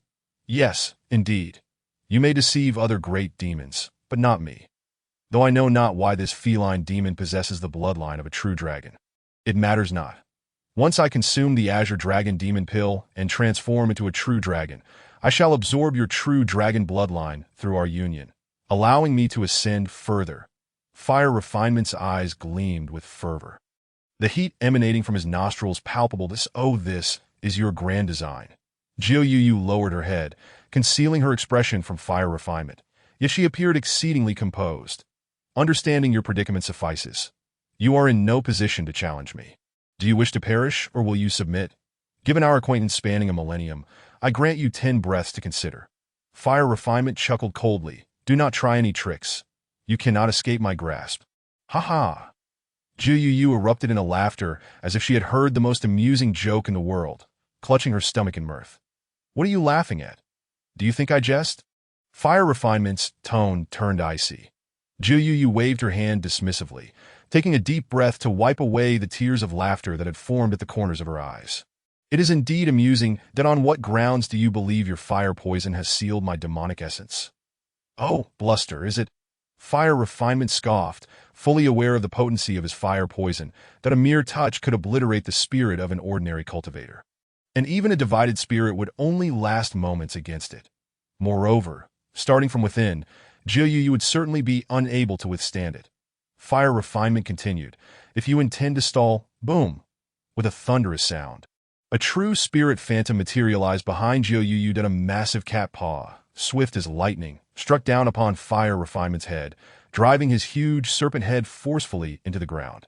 How is this possible? Fire Refinement's head was pinned to the rock, fear coursing through him. Surprised, are you? Jiu Yu retorted coldly. You thought mere fire poison could make you so arrogant. You should not have dared to strike at my confidence. Nor should you have laid your schemes upon me.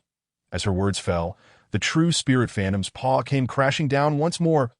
Bang! Bang! Bang! The relentless assault of the true spirit phantom's cat paws rained upon Fire Refinement's serpent head like a torrential downpour, engulfing Hell Mountain in a cloud of dust, obscuring the battlefield entirely. Through the increasingly potent scent of blood, Jiu Yu discerned that Fire Refinement was indeed sustaining injuries. However, she understood that it would not be so simple to eliminate him. For he was, after all, a sovereign of the demon clan just like herself. Jiu Yu had more potent means to combat her adversary, yet she felt that such an approach would be too lenient towards Fire Refinement. The inherent nature of cats to torment their prey was now manifest. She intended to methodically torture Fire Refinement to death. Within the heart of the myriad demon valley, a tempest arose due to the assault of Jiu Yu's true spirit phantom, causing the creatures within the valley to watch anxiously towards that direction. The Holy Master of Jiu Yu engaged in battle with the Holy Master of Fire Refinement. This is dire.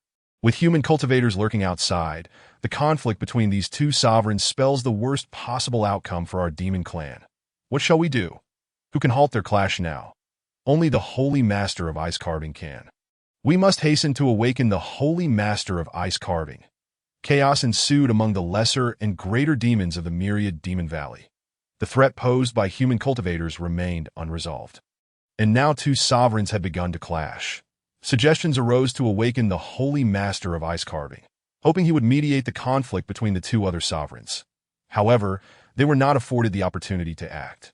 For beneath the surface of the mysterious ice lake deep within the dense forest of the myriad demon valley, a strikingly handsome figure emerged from within a colossal block of ice.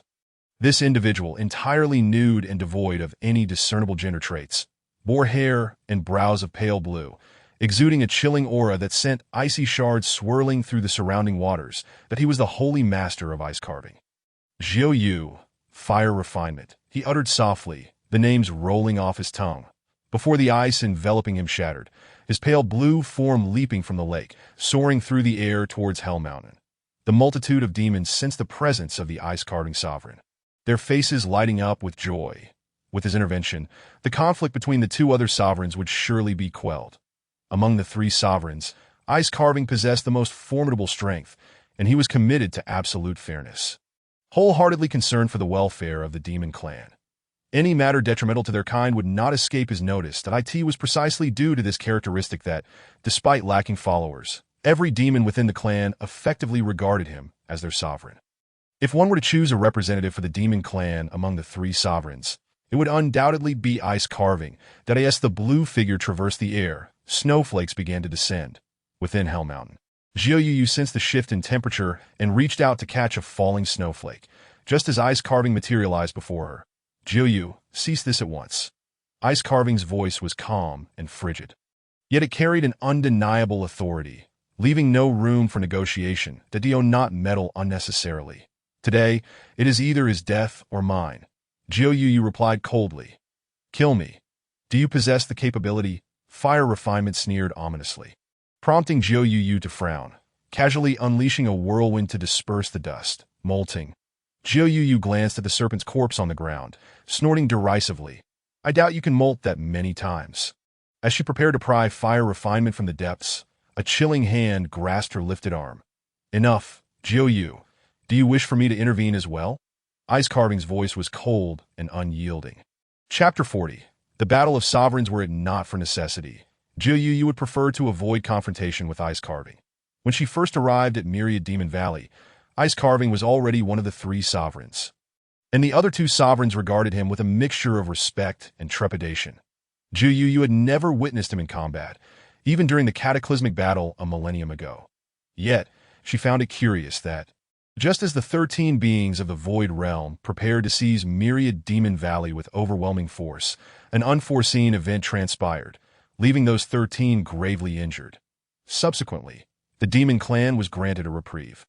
And the 13 beings, seemingly aware of their impending demise, sacrificed their lives to establish a barrier that sealed Myriad Demon Valley.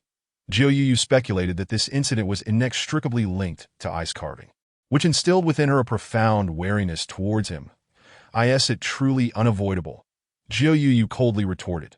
When fire refinement poisoned me, where were you? When he orchestrated the theft of my possessions through my confidants, where were you then?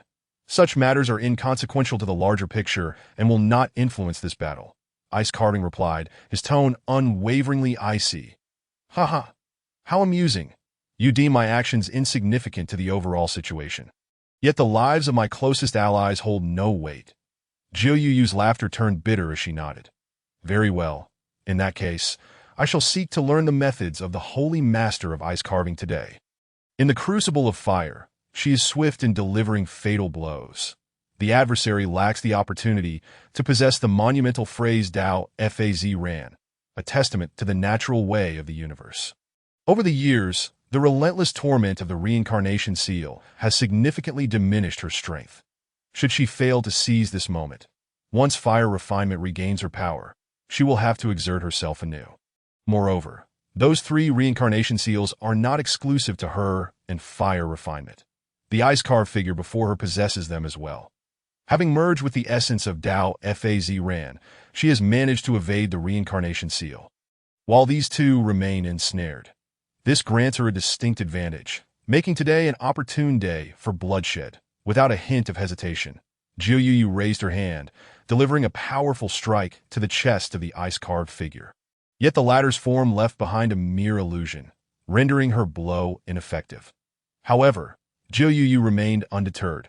She believed it was imperative to exert her full strength against this foe. Thus, she summoned her demonic energy to pursue her target with karmic tracking. With a crisp sound, Jiu abruptly turned her head. Her palm had indeed struck the chest of her opponent. Yet to her astonishment, it met with an ancient block of ice. It could actually sever the ties of karma. Jiu inhaled sharply. Why did this ice possess such a quality? Your karmic killing move is indeed a remarkable technique. You seem surprised at how this ice can withstand the forces of karma. The ice-carved figure remarked, pointing to its chest. This block of ice is composed of formless water, not descending from the heavens, nor sinking into the earth, devoid of cause and effect, thus rendering the laws of karma ineffective. As she spoke, a blue halo flickered in the ice-carved figure's eyes, and the previously sweltering temperature of the infernal mountain plummeted drastically. Whirling eddies of icy shards began to swirl, rapidly intensifying into a formidable gale. An ice storm erupted. With a mere gesture, the ice-carved figure summoned a tempest of snowflakes, transforming the once crimson infernal mountain into a frigid ice mountain in the blink of an eye. Clenching her silver teeth, Jiu summoned her demonic essence once more, enveloping herself in a milky white mist that formed a protective barrier. Such a formidable technique. This ice inflicts a bone-deep chill upon me. Jiu marveled internally. With just this move, a cultivator at the nascent soul stage would likely be frozen into an ice sculpture within a single breath. Jiu, continuing this battle serves no purpose for either of us. It would be wise to cease hostilities here. The ice-carved figure's cold voice resonated from above. Jiu glanced upward to see her opponent standing majestically upon a cloud of frost, looking down at her with an air of arrogance that irked her greatly. You insipid creature, let me demonstrate my power. Jiu snorted in disdain. Full moon. A resonant sound echoed, and the ice-carved figure felt as if something had ruptured above. The world around them shifted dramatically, as dark shadows swiftly enveloped the sky. A distraction technique? The ice-carved figure muttered softly, then waved his right hand to accelerate the storm's ferocity. That moment, a silvery light cascaded from above. Looking up, he beheld a full moon hanging in the sky. The ethereal moonlight poured down like a waterfall, seemingly freezing time itself. The ice-carved figure realized that his movements had slowed to a crawl, as if each action was mired in mud. Unfazed by such a remarkable ability, the ice-carved figure barely had time to express his astonishment before a beam of purple light shot forth from Jiu. Hurtling towards him, mystic ice, he uttered, as a layer of glacial armor enveloped him in an instant. The sound of impact was as crisp as a blade striking stone, resonating throughout the realm. So resilient. Jiu Yu gasped as her attack left only a white mark upon the ice armor of her foe. The ice-carved figure, sensing the threat, felt a surge of urgency. Jiu Yu's strike had quickened his heart, which had remained steady for nearly a millennium. Jiu Yu, it seems you indeed wish for me to take this seriously, he declared, his aura rising steadily. Let me test your mettle. As his words fell, the ice-carved figure vanished in a flash, his previous position erupting in a sonic boom. Before Jiu Yu could register the sound, he had already lunged at her with a blade forged from ice. Jiu Yu's expression shifted dramatically. Under the influence of full moon, the speed of everything illuminated by the moonlight had slowed significantly, yet the ice-carved figure moved with astonishing swiftness, seemingly unaffected. New moon. Jiu Yu invoked another technique, causing a segment of the moon above to wane instantly. Enveloped in silvery moonlight, her form began to multiply, producing several clones. Oh, clones! Your techniques are quite intriguing, the ice-carved figure remarked as one of his strikes landed on a clone, which promptly dissipated into moonlight. There are many more surprises. Jiu Yu retorted with a cold snort, summoning her true spirit's ethereal visage. Her opponent's speed was alarmingly rapid, and he excelled in close-quarter combat. A half-step into the Void Realm would be a formidable challenge. The true spirit's visage could instantly envelop her, forming a shield to deflect incoming attacks. Chapter 41. How can loyalty be balanced? Jiu Yu and the ice-carved figure fought fiercely, their battle shaking the heavens and rousing spirits. Meanwhile, Fire Refinement, hidden below, felt a surge of trepidation. The wounds he had sustained a millennium ago still haunted him, forcing him to remain concealed within the infernal mountain. Jiu Yu, the prowess of the ice-carved figure far exceeds my own. He pondered grimly that if the ice-carved figure had not intervened, he would have surely perished at Jiu Yu's hands. Yet, why had the fire poison failed to seal her demonic essence? Such a failure was inconceivable. Had she found a way to neutralize it? Absolutely impossible. Fire Refinement was at a loss as to why Jiu Yu had yet to succumb to the poison, and he endeavored to recover from his previous injuries. Regardless, within this infernal mountain, he was determined to capture Jiu Yu and obtain the Qinglong Demon Pill. In the depths of the myriad Demon Valley, chaos reigned, while outside, Wu Yi and her companions remained blissfully unaware of the tumult within. What a fortunate turn of events! 3 demon lords are clashing, presenting a rare opportunity to eradicate the demon race. Lin Lushing exclaimed, barely able to contain his excitement. Stealing a glance at Wu Yi, who was focused on the myriad Demon Valley, he approached her and whispered, "Senior Wu, why don't we seize the moment and storm the myriad Demon Valley?" "Patience," Wu Yi replied softly, initially intending to say more, but ultimately refraining. "What are we waiting for?" Lin Lushing queried, unable to comprehend her hesitation. Yet he dared not press further, resigning himself to waiting. If only Senior Gu Sanxio would return. Perhaps he would advocate for an assault. In truth, Wu Yi herself was torn between whether to lead an attack, and her concerns centered on Jiu Yu, ultimately reflecting her trepidation regarding the situation. "Sir, if only you were here, I would have clarity," she sighed inwardly. Suddenly, a thought struck her. Why not directly inquire about the sir's intentions? Lin Lushing, "At your service that I must depart for half a day. Until my return, you will remain here that if Gu Sanxio returns, he shall take charge of the situation." "Understood, Senior." With that, Wu Yi leaped into the air, hastening her pace toward the Wuxin Herb Hall. Green robes and a gentle heart. Though I do not venture forth, do you not echo my thoughts? Green accessories and a wistful mind. Though I do not journey forth, do you not come to me? In the city walls I wait. One day apart feels like 3 months. Li Jiotian paused, observing his students with a smile. This poem describes a woman awaiting her lover atop the city tower. It consists of 3 stanzas, employing a reverse narrative technique. Though this may be somewhat premature for you all. "Not too soon, sir. Our neighbor Lin Xiaohua is already engaged," one student exclaimed, prompting a chorus of laughter. Such is society. A man of 20 reaches maturity, while a woman of 15 is deemed of age and ready for marriage. Today, I shall not assign homework. Go home and rest well. Tomorrow is the final exam. Class dismissed. Li Jiotian concluded. The expressions of his students range from relief to anxiety. The sky darkened as mealtime approached. The Wu Yi's hasty departure from the classroom left Li Jiutian preoccupied with concerns for her safety and the whereabouts of his cat. Such thoughts rendered his meal unappetizing, prompting him to prepare a barbecue to unwind with some drinks. "Sir," just as Li Jiutian set the net for the meat, he heard Wu Yi's voice calling from outside. Rising to meet her, he found her rushing in. "Did you remember today is barbecue day?" Li Jiutian chuckled, noticing the genuine uplift in Wu Yi's spirits upon seeing him, despite her earlier burdens. "Come, sit and eat together." Li Jiutian felt a wave of relief. He had worried about her safety during her journey, but seeing her now eased his mind considerably. Yet Wu Yi was preoccupied with her thoughts, her appetite waning as she pondered how to broach the subject of Jiu Yu. Sensing her distraction, Li Jiutian inquired, "Have you encountered any troubles?" "It is as follows, my dear sir. Upon returning home, I chanced upon a historical tome that chronicled a great battle, and within its pages there was a particular segment that stirred doubt within my heart." Wu Yi drew a metaphor and continued, stating that the Qi kingdom and the Jin kingdom were sworn enemies, perpetually at war with one another. Yet the rulers of both nations had once, in their youth, studied under the same master, a fact only revealed to them later. One fateful day, as a decisive battle loomed, a sudden upheaval occurred in the Jin kingdom, where several generals staged a rebellion, leading to a civil war against the Jin monarch.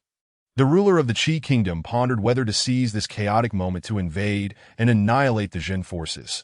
Yet he hesitated, fearing that such an act would betray the principles of benevolence and righteousness imparted by their shared master, potentially wounding his master's heart in the process. Upon hearing this, Li Jiutian immediately grasped the essence of the situation. It was a simplified rendition of the tale of Pang, Wan, and Sun Bin. Given his position, the ruler of the Qi kingdom must act in accordance with the responsibilities that come with it. The importance of one's role dictates priorities. As a sovereign, the welfare of his subjects must come first. Thus, the most prudent course of action would be to exploit the chaos in the Jin kingdom, to strike while the iron is hot. Li Jiutian's words eased Wu Yi's concerns, but recalling the former's attitude towards Jiu Yu, she inquired, "Must we then disregard our camaraderie?" Li Jiutian chuckled, asserting that a king must possess the resolve to defend his realm and be prepared to sacrifice for the state. However, he also acknowledged that it would not be wrong to consider the ties of brotherhood. "If I were the ruler of the Qi kingdom, I would charge into the Jin kingdom, rescue the Jin monarch, and strip him of his title. This would serve the interests of Qi while honoring our shared bond. Wouldn't it be a win-win?" Enlightenment dawned upon Wu Yi. She envisioned storming the Wan Yao Valley to eradicate the demon race and subsequently rescuing Jiu Yue to return to Wuxin Chaodang. Observing her relieved smile, Li Jiutian nodded approvingly. "It appears you concur with my perspective. Now do eat and rest well. You have your final examination tomorrow." "Final examination?" Wu Yi inhaled deeply. "I haven't studied much for this term." Li Jiutian slightly inclined his head. "Nevertheless, you should participate. However, I shall not assign you a grade this time. Consider it an experience." "Sir, I have matters to attend to." Wu Yi stammered that Li Jiutian's brow furrowed slightly. "Do not entertain thoughts of traveling by night. If there are matters to address, do so tomorrow. There is no need to rush this evening," that he had been concerned for her safety after her previous solitary departure. And now it seemed she intended to leave again under the cover of night, that Wu Yi understood, and though she felt conflicted, she acquiesced. Chapter 42. Gu Sanxiu severely wounded. That night, after Li Jiutian had prepared the examination questions for the following day, he decided to relax with a book. However, he had perused the volumes in this room too many times to find any particularly refreshing material. This is the book that Zhang Xiong had someone deliver. Li Jiutian retrieved the Tianhua Fuzhen secret method from the bookshelf. The opening line ignited his interest. With this method, one can inscribe the fires of all things within talismans, harnessing them through the Great Way. This fire can annihilate heaven and earth. How extraordinary! Li Jiutian suspected it was a hyperbolic expression, yet the talismans depicted appeared truly mystical. After a moment's contemplation, he began to sketch a talisman known as Jiu Li Divine Fire. Jiu Li. "Quite similar to my name," that Li Jiutian chuckled, then concentrated fully on meticulously illustrating it on paper. Time slipped away, and when the Jiu Li Divine Fire talisman emerged vividly on the page, he felt it lacked something. Realizing it was the quality of the materials at fault, Tio create talismans. One ought to use superior vermilion and yellow talisman paper. Perhaps I shall procure some tomorrow, he mused, nodding to himself that a fine horse deserves a fine saddle. The same principle applies to talismans that on the following day, just as dawn broke, Li Jiutian set out. The Wu Yi felt a twinge of curiosity, but did not dwell on it, merely preparing breakfast upon exiting her room. When Li Jiutian returned, carrying yellow talisman paper and vermilion, Wu Yi's curiosity deepened. What has captivated you about talismans lately, sir? Yet, reflecting on Li Jiutian's profound and unfathomable mastery, her anticipation grew. After completing breakfast, Wu Yi entered Li Jiutian's chamber, and upon approaching his desk, she nearly dropped her meal in astonishment at the talismans laid out before her. This, Wu Yi gasped, for the strokes of vermilion on the talismans radiated a powerful aura of the Tao, suggesting that their essence was not merely human craftsmanship. The three talismans emanated immense fiery energy, and with each breath she took in their presence, her inner vitality felt ignited by a scorching wave. It was utterly terrifying. Every character inscribed by her master inherently possessed the essence of the Tao, and when he employed these special materials to create unique talismans, each one could unleash a power far beyond what such talismans were typically capable of. Wu Yi's shock was profound. She held firm confidence that any one of these three talismans could obliterate a nascent soul cultivator in the hands of an ordinary person, regardless of their cultivation level. And if a nascent soul cultivator were to fully unleash the talisman's might, even a spirit-severing realm expert might meet a bitter end. Such was the sheer audacity of this method. Others toil for a century or two in their cultivation. Yet they are powerless against such seemingly trivial talismans. And if Li Jiutian were to craft even higher-tier talismans for her to command, could she not simply annihilate a void refinement cultivator with them? Wu Yi pondered this possibility earnestly, and based on the profound principles and sense powers of the talismans, she concluded that the likelihood was exceedingly high. "Sir, what are these talismans?" she inquired, gently placing her meal upon the desk. Li Jiutian, returning to the present, smiled. "Oh, a while ago, someone delivered a comprehensive talisman compendium to me that I found some of the talismans intriguing. So I sketched AFEW.AS. He spoke. He lifted one he had just crafted, blowing gently on the wet vermilion.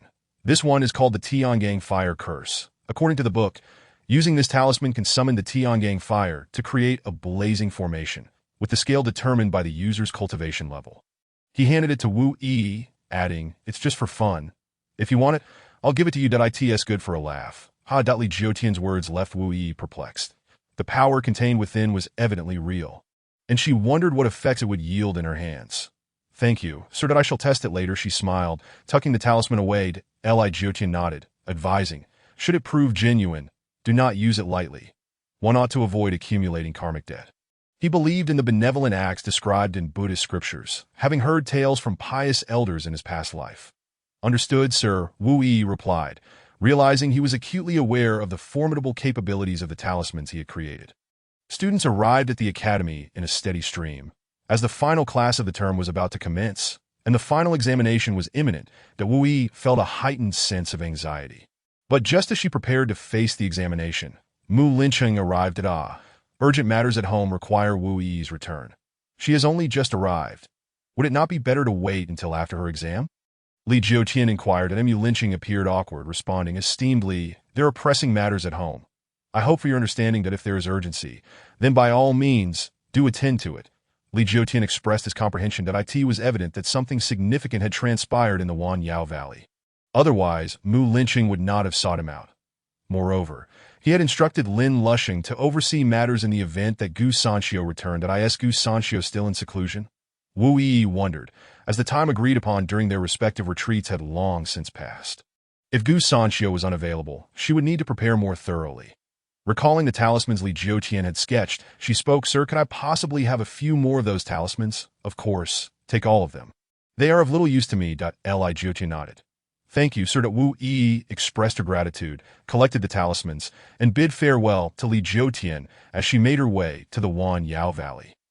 "What has occurred?" Wu Yi inquired. Mu Linqing's voice turned grave. "Gu Xianbei has been grievously injured." The shocking news resonated in Wu Yi's mind, leaving her breathless for a fleeting moment, her body trembling as if she might fall. "What happened?" Wu Yi pressed, and Mu Linqing recounted the events in detail, that it turned out that merely 15 minutes after Wu Yi departed from the Wanyao Valley, Gu Sanxiu emerged from his seclusion and hurried to the site. Lin Lusheng, stationed there, informed Gu Sanxiu of the chaotic conflict among the three demon race sovereigns. In truth, Gu Sanxiu had swiftly deduced the outcome of the fierce battle upon his arrival at the Wanyao Valley. Chapter 43. Fire Refining Ambush. What madness has possessed those three demon sovereigns? Our human cultivator army is poised at their doorstep, and yet they choose this moment to engage in internal strife. The 10-day deadline is tomorrow, is it not? Gu Sanxiu gazed at the myriad demons' valley, furrowing his brow and inquiring, "Indeed, esteemed elder, the 10-day period shall expire tomorrow. Must we wait until then?" Lin Lusheng queried. Gu Sanxiu turned to cast a glance at him. "What is your opinion? What did Fairy Lingyun say?" "Elder Wu suggests we wait." Lin Lusheng replied candidly. The Gu Sanxiu's furrowed brow tightened further. "Wait. The internal strife among the demon clan is a rare opportunity occurring once in a millennium. Now is the most opportune moment to eradicate the demon race entirely." Unbeknownst to Gu Sanxiu, he was oblivious to Wu Yi's concerns, nor did he know that Jiu Yue had previously resided in the Wuxing Xiaodang and served as a pet for Li Jiutian for several days. He was also unaware that the soul-nurturing bell he had gifted to Li Jiutian was currently hanging around the neck of Jiu Yue, the sovereign of the demon clan. "Relay my orders. The Yuanian cultivators shall form a grand formation, arranged in A-pin shape to advance deep into the myriad demons' valley. Those below the Yuanian realm will handle the peripheral minor demons, while the Shinxian realm cultivators shall provide support on the battlefield where 12 major demons engage." "Understood, esteemed elder," Lin Lusheng acknowledged, swiftly disseminating Gu Sanxiu's commands. Within a mere quarter of an hour, everything was arranged.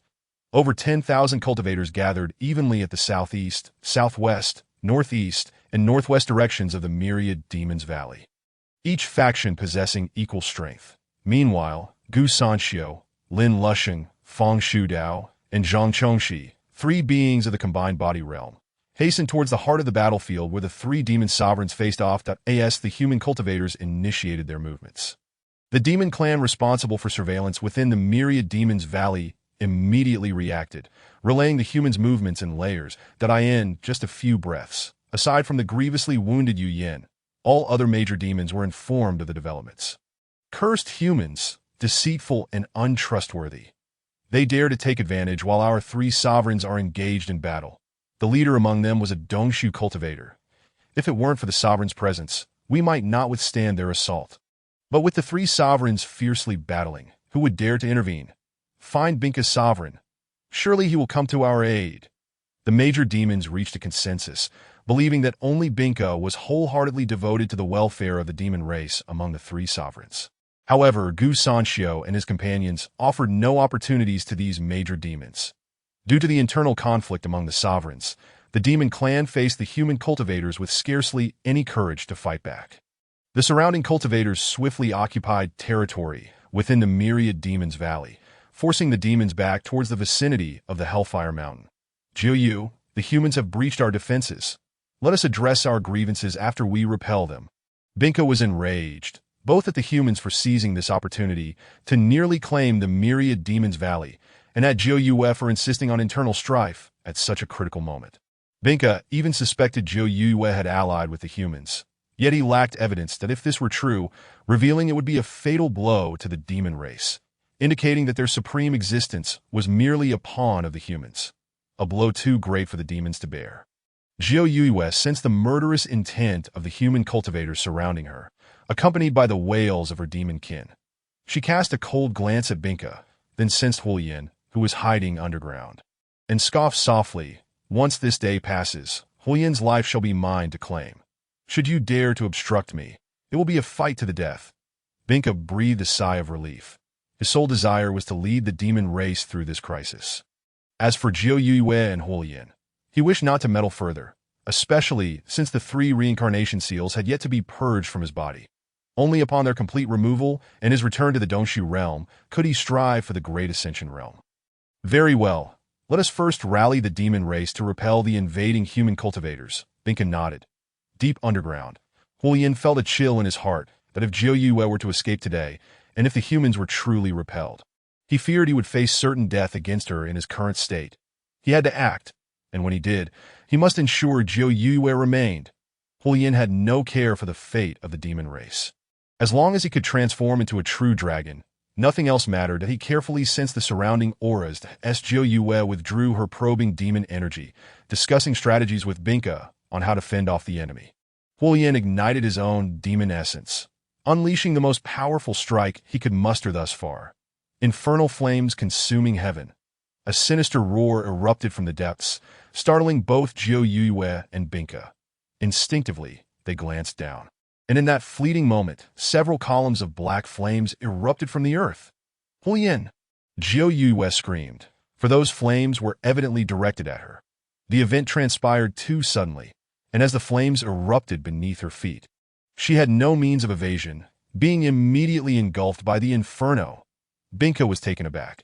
He had not expected Hulian to strike after Jiu Yue had relented. His heart, already cold, felt an even deeper chill at Hulian's actions. Hulian! Binka roared in fury, and once more, a tempest of blizzards erupted. His immediate action was to summon ice to counterbalance the flames, for the heat emanating from the fire columns was enough to make even him feel apprehensive. Hulian unleashed this attack without reservation, igniting even the blizzards, transforming the surroundings of Hellfire Mountain into an extraordinary spectacle, where piercing cold winds intertwined with searing heat waves. The extreme temperatures fluctuated, causing those demons gathered near Hellfire Mountain, particularly those of slightly lower cultivation, to be frozen in a frost before being vaporized by the subsequent heat.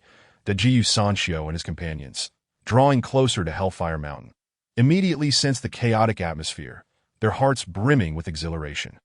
Gu Sanshio transmitted with true energy, fellow Taoists, the demon clan is in disarray. Follow me to slay our foes. The prolonged calamity of the demon race, enduring for thousands of years, appeared on the verge of eradication today. And Gu Sanshio was exceedingly thrilled as he led Lin Lushing and the others swiftly towards Hellfire Mountain. Meanwhile, Binka was fully engaged in rescuing Jiu. As his 10,000-year eyes penetrated the fire columns, he found himself unable to shield Jiu Yue adequately. Time was of the essence. She could not hold on much longer. Binka took a deep breath, no longer hesitating, and unleashed his demon essence to execute the technique he had mastered to encase himself. 8-foot cold gate. Suddenly, a fissure opened in the space before the fire columns encasing Jiu Yue, and a massive, heavy ice gate floated forth, then dove into the fire columns, enveloping Jiu Yue within. Chapter 44. Has Jiu Yu truly betrayed us? Deep underground, Hulian felt utterly drained. That last strike had depleted all his energy, but he had not anticipated Binka's evasion, nor did he foresee that the latter would protect Jiu Yue. Binka, hand her over to me. Today, I shall assist you in repelling our external foes, and in the future, I will undoubtedly follow your lead. Hulian sought to negotiate, hoping to achieve his aims. The Qinglong demon pill was likely still with Jiu Yue. Hulian, you shall perish. For the first time, Binka harbored murderous intent towards a kin. Underground, Hulian's heart trembled. He knew Binka's character all too well. The mere utterance of those words signified a commitment to their execution. Flee. Once the thought crossed Hulian's mind, he immediately burrowed deep into the earth. Should the myriad demons valley fall today, Hulian, I will pursue you to the ends of the earth. Binka's fury intensified the coldness of the ice he released. Among the 3 demon sovereigns, only you remain, Jiu Sanshio's voice echoed from above. Binka raised his gaze, coldly observing, and without a word, he transformed, donning his ice armor and wielding a blade forged from 10,000-year ice. Charging forth, Binka's speed was astonishing, so rapid that Gu Sanshio initially struggled to adapt. Yet within mere breaths, he managed to match Binka's pace. What incredible speed! If we 3 were to engage him, the outcome would likely be decided in an instant. Lin Lushing remarked, observing the fierce clashes between the two, where they could barely catch even a glimpse of their shadows. The sovereigns of the demon race are indeed formidable. A half-step into Dongshu can contend evenly with Elder Gu. Zhang Chongxi lamented. This is my first encounter with mighty cultivators engaged in close combat. Yet if they were to rely on divine abilities, I fear the demon would soon find himself at a disadvantage. For Elder Gu is a true Dongshu realm expert. Feng Shudao appeared at ease, They had initially been the ones to contend with the demon sovereigns, but now, with an elder of the Dongshu realm protecting them, their lives were assured. But where have the other two demon sovereigns disappeared to? Lin Lushing scanned the surroundings, quickly spotting Jiu Yue encased in the 8-foot cold gate, but he took a deep breath. Esteemed ones, could that one possibly be your acquaintance? Following his gaze, Fang Shudao and Zhang Chongxi also noticed Jiu Yue. Upon seeing the soul-nurturing bell adorning her neck, they both gasped in astonishment. Indeed, I recognize that bell. It belonged to the cat, Zhang Chongxi affirmed. Fang Shudao concurred. Absolutely, I remember it distinctly. This is undoubtedly the sovereign of Jiu. Do you suppose she returned to assist us at the behest of our esteemed one? Perhaps her identity was revealed, prompting the other two demon sovereigns to launch an ambush, resulting in her current predicament. Lin Lushing inquired softly, while Fang Shudao pondered for a moment before nodding emphatically. It must be so. I have never heard of infighting among the demon clan sovereigns, especially not under the circumstances where our human cultivators are about to besiege the 10,000 Demon Valley. This Nine-Nether sovereign must be an ally of our esteemed master, a friend to us human cultivators. Yet, if she truly intends to assist us, why has she not communicated with us directly? Lin Lushing expressed his confusion. Zhang Chongxi chuckled lightly. Who is our esteemed master? He surely believes that the Nine-Nether sovereign can achieve success without fail, thus there is no need for us to be informed. It is regrettable, however, that some unforeseen event must have transpired. Otherwise, the Nine-Nether sovereign would likely have already fulfilled our master's task and returned to report. That makes sense. What should we do now? Should we inform Elder Gu and advise him against taking lethal action against the Nine-Nether sovereign? Fang Shudao suggested. Indeed, the Nine-Nether sovereign is our master's cherished pet and has come here on a mission. She is engaged in fierce combat with other demon lords for our master and humanity, resulting in her current predicament that we naturally bear the obligation to rescue her. After Fang Shudao spoke, he glanced at Elder Gu Sanxio, who is currently locked in combat with the ice-carved enemy. However, it is unwise to disturb Elder Gu while he is battling. That I propose that the three of us take the Nine-Nether sovereign, who is encased in ice, away from here. Agreed. The three reached a consensus and swiftly moved to the side of the encased Nine-Nether moon. The frigid air emanating from the millennium-old ice was so intense that the moment they touched it, they were immediately frostbitten. What a formidable ice! Fang Shudao quickly withdrew his hand, realizing that a brief contact would result in their arms being completely frozen. Let us attempt to meld it with our true energy, Lin Lushing proposed, to which the other two nodded. They then seated themselves around the 8-foot cold gate, continuously channeling their true energy into the ancient ice. What are those three doing below? They do not appear to be attempting to kill the Nine-Nether sovereign, Ice Carver thought as a prior suspicion flickered through his mind. Could it be that Nine-Nether has truly betrayed us? They are here to rescue her. With this realization, Ice Carver's heart sank, and his murderous intent intensified manifold. Currently, he could only barely withstand Gu Sanxio's onslaught, and his opponent had yet to unleash their full strength, akin to a hunter wearing down their prey.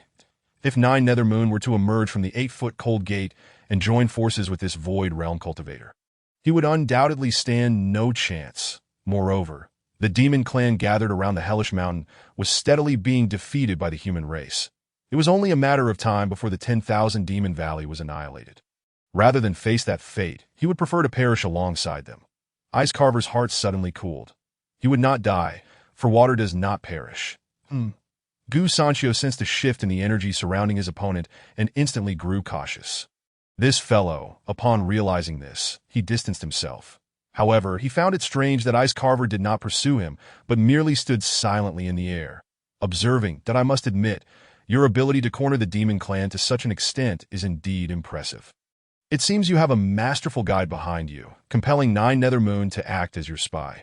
Ice Carver's words left Gu Sanxio both shocked and perplexed. The Nine-Nether sovereign of the demon clan is, in fact, a spy for our human race? How could I have been unaware?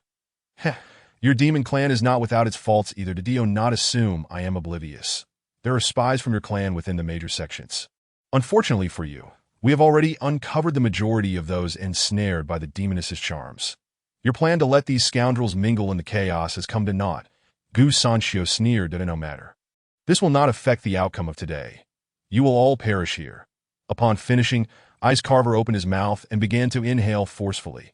The sheer strength of the suction created a vacuum around the hellish mountain in an instant.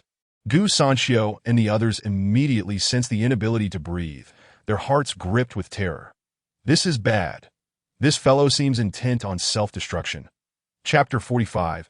The cataclysmic self-detonation. Ice Carver's belly expanded rapidly as the air was drawn in.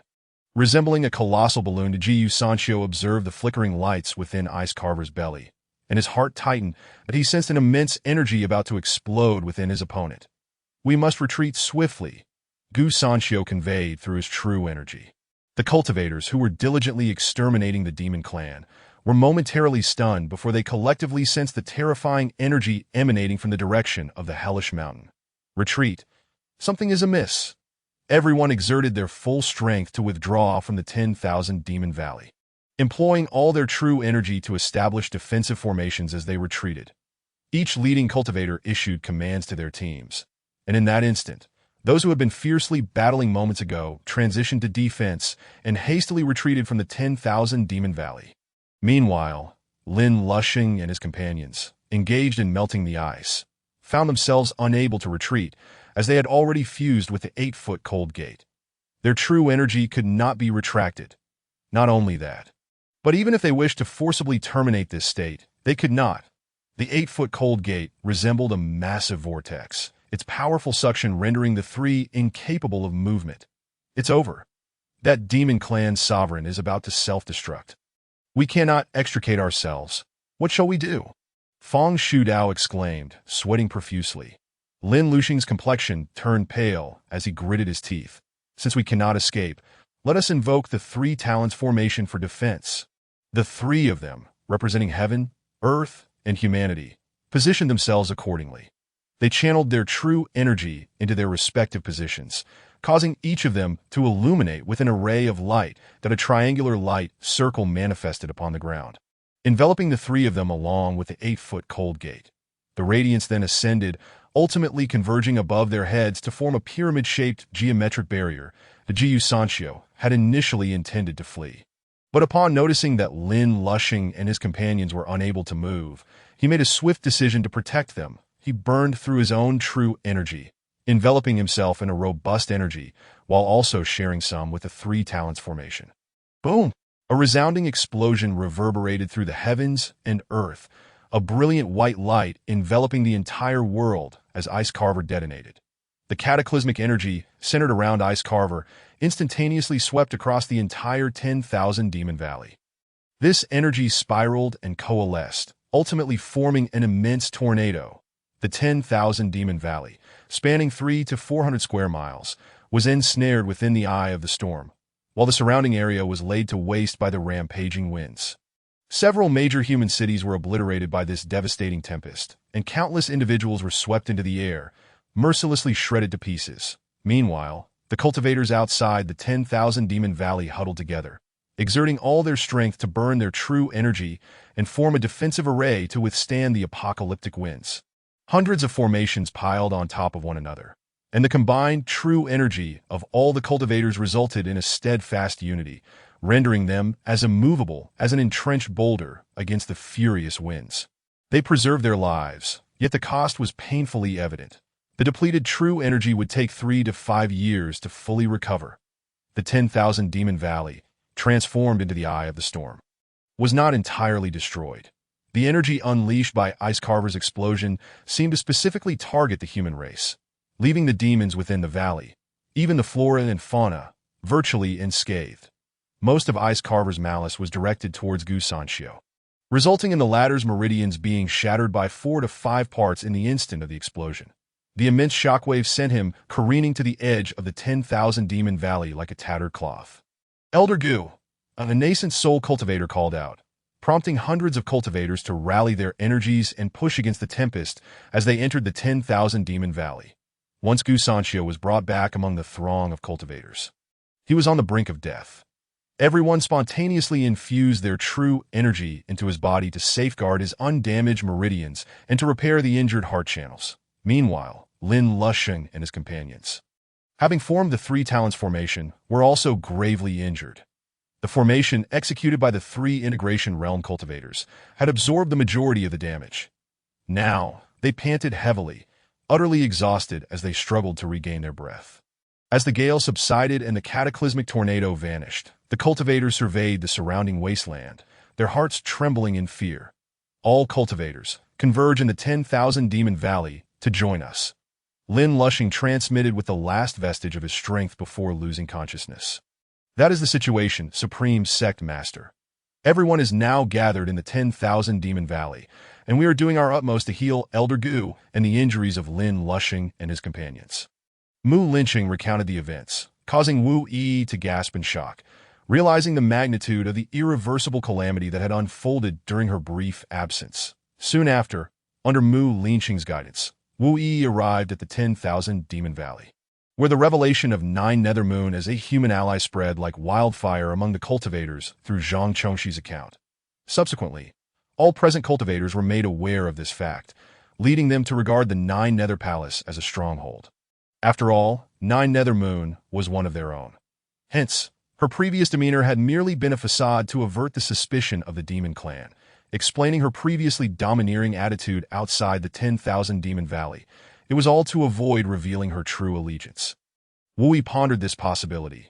Gu Sanchio's injuries were grievous, his meridians shattered beyond repair, and in his current state, he possessed not a shred of cultivation, that a complete recovery would require decades at the very least. Fortunately, as an alchemist, he could concoct elixirs for himself, expediting the healing of his body and the restoration of his powers. Upon regaining consciousness, he had already consumed several pills, and his physical wounds were mending rapidly. However, it was essential to suppress his flesh in order to digest the medicinal properties of the pills with a younger physique. Seeing Gu Sanchio return to his youthful appearance, Wu Yi sighed in relief. It seemed that within a decade he would be fully restored. His elixirs were indeed formidable. The Gu Sanchio took a deep breath, reflecting on the heavy losses incurred this time. With a frown of dissatisfaction, he gazed at Wu Yi, saying, "If you had mentioned earlier that the Lord of the Nine Hells was one of us, I would not have led my men into such a disastrous confrontation." Wu Yi chuckled softly. "I only just learned of that myself. Previously, I only knew she was the teacher's beloved pet, having stayed at Wuxin Chaodang for a few days. Indeed, the soul-tending bell around her neck was a gift I gave to the teacher. I never thought she could pose a threat. It merely served as a token to indicate that the Lord of the Nine Hells was one of our own," Gu Sanchio replied with a wry smile. "Such methods of the teacher are beyond my reach. Even if I were granted 1,000 years, that a lord of the demon race reduced to a pet. How amusing." Chapter 46. After the great battle, Wu Yi fell silent for a moment before inquiring. "Among the 3 demon lords, one is our ally, one self-destructed and poses no threat, but what of the fire-refining lord? He has fled." Gu Sanchio inhaled deeply.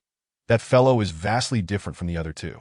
The ancestral marks left upon these 3 demon lords indicate that the fire-refining lord is the most difficult to wear down." Wu Yi furrowed her brow as she repeated the term reincarnation mark, then suddenly realized, so the mark on the forehead of the 9 Hells is a reincarnation mark. And no wonder, I felt a sense of familiarity. Where is she now? She has reverted to her original form and remains unconscious. She suffered severe injuries and was frozen in the 10,000 years of ice, thus requiring time to recover. Gu Sanchio explained before abruptly asking, "Is the teacher well?" Wu Yi nodded. "The teacher is naturally well. Recently, he has been researching some talismans, and his methods are nothing short of astonishing." As she spoke, she produced the talismans, causing Gu Sanchio to exhibit excitement, exclaiming, "Had you presented these talismans sooner, our battle would have likely concluded in victory, and that fellow would not have had the chance to self-destruct. What do you think should be our course of action now? The demon race has nearly been crippled and is no longer capable of opposing our human race. While we cultivators have also suffered significant losses," Wu Yi asked at Gu Sanchio's side, "aside from the fleeing fire-refining lord, the rest of the demon race can no longer stir up trouble, that I believe we should allow the demon race to continue existing in the Valley of 10,000 Demons, while we focus on rooting out the fire-refining lord to eliminate future threats. What do you think?" "I share the same sentiment. The teacher has made it clear that capturing the 9 Hells as a pet signifies he does not wish to eradicate the demon race entirely," Wu Yi affirmed, adding, "Then let us gather the remaining demons and offer them a chance to survive." After issuing her orders, within a quarter of an hour, all surviving demons had congregated at the foot of the Nine Hells Palace. The demons were presented with only two choices: to resist and be exterminated immediately, or to continue living in the Valley of 10,000 Demons without stepping outside. For the demon race, the choice between life and death was not a matter of comparison. They unanimously opted for the latter. Wui, however, did not believe that these demons were entirely willing, suspecting that some would still scheme in the shadows. Attempting a resurgence, she decided to focus her attention on the more prominent demons, for without their lords, the demon race was merely a scattered assembly. Well, since there are no objections from this day forth, you demons are not permitted to step out of the Valley of 10,000 Demons. Those who defy this decree will face death without mercy. Upon her pronouncement, the demons displayed expressions of resentment. Yet they were powerless to retaliate. Subsequently, Wui introduced Lin Lushing, Zhang Chongxi, and Feng Shoudao to the demons, informing them that these three would be responsible for managing the demon race henceforth. Any demons who disobeyed would meet a fatal end. The remaining matters were left to Lin Lushing and his companions, while Wui felt a pang of guilt for her lack of contribution in this great battle. Had she remained steadfast, the losses among the human cultivators might have been reduced by 30 to 40%. And ice carving would not have had the opportunity to self-destruct. Upon returning to the Grand Hall of the Nine Hells Palace, Wui encountered the familiar cat. "You have triumphed," said Zhu Yue in a low tone, her gaze sweeping over the multitude of human cultivators in the Valley of 10,000 Demons, filling her heart with desolation. "You share in this victory as well," Wui replied calmly. Zhu Yue was rendered speechless, still unaware that the human race had regarded her as one of their own, sparing her life perhaps to confine her and ensure the demons behaved, or perhaps due to her connection to the teacher. Reflecting on this, she believed the latter possibility was more likely. Her survival was indeed a boon from the teacher, prompting a bitter smile within her. "What are your plans now?" Zhu Yue inquired. Wui took a deep breath. "There will not be significant changes here. The only concern is the fire-refining Lord. We will pursue him relentlessly, find him, and eliminate him. Leave this matter to us. I will capture him and ensure he suffers a fate worse than death." Zhou Yu's hatred for the fire-refining Lord surged, stronger than ever since she gained consciousness that he alone must die. Suddenly, she remembered the severely injured jade fox in her palace and asked Wui about its condition. "Do not worry. Since it is your confidant, we will do our utmost to heal it," Wui replied softly. "Given that its injuries were incurred for the sake of the human race, we cannot turn a blind eye." Zhou Yue felt a wave of confusion but did not dwell on it. The current outcome was not too dire. At least she was still alive. However, having sustained such serious injuries, it would take at least a century or two to fully recover. The fire-refining Lord's technique, heavenly fire burning the world, had scorched much of her demonic essence. Meanwhile, ice carving had employed the 8-foot cold gate to encase herself in ice to shield against the destructive flames. Yet the chill had entered her body, leaving her meridians afflicted with cold poison, a toxin that required a prolonged period to eliminate. "Senior brother," Gu Sanchio's voice called from behind. Wui nodded. "Junior brother, I leave this in the hands of Lin Lushing and his companions. I must return to the academy. What about you?" "Yes, I also wish to return," Gu Sanchio replied, adding, "I sought you out to inquire about your intentions, since we are both heading back to the teacher. Why not travel together?" "Indeed," Wui agreed with a nod. The Valley of 10,000 Demons no longer required their oversight. Zhu Yue turned, her heart jolting at the realization that both Gu Sanchio and Wui, these two void refinement cultivators, were disciples of the teacher. "The soul-tending bell I gifted to the teacher," Gu Sanchio remarked with a smile, admiring the bell around Wui's neck. "Though merely an earth-tier artifact, such items that nurture the soul are rare. It seems the teacher holds you in high regard." Wui merely scoffed in response, leaving Gu Sanchio puzzled, while Zhu Yue chuckled. "Indeed, the teacher has a fondness for me." "Let us depart, junior brother," Wui said, her expression cold as she took to the skies. The Gu Sanchio glanced curiously at Zhu Yue before following her, that a victory reclaimed. Zhu Yue chuckled softly before returning to the Nine Hells Palace. Yu Yin, having received treatment from the human cultivators, had now regained consciousness. Though her meridians were shattered, her tenacious vitality ensured she would not perish immediately. At least, she could survive for half a year. This was already a blessing in her eyes. And upon awakening to find herself surrounded by human cultivators, she instinctively bristled with hostility. However, as she sensed their intent to heal her, her wariness eased a fraction. What is happening? Yu Yin pondered, bewildered at that moment. Zhou Yue entered the room, and the human cultivators greeted her before discreetly departing. Chapter 47. Journey to Wuxin Xiaodang Yu Yin. How do you feel? Zhou Yue approached, inquiring as she walked.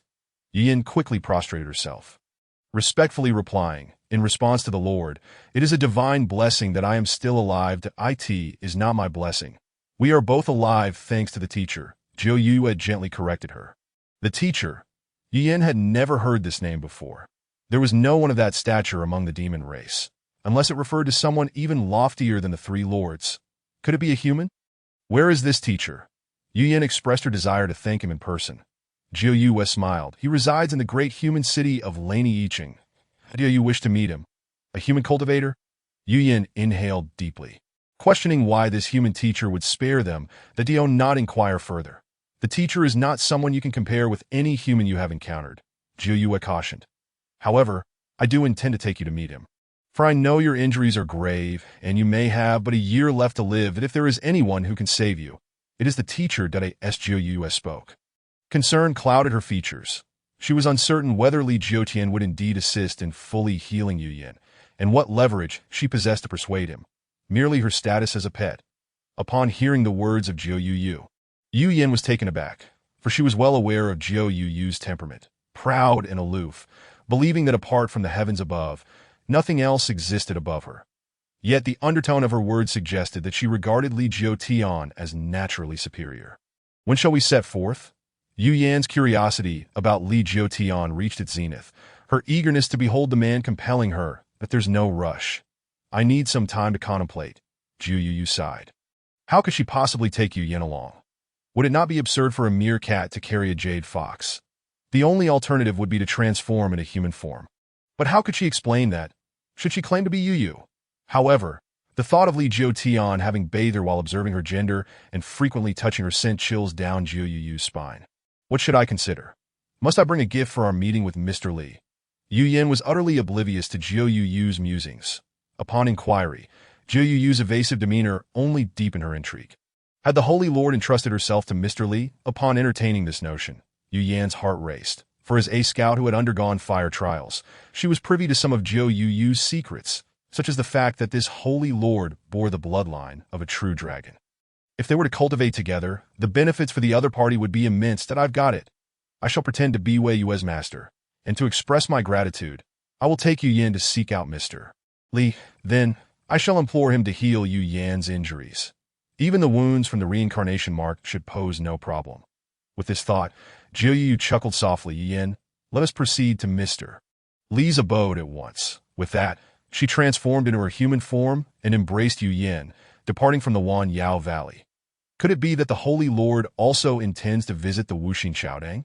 Lin Lushing murmured as he watched their departing figures, sighing, I wish to go as well. Gu Sanxiu and Wu Yi set out first, but since Gu Sanxiu intended to accompany Li Jiutian for an extended period, he needed to return to his sect to fetch his alchemy furnace. Thus, they arrived at Lanyi City almost simultaneously with Zhou Yu.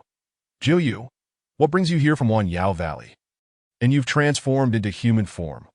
Wu Yi's heart immediately filled with wariness. Was she here to seduce Mr. Li? Yet she couldn't deny that Zhou Yu's beauty could only be described as breathtakingly exquisite, unparalleled by any other woman in the world. Save for herself, that I came to find Mr. Li. Zhou Yu replied with a light laugh, casting a sidelong glance at Wu Yi. Are you still planning to present yourself as a young girl in front of him? I shall take the lead then. Wu Yi was momentarily speechless, yet she comprehended that her youthful guise held no chance against Zhou Yu's enchanting form. Gu Sanxiu, overhearing their exchange, quickly deduced that the two beauties were vying for attention. He burst into laughter, only to be met with simultaneous glares from both women that compelled him to swiftly close his mouth. That Li is not a shallow man. To attempt to captivate him with mere appearance is to underestimate both yourself and him. Wu Yi retorted defiantly, subsequently dismissing Zhou Yu and departing with Gu Sanxiu towards Wuxin Xiaodang. That is it true that the Holy Lord has genuinely developed feelings for Mr. Li? And is she competing with a Dong Su cultivator? Yu Yin felt her world crumble, unable to reconcile this with the Jiu Yu she knew. The one who considered herself unparalleled in the heavens and earth, that we must also depart. Jiu Yu smiled. Having gained the upper hand during her verbal sparring with Wu Yi, which greatly lifted her spirits, that moment, Wuxin Xiaodang was on break, and Li Jiutian was busy organizing his belongings, intending to take advantage of this free time to venture out and explore the unfamiliar world. Having spent a year here, previously occupied with teaching in the city for survival, he felt it was time to wander and see the sights. He found himself intrigued by various rumors about the world. Wanyu Valley, a place of dense forests, lakes, volcanoes, and hot springs, sounds splendid. Li Jiutian nodded in satisfaction. This was a location he had seen in the recently acquired Chronicles of the 13 States, and its vividly depicted scenery stirred his longing. What could be more delightful than soaking in hot springs while sipping wine and admiring the snow? However, unbeknownst to him, the information recorded in that chronicle about Wanyu Valley was over 4,000 years old, a time when it was not yet known as Wanyao Valley. There was much to prepare and many items to bring along. With some money now in his possession, Li Jiutian planned to indulge a bit, renting a carriage and hiring a coachman to ease his journey. Organizing his things would take the entire day, so he was not in a hurry to leave. While he was diligently packing, a knock came at the door. That Mr. Li, we have returned. It was Wu Yi's voice. That Li Jiutian smiled as he stepped outside, greeting both Wu Yi and Gu Sanxiu. You both returned together, a rarity, Sanxiu. You've fallen behind in your studies. Li Jiutian remarked with a nod and a smile. Yes, sir. That is why I've come back, to continue my studies under you, Gu Sanxiu replied. However, Li Jiutian's expression turned hesitant. But I plan to go on a journey. Where are you headed, sir? Wu Yi inquired eagerly. I intend to travel and explore, with Wanyu Valley as my destination, Li Jiutian stated. Chapter 48. Immortal, I is going to Wanyu Valley. Wanyu Valley? Both Gu Sanxiu and Wu Yi gasped in astonishment. Seeing their surprise, Li Jiutian asked, What is it? Is there something amiss with that place? Of course, they were aware that Wanyu Valley was synonymous with Wanyao Valley, which had recently experienced a fierce battle. What could I possibly want there? Each had their own suspicions. Perhaps he sought to assess the damage inflicted on the demon and human races? Gu Sanxiu pondered. While Wu Yi speculated that he might be concerned about Jiu Yu's injuries, a notion fueled by her own sense of unease that no, Mr. Li. Let Sanxiu accompany you on your journey. It would surely be a fortunate opportunity to hear your teachings along the way. Gu Sanxiu quickly interjected, dismissing any notions of competition. The idea of journeying with Immortal and gaining new insights from his observations thrilled him. The Wu Yi soon joined in, expressing her desire to accompany Li Jiutian as well. Very well. Traveling indeed broadens one's horizons. Reading countless books is no substitute for traversing vast distances. Make sure to prepare your travel bags, Li Jiutian advised, considering their light packing, that he handed them some silver, saying, Go and procure what you need, sir. We have enough supplies, Gu Sanxiu replied with a wry smile, aware that his storage bag was already filled to the brim, even containing his alchemy furnace. Li Jiutian frowned, contemplating for a moment before shaking his head, that no, you must at least buy a few warm garments. That I have brought along quite a few medicinal pills. Better to be prepared. All right, we shall make haste. The Wu Yi accepted the silver and swiftly pulled Gu Sanxiu out the door. Not far from Wuxin Xiaodang, the two encountered Jiu Yu approaching, her ethereal demeanor, stunning beauty, an enchanting figure drawing the attention of those around her. Upon seeing Jiu Yu, Wu Yi felt a surge of irritation. She turned to Gu Sanxiu, saying, You handle the shopping. I shall remain in the academy and await your return. That Jiu Sanxiu chuckled, fully aware of Wu Yi's motives. She was merely wary of Jiu Yu getting too close to Mr. Li in his absence. Nevertheless, Jiu Yu's otherworldly beauty was indeed rare, that if you were to regain your true form, perhaps you could rival her in allure. Gu Sanxiu mused, unsure if he was speaking to himself or intentionally addressing Wu Yi. Wu Yi shot him a frosty glare in response, and Gu Sanxiu quickly retreated from the scene. That Wu Yi was well aware of this principle, but wondered what justification she had for reverting to her true form before Mr. Li. One moment she was a young girl, and the next she would transform into a grown woman. Upon returning to the academy alone, Wu Yi felt Li Jiutian's curiosity as he noticed her empty hands. Why did you not go shopping? I wasn't feeling well, so I had my junior take care of it. Wu Yi replied that Li Jiutian reached out to feel her forehead, finding no fever. Are you perhaps hungry? Just as Wu Yi was about to respond, a knock echoed at the door. ISM, or that Li Jiutian present? I am. May I ask who you are? When Li Jiutian's gaze fell upon Zhou Yu, his eyes involuntarily brightened. This woman was undoubtedly the most beautiful he had encountered in both of his lives. Every aspect of her, her exquisitely beautiful visage, her alluring figure, and her ethereal presence, was flawless, combining harmoniously into a singular embodiment of perfection. Truly, such a woman is a rarity, as if she were a celestial being descended to the mortal realm. Greetings, I am Zhou Yu, and I have come to meet Mr. Li. Zhou Yu said with a warm smile, bowing gracefully. Miss Zhou, please, come in. Li Jiutian offered a graceful gesture of invitation as Zhou Yu elegantly stepped into the classroom. The sound of the bell around her neck caught Li Jiutian's attention. Is that Yi's bell? Li Jiutian furrowed his brow in confusion, pondering how it could be on the person of this Miss J. It turns out the teacher named her Yi. Zhou Yu explained with a smile. Earlier my cat slipped out of the house, and thankfully the teacher took her in. When she returned, I saw the bell around her neck and knew she had been taken in by a kind-hearted person. After inquiring, I discovered that it was indeed the teacher who had taken her in. I see. Li Jiutian nodded slightly, a soft sigh escaping his lips. It is a pity to have found a cat that I truly adore and that possesses such spirituality. Is she doing well now? Li Jiutian inquired. Zhou Yu nodded.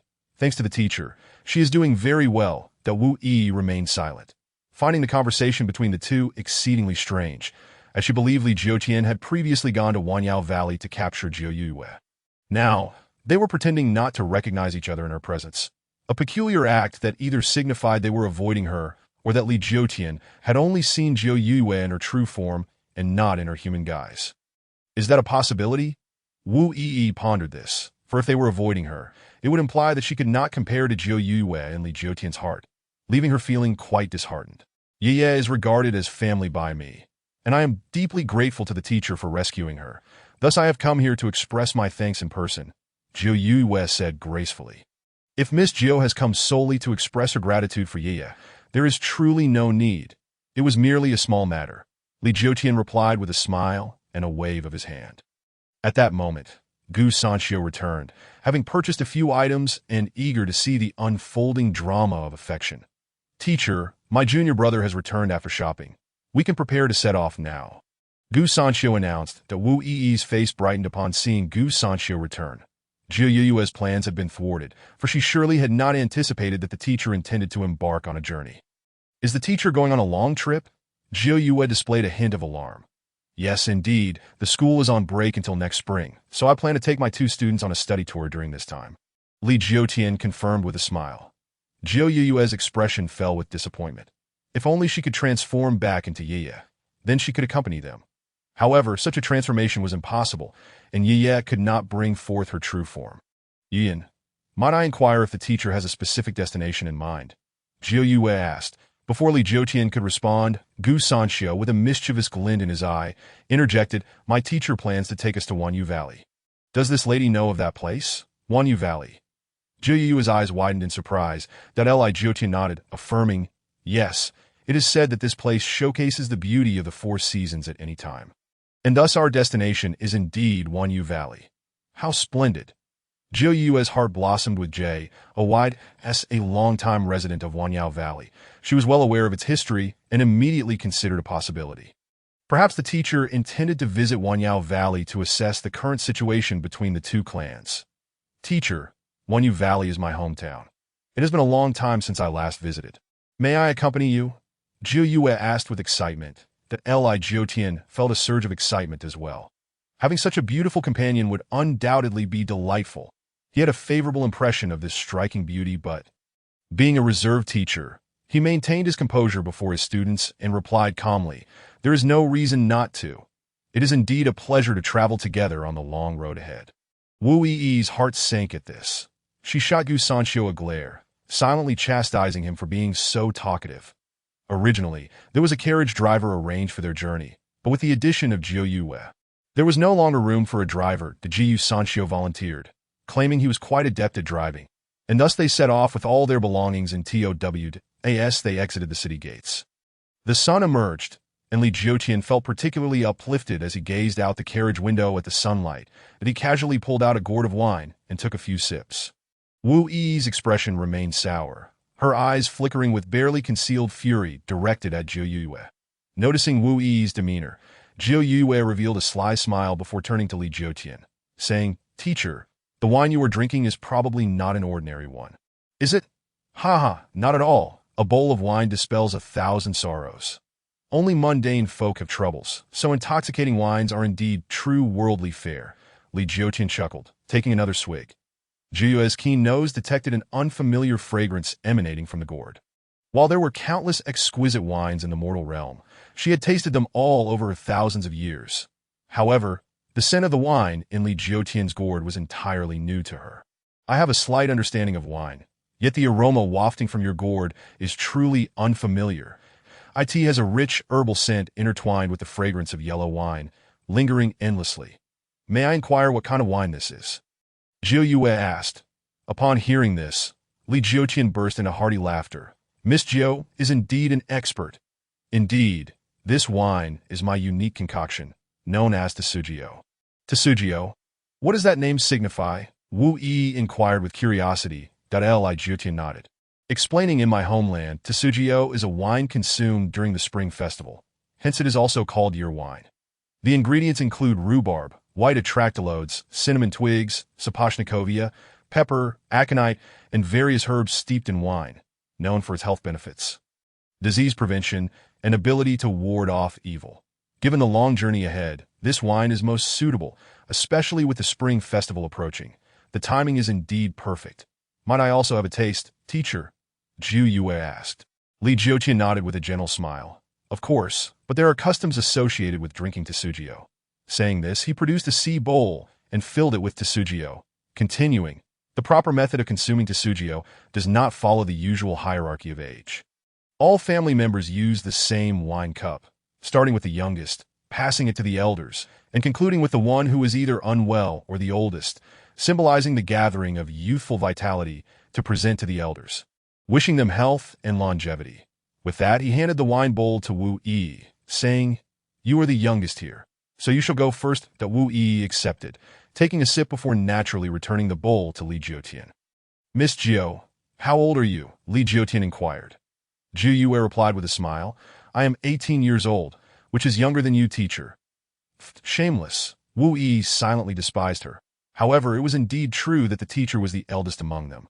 As a Mahayana cultivator could very well have lived for over 10,000 years, that Li Jiutian passed the wine bowl to Zhou Yue, who took a couple of sips and felt her body warm rapidly. Outside the carriage, Gu Sanxiu wished to partake as well, but he needed to drive the carriage forward. The journey from Lanieching to the next stop would take 4 to 5 hours. Lanieching, Fenglieching, Yeheching, Chimi City. Gu Sanxiu consulted the map, noting that Li Jiutian's planned route headed north, crossing 7 out of the 13 states and passing through 3 major cities and several small towns. There are about 4 hours left until we reach the small town of Jinggu City, located between Lanieching and Fenglieching. "Teacher, by the time we arrive at Jinggu City, the city gates will likely be closed," Gu Sanxiu commented, glancing at the sky. Li Jiutian lifted the curtain to look outside, saying, "Then we need not rush. After dark, we can find a flat area to set a fire and rest for the night." "Yes, teacher, in about an hour, we will reach Wangyu Forest. Let us rest there." "Indeed, that sounds good." As the effects of the wine began to take hold, Li Jiutian's eyelids grew heavy, and he leaned back against the carriage, falling into a deep slumber. Meanwhile, the atmosphere inside the carriage was tense. As Wu Yi and Zhou Yue remained silent, their animosity palpable, making even Gu Sanxiu outside feel quite uncomfortable. Thud, thud, thud. The distant sound of galloping hooves grew louder, causing Gu Sanxiu to frown. Sensing a killing intent emanating from the approaching riders, "Teacher, we have a situation." Gu Sanxiu called out to the carriage. Wu Yi lifted the curtain, stating, "The teacher is asleep. Whatever the situation is, we can handle it ourselves. At this moment, we are merely students accompanying the teacher on a study tour, and in the mundane world, it is best to heed the teacher's opinion rather than act on our own accord." Gu Sanxiu replied earnestly. Wu Yi pondered for a moment, recognizing the wisdom in his words. Aside from the threat posed by the demon clan, nothing else mattered, with the crisis from the demon clan having been resolved. And with the teacher's presence, they had little to fear. The sound of hooves approached rapidly, and soon Gu Sanxiu beheld a group of fierce soldiers galloping towards them. Halt! The leading soldier dismounted with a fierce demeanor, approaching Gu Sanxiu, demanding, "Who are you? Where are you headed?" "We are students from Wuxin Chaodang and Lanie Etching, accompanying our teacher on a study tour, that we are unaware of any orders from the military," Gu Sanxiu replied. Gu Sanxiu replied with a smile, while the soldier from Lanie Etching furrowed his brow in contemplation for a moment. Then he nodded slightly and spoke, "Recently, there have been monstrous beings prowling about in the Forgetting Worry Forest. We are the patrolling guards of Jingu City, tasked with the mission of exterminating these creatures." Capturing monsters? Gu Sanxiu pondered in confusion. Could it be that some beasts have escaped from the Valley of 10,000 Demons? However, this place is quite distant from the valley. It is certainly possible to arrive here within a day, that if they have indeed come from the valley, they must be formidable demons that are they creatures from outside the valley? The likelihood of that is quite slim, given that during the Great Battle, the lesser demons were either driven into the valley or slain. Well, we must continue our patrol elsewhere. It would be best for you to steer clear of the Forgetting Worry Forest. After the soldier finished speaking, Gu Sanxiu expressed his gratitude. Watching as the man mounted his horse and departed with his companions, he lifted the curtain of the carriage and inquired, "Jiu Yu, you heard what was just said, did you not? Are those monsters from the Valley of 10,000 Demons?" Jiu Yu furrowed her brows and shook her head slightly, that I have not sensed any demonic aura in the vicinity. Perhaps we will gain some insight once we reach the Forgetting Worry Forest. At that moment, Li Jiutian, who had been half asleep, awoke with a yawn and asked, "What was that commotion earlier?" "Oh, it was merely a patrol of soldiers coming to inspect us." Jiu Yu replied with a smile, "An inspection? We have not ventured far from Lanie Etching. How could there be an inspection? Perhaps something has occurred nearby. We should remain vigilant." After Li Jiutian spoke, he slapped his face to keep himself alert. Being the only man among them, he was intent on ensuring that nothing unfortunate befell his two students and Jiu Yu. Before long, the carriage arrived at the edge of a verdant thicket. Gu Sanxiu called out from the carriage, "Sir, we have reached the Forgetting Worry Forest. After sitting in the carriage for so long, I feel fatigued." After Li Jiutian dismounted and stretched his legs, he surveyed the surroundings.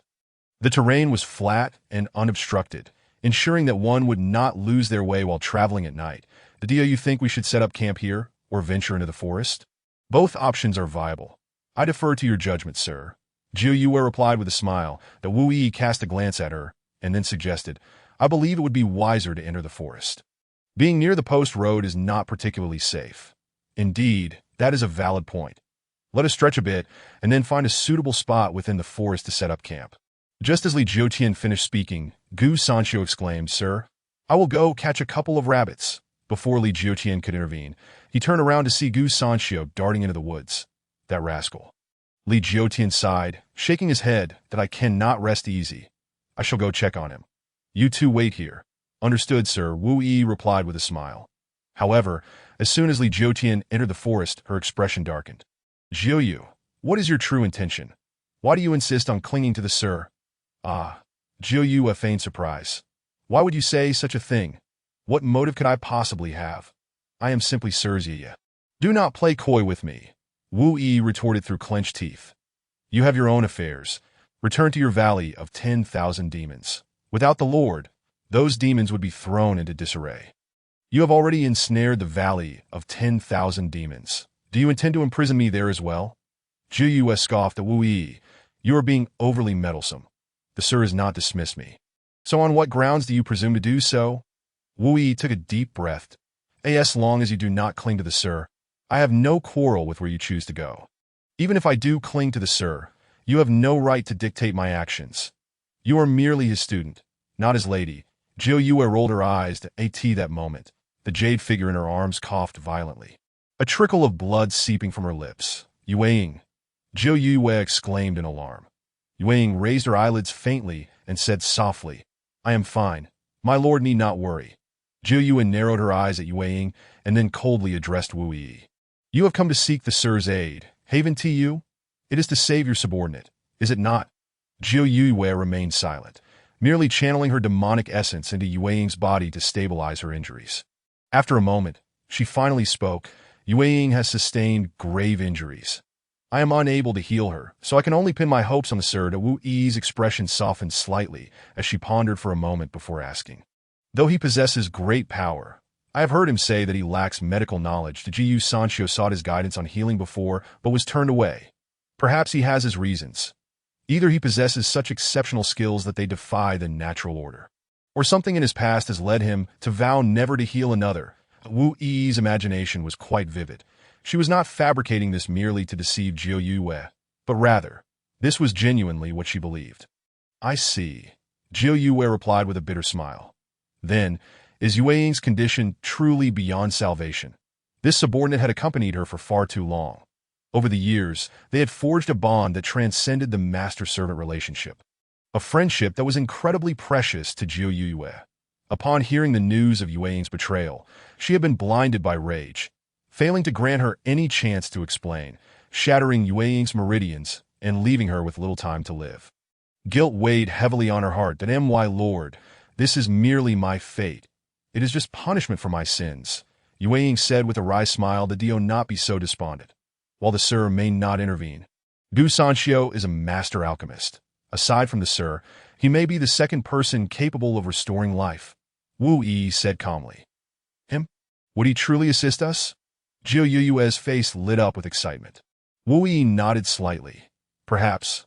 After all, you share a deep bond with the Sir, that he may act on the Sir's behalf.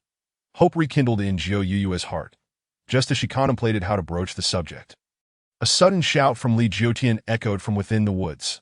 It's the Sir. In the blink of an eye, Wu Yi vanished, rushing into the forest. Jiu Yue furrowed her brow slightly and followed suit. Yet due to her own injuries, she dared not employ her abilities recklessly, relying instead on her senses to navigate through the undergrowth. Although none truly believed there was anything in this world that could threaten Li Jiotian, a sense of unease still gripped their hearts. The Li Jiotian's shout, however, was not one of fear or anxiety, but rather of exhilaration. Well done, lad. You almost let it escape. Your skills are impressive, Sanshio, Li Jiotian said, lifting a rabbit triumphantly. Sanshio, who had spent many years foraging for herbs in the mountains, was quite adept at hunting. Beaming, he scratched his head and glanced at the 4 rabbits he had caught, exclaiming, "We shall have more than enough meat for tonight." Indeed, with only 4 of us, this is sufficient, Li Jiotian remarked as he scanned the surroundings. However, he was not particularly skilled at preparing rabbits, and more importantly, there was no water source nearby for cleaning, a rather troublesome matter, as he had no desire to consume anything tainted with blood. Sanshio, let us see if there is a water source nearby, Li Jiotian suggested. Jiu Sanshio nodded and pointed in the direction behind him. I heard the sound of water over there while chasing the rabbits. There must be a flowing stream. Chapter 51. A menace arises with 4 rabbits in hand. Gu Sanshio led the way, and Li Jiotian followed closely, soon hearing the gentle sound of flowing water. After walking only a few dozen steps and parting some underbrush, they discovered a water source that a trickling stream cascaded from a height of 2 or 3 meters, forming a small waterfall with a large pool beneath it. When did such a sizable pond appear in the Forgetting Worry forest? Li Jiotian wondered, perplexed, as the local records made no mention of such a feature.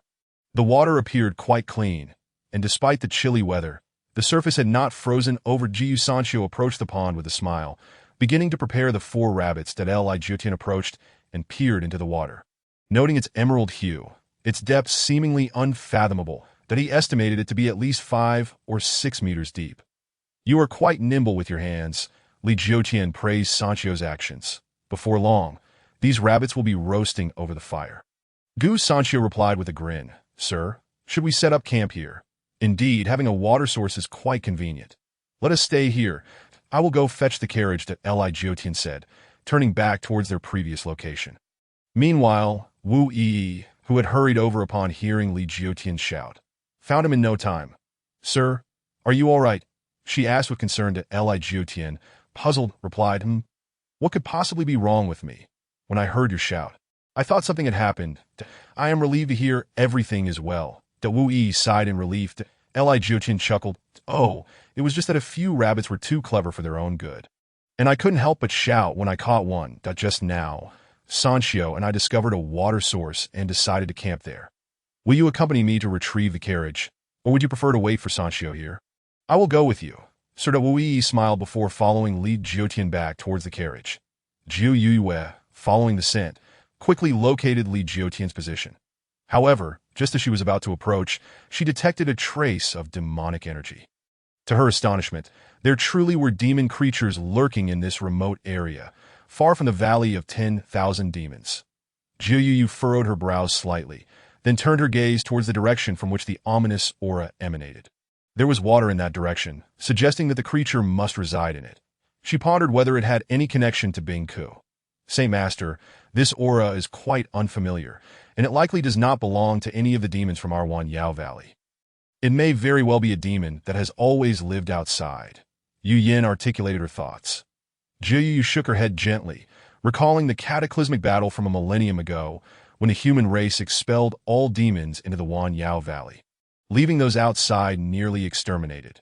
You should be aware of the methods employed by the human race. They adhere to the principle of uprooting the grass to eliminate the roots. Therefore, there should be no demons outside the Wan Yao Valley. As human cultivators are perpetually on the lookout for any lingering demonic aura within the 13 states that, if discovered, the only outcome is death, though we must first locate Wu Yi and Gu Sanshio, who previously found the demon here. I intend to bring them back to Wan Yao Valley. Otherwise, if they encounter the demon, it will undoubtedly meet its demise. Jiu Yu's expression turned serious. Earlier, while in the carriage, she had heard a soldier mention the presence of demons here, yet she had been skeptical. Now, however, the intelligence seemed almost confirmed that as the sovereign of the demon clan, Jiu Yu felt it was her duty to rescue every demon from the human race. Having spoken without hesitation, she swiftly made her way towards the source of the ominous energy. Upon her arrival, she discovered that Gu Sanshio had already reached the location, apparently engaged in the process of cleaning rabbits. Jiu Yu let out a slight sigh of relief, confident that the creature must be lurking beneath the water. Fortunately, the demon she had sensed was exceptionally adept at concealing its presence. Had Gu Sanshio employed his abilities as a cultivator, the distance would have allowed this human void realm cultivator to strike long ago. Jiu Yu, what brings you here? Didn't Sir return to fetch the carriage? Gu Sanshio turned to inquire. Yes, I have come to assist you with these menial tasks. It is hardly fitting for Sir to undertake such duties himself. You should hurry along, Jiu Yu replied, setting down Yu Yin and rolling up her sleeves, adopting an industrious demeanor. Jiu Sanshio, upon hearing this, slapped his forehead in frustration. Look at my lack of perception. Then I shall leave this to you. Ensure you clean up the blood of the rabbits thoroughly. Rest assured, anything destined for Sir's consumption will be spotless. Jiu Yu assured him with a smile and a nod. Originally, this was a prime opportunity for Gu Sanshio to treat Yu Yin, but upon reflecting on the demon lurking beneath the pond, she refrained from pursuing that course. After concocting a fib to send Gu Sanshio away, Jiu Yu infused her demonic energy into the depths of the pond. This was a unique method of communication among demons, as they could discern each other's goodwill, malice, and emotions through the energy they emitted, thereby ascertaining the intentions of their kin. The message conveyed by Jiu Yu's energy was essentially, I have come to take you to a safe place. It is perilous outside. Except for Bing Ku and Huo Lian, all demons instinctively chose to submit to her potent and pure energy, as it was their inherent nature. Thus, the message she transmitted would inevitably be welcomed, and no sooner had her demonic energy sunk into the pond than the water began to froth and bubble, reminiscent of an eruption, until a massive green-headed carp surfaced. Qing Chi has seen the ancestor. The fish's mouth opened and closed, and an aged voice emerged. Qing Chi, this is the Saint Master of the Demon Clan. Jiu Yu, why do you not reside within the Wan Yao Valley, yet appear here? Yu Yin approached the pond's edge to inquire. Reporting to the Saint Master, I have lived in this small pond of the Forget-Worry Forest since childhood, following my elders, and have not ventured elsewhere. The large fish, Qing Chi explained. Then how do you explain the presence of demons causing turmoil here? Jiu Yu pressed that I would not dare to. Qing Chi quickly clarified. The true instigator of the chaos is someone else. I simply cannot disclose their identity. What is there to fear? Here, under my authority, none can harm you. Speak freely of what you know. Yes, Saint Master. Meanwhile, Gu Sanxiu, having been dismissed, returned to the carriage where he unexpectedly encountered the soldiers once more. That moment, Li Jiutian was engaged in conversation with them. Man-eating demons. Do such creatures truly exist? Li Jiutian's brows knitted tightly as the soldier nodded in affirmation. Indeed, sir may not be aware, but 8 individuals from Jingu City have met with tragic fates, including 2 children. Chapter 52. The origins of the demon. The revelation that there were as many as 8 victims, including children, left Li Jiutian gasping in shock, filled with sorrow and grief. Yes, the demon appears without a trace, and just days ago, it attacked the city lord's mansion in Jingu City. Fortunately, the guards arrived promptly. But the city lord was infuriated thereafter, which is why we were dispatched to hunt down the demon and slay it. Upon hearing the soldier's account, Li Jiutian hurriedly inquired, "What manner of demon is it? Has anyone seen it? What brings it to this forget-worry forest, which is not a short distance from Jingu City? It is said to be a snake demon." The guards from the city lord's mansion reported that, while the demon is impervious to weapons, they managed to strike it and retrieve some black snake scales. Recently, someone claimed to have seen a large snake in the forget-worry forest, which is why we pursued it here. Gu Sanxiu listened intently to the soldier's words, possessing a far deeper understanding of the demons within the Wanyao Valley than these individuals. While the number of snake demons in the Wanyao Valley was considerable, they were all subordinates of Huolian. Could it be that this creature fled while taking other demons with it? Gu Sanxiu pondered this likelihood, for after Huolian's escape, they had discovered fewer members among his subordinates than before, initially believing they had perished in battle. Now, it seemed they might have escaped to this location. "Commander, was there a red flame-like mark amidst those black scales?" Gu Sanxiu inquired. "How do you know?" The soldier's face displayed astonishment, prompting Gu Sanxiu to sigh that a village from my homeland also suffered an attack by this demon. Someone there found a similar snake scale that Li Jiutian inhaled sharply. "Sanxiu, why did you not mention this matter to me before? This world truly harbors demons. It has been many years since then, and that man-eating demon had not reappeared, so I thought it best not to bring it up." Gu Sanxiu scratched his head. Given the recent experiences, he could not possibly divulge to these soldiers that he had recently witnessed the Wanyao Valley thrown into chaos by human cultivators. "That I suggest you do not linger here any longer. The snake demon might strike at any moment within the forget-worry forest." The soldier instructed, rallying his men to mount their horses, that we must continue our patrol. "Take care, everyone." "Thank you for the warning." Li Jiutian expressed his gratitude. Could it be Huolian's subordinate, Heilin? Gu Sanxiu approached Wu Yi and whispered, to which he nodded in agreement, that it is likely that I have not seen his presence in the Wanyao Valley. As Huolian's capable lieutenant, this formidable demon would not easily perish at our hands. How did it come to be near Lanyi City? Is it possible it is after Sir?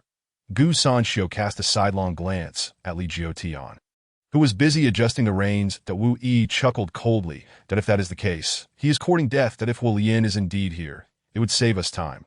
Though Gu Sanxiu bore grave wounds, he still felt confident in confronting a Huolian here, especially with Jiu Yu's presence. Though she was of the demon clan, her hatred for Huolian was likely no less than his own. Regarding the demon, Li Jiutian felt conflicted upon hearing this news. The existence of such entities beyond his understanding instilled a sense of insecurity within him. That if demons exist, does that mean cultivators do as well? Li Jiutian contemplated this answer. Perhaps the earlier rumors in the city about his acquaintance with immortals held truth. The 2 individuals seeking him, Lin Lusheng and another, might genuinely be cultivators. Should I ever encounter a demon, how might I protect myself? Li Jiutian mulled over this question repeatedly, pondering the celestial fire talisman technique sent by Zhang Chongxi, which might indeed hold merit. He resolved to study it diligently. "Sir, allow me to take the reins." The Gu Sanxiu approached Li Jiutian. "To take the reins that weren't you by the pond, tending to the rabbits?" Li Jiutian inquired. Gu Sanxiu smiled. "Miss Jiu is handling that now. I have come to fetch the carriage." I see that Li Jiutian nodded, then recalled the soldier's warning and said earnestly, "We should hurry. The snake demon poses a threat to Miss Jiu alone over there." Gu Sanxiu was taken aback. Jiu Yu is the sovereign of the demon clan. Would she fear a demon? However, he quickly reconsidered, acknowledging the weight of Li Jiutian's words. Perhaps Jiu Yu could indeed find herself in peril against the snake demon, especially after having been ambushed by Huolian previously. Yes, Sir Dagu Sanshio put his thoughts aside, urging Li Jiutian and Wu Yi to board the carriage before hastily directing the horses towards the pond. At that moment, Jiu Yu, having listened to Qing Chi recount the events, fixed her gaze upon the enormous fish head and spoke solemnly. So, you were coerced by that snake demon to assist in capturing living beings. Where is it now? Right beneath the pond, that IT has taken over my dwelling and is using my descendants as leverage, demanding that I capture another living being for it today. The enormous fish head of the azure wings swayed gently. And Jiu Yaoyu scoffed, a living person, am I not just one? You shall take me down, and after dealing with this serpent demon, I will return you to Wan Yao Valley. That may not be advisable. Holy Master, I dare not, the azure wing replied, shaking its massive head. Jiu Yaoyu snorted coldly. Are you afraid of that mere serpent demon, yet not afraid of me? No, I do not dare to offend the Holy Master. No matter, this is my command. After Jiu Yaoyu's words, the azure wing exhaled a bubble that enveloped her, and then descended into the depths of the water pool. The depth of this pool surpassed Jiu Yaoyu's expectations. After diving for several dozen meters, the bottom was still not in sight. Holy Master, this pool is too deep.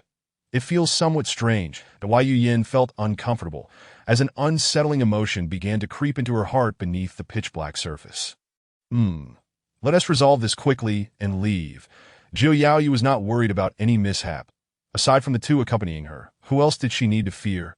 As the bubble encasing Jiu Yaoyu continued to descend, it finally penetrated into a vast, shadowy cavern. Within, the area was not entirely submerged.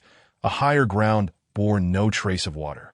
This is the lair of the minor one, that the azure wing transformed into the appearance of an old man. And Jiu Yaoyu leaped ashore, retracting all her demonic energy. Lead the way. Yes, Holy Master. The azure wing respectfully guided the way through a narrow passage that seemed to lead into the mountain behind the water pool. Before long, several torches illuminated the cavern, revealing a middle-aged man with fiery red hair seated on a stone platform. Her expression instantly darkened. Hulian. Chapter 53. The Plot Against Jiu Yaoyu. Jiu Yao. You have come. The middle-aged man laughed heartily, and then the azure wing suddenly drew a long nail from his sleeve, driving it into Jiu Yaoyu's body. PFF. Jiu Yaoyu spewed a mouthful of blood. Flying several meters away. Holy Master! Yu Yin exclaimed, immediately positioning herself in front of Jiu Yaoyu, baring her teeth as she glared at the azure wing, every hair on her body bristling with vigilance. The old man had transformed in the blink of an eye. Jiu Yaoyu supported herself on the ground, her eyes ablaze with murderous intent. Hey Lin? Although she was unfamiliar with the opponent's demonic aura. Why did he manifest as Hey Lin? Jiu Yaoyu could not comprehend this. Hulian chuckled as he approached Jiu Yaoyu. Why didn't you realize he was Hey Lin? Because his methods are unique, allowing him to transform into any other demon clan, even mimicking their aura perfectly. That I never allowed him to reveal this. So your fall is not unjust, Jiu Yao. Hand over the Qinglong demon core. And today I shall allow you two to leave. Foolish delusion, Jiu Yaoyu scoffed. She deeply regretted having followed him here so naively and without any caution. Ultimately, she had been too arrogant. The soul-binding nail. As long as I desire, I can torment your soul at any time. You are now but a piece of clay in my hands, to be molded as I wish. The reason I ask is that, considering your status as the demon clan's holy master, I do not wish to eradicate you entirely. Hulian chuckled. The Qinglong demon core was indeed on Jiu Yaoyu's person, as both Wan Yao Valley and Jiu Yao Palace have been occupied by human cultivators, and she would not leave such an important item there. However, was Hulian truly soft-hearted? Jiu Yaoyu narrowed her eyes, carefully scrutinizing Hulian. Though his aura was steady, it was not particularly strong, likely due to the previous battle. That technique, the fiery destruction of heaven, consumed tremendous energy, and having left the Hellfire Mountains, he lacked the extreme heat suppressing the reincarnation seal. He was probably already on his last legs. Nevertheless, her current situation was dire. She was already injured and now pinned by the soul-binding nail, that if she forced a confrontation, the best outcome would merely be mutual destruction. She needed to devise a means of escape. Jiu Yaoyu began contemplating her countermeasures. Hulian watched as Jiu Yaoyu calmed down, his brows slightly furrowing. Jiu Yao, Do not think of playing tricks. No one else will discover this place. And you absolutely cannot escape. Master, I will self-destruct. You take the opportunity to flee, Yu Yin declared with a determination to die, not concealing her intentions from Hu Lian. Her voice even rose a notch. To die together. Do you have the qualifications for that, Yu Yin? Hu Lian's expression turned cold, and He Lin was about to take action that if they truly fought, the two of them would suffer greatly. Suddenly, Zhou Yaoyu thought of the others above and conceived a plan. Stop. Have you come to a realization? Hu Lian squinted. Zhou Yaoyu took a deep breath. The Qinglong demon core is above. Above, not on you. Hu Lian's expression turned skeptical. Zhou Yaoyu nodded. Yes, it is in the carriage. We were traveling everywhere. What kind of people? Hu Lian tensed. Zhou Yaoyu shook her head. Not cultivators. It is impossible for me to coexist with them. They are merely ordinary people, the teacher and his students from the Wuxin Xiaodang in Lanya City. Ordinary people. A teacher and students from a school. Hu Lian turned to He Lin. Is there such a school in Lanya City? Yes, Holy Master, there is. The teachers and students there are indeed just ordinary people, He Lin confirmed. Hu Lian relaxed his expression, chuckling. In that case, I shall accompany you to Wei Yu Yin immediately understood Zhou Yaoyu's intention. Wu Yi and Gu Sanxiu, these two Dongshu cultivators, were just lamenting not knowing where to find Hu Lian. Now, they were delivered right to their doorstep, and Yu Yin felt a surge of delight. Upon exiting the water pool, Wu Yi immediately spotted the approaching carriage. She first looked at the rabbits on the ground, relieved that they had not been lost. What are you looking at these rabbits for? Hu Lian inquired, puzzled that I am going to retrieve the Qinglong demon core. Zhou Yaoyu stated as she moved to leave, but Hu Lian called out to her, reminding, do not play tricks. The soul-binding nail is still within me. What are you afraid of? Zhou Yaoyu displayed a mocking smile, and then, holding Yu Yin, walked towards the direction of Li Jiutian. Miss Zhou, have the rabbits been tended to? Gu Sanxiu asked as he watched Zhou Yaoyu approach. Upon reaching the carriage, Zhou Yaoyu's expression turned serious as she lightly gestured for the carriage to halt. Gu Sanxiu, seeing her demeanor and glancing at the two unfamiliar men behind, immediately inferred that something was amiss. I wish to speak privately with Wu Yi. Could you take the teacher aside for a moment? It was a matter that required discretion that Gu Sanxiu narrowed his eyes at Wu Yi, soon realizing. And he pulled aside the curtain, addressing Li Jiutian, teacher, there is something I wish to inquire about privately. May I know if you have time? Of course that Li Jiutian smiled as he exited the carriage. Miss Zhou has returned. Indeed, teacher, Zhou Yaoyu replied with a smile. Once Li Jiutian and Gu Sanxiu moved to the side, she slipped into the carriage. Did I ask this a matter that requires discretion from the teacher? Is it related to the demon clan? Wu Yi asked solemnly. Zhou Yaoyu nodded. Yes, Hu Lian has found me. He is by the water pool. As soon as her words fell, a glimmer flashed in Wu Yi's eyes. She was poised to rush out for a fierce battle. However, she then thought of Li Jiutian and took a deep breath, resolving that he must leave first, perhaps to lure Hu Lian elsewhere for a confrontation. Seeing Zhou Yaoyu enter the carriage and not emerge for a long while, Hu Lian suspected treachery and instructed He Lin, go and see what she is up to. Yes, Holy Master. He Lin complied. Slowly approaching the carriage, Gu Sanxiu caught the exchange with a knowing glance, instantly sensing that a fierce battle was about to unfold. Teacher, I spotted a very unique herb over there. I have always wondered what it is and what effects it has. Could you enlighten me now? Gu Sanxiu inquired. Yes, the sun is yet to set, so let us make haste and return. You lead the way. Due to the time of day and Gu Sanxiu's guidance after Li Jiutian disembarked, he had his back to Hu Lian, remaining unaware of their presence. Thus he followed Gu Sanxiu in another direction without suspicion. He Lin arrived at the carriage and spoke in a deep voice. The Holy Master has urged you. Chapter 54. Remove the soul-binding nail. Let the teacher try. As the curtain lifted, Zhou Yaoyu and Wu Yi stepped out of the carriage. He Lin was about to speak when Wu Yi coldly huffed, swiftly extending her right hand to seize his neck with lightning speed, twisting with force. He Lin's neck snapped with a crack. Hu Lian's trusted aide did not even have time to utter a sound before he perished. The entire event transpired too swiftly. Hu Lian had not reacted at all and had never anticipated that this human girl was a cultivator, and a formidable one capable of killing He Lin in an instant. This is not good. I have been deceived. Hu Lian's heart tightened, and without a moment's hesitation, He transformed into a shadowy wind, exerting all his strength to flee into the air, fearing that Huo Lian would head towards Li Jiutian. Wu Yi saw him escape upwards, which aligned perfectly with her intentions. She huffed coldly and transformed into a streak of brilliance, pursuing after him. As Juyu seized the opportunity to return to the carriage and exert her utmost strength to expel the soul-settling nail, she found it had been embedded too deeply. Her spirit had been thoroughly pinned down, making it impossible to mobilize even her demonic essence. This won't do. I cannot force it out. Jiyu was drenched in sweat when Yu Yin leaped on her back and said, Saint Clan, allow me to attempt to draw it out. The soul-settling nail was an exceedingly ruthless artifact. Once driven into the body of a target, it could only be forcibly shattered by someone with a cultivation level several times stronger than that of the wielder. Otherwise, no one of equal or lesser realm could disturb it. The soul-settling nail embedded within Jiyu was driven in by Hylan, and unless Wui or Gu Sanxiu intervened, it was utterly impossible to extract it. Yu Yin's cultivation level was already comparable to Hylan's, and after sustaining injuries, she was even below the level of a minor demon. Attempting to suck out the soul-settling nail with her mouth resulted in her spitting out blood from the backlash of the artifact's energy. Do not move. Wait for Wu Yi and the others to return, and I shall have them try.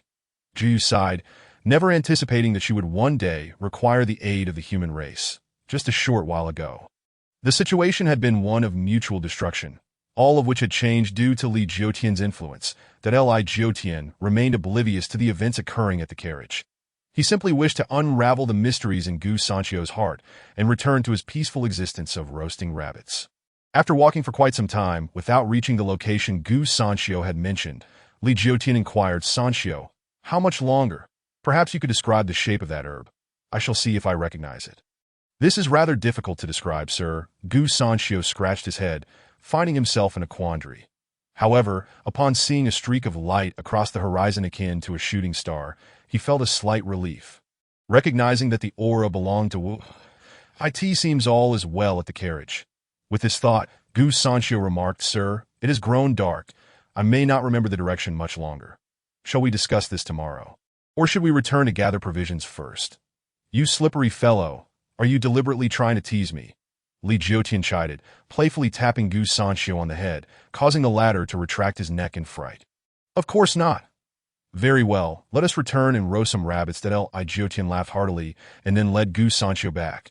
Upon arriving at the carriage, they discovered that Jiyu had already kindled a fire, and several rabbits were skewered on branches above the flames, by the firelight. Li Jiutian noticed Jiyu's complexion appeared somewhat pale and couldn't help but ask, Miss Jiu, have you caught a chill? Your complexion looks quite poor. Perhaps, Jiyu nodded, then turned to Gu Sanxiu. I heard from Miss Wui that your medical skills are exquisite. Might you assist me in examining my ailment? Gu Sanxiu's expression turned peculiar, and before he could contemplate the situation further, Li Jiutian interjected. Indeed, he is well versed in pharmacology and medicine, so he knows a thing or two. Sanxiu, please take Miss Jiu's pulse. Certainly, Sir. Gu Sanxiu approached Jiu, sitting beside her, and gently placed his fingers on her wrist. Lowering his voice, what sort of trick are you playing?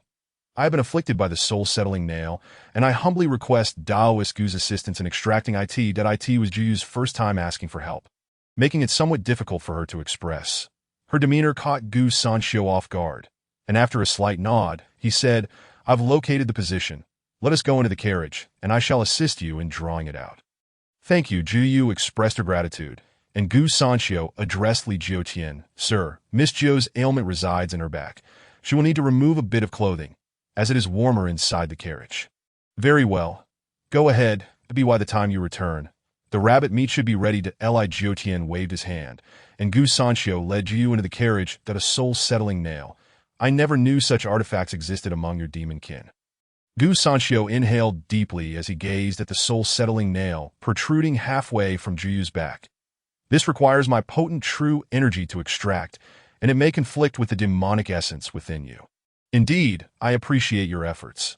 Jiyu nodded slightly to Jiyu Sanxiu, then extended his hand to grasp the embedded portion of the soul-settling nail, channeling the meager true energy that remained within him as he pulled with force. However, the soul-settling nail felt as if it were fused with her spine, and as Gu Sanxiu tugged, Jiyu felt her spine being pulled as well. The intense pain caused Yu to involuntarily emit a groan, and cold sweat beaded on her forehead. As so stubborn, Jiu Sancho's true energy rapidly depleted. Extracting this soul-settling nail was not inherently difficult, but due to his injuries, his remaining true energy was less than a tenth of its original capacity. This won't do. Jiu Sancho withdrew his strength with a sigh. That my true energy is insufficient to extract this soul-settling nail. And if this continues, your body will not withstand it. That I suggest we let the sir give it a try. He should be able to manage. But how should I explain this? Jiu felt somewhat perplexed. After contemplating for a moment, Gu Sancho suggested, just say you accidentally pricked yourself in this forest. Upon saying this, Gu Sancho lifted the curtain and called out to Li Jiutian, Sir, Miss Jiu has a thorn in her back, and my strength is insufficient to remove it. Hearing this, Li Jiutian promptly rose and entered the carriage. Outside, the air was frigid, but inside the carriage, the warmth was inviting. Jiu, with her clothing partially removed, appeared alluring, and her pale complexion added an air of fragility that stirred one's heart. That Li Jiutian's gaze momentarily faltered. But he quickly composed himself and moved to Jiu's back. Jiu Sancho's expression flickered with subtle amusement as he said to Li Jiutian, Sir, I shall step outside to continue roasting the rabbits. I fear the meat may burn. Understood. Li Jiutian nodded, his focus entirely on Jiu's back. Lacking the extraordinary perception and vision of Gu Sancho, he found the inside of the carriage shrouded in darkness, revealing little beyond Jiu's pale skin. Miss Jiu, where exactly is the thorn located? It is too dark for me to see. Jiu softly replied, It is to the right of the spine. You should be able to feel it with your hand. Chapter 55. Frustrated probing to touch. Li Jiutian felt a jolt of surprise. Since his arrival, he had not touched a woman. The captivating beauty before him held a strong allure. Yet as a gentleman, he suppressed his inner desires. Taking a deep breath before cautiously reaching out to gently touch Jiu's back, that a familiar sensation caused Jiu to involuntarily tremble slightly. When she was still known as Ye, she had often been caressed by this human man behind her. Now, in her human form, the smoothness of her skin being touched by his hand instilled an unusual comfort that flushed her cheeks and quickened her heartbeat. Meanwhile, Li Jiutian temporarily set aside any hint of ambiguity between men and women, carefully exploring for the thorn embedded in Jiu's back. But he could not help but marvel at the sensation, which felt as smooth as touching a piece of tofu. Despite being a gentleman, he couldn't suppress his astonishment. Just then, his fingers grazed a thorn-like object that as soon as the soul-settling nail was lightly touched, Jiu felt a surge of piercing pain. Endure it. I have found it, Li Jiutian announced as he took a deep breath and grasped the soul-settling nail, pulling it out with force. Expecting it to require some effort, Li Jiutian was surprised when the nail came out easily, but the sudden force caused him to stumble backward and crash onto the floor of the carriage, creating a muffled thud and shaking the carriage violently. Gu Sancho, hearing the noise, turned to look at the carriage with a peculiar smile before returning to roast the rabbits. Sir, are you all right? Jiu quickly turned to inquire. And Li Jiutian, rising from the ground and shaking his head, replied, I am fine. That thorn was not difficult to remove. That I hardly exerted any effort. He examined the thorn closely and exclaimed in wonder. This seems not to be a thorn, but a nail. Handing the soul-settling nail to Jiu, he cautioned, Your injury on the back may risk infection. I will fetch you some pills to take and apply. After retrieving the gourd, Li Jiutian initially intended to pour out a few pills, but then decided to hand the entire gourd to Jiu. These pills are all excellent. Take 2 each day. And have Wui apply 1 for you. Mentioning Wui, Li Jiutian realized he had not seen her in the carriage. Where has Wui gone? Jiu suddenly recognized her oversight. Quickly concocting an excuse, she replied, Oh, she just happened to run into a distant relative and went over there to chat for a bit. A distant relative? In this desolate wilderness, under the cover of darkness? Li Jiutian found it somewhat unbelievable, but trusting Jiu, he refrained from probing further. With the soul-settling nail extracted, Jiu could now mobilize her demonic essence, and her complexion gradually regained its color. Sir, I am now prepared to change my clothes. May I ask you to step outside? Jiu inquired shyly, her previous garments stained with blood and feeling quite uncomfortable. Oh, of course. Li Jiutian hastily exited the carriage and returned to the campfire, where he noticed an enigmatic smile flickering across Gu Sancho's face. With a slight smile, Li Jiutian remarked, Your expression suggests you are once again contemplating a jest at Mr. Xinqing's expense, are you not? Gu Sanxiu quickly protested. No, no. How could I dare? However, did not Mr. Xinqing previously impart to us the wisdom that a graceful lady is best suited for a gentleman? I believe Miss Jiu should be a fitting match for Mr. Xinqing. Why not let him take her as his own? You have begun to concern yourself with Mr. Xinqing's lifelong matters. I see. Tell me, have you diligently committed to memory the contents of the books? How many chapters of the Tao Te Ching that I provided you before your departure can you recite? Come now, I shall test you. The highest good is like water, which benefits all things and does not compete. What follows, recite it for me, or upon our arrival in the city tomorrow, I shall require you to transcribe it 10 times. Upon hearing this, Gu Sanxiu exclaimed in indignation, what an injustice! Mr. Xinqing is seeking personal revenge. This is not personal revenge. It is merely an opportunity to make use of the situation. How can you misapply even the most basic vocabulary? If you find yourself so idle, I shall take it upon myself to enlighten you on the meanings and usages of certain words. Li Jiutian's words left Gu Sanxiu feeling bitter, that he had intended to stir up some amusement between the two women, Wu Yi and Jiu Yue, to add some levity to their journey, but having teased Mr. Xinqing just briefly, he was now faced with a task to that moment. Jiu Yue emerged from the carriage, clad in a white mink coat and a black wolf hair cape, exuding an air of elegance befitting a lady of high standing. Miss Jiu, the rabbit is ready for roasting. Come and partake. Gu Sanxiu beckoned, and Jiu Yue, holding a jade-like smoke, approached the campfire and took a seat. After expressing her gratitude and taking a bite of the rabbit meat, she set it down and turned to Li Jiutian, saying, earlier, I overheard the soldiers speaking of demons, and it has left me somewhat apprehensive. Jiu Yue sought to probe Li Jiutian's stance on the demon race. For this man, with a mere snap of his fingers, could annihilate their entire kin. Indeed, that is a pressing concern, Li Jiutian acknowledged. Faced with the prospect of encountering demons, their party was utterly defenseless, as he was the only able-bodied man among them. Yet, he possessed neither martial prowess nor magical skills. Should they truly encounter a demon, what would be their course of action?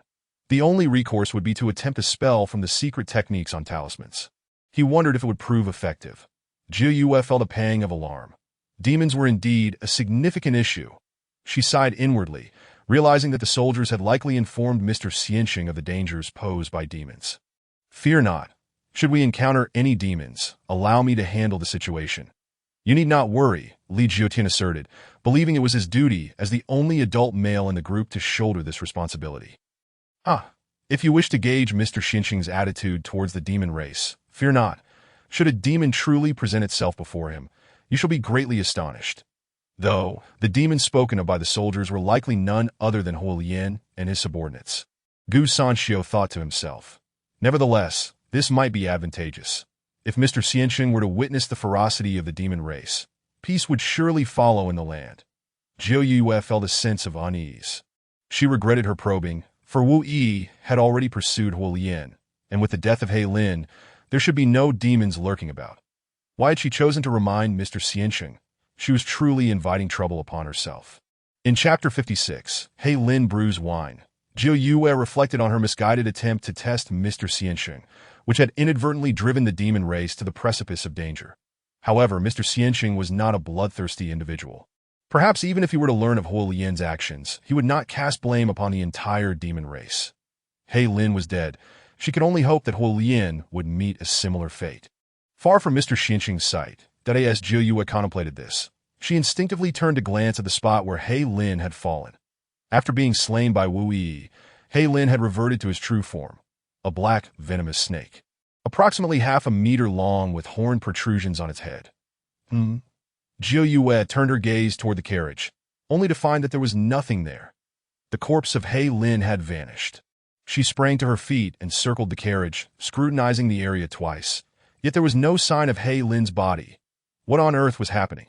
He Lin had certainly been dead, and there was no possibility of anyone else having removed his corpse. Could it have been Gu Sanxiu? Jiu Yue glanced at him. Miss Jiu, have you lost something? Li Jiutian inquired. No. Jiu Yue replied with a slight shake of her head, then returned to the campfire to ask. Earlier, I saw a black snake's corpse by the carriage.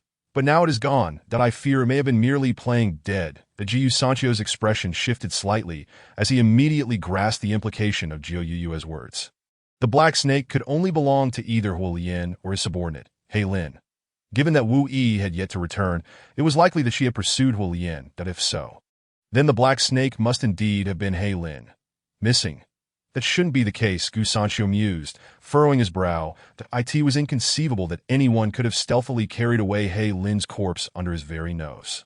Moreover, if Wu Yi had been the one to strike, it would have been a decisive blow, leaving no chance for He Lin to escape. As he and Mr. Xianqing had returned, they had not noticed whether there was a black snake's corpse near the carriage, for darkness had already descended.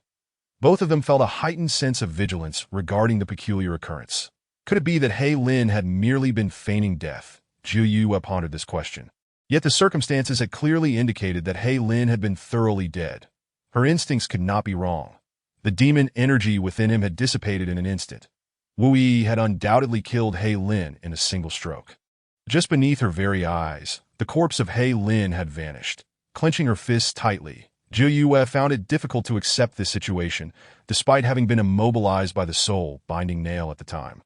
Both Gu Sanxiu and Jiu Yu wore unusual expressions, and their distress did not escape Li Jiotian's notice. However, he remained unaware of the source of their vexation, assuming they were merely worried that the black snake had not truly died and might be lurking nearby, ready to strike. Thus he chuckled and reassured them, "Do not concern yourselves with that black snake." Both turned to him in unison, and Jiu Yu, curious, asked, "Mr. Xianqing, do you know where the black snake's corpse is?" "Indeed, I do." Li Jiotian replied with a nod, that on his way back with Gu Sanxiu, he had noticed a black snake by the carriage, resembling a Wu Shao snake. According to medical texts, this type of snake, when used for brewing wine, could dispel wind and dampness, invigorate the blood, and promote circulation. Upon seeing the black snake, he had confirmed it to be dead. Thus, while Gu Sanxiu and Jiu Yu were occupied with tending to their ailments inside the carriage, he had taken the opportunity to collect the snake, wash it by the pond, and subsequently placed it in a wine gourd. Fortunately, the snake was only half a meter long, easily fitting within the gourd. "Where is it?" Jiu Yu inquired hurriedly. Li Jiotian raised the large wine gourd beside him and gave it a gentle shake. "It is right here." Jiu Yu was momentarily taken aback, then felt a wave of dizziness wash over her. He Lin had been a formidable demon who had cultivated for a millennium, yet someone had used him to brew wine. Could this wine be safe to consume? A mere sip might lead an ordinary person to bleed from all 7 orifices and perish. Jiu Yu glanced nervously at Li Jiotian, asking, "Mr. Xianqing, can venomous snakes still be used for brewing wine? Should we not take the risk?" Gu Sanxiu also felt a shiver run down his spine. While he would not have thought twice about brewing wine with an ordinary snake, this was a genuine 1,000-year-old snake demon. "Fear not. Snake-infused wine is quite effective for dispelling wind and cold. Let it remain in the gourd. We must put it to good use," Li Jiotian insisted, firmly sealing the gourd once more. Both Gu Sanxiu and Wu Yi were left utterly speechless, and after a prolonged silence, they exchanged glances at the gourd containing He Lin before quietly returning to their rabbit meat. Suddenly, thunder rumbled overhead, and the previously clear night sky was instantly shrouded in dark clouds, with flashes of lightning dancing amidst them, creating a stark contrast to the white snow below. "What an unusual thunderstorm in the depths of winter," Li Jiotian remarked, furrowing his brow as he gazed upward. "When odd occurrences arise, it is often a sign of demons." Jiu Yu felt her heart tighten. Indeed, Mr. Xianqing's keen perception could not be easily deceived. However, she chose not to respond, nor did she dare to, considering her own identity as the sovereign of the demon race. Jiu Sanxiu distinctly sensed Wu Yi's presence, realizing she was engaged in a fierce battle with He Lin above. This shouldn't be the case. With her strength, it should not be so difficult for her to defeat He Lin, he mused. However, he was not overly concerned about Wu Yi's safety, given the ominous weather. He suggested softly, "Mr. Xianqing, it may soon rain.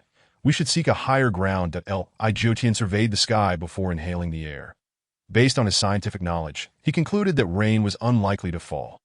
And even if it did, it would not last long nor be particularly heavy. Loud thunder, but little rain. "We shall remain here. The canopies of these trees will suffice as shelter." "Sanxiu, please fetch the tent from the carriage.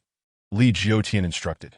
Yes, sir. Gu Sanxiu complied. The Jiu Sanxiu returned to the carriage and pulled out 2 tents, which he subsequently brought to the campfire to set up. Li Jiutian gazed thoughtfully at the sky above. Pondering the rarity of such weather he had encountered in his long life, that moment, a fierce wind began to howl through the forest, sending chills down his spine. Consequently, he walked back to the carriage and retrieved another gourd of wine. The wind has picked up. A bit of alcohol will warm me. He mused as Li Jiutian poured the wine into his teacup, specifically the Kunlong well tea gifted by Feng Shudao, and then extended it towards Jiu Yue. However, upon recalling the black-scaled creature steeped in the wine, Jiu Yue instinctively recoiled from the drink, waving her hand with a smile. Please, sir, you drink it. This is not wine steeped with snakes. It is clean, Li Jiutian assured her. Despite his words, Jiu Yue smiled awkwardly, still reluctant to partake. What about Gu Sanxiu? Li Jiutian once more offered the cup to Gu Sanxiu, who also hastily declined. Li Jiutian shrugged. Then I shall drink alone. Just as he raised the cup to his lips, something suddenly plunged into his drink. By the flickering firelight, he discerned it to be a small red snake, slightly larger than an earthworm. Chapter 57. The Master Makes His Move.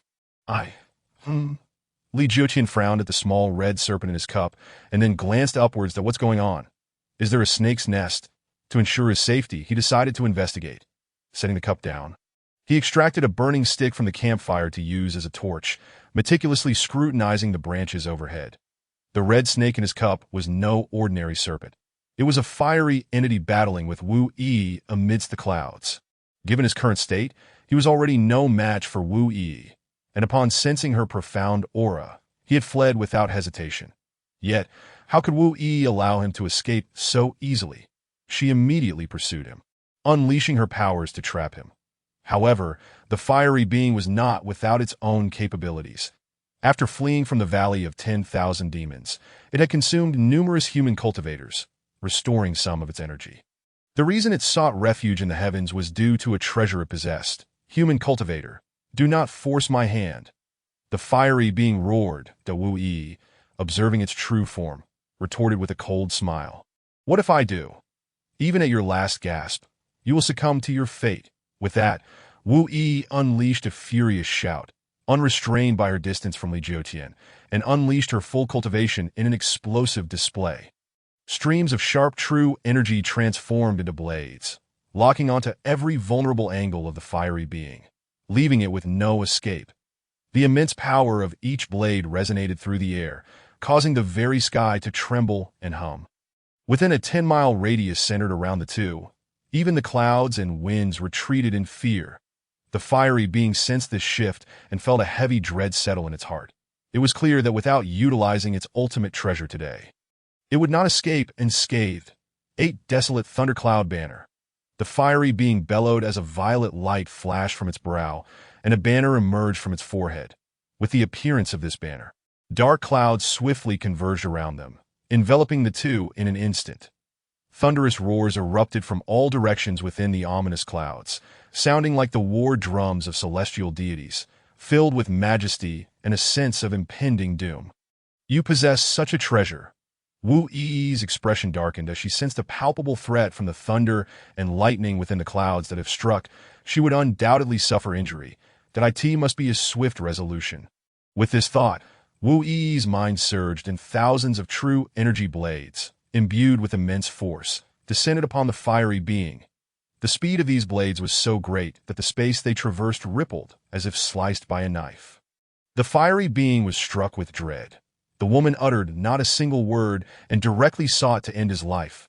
Fortunately, it had prepared for this moment, channeling its demonic energy into the 8 desolate thundercloud banner. Quickly weaving a net of lightning to ensnare itself, the myriad blades collided with the lightning net. An unexpected calm followed. The two forces seemed to neutralize each other without a cataclysmic explosion. Wu Yi's heart sank. What kind of treasure was this? Its power was astonishing. Though the fiery being's aura was weaker than that of Lin Lushing and his companions, it had managed to dissipate her assault with mere artifacts. Could it be a celestial artifact? Divine thunder, hasten! The fiery being commanded, summoning countless slender bolts of lightning that surged towards Wu Yi. Her eyes narrowed, and once more, blades of true energy formed around her. A golden sword creating a protective barrier. As the lightning approached, it resembled 100 spears, colliding with the golden swords in an instant, creating a cacophony of metal on metal. The surrounding air shimmered with intense heat. And Wu Yi detected the acrid scent of her hair singeing, her expression darkening further. This adversary's methods were relentless. Even in this state, he posed a substantial threat, rivaling that of Zhou Yue. Wu Yi made this assessment, realizing that the threat posed by Zhou Yue was largely tied to Li Jiutian. For the demeanor and character displayed by Zhou Yue indicated that she was a principled and discerning leader. No, relying solely on the 8 desolate thundercloud banner will not suffice against this cultivator. The fiery being observed Wu Yi's composed demeanor and began to strategize. Its primary objective was escape, not annihilation. And thus it only needed to ensnare her. Thunder of the abyss, prison. The fiery being quietly enacted this maneuver amidst the previous thunderous display, while Wu Yi merely sensed the lightning spears shifting their trajectories. Initially, she thought the fiery being sought to exploit her blind spots for an attack, but as her perception detected several bolts of lightning suspended in mid-air around her, a chill ran down her spine. Something was amiss. Cloud burial, Wu Yi shouted, and the surrounding clouds swiftly gathered to envelop her. Then a golden light began to condense within, and in the blink of an eye, this highly compressed mass of clouds erupted. Each cloud contained the formidable true energy infused by Wu Yi, now as small as yellow beans, each harboring the power to obliterate the heavens. What a close call. Had she not prepared in advance, she might have perished under this attack. The fiery being, struck by just one of these explosive clouds, sustained a massive wound, not only to its flesh but also to its demonic core as the true energy penetrated deep within. A peculiar humming sound erupted, and Wu Yi suddenly perceived that 100 red heavenly thunders had formed a square cage, completely encasing her. You shall remain here obediently. The fiery being inhaled deeply, grinning malevolently. As I retrieve what I seek. Before it could finish speaking, a piercing scream escaped its lips as a powerful force began to pull it downward from the heights of the sky. The once mighty form of the fiery being rapidly shrank before Wu Yi's astonished gaze. What is happening? Could it be Gu Sanxiu and Zhou Yue have intervened? No, their presence was absent, that if not them. Who among the cultivators and demons possessed such might? Wu Yi pondered, and moments later, a smile broke upon her face as realization dawned. It was the Master. The Master had made his move. Chapter 58. The Master makes his move. 2. The fiery being was swiftly drawn from the heavens to the ground by an overpowering and unyielding force. Its heart raced to a near halt. Who could wield such power? It left no room for resistance. This force felt primordial, as if it had existed since the dawn of the cosmos, rendering all worldly cultivation techniques insignificant. The fiery being attempted to burn its demonic core to break free. But to its astonishment, this only seemed to enrage the force, tightening its grip and rendering it immobile. Its once mighty form continued to shrink until even the water vapor, suspended in the clouds, appeared larger than it. What is happening? Who has unleashed such a divine power? The fiery being's heart sank into despair that a Dongshu cultivator. Impossible. It had once stood at the pinnacle of Dongshu itself. It could not fathom this power. With a bitter smile, it could only watch helplessly as it plummeted toward the earth. Time lost meaning as it fell, and an icy sensation enveloped it. Had it plunged into a pool? Elation surged within as it realized that as long as there was water, there was hope. Its assailant had not sought its life. Yet this fleeting joy was short-lived, for upon realizing it was submerged in wine, sheer terror flooded its heart. Initially, it thought it had merely tumbled into a vast wine vat.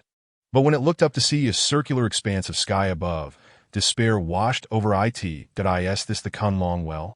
A profound dread engulfed Wu Lian's heart as he realized that a legendary artifact, long known to specifically target true dragons, had resurfaced, and he found himself ensnared within it. If even a true dragon could not extricate itself from its confines, how could he, a mere elegant serpent, hope to escape? Wu Lian's mind was a blank slate. He felt a vague inkling that the assailant was a formidable ancient power, at the very least a transcendent cultivator. Soon, he caught sight of Li Jiutian peering down at him, confirming his suspicions in that instant. Seizing the brief moment of Li Jiutian's absence, Huolian attempted to flee, but to no avail. After falling into the dragon-trapping well, his demonic aura and abilities were entirely sealed away. An intangible force within the well prevented him from surpassing a certain height, gradually suppressing him until he lost control over his own body. Within mere breaths of his descent, Huolian found himself utterly immobilized. Am I dead? Upon Li Jiutian's return, he glanced into the cup, observing the still serpent within. Well, let's put it to good use. May it refrain from crawling into my cup in the next life. With that, he uncorked the gourd and poured Huolian, along with the liquor, into it. Fear was the sole emotion coursing through Huolian's heart at that moment, realizing that the dragon-trapping well was nothing more than a vessel for someone else's drink. And he, a once mighty demon of the cave void realm, was being used to steep liquor, black scale? Upon entering the gourd, Huolian immediately sensed the true form of the black scale within. It was likely dead. The sealing force would persist for a considerable duration, during which Huolian could neither move nor recover his original size, left to drift aimlessly within the gourd. This was a nightmare for him, a prolonged torment. Meanwhile, Li Jiutian remained oblivious, treating it merely as an inconsequential interlude. The celestial phenomenon above ceased as Huolian was confined within the cup, and the weather returned to its previous serene state of moonlit calm. Master's foresight is remarkable. Indeed, it did not rain, Gu Sanxiu remarked. Glancing up at the sky, he clearly sensed that the battle in the heavens had concluded, with Wu Yi's aura lingering strongly, indicating she was unharmed, while Huolian's presence had vanished. Although uncertain of his fate, Gu Sanxiu suspected it was somehow linked to Li Jiutian, that he had sensed the battle's intensity, and the shift had occurred in an instant. At the moment the conflict ended, he perceived Huolian's faint aura gradually waning, moving toward their direction. That it is not mere foresight, merely a matter of experience, Li Jiutian chuckled. Zhou Yue had been closely observing Li Jiutian's every move. The abrupt cessation of the battle between Wu Yi and Huolian did not appear to be directly connected to him, yet she instinctively felt that this change was tied to the man before her. Moreover, she noted Li Jiutian pouring the liquor from the cup into the gourd containing the black scale, then refilling the cup from another clean gourd, a gesture that piqued her curiosity. Master, why pour the liquor in only to refill the cup again? Zhou Yue inquired softly. Li Jiutian chuckled. A little serpent, oblivious, fell into my cup. I simply decided to make use of it. Zhou Yue and Gu Sanxiu exchanged incredulous glances, their expressions revealing an overwhelming shock that they could not conceal. What is it? Why such expressions? Li Jiutian questioned in confusion. The two could only manage awkward smiles, unable to articulate a single word. The development exceeded their wildest imaginations. Not only a great demon, but even Huolian, the demon clan sovereign, had been reduced to an ingredient for liquor. Li Jiutian's actions were unfathomable. Even if they practiced for a millennium, students can only admire, Gu Sanxiu remarked, while Zhou Yue, overwhelmed, could only echo his sentiments. Acknowledging the audacity of using a fellow demon of her stature for such a purpose, perhaps I should refrain from such actions in their presence. Is it too cruel? Li Jiutian pondered, yet upon recalling that the serpent he used was lifeless, he swiftly reconciled himself. After all, it was merely a matter of utility. That moment, Wu Yi returned, her steps light and almost bouncing with Jay. Oh, why that is so cheerful. It seems you had a delightful conversation with an old acquaintance. Li Jiutian observed that Wu Yi paused, quickly grasping that her master was alluding to Huolian. Indeed, nothing escaped her master's discerning gaze. With a smile, she settled by the campfire as Li Jiutian handed her a rabbit. Eat up. Rest well afterward. We continue our journey tomorrow. The effects of the liquor soon took hold, and Li Jiutian quickly succumbed to sleep upon returning to his tent, after covering him with a blanket. Wu Yi stepped outside, where Gu Sanxiu and Zhou Yue cast her inquiring looks. Yes, you guessed correctly. It was Master who intervened. Wu Yi nodded, prompting a collective sigh of relief from the two. Chapter 59. Concerning ancient cultivation, Wu Yi recounted her encounter with Huolian, and Zhou Yue and Gu Sanxiu listened attentively by the fire, nodding in agreement. Had it not been for Master's intervention, that fellow might have escaped. Huolian's tactics were unexpected. That flag capable of summoning heavenly thunder is formidable. I suspect it to be a defensive artifact. Wu Yi elaborated that as a fellow sovereign of the demon clan, Zhu Yue had a deeper understanding of Huolian. Furrowing her brow, she remarked, Huolian is not adept at crafting artifacts. In fact, the entire demon clan struggles with it. Even when crafted, they are often subpar, as we demons lack true qi, and our demonic energy cannot amalgamate with heavenly materials since the dawn of our existence. No one has succeeded in forging profound great artifacts. The flag you mentioned, which can summon heavenly thunder, surely does not originate from our clan. Are you suggesting that there are human cultivators capable of crafting such artifacts who conspired with him? Wu Yi queried earnestly, adding, that flag he wielded must have reached the earthly grade. Among human cultivators, those who can craft such artifacts are exceedingly rare and would certainly not collude with Huolian. Zhu Yue pondered for a moment before speaking. The demon clan spies among humans are at most in the nascent soul realm, that I do not believe a nascent soul cultivator could forge such an artifact. Spirit-severing realm cultivators? That is implausible, Gu Sanxiu interjected, shaking his head. Spirit-severing cultivators among humans are typically entrusted with significant responsibilities, having undergone countless trials, and would never harbor ill intentions toward their kin. Gu Sanxiu spoke with conviction, as he knew all spirit-severing cultivators and possessed comprehensive information about them. These individuals were absolutely loyal to the human race, and most bore irreconcilable enmity toward the demon clan. If what you say is true, then the possibility of a human cultivator conspiring with Huolian is effectively dismissed. Zhu Yue took a deep breath. The demon clan's inability to forge such artifacts, combined with the improbability of spirit-severing or higher human cultivators colluding, led her to consider another possibility. What possibility? Wu Yi inquired. Zhu Yue narrowed her eyes. Over 10,000 years ago, a mysterious group visited the 10,000 Demon Valley, then known as the 10,000 Ghost Valley. They sought the demon clan's assistance in establishing a teleportation array to connect to their homeland, in exchange, they promised the demon clan dozens of artifacts, including 4 or 5 profound-grade artifacts. The power of these artifacts was astounding. The demon clan sovereign at that time was envious and immediately consented to their request. The teleportation array was established swiftly. But something went awry. Once those individuals entered, the array sealed shut, leaving the artifacts behind for the demon clan. However, when we later engaged with your human clan, most of those artifacts were destroyed. The remaining few were passed down by the previous demon sovereign. But I do not possess any, as I felt I had no use for them. Furthermore, I arrived at the 10,000 Demon Valley later, not being the original sovereign of that place, which may explain why the artifacts were not entrusted to me. As for the exact number of artifacts, I cannot say, but the flag you saw likely has its origins there. Mysterious individuals, establishing a teleportation array to their homeland. Wu Yi pondered, contemplating the implications. Could they have been spies among the human race in ancient times? Yet, producing several profound-grade artifacts would require a dominant force among human cultivators. What could have motivated such actions? That mysterious group initiated the teleportation, but subsequently sealed it. A perplexing enigma, indeed. Gu Sanxiu furrowed his brow. Is the teleportation array still in existence? Of course, but the demon clan has made countless attempts since then, yet has never managed to open it. It seems only that group can activate it. Zhou Yue recalled something and inquired, do you humans possess any techniques or groups skilled in mimicking auras? Mimicking auras. Are you suggesting the ability to transform into the aura of any person to the extent of complete indistinguishability? Or merely an imitation? Ancient Sanxiu inquired, to which Zhou Yue responded, completely identical. I have heard from the previous sovereign of the demon clan that he had witnessed the capabilities of one among that group. This individual could transform into any member of the demon clan and could even replicate their very essence, rendering it impossible for us to discern who among them was truly a demon.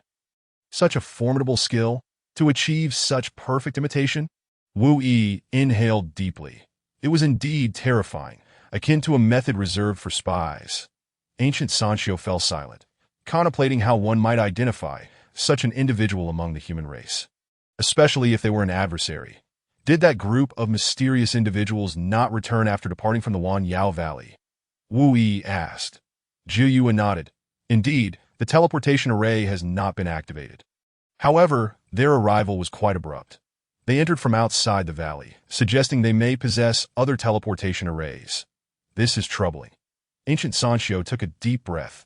The origins of these enigmatic figures were unclear, and their ability to casually produce heavenly-grade artifacts for trade in establishing a teleportation array in the Wanyao Valley was not something that several major sects could rival. Even he himself had yet to acquire a single heavenly-grade artifact. Could they be ancient cultivators from secret realms? Ancient Sanshio muttered to himself. The Wu Yi, overhearing, nodded slightly. It is quite possible. However, the unexplored secret realms have remained silent, and we cannot ascertain whether any ancient cultivators still exist in this world.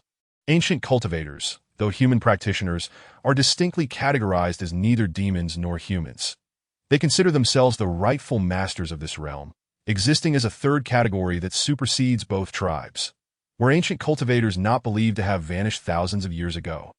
The secret realms are said to be their final resting places, having perished due to their defiance against the heavens. Jiu Yue remarked, recalling some clandestine tales about ancient cultivators that I cannot say for certain. Information regarding ancient cultivators is shrouded in secrecy among practitioners and throughout the world. Following their extinction, most knowledge pertaining to them has been eradicated by our predecessors, leaving us with little understanding of ancient cultivators. Wu Yi observed, glancing unconsciously at the tent. Ancient Sanshio felt a sudden pang of anxiety. You do not suspect our teacher is? Of course not. Wu Yi shot him a glare. I merely believe that our teacher certainly knows about ancient cultivators. Chapter 60. The Secrets of the Practitioner World. Surely, you do not intend to directly inquire. Ancient Sanshio questioned that Li Jiotian wished to maintain his identity as a mere teacher of the mundane world. This was a consensus all had accepted and adhered to, which deterred anyone from violating this rule. Da Wu Yi shook her head. No, since our teacher has chosen not to reveal his practitioner identity and prefers to be merely a teacher, we must respect his wishes and refrain from discussing practitioner matters. Furthermore, the boundaries between practitioners and ordinary people remain intact. As long as this rule is upheld, we have no reason to speak out. Even Jiu Yue, a member of the demon clan, had heard of this rule, yet she remained perplexed as to why practitioners and ordinary people were so strictly segregated. Who established this rule? Were not practitioners once ordinary people themselves? To separate the two sides with such a decree seems like self-sabotage. Jiu Yue could not help but inquire. Da Wu Yi turned to her, responding calmly, it is due to fate. Practitioners cultivate primarily through fate. The more fate one possesses, the greater the likelihood of achieving higher realms. The treasures of heaven and earth you acquire are merely a result of your strong fate. The universe's fate is finite. If everyone were to cultivate and seize portions of it, even among the most fortunate practitioners, it would be impossible to reach the spirit division realm or beyond. As Wu Yi spoke, she shook the wine gourd beside her. Noting the sound within, what is contained in here? Ancient Sanshio chuckled softly. What you hear is the individual with whom you just clashed. Wu Yi gasped, her expression one of disbelief as she regarded the gourd. Then inquired solemnly, Huolian, how did our teacher? Both Jiu Yue and Ancient Sanshio shook their heads, indicating that the methods of their teacher were beyond their comprehension. Suddenly, Wu Yi recalled the battle. A force she could not perceive had swiftly pulled Huolian from the skies, rendering this demon sovereign utterly defenseless even amidst the clouds. Such divine power! In this world, there exists but one man.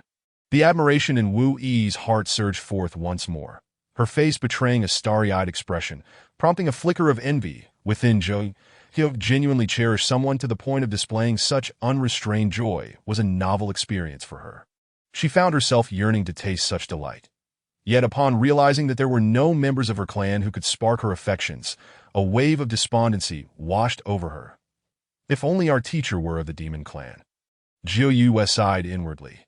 Compared to their teacher, the entire demon clan appeared insignificant, let alone finding a single individual to stand beside him. Since our teacher is not a demon, then why not embrace being human? A sudden thought flashed through Jiu Yue's mind, leaving her momentarily stunned by her own audacity. I asked the sovereign of the demon clan, how could she entertain such notions? Yet, could she truly bear to watch Wu Yi monopolize their teacher? To miss out on him would mean that even in 100 lifetimes, she would never encounter another like him.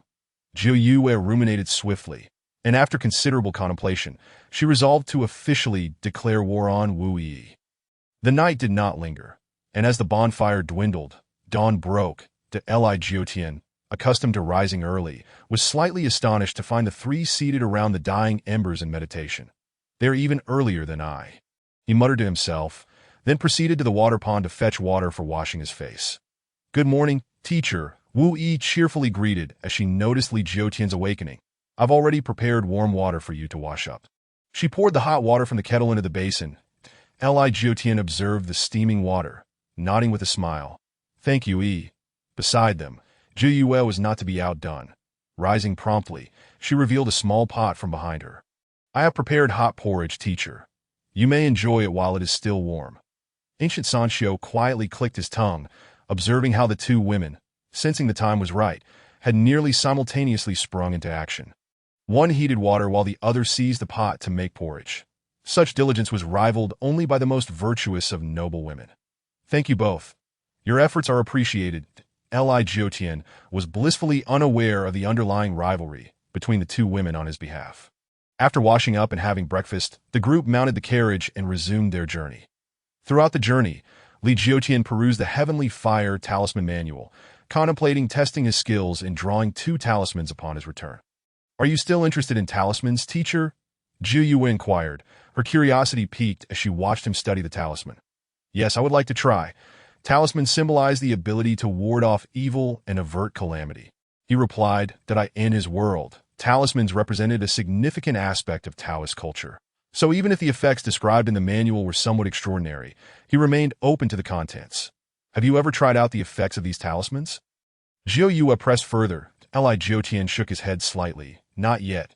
The talismans depicted here possess formidable destructive capabilities, and I have yet to find a suitable place to test them.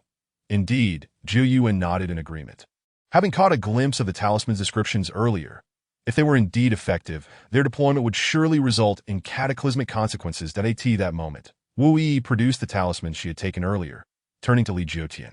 Since you wish to test the effects of these talismans, I believe this desolate wilderness is quite suitable. Li Jiutian lifted the curtain to glance outside. The forest was dense, and if the talismans were indeed capable of summoning fire, the area would undoubtedly become an inferno. With man-eating demons already present, it would not be unreasonable for some mystical weaponry to emerge, he mused, concluding that if the talisman's effects were genuine, it would be wise to seek a location less prone to ignition for their trial. Let us wait until we find a place less likely to catch fire, he decided. Understood. Teacher, as the carriage traveled along the post road, they arrived at Jinggu City after several hours. The imposing guards at the city gates lent the place an air of solemnity. Chapter 61. The Demon Extermination Record, Part 1. Halt! Who are you, and where do you intend to go? The guard stopped the carriage. Ancient Sanshio recounted their origins and destination, but the guard remained wary. You also hail from Lanya City. Is that not normal, soldier? Lanya City and Jinggu City are neighboring cities. It is only natural for there to be exchanges, Ancient Sanshio replied. However, the guard scoffed. Normal? That was in the past. The present is quite abnormal. With a mere gesture from the other party, several subordinates swiftly converged, surrounding them, and lifted the curtain to conduct an inspection. The Jiyu Sanshio felt a twinge of displeasure in his heart. Yet he ultimately refrained from voicing any objections. The curtain was drawn aside. Li Jiutian emerged from the carriage, accompanied by Wu Yi and Zhou Yue. Esteemed military gentlemen, the items here are merely our personal belongings and books. Feel free to inspect them, Li Jiutian stated. Expressing his willingness to cooperate, 2 soldiers entered the carriage and conducted a thorough search. Upon exiting, their gaze remained fixated on Zhu Yue. Are you truly a teacher?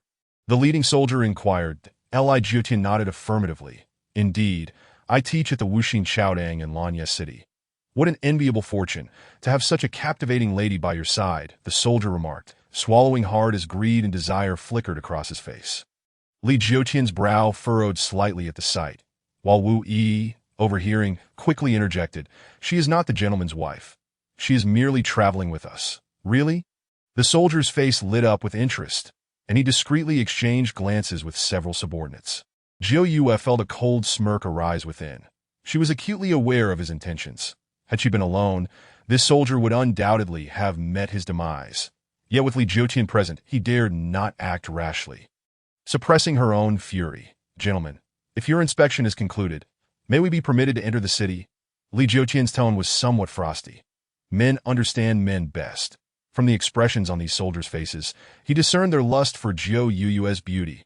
And he anticipated their next move to, "Oh, of course, no problem, a teacher like you could hardly be a demon," the leading soldier responded before allowing them entry into the city. Within the city, soldiers patrolled the streets in formation. Observing the worried expressions of the people outside the carriage window, Li Jiutian sighed. These individuals lived in perpetual fear, their existence fraught with trepidation. "Did I ask the gentleman referring to the man-eating demon?" Wu Yi inquired. Li Jiutian nodded. "As long as those malevolent creatures remain, the citizens here shall never know peace." Zhou Yue questioned, "Did not Hylan and Huolian get taken away for brewing wine? Does this imply there are other malevolent beings here? Are they remnants of Huolian's subordinates?" Wu Yi pondered this as well. The threats to Jinggu City had been eliminated, so why did Li Jiutian still appear troubled? "Sanxio," Li Jiutian said, pulling back the curtain. "We must make haste in procuring our supplies." The Jiu Sanxio turned and replied, "Sir, are we not to rest here for the night?" "No." Those soldiers harbored ill intentions. Staying here overnight could lead to complications. After Li Jiutian spoke, Zhou Yue felt a warmth in her heart, a smile of joy gracing her face. It was evident that he cared for her, attending to every detail. That Wu Yi scoffed, secretly wishing for Zhou Yue to be detained by those soldiers. But she also understood that those insignificant figures posed no real threat. The Jiu Sanxio chuckled softly. What trouble could arise? Zhou Yue is clearly no ordinary person. If those soldiers truly faced her abilities, they might very well be frightened out of their wits. The Jiu Xiaodi is jesting. Zhou Yue replied calmly. That Li Jiutian smiled subtly and shook his head, declaring, regardless of whether Zhou Yue is an ordinary person or possesses extraordinary abilities, since she travels with me, I must ensure her safety. Having promised her companionship, I must be prepared to shoulder the troubles that arise from her beauty. The essence of manhood lies in responsibility. Do you understand, Sanxio? Gu Sanxio listened with newfound respect, promptly nodding. "Sir, your teachings are duly noted. I understand." Acknowledging that risky endeavors could be avoided, he realized that if one chose to undertake them, they must commit fully. This was akin to embarking on a quest for opportunities, knowing the risks yet willing to bear them. The items needed were few, primarily provisions and wine. After inquiring with a passerby for directions, the carriage headed directly towards the shop to procure these supplies. Upon reaching the wine shop, Li Jiutian selected several jars of wine. The attendant, noticing he was not a local, spoke up. "Sir, you are from out of town, aren't you?" "Indeed. You have keen eyes," Li Jiutian replied politely. The attendant glanced around cautiously, then whispered, "If you have no urgent business, it would be wise not to stay here today." "Why is that?" Li Jiutian asked, somewhat surprised. The attendant, ensuring no one else was around, lowered his voice further. "In this city, there are reports of demons." Li Jiutian's expression shifted. "Have they not been caught yet?" "We saw soldiers patrolling near Wanyu Forest, suggesting the demons might be lurking there. Alas, they are not just in any forest. They are within this very city." The attendant sighed, shaking his head. "Many claim the demon resides within the Lord's manor. Several people have gone missing recently. The entire city has been searched, yet not a single trace of them has been found. The Lord's manor remains unchecked. Such a situation indeed." Li Jiutian pondered for a moment. He recalled a passage from the secret techniques of the Tianshu talisman, which described the Gonghua Jinshu talisman, capable of suppressing evil with its fiery aura. Though not specifically for demons, any harmful aura outside oneself could be deemed malevolent, and thus it should prove useful. "Attendant, do you know where I might procure vermilion and yellow talisman paper?" Li Jiutian inquired. The attendant hesitated briefly before responding. "Turn right upon exiting. Go straight, and then turn right again at the end. There is a stationery shop that sells such items. But may I ask, what do you need these for?" "You shall find out shortly. I will also need to borrow a table from you. Please keep the wine here for now." "Certainly." After stepping outside and noticing Li Jiutian returning empty-handed, Gu Sanxio scratched his head. "Sir, are you not purchasing any wine?" "No, wait for me here. I will procure a few items." Li Jiutian hurried off toward the location the attendant mentioned, returning shortly with an armful of yellow talisman paper. "What is this, sir?" the attendant asked. Somewhat bewildered, Li Jiutian requested the attendant to fetch a wolf hair brush and proceeded to grind the vermilion, mixing it with water as he began to draw talismans. "That I have taken up the study of talismans in my spare time.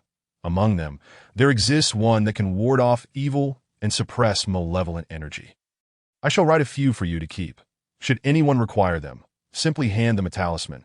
It should prove effective. Chapter 62, The Demon Extermination Chronicles, Part 2. The attendant of the wine shop watched in skepticism. Yet this doubt dissipated as he witnessed Li Jiutian deftly sketching the talismans before him. He could not explain why, but he felt that the symbols crafted by this young gentleman were undoubtedly potent. Although he lacked understanding of talismans or energies, he sensed that Li Jiutian's every stroke seemed to emanate an innate quality, as if the talismans were born of natural talent rather than mere human craftsmanship. As the carriage remained stationary, curiosity mounted among the two individuals inside. Upon lifting the curtain, Gu Sanxiu promptly pointed toward the wine shop, exclaiming, "The gentleman is inside drawing talismans," seemingly intending to help the locals repel the demons. Zhou Yue was not entirely pleased with Gu Sanxiu's statement, considering that she was, in fact, the progenitor of these demons. With a slight furrow in her brow, she disembarked and stepped inside. Upon entering the tavern, Zhou Yue immediately sensed an overwhelming, blazing aura of pure yang energy enveloping her from all directions. This energy constricted around her, rendering her unable to take even a single step further. Zhou Yue's heart raced in alarm. What kind of talisman was the gentleman crafting? It had repelled her even without her releasing any trace of demonic energy. It seemed the gentleman's talismans were remarkably effective, that Wu Yi squinted her eyes and smiled slightly before confidently striding into the tavern. Turning to Zhou Yue with a grin, "It appears I too shall need to request a talisman from the gentleman to guard against demons." "You?" Zhou Yue seethed, realizing that should Wu Yi genuinely acquire a talisman to place in the carriage, she would be unable to re-enter. Thus, she would be unable to accompany Li Jiutian any longer. Li Jiutian's pace in drawing the talismans quickened. Within mere breaths, he completed one talisman after another, in the span of half an hour. He had meticulously crafted over 300 talismans, all thanks to Wu Yi's assistance. "Finished, sir. We have a total of 383 talismans. How shall we proceed with them?" Wu Yi inquired. Li Jiutian rose to stretch his shoulders and addressed the attendant. "If you find these talismans useful, distribute them to others. If not, simply set them aside." The attendant approached and immediately took one talisman, applying a bit of glue to affix it to the door. "It is surely effective. I believe the symbols crafted by the gentleman will certainly bear fruit." "That is so certain?" "Why is that?" Li Jiutian asked with curiosity. The attendant chuckled. "I cannot say, but when I watched you draw, I felt deep down that these talismans would undoubtedly work. Given that the guards have no other solutions at hand, it is better to try than to do nothing.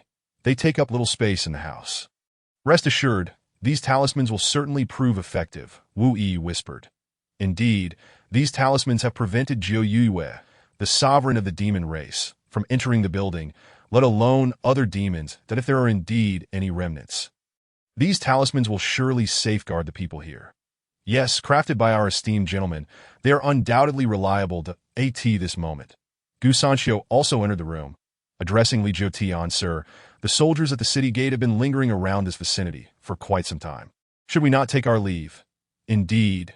Li Jiutian nodded. He wished to avoid any entanglement with those soldiers, as this was their territory. Any conflict would inevitably result in their disadvantage. After all, the common folk should not contend with the authorities. "Let us depart." Upon hearing this, Wu Yi hurried to the attendant and picked up a talisman, exclaiming, "I want one to miss. Feel free to take it." "I have plenty here," the attendant responded generously. However, Li Jiutian interjected. Let these talismans remain here. Each additional talisman can safeguard another family, that we are about to leave this place, and we shall have no use for them, ditto." "Understood." Wu Yi sighed lightly, her plans thwarted, and then followed Li Jiutian onto the carriage. Zhou Yue, feeling quite pleased, mused, "Is he truly so fearful of demons? With Sir by your side, what is there to fear?" Wu Yi shot her a glare, choosing not to respond in order to circumvent the few soldiers. Li Jiutian instructed Gu Sanxiu to exit through a different city gate, only to discover that the soldiers had anticipated their move. "It seems we are indeed fated to cross paths." The leader of the soldiers chuckled. Gu Sanxiu replied nonchalantly, "Gentlemen, you wouldn't be conducting a search for us upon leaving the city, would you?" "Of course not, but the city is sealed today. You should find an inn to stay at," came the response. Upon hearing this, Gu Sanxiu's brows furrowed in concern. These audacious fellows were truly overstepping their bounds. Something must be done about them. What is the matter? Li Jiutian inquired, lifting the curtain with a displeased expression. Even clay figures possess their tempers. How much more so a flesh and blood being? Oh, the city lord has ordered a lockdown to search for demons, so you must stay within the city for the night. They replied that do you have the city lord's decree? Li Jiutian asked. The soldier snorted disdainfully before unfurling a written order. Have you read it clearly? I have. Li Jiutian nodded, then turned to Gu Sanxiu, saying, let us find a place to stay. Yes, sir. Gu Sanxiu cast a cold glance at the soldiers, a tinge of chill emanating from him. Leave them here. You go see where these fellows are staying and report back to the city lord. The leader commanded, prompting one of his subordinates to follow Li Jiutian's carriage closely. Aside from Li Jiutian, the other three in the carriage since they were being tailed. Who were these people? Two were absolute dominators among cultivators, standing tall as Dongshu realm practitioners, while the other was a sovereign of the demon race. They had never been the subject of such scrutiny before, and thus, an involuntary hint of killing intent surged within them. Why does it suddenly feel so cold in this carriage? Li Jiutian, engrossed in his book, noticed the drop in temperature due to their killing intent, causing him to instinctively retract his neck. Upon hearing this, the three quickly suppressed their murderous thoughts. Gu Sanxiu pointed to an inn ahead and asked, Sir, there is an inn called Yuelai Inn. Shall we rest there? Yes, that sounds good. Li Jiutian opened the curtain, and as soon as he alighted from the carriage, an attendant rushed over, asking, esteemed guests, do you wish to stay? Yes, please take our carriage to the back courtyard and unload our belongings. We require 2 rooms, Li Jiutian instructed. Certainly, esteemed guests, please follow me. The attendant bowed deeply and ushered them inside, calling out to the kitchen, and soon 2 stable hands came to lead the carriage to the back. How wonderful, a delightful meal awaits us. After settling down, Li Jiutian chuckled, Attendant, bring forth fine wine and dishes. Right away. The attendant responded, and shortly returned with several plates of hot food that Li Jiutian expressed his surprise. So swift? Well, everyone knew the city would be sealed today, so the other guests left early. Those like you, however, are bound to stay, he replied. Hearing the attendant's words, Gu Sanxiu questioned, is this lockdown a spur-of-the-moment decision? Certainly not. The attendant waved his hand, lowering his voice. Ever since the demon incident, Jingu City has been open for entry, but closed for exit every noon. Why did the soldiers on guard fail to mention this? Li Jiutian inquired.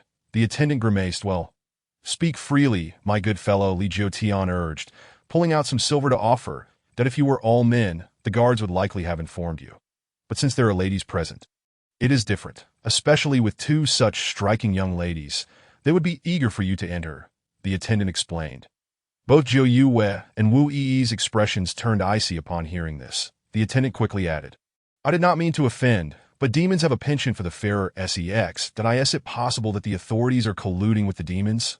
Li Jiutian asked, a look of astonishment on his face. The attendant stammered, I dare not speak out of turn, but many say the demon resides within the city lord's mansion, and ever since the demon appeared, the city lord has not shown his face. Some claim the true city lord is dead, and the current one is merely a transformation of that demon. The attendant's words sent a chill down Li Jiutian's spine that if the local magistrate were indeed a demon, then the citizens would be akin to fish on a chopping block, at the mercy of that creature. Have any of you seen this demon? Zhou Yue inquired, eager to determine what other demon besides the fire refining and black scales would dare seize a human city. It is said to be a serpent demon, a black serpent. The attendant replied that Wu Yi furrowed her brow, having slain the black scales, which were now being used by her master to brew wine. She reasoned that if this serpent were the only threat, then Jingu City was not in peril. I said only this serpent demon. Are there no others? When did it last appear? Wu Yi pressed. The attendant pondered. It seems the last appearance was a couple of days ago, but I am unaware of any other demons. Thank you, good fellow. Li Jiutian expressed his gratitude and gazed at the hot dishes on the table. Lacking appetite. Are you worried about the safety of the citizens of Jingu City? Gu Sanxiu discerned the concern etched on Li Jiutian's face. Indeed, this city has become a den for demons to keep the human populace. The lives of its inhabitants could be extinguished at any moment. Li Jiutian felt deeply unsettled by this thought. The Gu Sanxiu cast a glance at Zhou Yue, who also appeared infuriated, clearly agitated by the audacity of these demons to breach the established order. After consuming a meager meal, the four retreated to their rooms. This is what the demon race inflicts upon the human race. Now you understand why humans harbor such deep-seated animosity towards demons. Wu Yi remarked, observing the bustling streets below through the window. You must resolve the situation in Jingu City, she urged. And I know. No need for your reminders. Those demons who break the rules will inevitably require my intervention. Jiu Yue asserted. How do you plan to handle it? Will you take them back to the Myriad Demon Valley? Wu Yi scoffed, fully aware of the demons' customary method of dealing with their own kind. Kill them, and let the entire city know that the demon threat has been eradicated. Jiu Yue's chilling words caught Wu Yi off guard. After a moment of contemplation, she replied nonchalantly, I hope you follow through. Otherwise, I shall take matters into my own hands, that I in truth. Jiu Yue's resolve to address this matter stemmed from her unwillingness to see Li Jiutian wear a sorrowful expression. Alleviating her master's worries was a duty she felt compelled to fulfill. Had it not been for Li Jiutian, her intention would have merely been to locate the demon and confine it within the Myriad Demon Valley, never contemplating its execution to announce the city's liberation. As dusk settled, the number of pedestrians on the streets dwindled significantly.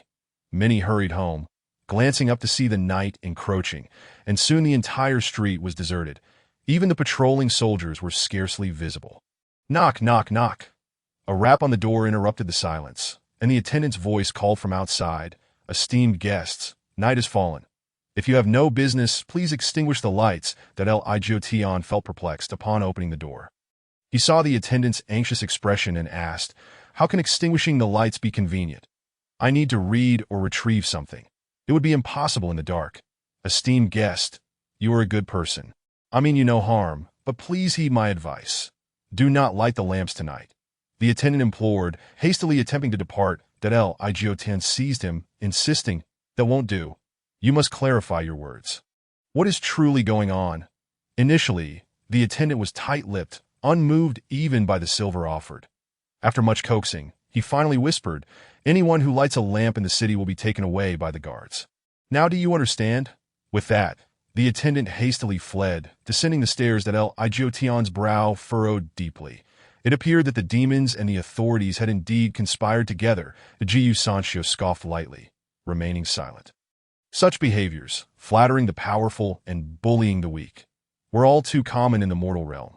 Sanshio, bring forth the cinnabar I did not use during the day, Li Jiutian instructed, approaching his bag to retrieve several sheets of yellow talisman paper, which he had brought from the Wuxin Grass Hall. Yes, sir.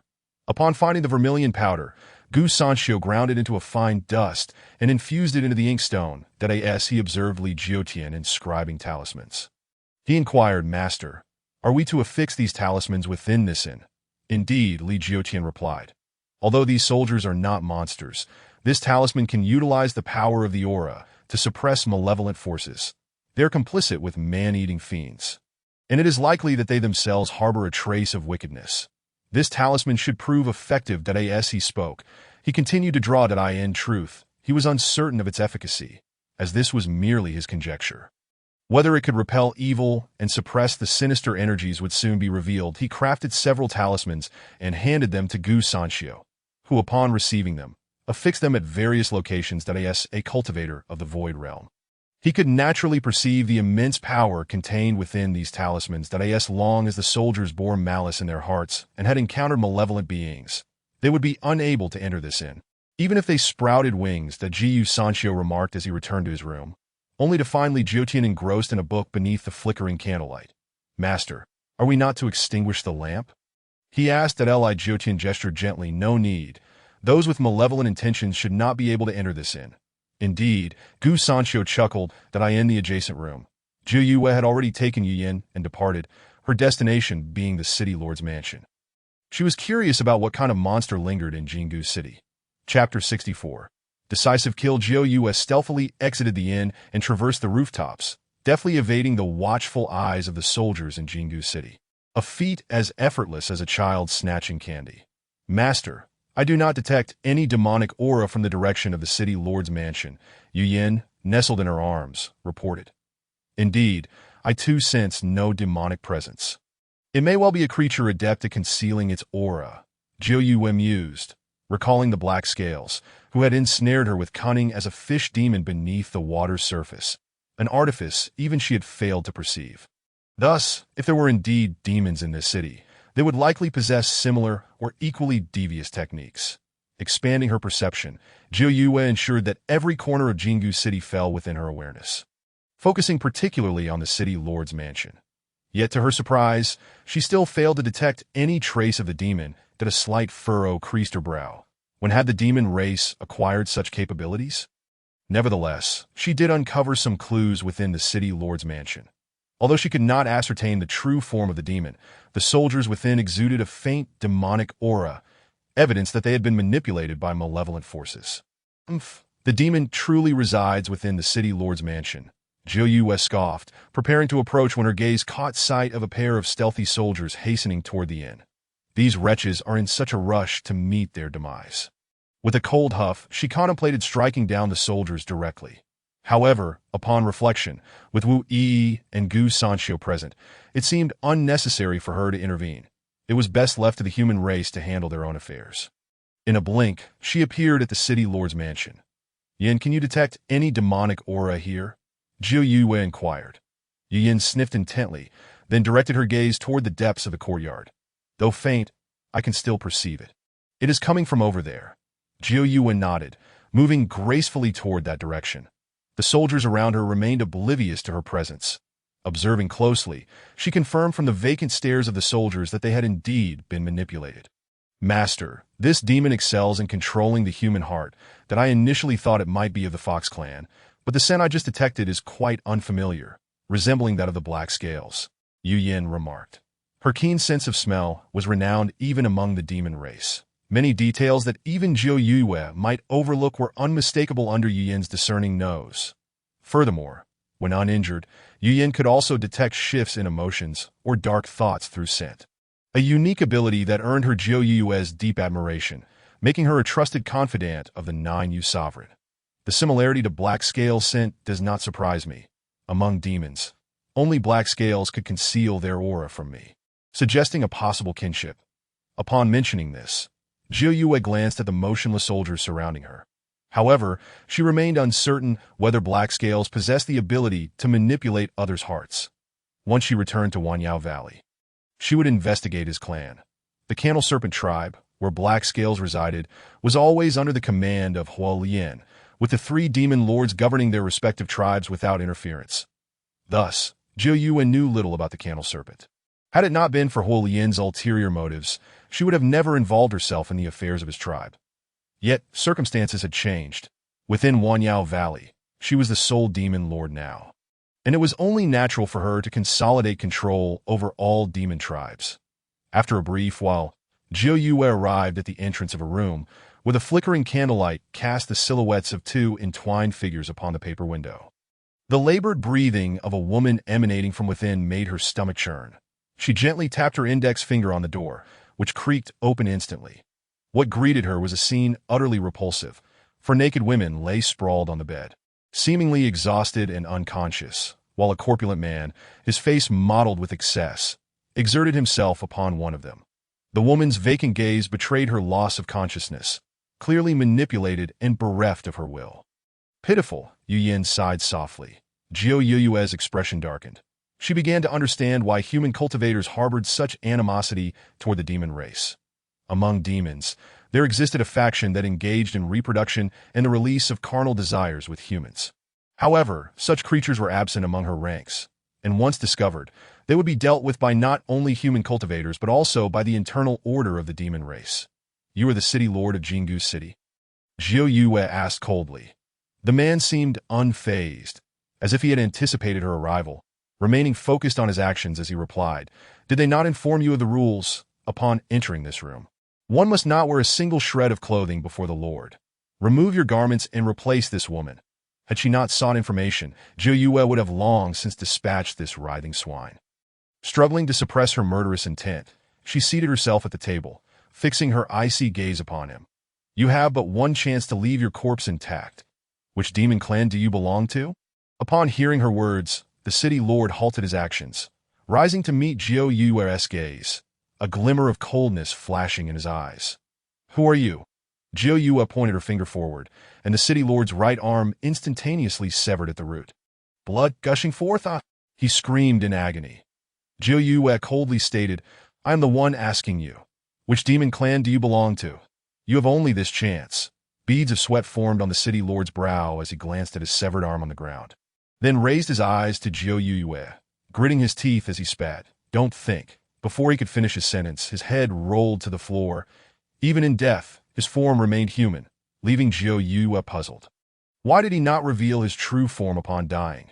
"Master, this fellow may possess some special means to retain his human appearance even in death. From the scent, it is evident he is indeed dead." Yu Yin asserted confidently that if he does not reveal his true form, it will be impossible to quell the terror within this city. Jiu Yue replied, first waving her hand to drape clothing over the naked women. Then approaching the corpse of the city lord, plunging her hand into his abdomen, "It seems I can only extract the demon core." Jiu Yue sighed. She detested such repugnant tasks, yet to compel the corpse to reveal its true form. She had no choice but to proceed. Chapter 65. The Transaction, Part 1. Meanwhile, Li Jiuqian in the inn was immersed in his reading by candlelight when the commotion outside indicated the soldiers had arrived. Peering through the window, he observed the soldiers as if impeded by an invisible barrier. Rendered unable to enter the inn despite their fervent attempt, "It truly works," that Li Jiuqian squinted, a smile breaking across his face as he felt a sense of relief. If this talisman proved effective, then the other talismans recorded within the Heavenly Fire Talisman secrets would undoubtedly be potent as well. This realization afforded him a measure of protection in this world. Gu Sanxiu, sensing the soldiers' confusion below, wore a smile of his own. "These are the talismans crafted by the master. Should you manage to unravel them, it would indeed be a jest." Suddenly, an unexpected turn of events drew Gu Sanxiu's attention. The soldiers appeared to be under some enchantment, their bodies collapsing momentarily before they rose again. They exchanged bewildered glances, seemingly unaware of how they had come to be there. After a brief pause, they resumed their ranks. "Master, those fellows below seem to have returned to normal." Gu Sanxiu noted. Li Jiuqian nodded slightly. Though unsure of what had transpired, he felt a momentary relaxation, likely linked to the soldiers below. It appears Jiu Yue has dealt with the demons in the city lord's mansion. The Jiu Sanxiu pondered that Wu, who resided next door, had discerned this matter even earlier. Her perception was perpetually directed towards the city lord's mansion, with the underlying intention of surveilling Jiu Yue, who, after all, was a demon. However, Wu's perception was soon withdrawn, as Jiu Yue had completed her tasks and was hastening back. Is that a talisman from the master?" Upon nearing the inn, Jiu Yue sensed the power emanating from the talisman. Upon reaching the ground floor of the inn, she looked up to find Wu gazing at her with a smile on her face. In order to avoid disturbing Li Jiuqian within the room, Jiu Yue communicated through thought, "What mischief are you up to?" Wu smiled faintly. "I haven't even got a talisman. How could I be up to anything? You might as well stay outside for the night, since you don't need any sleep. Once you've resolved that, the fear plaguing the populace of this city remains unaddressed, and you still have aftermath to attend to. I don't need your reminders. I will ensure to handle matters thoroughly." Jiu Yue scoffed lightly and continued to relay her thoughts. "However, I have never encountered that demon before. It does not belong to any tribe from the Wanyao Valley. Perhaps those human cultivators who have been abroad for long might recognize what kind of demon it is." Wu furrowed her brow. "A demon not from the Wanyao Valley. Even you, the demon sovereign, do not recognize this demon?" Wu floated down from the window. "Is there truly a demon that even you are unaware of?" Jiu Yue gazed at her and said, "That demon is certainly not one that has appeared in the Wanyao Valley. I have already displayed its corpse at the city gate at By Dawn. It will certainly be discovered, and the fear that has shrouded the hearts of the human populace in this Golden Valley city will begin to dissipate. Before that, you might want to investigate whether this demon belongs to my Wanyao Valley. As one of the human cultivators who have been outside for long, you might possess some insights." Wu contemplated for a moment, then nodded slightly. Did I in the blink of an eye, she vanished from her spot. When she beheld the peculiar corpse at the city gate, which resembled a lizard, her eyes revealed a look of confusion. "It truly does not belong to any tribe I have seen in the Wanyao Valley," Wu murmured to herself, while Jiu Yue arrived shortly after. She pointed at the corpse and stated, This demon can completely conceal its demonic aura. If not for me and Yu Yin, other demons would be utterly oblivious to its existence. Moreover, it can transform into human form to mimic the aura of humans. This is a very dangerous sign. The subordinate named He Lin, whom Hu Lien spoke of, was able to deceive even me with the aura it simulated. As Zhou Yue spoke, she regarded Wui. If such demons were to infiltrate your human race in large numbers, you would find it nearly impossible to discern and eliminate them. Wui felt a chill run down her spine, realizing the truth in the other party's words. Their means of identifying demons were indeed woefully inadequate. If there were truly demons among their ranks with such capabilities, it was likely that only she, Gu Sanxiu, and Lin Lushing, all of whom were at the integration stage, would be able to recognize these demons. Now that the conflicts between the Wan Yao Valley and your human race have subsided, should you once again direct your ire towards the Wan Yao Valley due to the actions of these demons? It would be deeply unjust for the demons who remain law-abiding within the Wan Yao Valley. Zhou Yue's words immediately struck a chord with Wui, revealing her intent to absolve the Wan Yao Valley of any connection to these matters. So, do you have a solution? We must prevent our human cultivators from mistakenly believing that these misdeeds are the work of demons from the Wan Yao Valley. Wui chuckled softly. Zhou Yue contemplated for a moment before nodding slightly.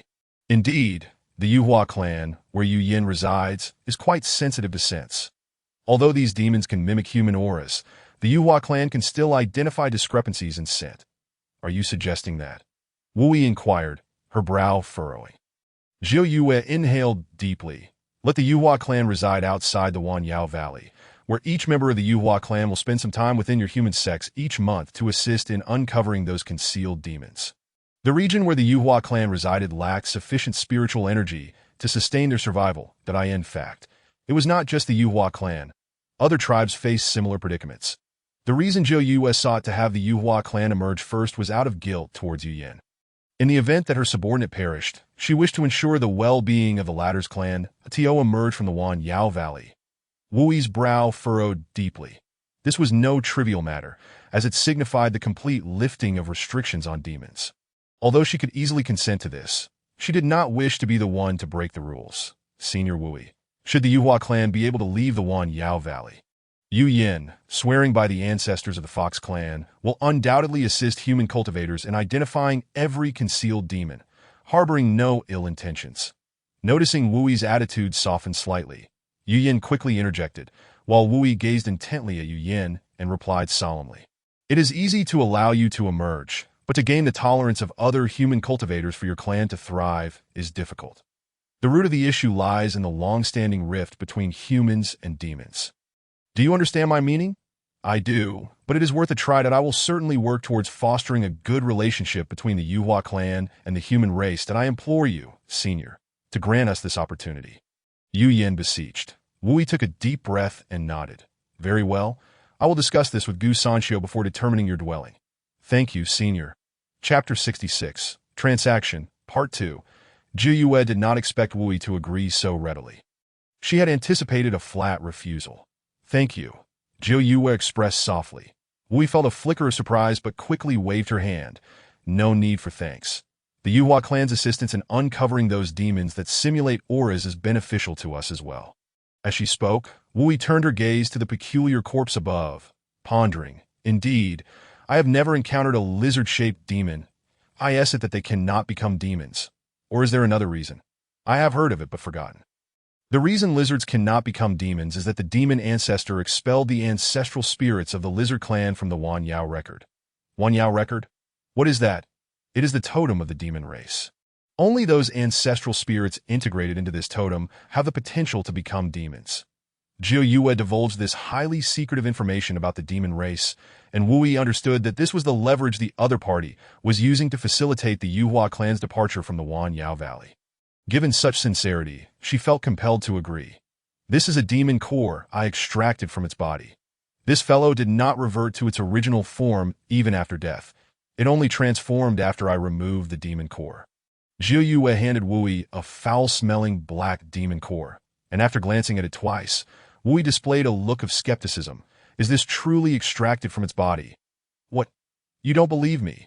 What reason would I have to deceive you regarding this matter?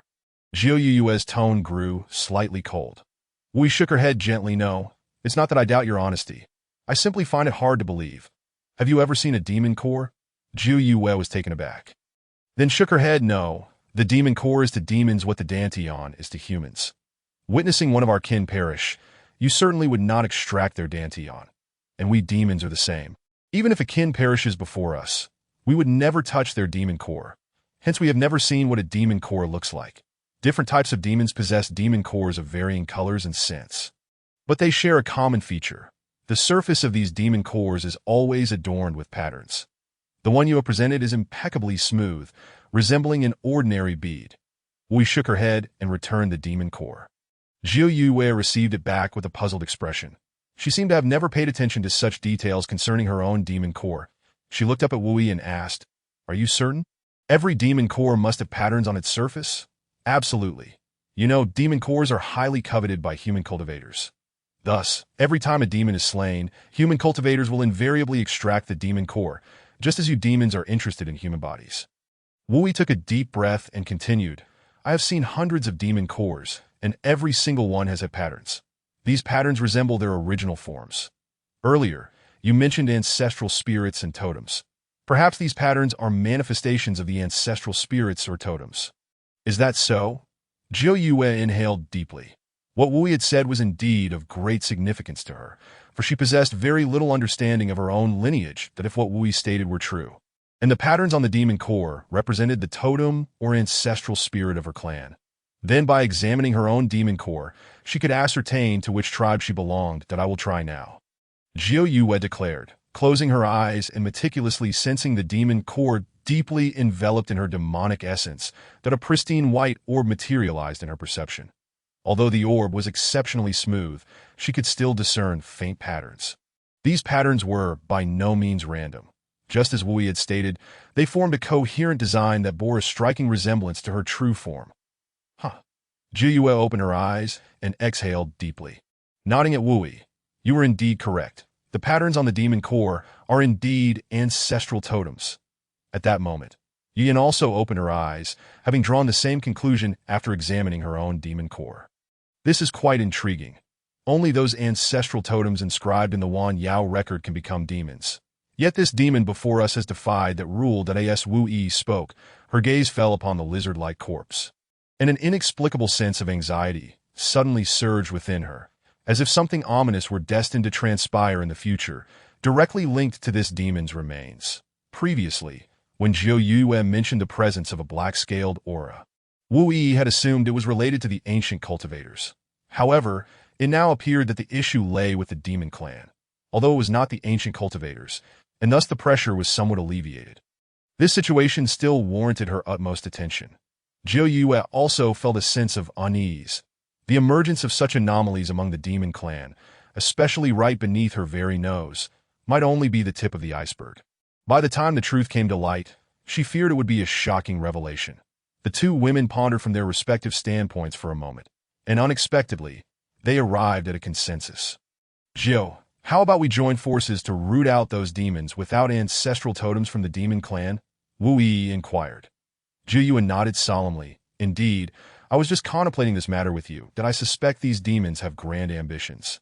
Although we currently lack clarity on their objectives, their ability to disregard the record of 10,000 demons in order to become demons themselves is certainly worthy of our vigilance. Let us keep this matter under wraps for now. Once we arrive at the Valley of 10,000 Demons with the Master, we shall devise a plan. Perhaps the Master is already aware of this situation," Wu Yi whispered. Zhou Yue was taken aback. "Does the Master know about this? Do you think anything can escape the Master's notice? Otherwise, why would we be staying here? If the Master wished to leave, who in the world could hinder him?" As Wu Yi spoke, her eyes sparkled with realization. Indeed, the Master must know. Those talismans. Upon hearing this, Zhou Yue quickly grasped the implications. She took a deep breath. Indeed, the Master's talismans are intended to help us pinpoint this demon. However, I acted preemptively. Had those talismans been allowed to function, that demon would have found it impossible to enter any dwelling within this city. Given the Master's disposition, he surely does not wish to harm the innocent. Hence his intention to use the talismans to drive this creature out of the city. Da Wu Yi realized, indeed, everything was within the Master's calculations. The destination of their journey, the route taken, and the timing of every event had all been meticulously planned by the Master. Wu Yi's admiration for Li Jiutian reached an unprecedented height. Having lingered at the city gate for not too long, the two returned to their lodgings, whereupon Wu Yi tore off the talismans and summoned Gu Sanxiu, requesting him to come downstairs for a discussion. Chapter 67. The 3S plans. Upon receiving the message, Gu Sanxiu opened the door and descended the staircase, seeing Zhou Yue and Wu Yi together. His eyes narrowed slightly. The two women bore grave expressions, suggesting that something significant had occurred. "Ladies, is there something urgent?" Gu Sanxiu approached them and inquired. Wu Yi nodded. "Indeed, there is a grave matter. Zhou Yue intends to eliminate the demons here, ensuring the safety of the citizens of Jinggu City. However, this is merely the beginning." After Wu Yi spoke, she exchanged a meaningful glance with Zhou Yue, who continued, "The demons in Jinggu City are not those from the Valley of 10,000 Demons, but rather members of the Lizard Clan, who cannot become demons." She then relayed the details regarding the record of 10,000 demons to Gu Sanxiu. After listening, he took a deep breath. "So there are these hidden secrets. This demon became one despite being unaffected by the record. What could be the reason behind such an outcome? Do you have any leads?" Zhou Yue shook her head. "No leads. Once we return to the Valley of 10,000 Demons, I shall ponder this carefully to see if I can uncover any clues. However, this is not the most pressing issue. The crucial point is that there may be more than one such demon, and they could already be lurking among your human kin. They are exceptionally skilled at concealing their presence, making it quite challenging for your kind to expose them.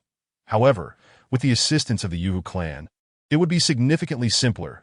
The Gu Sanxiu furrowed his brow and asked, "Are you suggesting that we bring the Yuhu clan out from the Valley of 10,000 Demons, designate them a territory in exchange for their assistance in identifying these potential demons among the major sects?"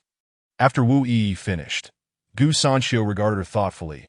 "I have no objections to this plan, that if the Yuhu clan can indeed uncover these demons, it would benefit all major sections. However, once they are brought forth, how do we ensure their compliance? Most humans harbor hostility towards demons. How shall we resolve any conflict should they arise?" Wu Yi replied, "I will handle these concerns. That I have devised a plan. I will assign Lin Luxing to oversee negotiations between the Yuhu clan and the human race. His cultivation and character make him the perfect choice." "Very well. If you have a strategy in mind, let us proceed with this plan." Gu Sanxiu then turned to Zhou Yue, surprised by the unexpected gains of this endeavor. "However, one thing eludes my understanding. What is the purpose of these demons? Why infiltrate the human race? For now, it remains unclear. However, there will come a day when the truth is revealed. Upon our return to the Valley of 10,000 Demons, I will conduct a thorough investigation. Initially, I suspected these demons were connected to the fire refining, but it now appears that this is not the case." Zhou Yue's words left Gu Sanxiu puzzled. He asked, "If it is not the fire refining, who else among your demon clan could accomplish such a feat? The individual I fought? No, Ice Carving would never resort to such actions. Among the entire demon clan, he is the only one who would never betray his kind, let alone defy the rules set by the demon ancestor." Zhou Yue took a deep breath. "I fear that the force manipulating the situation may be connected to the mysterious individuals who appeared in the Valley of 10,000 Demons years ago." "What mysterious individuals?" Gu Sanxiu inquired. Wu Yi interjected. "A millennium ago, a group of enigmatic figures entered the Valley of 10,000 Demons. They made a deal with the demon clan, offering several heavenly tier treasures in exchange, leaving behind a teleportation array. However, this teleportation array has never been activated, and those individuals have not reappeared since that a millennium ago. Those mysterious individuals possessed several heavenly tier treasures upon their arrival." Gu Sanxiu gasped, realizing that such an undertaking would be utterly impossible for him, even now. "Yes, this matter has also weighed heavily on my mind. That I am concerned it is linked to the ancient cultivators." Wu Yi's expression darkened. Gu Sanxiu, upon hearing this, shook his head slightly. The ancient cultivators should have long been exterminated in the various secret realms. Moreover, if it were the ancient cultivators, they would have likely already commenced hostilities. The term ancient cultivators loomed over the hearts of cultivators like a colossal mountain. one that had previously been shattered by their ancestors. However, now, due to Jiu Yu's narrative, Gu Sanxiu felt an ominous shadow creeping into his heart. If it truly were the ancient cultivators, the current strength of both the human and demon races would be woefully inadequate. The Jiu Sanxiu sighed. It appears I must return to the secret realms for further investigation. The secret realms have been sealed, have they not? Is there a way for you to open them artificially? Jiu Yue questioned. The Jiu Sanxiu shook his head slightly. It is difficult, but we must try. After all, matters concerning the ancient cultivators are of utmost importance and cannot be taken lightly. Once we reach the Valley of 10,000 Demons, we shall see. There happens to be an ancient secret realm nearby. Perhaps we can find a way to access it and search for clues regarding the ancient cultivators that Wu Yi suggested. That I will accompany you then, Jiu Yue declared. Both Gu Sanxiu and Wu Yi turned to her in surprise. You too. The violent winds within those secret realms are exceedingly hostile to your demon kin. The moment your demonic aura is detected, you will be attacked immediately. Given your current condition, you would be unable to cope. Wu Yi cautioned. Jiu Yue shook her head. It matters not. The elixirs provided by the master have facilitated a rapid recovery of my injuries. That be why the time we reach the Valley of 10,000 Demons, I should be nearly healed. Elixirs? Are those the ones I gave to the master? Gu Sanxiu asked. Jiu Yue nodded. Yes, thank you. There is something I would like to request your assistance with. Jiu Sanxiu's gaze fell upon the jade smoke cradled in her arms. You wish for me to heal it, correct? Yes, Jiu Yue affirmed. I will remember this kindness and repay you in kind in the future. And no need. Gu Sanxiu waved his hand. This matter is not overly difficult for me. You simply need to ensure the master is well taken care of. His words implied that she should attend to Li Jiutian's daily needs, yet the two women before him clearly misinterpreted his intent. Both flushed with embarrassment, and Wu Yi shot him a glare. What nonsense are you spouting? Gu Sanxiu felt wronged and waved his hand dismissively, too weary to explain further. After a brief period of deliberation, the three returned to their respective chambers, their minds occupied with the pressing matters at hand, nearly enduring until dawn. The city of Jingu was abuzz with excitement, stirred earlier than usual by the news of the demon's corpse. The demon has been slain. Its body is hanging at the city gate. I heard that demon was the city lord. The women who escaped from the lord's residence say so. It must have been the work of an immortal. Now, Jingu is at peace. Let us go have a look. Inside the carriage, Li Jiutian listened to the commotion outside.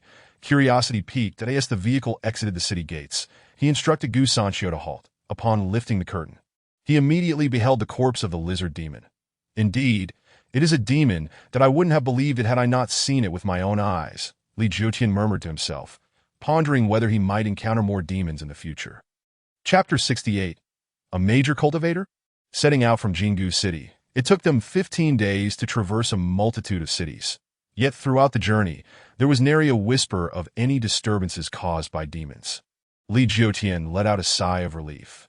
If indeed malevolent creatures roamed freely, traveling would be perilously unsafe, especially with two students and a frail woman in tow. However, upon reaching Chimi City and surveying the dilapidated city walls and the surrounding desolation, he could not help but wonder why it appeared as if it had just endured a fierce battle. This was far removed from the accounts found in books. Suddenly, he recalled rumors he had once heard regarding a conflict between demons and immortals near Lanieching. Could it be true, sir? Should we take a moment to recuperate in Lanieching? Gu Sanxiu inquired. Nodding, Li Jiutian responded, having arrived at this location, it is only natural that we enter the city to rest. Tomorrow, we shall reach Wanyu Valley. Very well, Gu Sanxiu replied, guiding the carriage slowly toward the city gates. The ordinary folk had long since fled before the outbreak of the demonic tide, leaving behind only the cultivators who remained to mend the homes ravaged by the recent ice explosion. The two cultivators stationed at the city gates spotted the carriage from a distance. Although they did not recognize the youthful guise of Gu Sanxiu, they immediately understood his identity upon receiving his message. I am Gu Sanxiu. All cultivators within Lanieching must conceal their identities. This directive resonated in the minds of every cultivator present, a command that, while perplexing, was one they felt compelled to obey, given Gu's esteemed status as a Dongxu cultivator. As the carriage approached the city gates, the two cultivators bowed respectfully. Yet before they could voice their greetings, they were taken aback by Gu Sanxiu's words. Sir, we have arrived in Lanieching. There is a restaurant here renowned for its lamb. Would you care to sample it? Gu Sanxiu turned to inquire within the carriage. Yes, let us give it a try, Li Jiutian replied.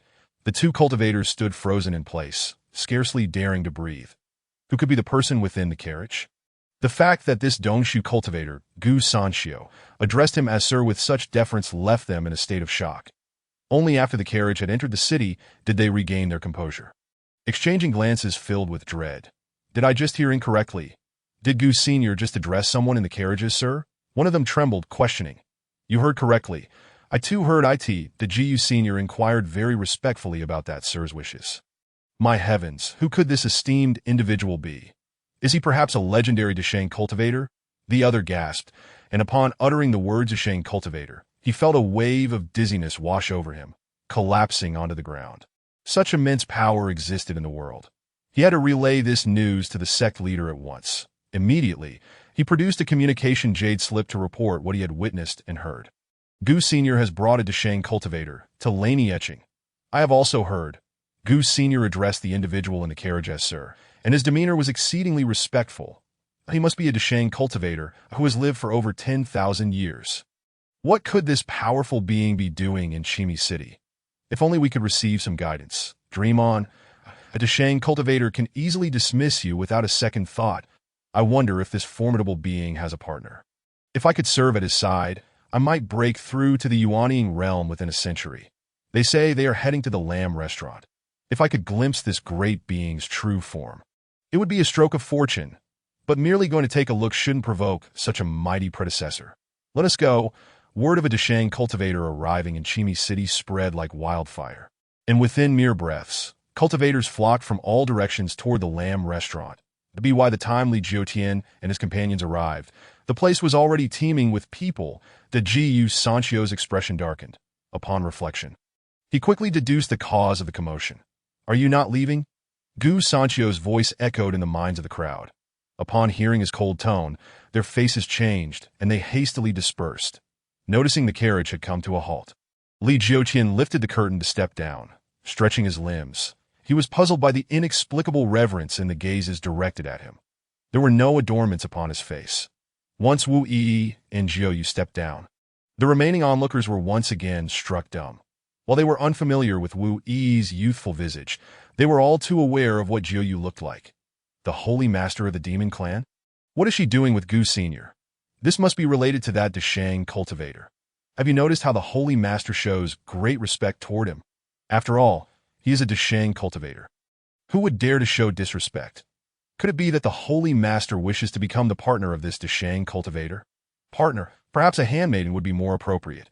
Should Jiu overhear such remarks, she would likely be driven to violent outrage. Upon disembarking, she immediately sensed the hostility in the stares directed at her. With a sigh, she lamented that the enmity between their two clans would not be resolved in a short time. She worried for the survival of Yuhu after leaving Wanyu Valley. Upon entering the restaurant, a trembling attendant approached to inquire what they wished to eat. After Gu Sanxiu placed their order, Li Jiutian, puzzled, asked, "Why do they seem afraid of us?" "Sir, you may be overthinking it. Perhaps they are still haunted by the aftermath of the recent battle that took place here," Gu Sanxiu offered evasively. Their meal of lamb was thoroughly enjoyable, and after indulging to their heart's content, Li Jiutian felt a wave of fatigue wash over him, prompting him to request a room to rest for the night. Once he had settled down, Gu Sanxiu turned to Jiu Yu and Wu Yi, saying, "Let us split up to make arrangements. You and Jiu Yu should head to Wanyu Valley to inform the cultivators and demons they're not to reveal their identities, that I will handle matters here in Chimi City." Agreed. The behavior of these individuals today has indeed exceeded my expectations. Wu Yi nodded, before departing with Jiu Yu toward Wanyu Valley. Meanwhile, within Wanyu Valley, Lin Lushing and his companions were engaged in conversation with several powerful demons, maintaining a cautious demeanor. Although peace reigned for the moment, they were acutely aware that any opportunity could shatter this tranquility. Despite their inquiries over the past few days, they had gleaned little information, as the demons remained tight-lipped about their own affairs. Several times, Zhang Chongxi had considered resorting to force, but refrained, knowing it could provoke further conflict, and as the three plotted how to extract information from the demons. Wu Yi suddenly appeared before them. "Greetings, esteemed seniors." The trio bowed respectfully, that Wu Yi nodded slightly. I have matters to discuss with you today, and no sooner had she spoken than Jiu Yu appeared at her side, leaving Lin Lushing and his companions puzzled at the sight of the demon clan's holy master alongside Wu Yi, who had been absent for many days. Please go ahead, esteemed senior, Lin Lushing said, to which Wu Yi replied. You are to gather all cultivators and demons within Wanyu Valley. Jiu Yu and I have an important matter to convey. Is it necessary for both of you to be present for this announcement? Lin Lushing felt a surge of anxiety. Could something significant have transpired? Very well. I shall notify them at once. Lin Lushing nodded and exited Jiu Yu Palace, channeling his energy to communicate. All cultivators and demons. Report to Jiu Yu Palace immediately. Wu Senior and Holy Master Jiu Yu have an important announcement. His resonant voice echoed throughout Wanyu Valley, causing those who heard it to glance toward Jiu Yu Palace with expressions of confusion. The simultaneous appearance of the two clan leaders hinted at a significant declaration, leaving many feeling apprehensive. The assembly of personnel occurred swiftly, as cultivators and demons converged from all directions of Wanyu Valley, soon filling the mountain peak of Jiu Yu Palace to capacity. Wu Yi and Jiu Yu stood with hands clasped behind their backs, gazing down at the mass of demons and humans below. After exchanging a brief glance, Wu Yi finally spoke. Esteemed ones, tomorrow a distinguished individual shall arrive in Wanyu Valley. Due to special circumstances, all human cultivators are forbidden from revealing their identities before this esteemed individual. Those demons capable of assuming human form should do so, while those unable to should present themselves in their beast forms. Should anyone, be they human or demon, dare to violate this decree, both Jiu Yu and I shall personally strike them down. Upon hearing the final proclamation, a collective gasp arose from the crowd. The prospect of facing the wrath of a Dongshu cultivator was a fate no one dared to contemplate. This edict left both humans and demons bewildered. Was it truly necessary to abide by such stringent measures merely due to the arrival of one individual? Though they were perplexed, none dared to voice their concerns, as disobedience would surely invite death. Meanwhile, Lin Lushing and his companions, upon hearing Wu Yi's announcement, immediately comprehended the situation, their faces alight with excitement. After dispersing the gathered cultivators and demons, they approached Wu Yi, asking, Wu Senior, could this esteemed individual be Li? Lin Lushing struggled to contain his exhilaration, to which Wu Yi nodded. Who else in this world could be deemed so esteemed? Indeed, you are correct, Lin Lushing responded. May I inquire how long this esteemed individual intends to stay in Wanyu Valley?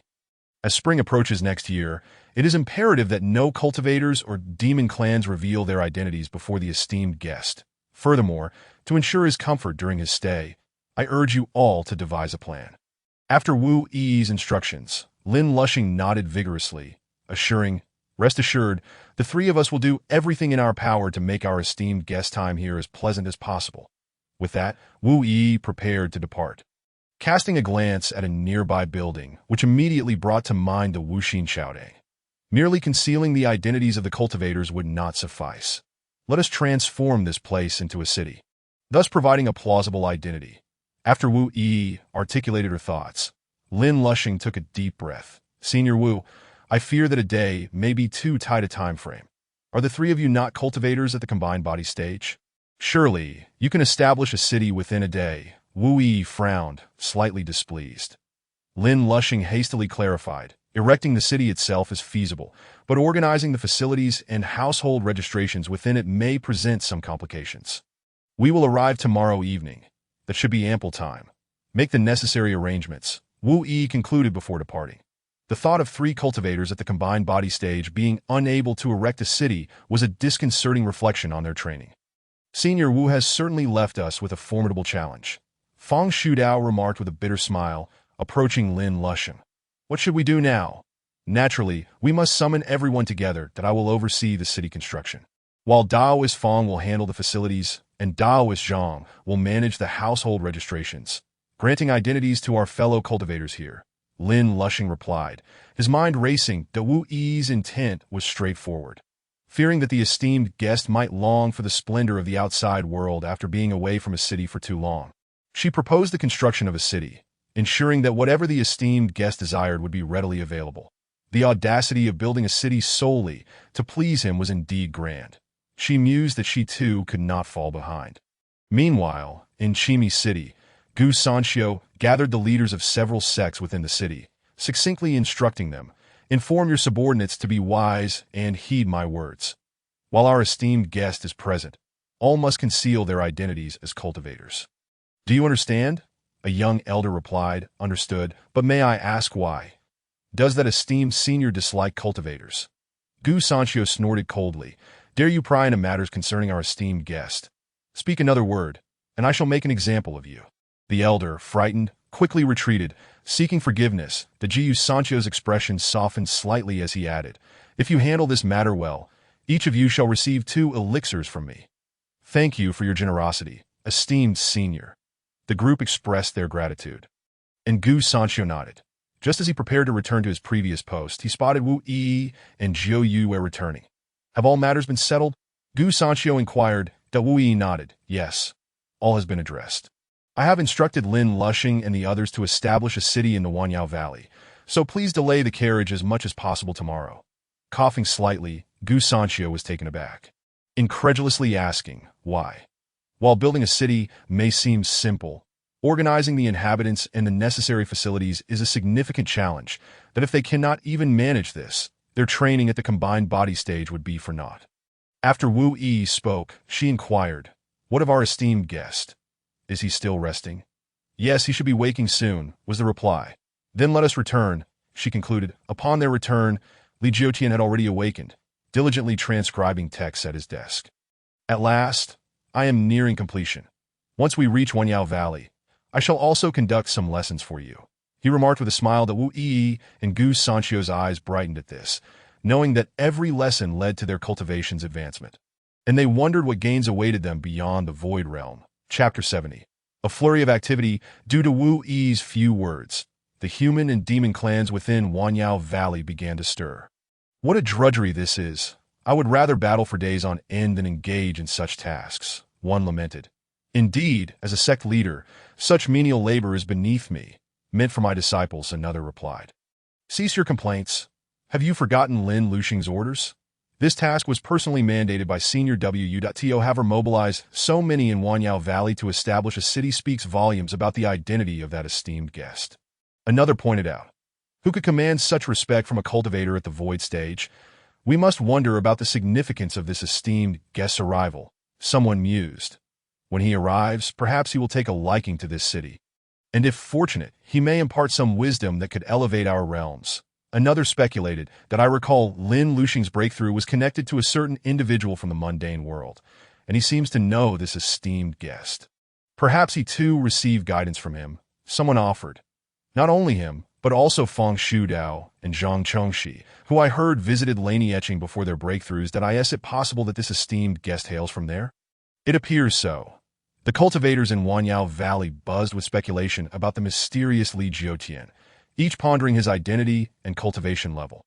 Most believed he was a reclusive Great Ascension cultivator, while others fancied him to be on the brink of transcending to the next realm. In no time, discussions about Li Jiutian spread like ripples in water, stirring excitement among many who began contemplating how to attract his attention, hoping for a chance to receive his guidance. Meanwhile, Lin Lushing and his companions were busily engaged. Lin Lushing particularly so, as the effort to raise a city drained his energy. As the last massive stone was laid, he collapsed to the ground, meditating to recover. "Lin Daoist, you have worked hard," Feng Shudao said as he landed beside him, channeling some of his energy to assist in Lin Lushing's recovery. "Thank you," Lin Lushing replied, then inquired, "What is the situation on your end?" "I have already sent people to procure supplies from the major cities. They are arriving in steady streams that by dawn. The city will be well stocked," Feng Shudao reported, glancing at the throngs of people nearby. Daoist Zhang Chongxi's progress is also smooth. Everyone has memorized their new identities and will soon adapt. He added, "At last, we have not disappointed Senior Wu's trust," Lin Lushing remarked with a smile, rising to his feet, "that we shall soon see our esteemed guest. His stay in Wanyao Valley is a tremendous opportunity for us." He recalled the books the esteemed guest had provided, realizing that even digesting a page or two could lead to significant advancements in their cultivation. However, some of the texts are rather esoteric and difficult to comprehend. Seeking the esteemed guest's guidance directly will surely yield great insights. Feng Shudao's eyes gleamed with fervor as he continued. Do you think that the esteemed guest's prolonged stay here until next spring could be the key to our breakthroughs into the void stage? Lin Lushing chuckled softly. Daoist Feng, you are overly eager. How long has it been since we broke through to the combined body stage? To expect to ascend to the void stage within a year is unrealistic. If it were so easy, there would be countless void cultivators. True, Feng Shudao conceded, chuckling awkwardly. The road is long and arduous, yet I shall seek to reach my goals. The words left by the esteemed guest resonate profoundly with the mindset we cultivators ought to embody. Lin Lushing sighed. Every phrase left by the esteemed guest is a treasure to us. Yet it is curious. Such an extraordinarily talented cultivator would surely not be an obscure figure. Yet I have found no historical records that could compare to him. It is indeed strange. Quite normal. I suspect the esteemed guest has employed measures to erase his traces from history. Even now, he conceals his identity as a cultivator. I advise you not to delve too deeply into this matter, lest you provoke his ire, Feng Shudao cautioned. Lin Lushing nodded, acknowledging. You are right, Daoist Feng. Let us expedite our tasks so we can welcome our esteemed guest tomorrow. While the human cultivators were busy, the demon clans did not remain idle. Several powerful demons urged their kin to transform into human forms and arrange for identities among the humans. The mention of the esteemed guest instilled a primal fear within them, for he was a being more formidable than Wu Yi, a cultivator at the void stage. Many human cultivators have once crafted elixirs from our kin that if this esteemed guest, who surpasses even the void stage, shares such inclinations, who among us could stand against him? One lamented. Alas, our demon clan has fallen into decline.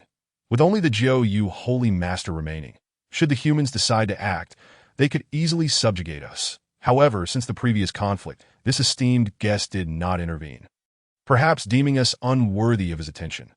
Let us hope he continues to think so, but I cannot fathom the purpose of establishing a city here within Wanyao Valley. Did I ask this merely a case of seizing our territory? Another question, did Dio not be so pessimistic? Perhaps this esteemed guest wishes to create a city where humans and demons can coexist, a third suggested. Uncertain of which demon clan member uttered such a remark, the surrounding demons erupted into hearty laughter. Could it be that human cultivators possess such benevolence? Within the myriad demon valley, construction was in full swing, while the ruins outside demanded restoration. However, the magnitude of this task was truly overwhelming. Under such pressing circumstances, Lin Lushing and his two companions, both in the integration realm, could only manage to repair the area between Chimi City and the Myriad Demon Valley to a satisfactory extent. Now, the carriage destined for the Myriad Demon Valley could navigate smoothly. Lin Lushing surveyed their masterpiece with a satisfied NOD. As the afternoon waned, their esteemed guest would be arriving by evening. They should be able to complete the remaining tasks beforehand. Should we prepare a banquet? Feng Shudao inquired. Lin Lushing nodded in agreement, affirming that it was indeed time to arrange a banquet, as it would be their humble hospitality. Yes, the ingredients for the feast must be carefully selected, as they represent our sincere intentions toward our esteemed guest. We cannot afford to be negligent. Naturally, there is still time for us to discuss this matter further. Chapter 71. The nameless city. The distance from Chimi City to the Myriad Demon Valley was not particularly great. According to Li Jiotian's estimations, they would arrive in about half a year. Yet the pace at which Gu Sanxiu urged the carriage was deliberately slow, causing them to reach the valley's entrance only as the sun dipped below the horizon. These individuals were quite resourceful. Having repaired the road leading to the Myriad Demon Valley, the Gu Sanxiu nodded in satisfaction, and upon disembarking, lifted the curtain to announce, Sir, we have arrived at the Myriad U Valley. After a long day of travel, they had finally reached their destination. Li Jiotian stepped out to stretch his legs and was taken aback by the bright lights illuminating the valley. Did I ask there a fire within? He pondered. Not at all, sir. You worry too much, Jiu Yue chuckled, stepping down from the carriage.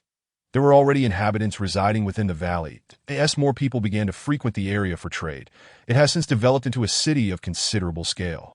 Li Jiotian was somewhat astonished by this revelation, realizing that the content of the book he had purchased was somewhat outdated, having not been updated in ages. The existence of a city was undoubtedly a boon for Li Jiotian, as it would provide access to various necessities, ensuring that his leisure and daily life would not be hindered. Upon entering the valley, Li Jiutian immediately sensed a difference between the Myriad Yu Valley and the outside world. Although the air was refreshingly crisp, there was an inexplicable lack of vitality within the valley. This was perplexing, as the lush greenery surrounding them should have been synonymous with life. Yet he could not shake the feeling of being enveloped by stagnant waters. Gu Sanxiu, on high alert, led the carriage while keeping watch for any sudden disturbances, concerned that a rogue cultivator or demon might emerge to cause trouble. However, as they approached the newly constructed city gates, they encountered no issues, which allowed Gu Sanxiu to breathe a sigh of relief. "Why are there no soldiers guarding the city?" Li Jiutian queried, perplexed, as he observed the bustling crowd devoid of any armored figures. "The residents here are quite conscientious and adhere to the rules, resulting in minimal conflict," Jiu Yue explained. "Thus, there is no need for soldiers." After her explanation, Li Jiutian posed another question. "And how is the city managed and operated?" This question had not crossed the minds of the others, and as they contemplated their response, Lin Luxing's voice rang out from a distance. "Lin humbly welcomes the arrival of the esteemed guest." "Is that Lin Luxing?" Li Jiutian squinted at the figure in the distance. Upon hearing this, Lin Luxing burst into hearty laughter. "It is indeed a stroke of fortune for Lin to have his name remembered by the esteemed guest. Sir, it has been many days since we last met. Fong wishes to extend his regards." Zhang Chongxi pays his respects to the esteemed guest. The two individuals following Lin Luxing hurried forward to bow before Li Jiutian. "There is no need for such formality. Are you engaged in trade here?" Li Jiutian inquired. Lin Luxing and his companions nodded, affirming, "Indeed, we are conducting some business here. Upon seeing the approaching carriage, we initially thought it was a delivery, only to be pleasantly surprised to encounter you, esteemed guest. You must be famished from the day's travel. We have prepared some simple fare for you that we sincerely hope you will honor us with your presence." Fang Shoudao added. Li Jiutian raised an eyebrow. "So the meal is all set.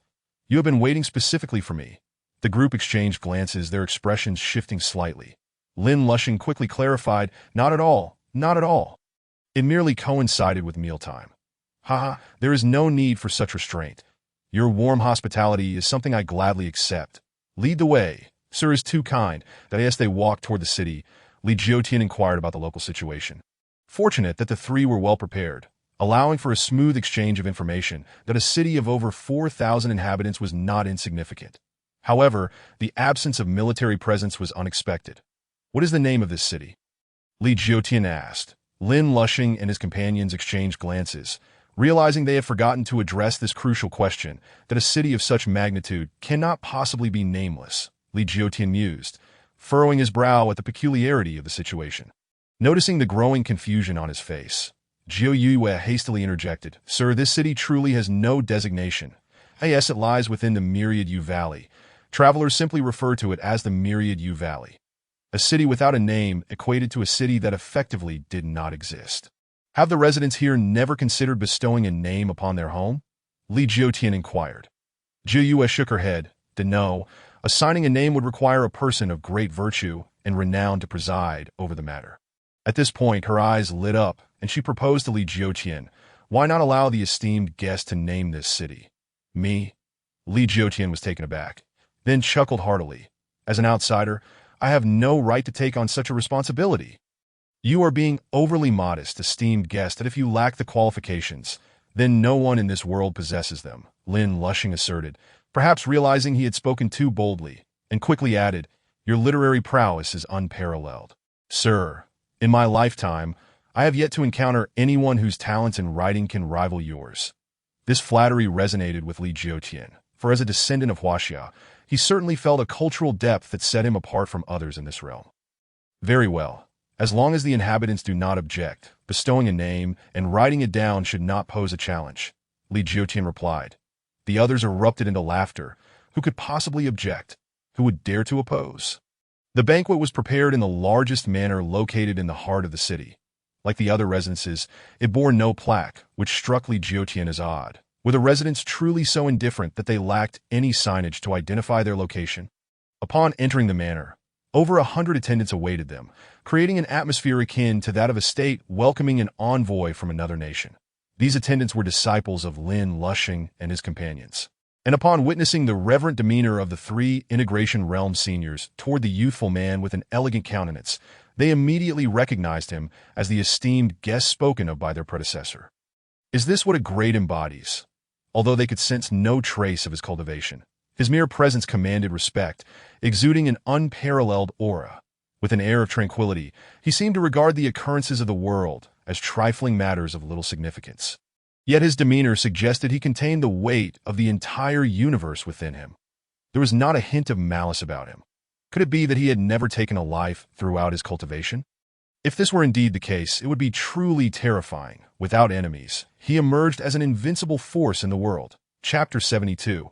The banquet. As these cultivators observed the profound reverence displayed by the esteemed human powerhouses towards Li Jiutian, their minds unconsciously conjured a tale. A young boy, upon his arrival into the world, exerted an overwhelming prowess that eclipsed his contemporaries. Yet this boy shunned conflict. Should anyone provoke him, he would merely unleash an unfathomable divine art into the air, effortlessly repelling his adversaries.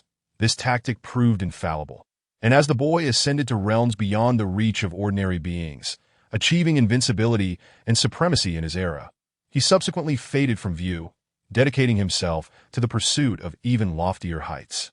With only himself as his rival, devoid of any external competition, if Li Jiutian were to discover how he was envisioned in this manner, he would likely burst into laughter, perhaps to the point of breathlessness. Surrounded by Lin Lushing and his companions, he entered the grand banquet hall. Inside the spacious chamber, the prominent figures of the human realm, the esteemed leaders and elders of various sects, stood in respectful formation on either side. At the center of the hall were those fairies who, in days past, had held themselves high above their peers. These female cultivators, each possessing at least the cultivation of the nascent soul stage, with a rare few even brushing against the threshold of the spirit's severing stage, had shed their former pride.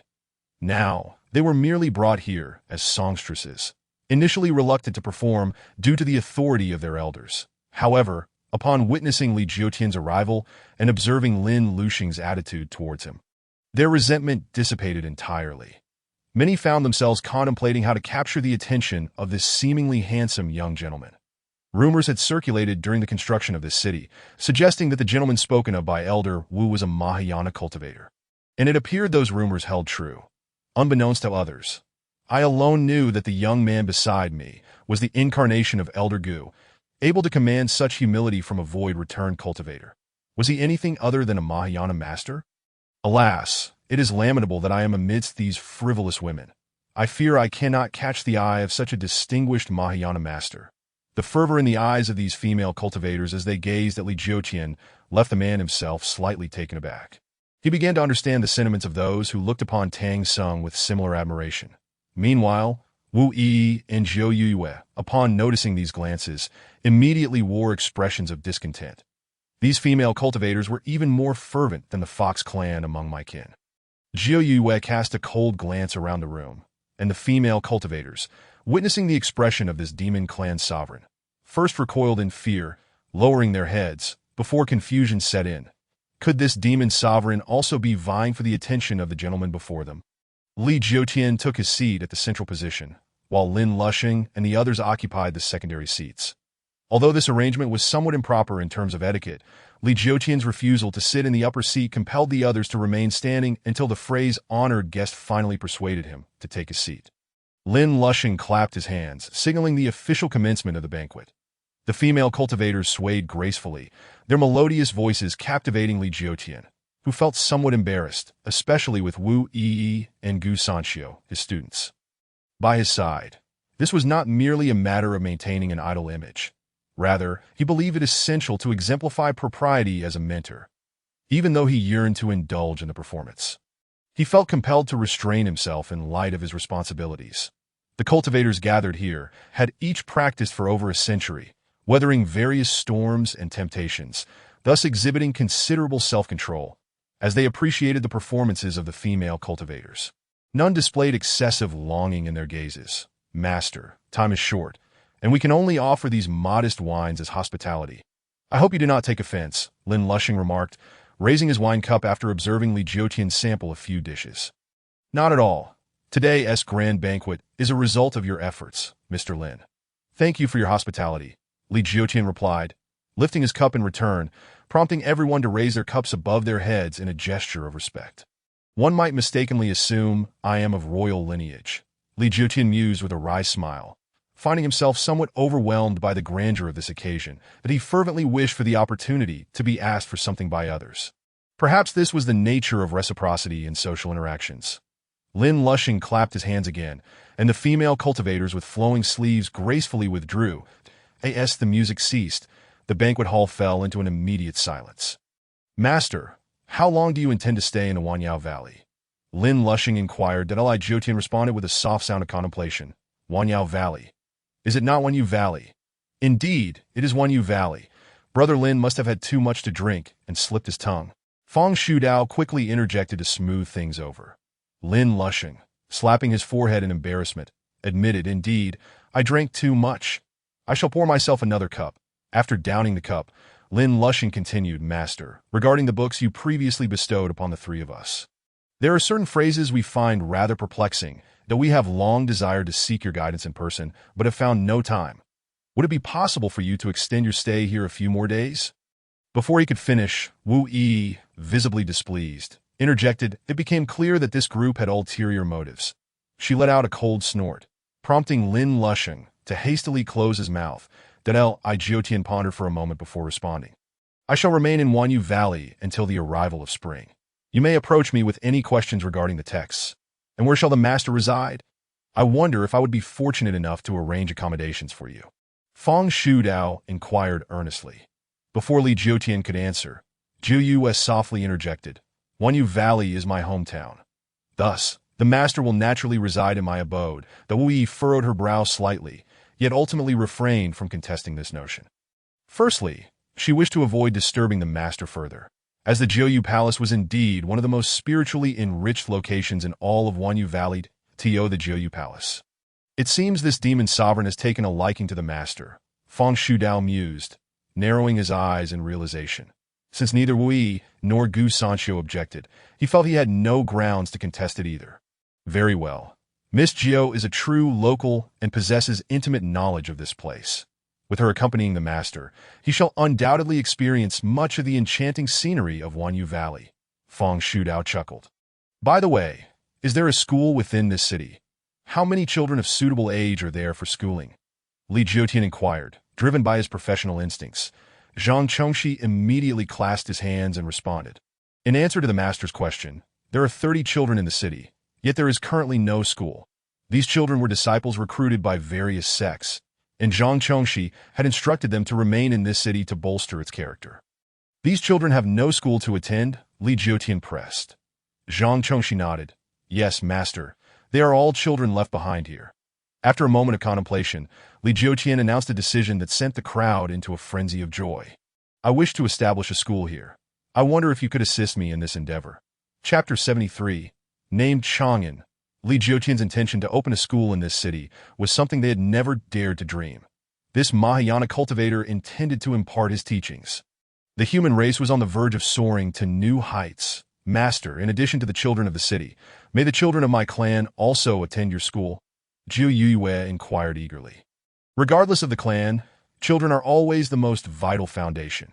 Any group aspiring for long-term development must invest heavily in its youth. In the realm of cultivation, Zhu Yue found nothing more crucial than the guidance offered by the master. This was an unparalleled opportunity. Even his casual writings contained profound truths. Such a great being existed only once in a millennium, that if the children of the demon clan could receive the master's instruction, the demon race would undoubtedly experience a resurgence in a century's time. Zhu Yue's intentions were clear to the human cultivators present. Allowing the demon clan to grow stronger was not in their best interest, and they were determined to prevent such a scenario. Master needs to ensure his time for rest is safeguarded. Teaching these 30 or so children in the city will already be enough to keep him busy. I believe it would be best for Miss Gio to seek another teacher for her clan's children, that if she lacks connections, I can certainly ask my family to provide one, Wu Yi suggested. And Gu Sanxiu chimed in, Indeed, it is rare for the master to have time for leisure. Let us not overburden him, in the face of communal interests, Gu Sanxiu would not yield an inch. The animosity between the demon and human races was irreconcilable. Any potential strengthening of the demon clan would pose additional risks to humanity. Hearing his two students express such sentiments, Li Jiutian felt displeased. He detected a tone of exclusion in their words and spoke sternly. In matters of culture, one must strive to enlighten the world. That it is indeed a commendable endeavor to disseminate my knowledge as widely as possible. The thirst for learning is invaluable. Why do you seek to obstruct it? The children of Miss Jiu may certainly attend my school. Both Wu Yi and Gu Sanchio's faces flushed red and pale in turn. As this was the first time they had been reprimanded by their master, their hearts raced with trepidation as they hurriedly replied, "You are right, master." The reaction of these two void return cultivators to their master's admonishment left the onlookers astonished.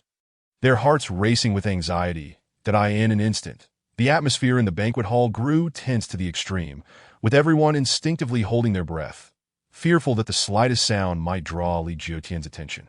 Li Jiutian sensed the sudden tension and paused momentarily before breaking into hearty laughter. If a student errs in their words or actions, it is my duty as a mentor to correct them sternly. There is no need for you all to be so anxious. As he heard his tone soften, everyone let out a sigh of relief. Lin Lushing spoke up, inquiring, "When does the esteemed sir plan to commence his lectures?"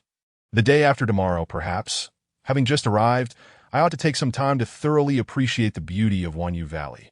Once Mr. Lin finds a suitable residence, kindly secure it for me, and I shall pay the rent upon my arrival." "A trivial matter, rest assured, it shall be handled by Lin," he replied.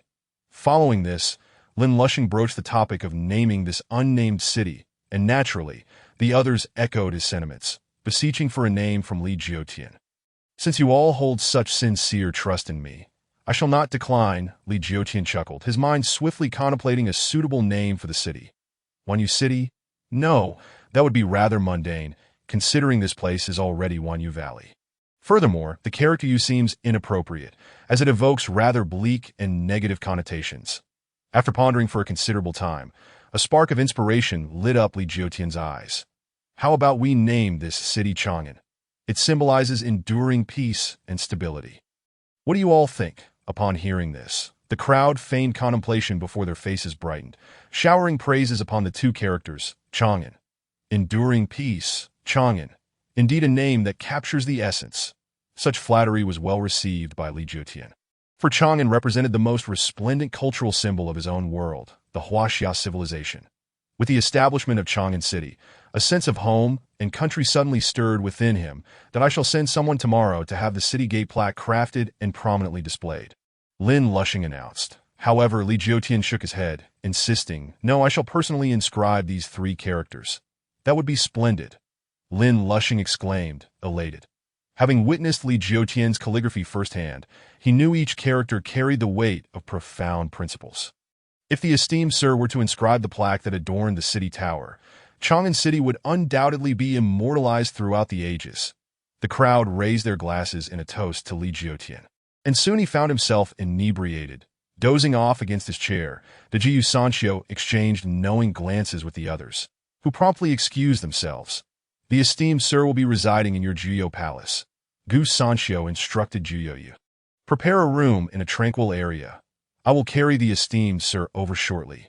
"Understood," Juyoyu nodded, vanishing in the blink of an eye to her Juyo palace. She instructed the local demon folk to tidy her quarters, leaving only a few maidens who regularly attended to her, while dispersing the rest. After completing these tasks, Juyoyu transmitted a message to Gu Sanchio, who soon appeared, bearing Li Jiutian on his back. "I shall look after the esteemed sir here. You two gather the others to discuss the demon creature found in Jingu City," Wu Yi declared before shutting the door behind her. When did this place become her court? Juyoyu felt a twinge of annoyance, yet her mind was preoccupied with the matter at hand, so she dismissed her irritation. "Among your demon kin still here, is there not someone who might possess knowledge of this?" Gu Sanchio inquired. Juyoyu pondered for a moment before responding. "There is one, but he has not followed Huolian for quite some time. For reasons unknown, he was expelled from Huolian's ranks. Even you are unaware of the reason?" Gu Sanchio pressed. Juyoyu shook her head, explaining, "Each of the three sovereigns governs their respective demon clans, remaining uninvolved with the affairs of other sovereigns.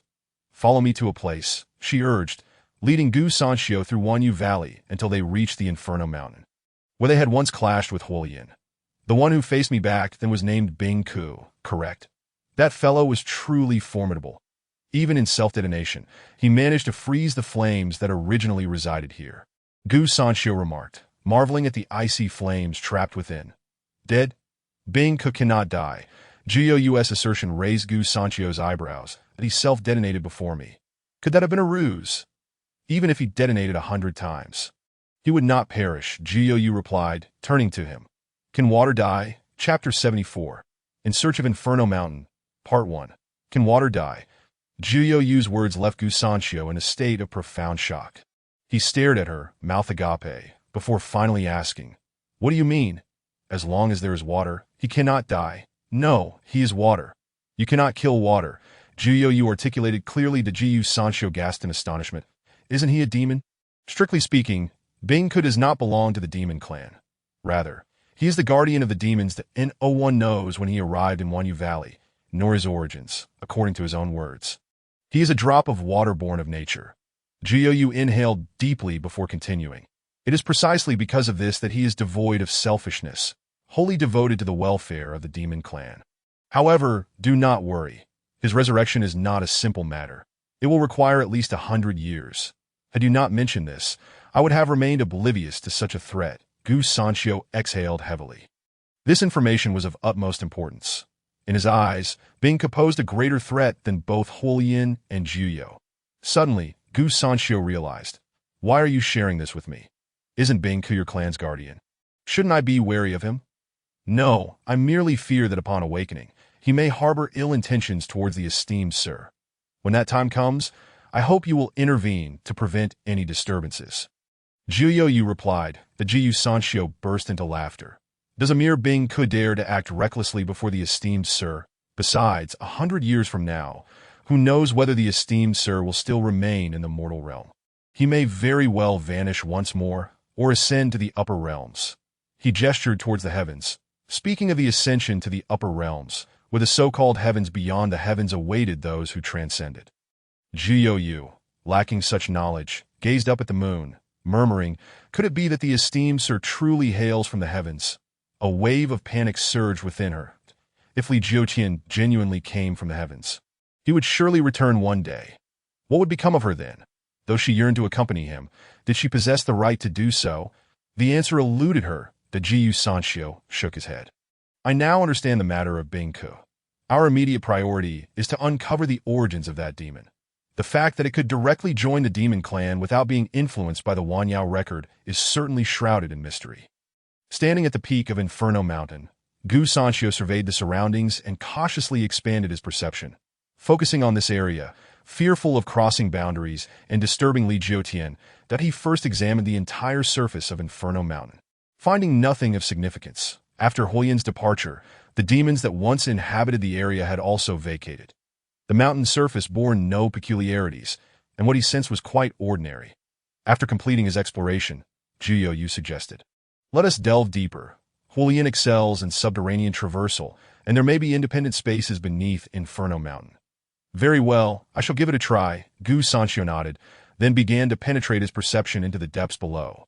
The underground was replete with numerous layers of rock, making his exploration slow and arduous, requiring intense concentration and substantial mental energy. While Gu Sanxiu remained motionless, fully engrossed in his subterranean perception, Jiuyu flashed about the mountain, identifying areas where she believed secrets might be buried. First, she approached the cavern where Huolian had long resided. The previous fierce battle had caused the cave's collapse, and as Jiuyu entered, she was met with a suffocating miasma of fire poison, compelling her to hold her breath. Huolian is no longer here. How can there still be so much fire poison? Jiuyu wondered, as she had always believed this miasma emanated from Huolian himself. It appears to be seeping in from the depths of the cave. Jiuyu cautiously ventured deeper into the cavern, soon encountering the massive stone pillar where Huolian had once meditated. So, it is from this pillar that the poison emanates. It likely connects to the core of Inferno Mountain, with the miasma seeping through these small openings. Jiuyu discerned clearly, deducing that the mountain's core must indeed be a volcano. Huolian had spun a grand deception. It was not he who made Inferno Mountain what it is, but rather Inferno Mountain that shaped Huolian. Jiu reached this conclusion just as Gu Sanxiu entered the cave. There are multiple independent spaces beneath this mountain, filled with numerous items, he remarked, turning to Jiu. Hulian has been consuming your kin. Are you aware of this? Jiu's eyes widened in disbelief. What do you mean? What have you sensed? Beneath lie several vast hollow areas densely populated with the remains of your demon kin. Gu Sanxiu pointed downward. Jiu's expression turned ashen, and without hesitation, she prepared to leave the surface to avoid disturbing the esteemed sir. Have you found a way down? Follow me. Jiu Sanxiu walked ahead, swiftly leading Jiu to a pile of rubble. With a gentle wave of his right hand, the stones immediately levitated and drifted aside, revealing a massive opening before them. The two descended gracefully, and upon reaching one of the layers, Jiu gazed at the sea of white bones, trembling with horror. This abhorrent creature, what Jiu beheld were primarily the bones of the Yuhuxa clan, the kin of Yuyin. She deeply comprehended once more the reasoning behind Yuyin's betrayal. The demon cores were nowhere to be found. Jiu casually glanced around and immediately discerned this unusual phenomenon, that it was impossible for a demon to consume its own kind and gain strength. A rule established by the ancestors of the demon clan to prevent their innate beastly instincts from leading to mutual slaughter. Enter the Wan Yao Lu. One must consent to this rule. Therefore, Hulian's consumption of these demons could not be for the purpose of restoring his own cultivation. The only conclusion was that he sought the demon cores. Could Hulian also refine pills? Gu Sanxiu inquired, that as a master alchemist among the human cultivators, he was well aware of the uses of demon cores. However, Jiu shook her head. No, the demon clan, whether in weapon forging or pill refining, pales in comparison to cultivators of the same realm. Thus they would never squander time and precious materials on such pursuits. What significance do demon cores hold for him then? Gu Sanxiu pondered this question. Jiu shared his confusion, that it was precisely because of the ancestors' rule that consuming one's kin would not enhance cultivation, that the demon cores of their own kind held no allure. Could it be that Hulian's collection of demon cores was related to the demon cores from the creatures of Jingu City?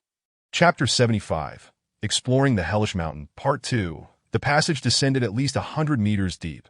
Below this height, the underground space was divided into 13 layers, 8 of which were filled with the skeletal remains of various demon clans. As previously observed, the demon cores of these deceased demons were absent. Damn Hulian! Jiu gritted her teeth, realizing why the number of demons had been steadily declining, particularly among the clans under her and Bing Ke's jurisdiction. A millennium ago, prior to the Great War, the demon population had not diminished so drastically.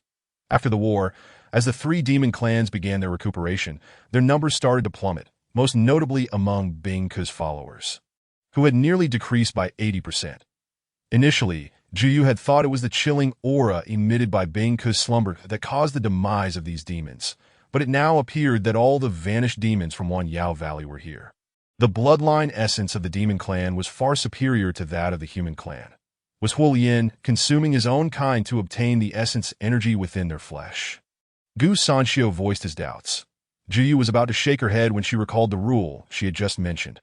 Although the ancestors had decreed that consuming one's kin would not enhance cultivation, the consumption of flesh to repair and strengthen one's bloodline essence was not included in the regulations.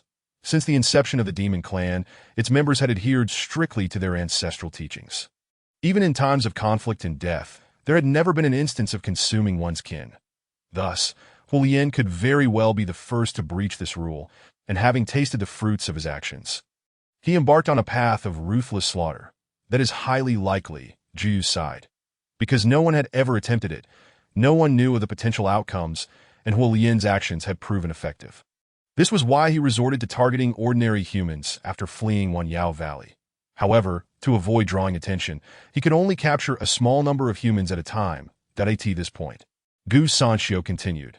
It seems he escaped from Wan Yao Valley only to prey upon the common folk, but to prevent us from noticing, he could only take a few at a time. Jiu suddenly recalled something. I suspect Hulian believes that consuming the flesh of his kin yields benefits, akin to when he devoured the population of a human city. That Jiu Sanxiu scoffed. It's truly regrettable that this fellow was used by the master for brewing wine. I would relish the opportunity to tear him to shreds. Nevertheless, the two had yet to uncover the core of the issue. What had Hulian done with those demon cores? Soon, they descended to the final layer. A space enveloped in surging lava, with scarcely any ground to stand on. The toxic flames above emanated from here, where Huolien used the fire poison to temper his body. After Jiyu spoke, Gu Sanxiu closed his eyes once more to expand his perception, that in an instant. He felt the searing heat scorching his soul, causing his head to throb painfully, but he suddenly opened his eyes, his expression darkening. There is something peculiar about this lava and flame. Merely attempting to sense it poses a risk of incineration to my soul. That's so? Jiyu exclaimed in astonishment. The Gu Sanxiu before her was a Dongshu cultivator, and his soul had been tempered to a solidity akin to that of black iron. How could he be harmed by the high temperatures here? Allow me to try, Jiyu said as she activated her demon source, emanating demonic energy to envelop the area for investigation. However, to her surprise, as soon as her demonic energy emerged, it was instantly consumed by the intense heat. Jiyu's face displayed horror. Demonic energy is instantly reduced to ashes upon emergence. Your perception cannot penetrate this place either. How can there be such a terrifying location within Wan Yao Valley? Gu Sanxiu's eyes narrowed slightly. Then he addressed you, given the ferocity of the lava and flames here. Why hasn't Huolien utilized them as a weapon?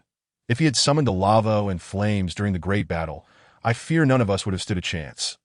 Jiyu gazed at the boiling crimson below and murmured. This hellish mountain is beyond his control. He likely lacks the qualifications to do so.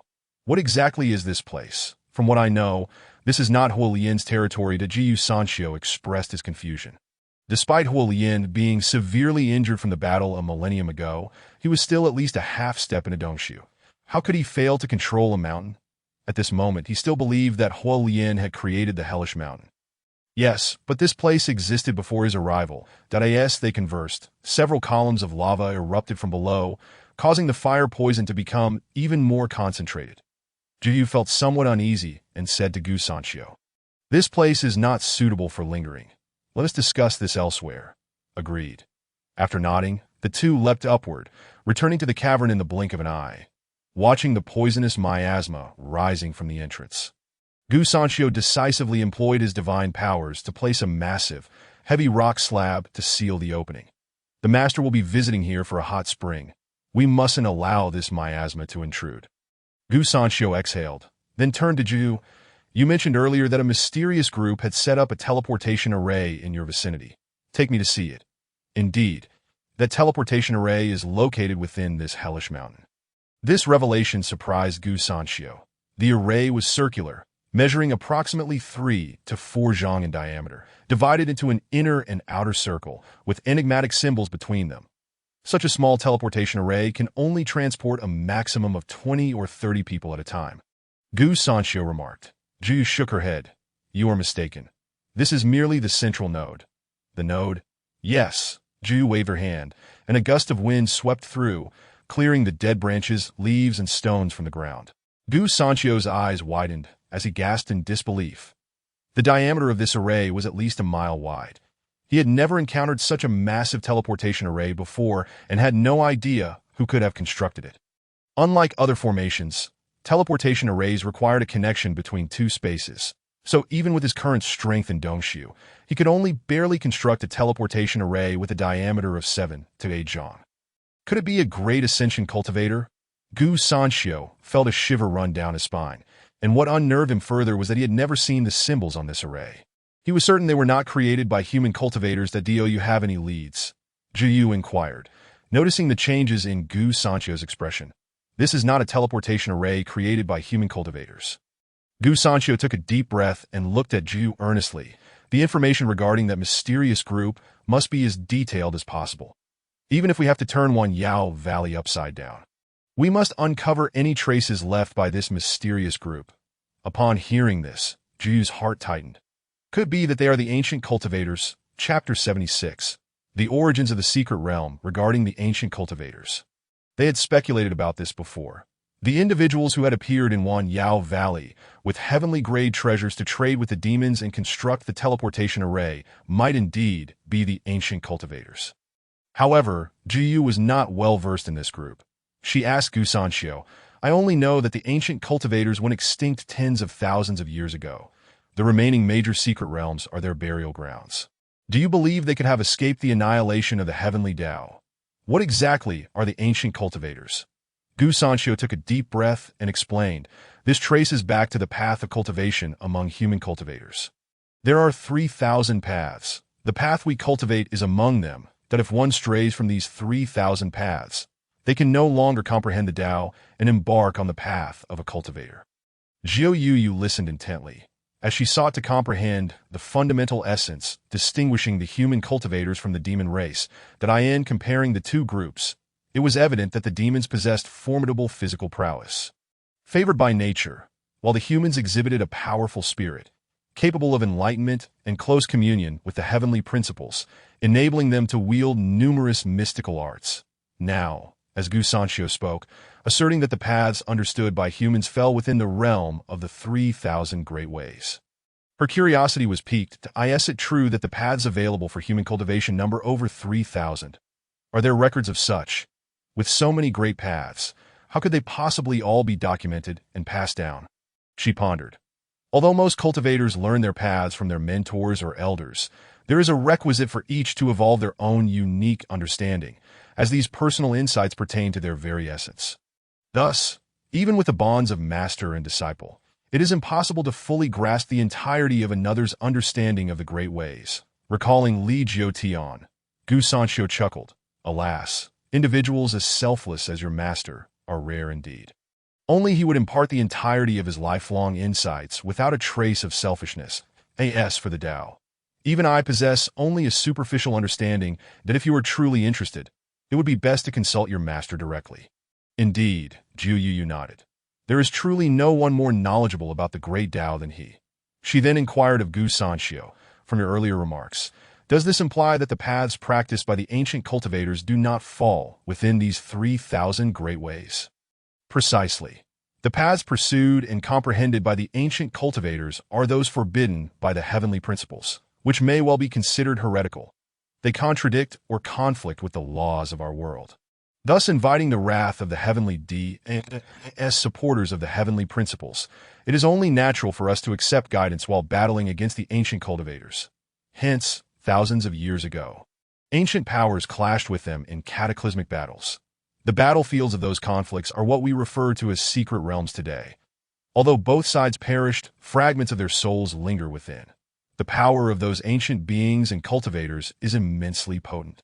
To prevent this residual power from spilling forth and ravaging our world, the heavenly Tao sealed these secret realms. Subsequently, human cultivators could venture within to seek opportunities for growth, but only if the secret realms were to open willingly. It seems the secret realms have not opened for many years, Zhou Yu mused. Although she had remained within the Wan Yao Valley since the millennia-long war, she had still heard whispers about the secret realms. Indeed, I am uncertain what transpired, but since the ancient sword tomb secret realm sealed itself a century ago, there have been no signs of any opening, that Gu Sanxiu remarked, casting a glance at Zhou Yu. Located 100 miles from the Wan Yao Valley, the primordial secret realm can be considered a target. Legend has it that this realm was one of the 3 main battlefields of the ancient powers and the ancient cultivators. If we could gain entry and investigate, we might uncover vital information regarding the ancient cultivators, perhaps even ascertain whether they were indeed the ones who set up this teleportation array.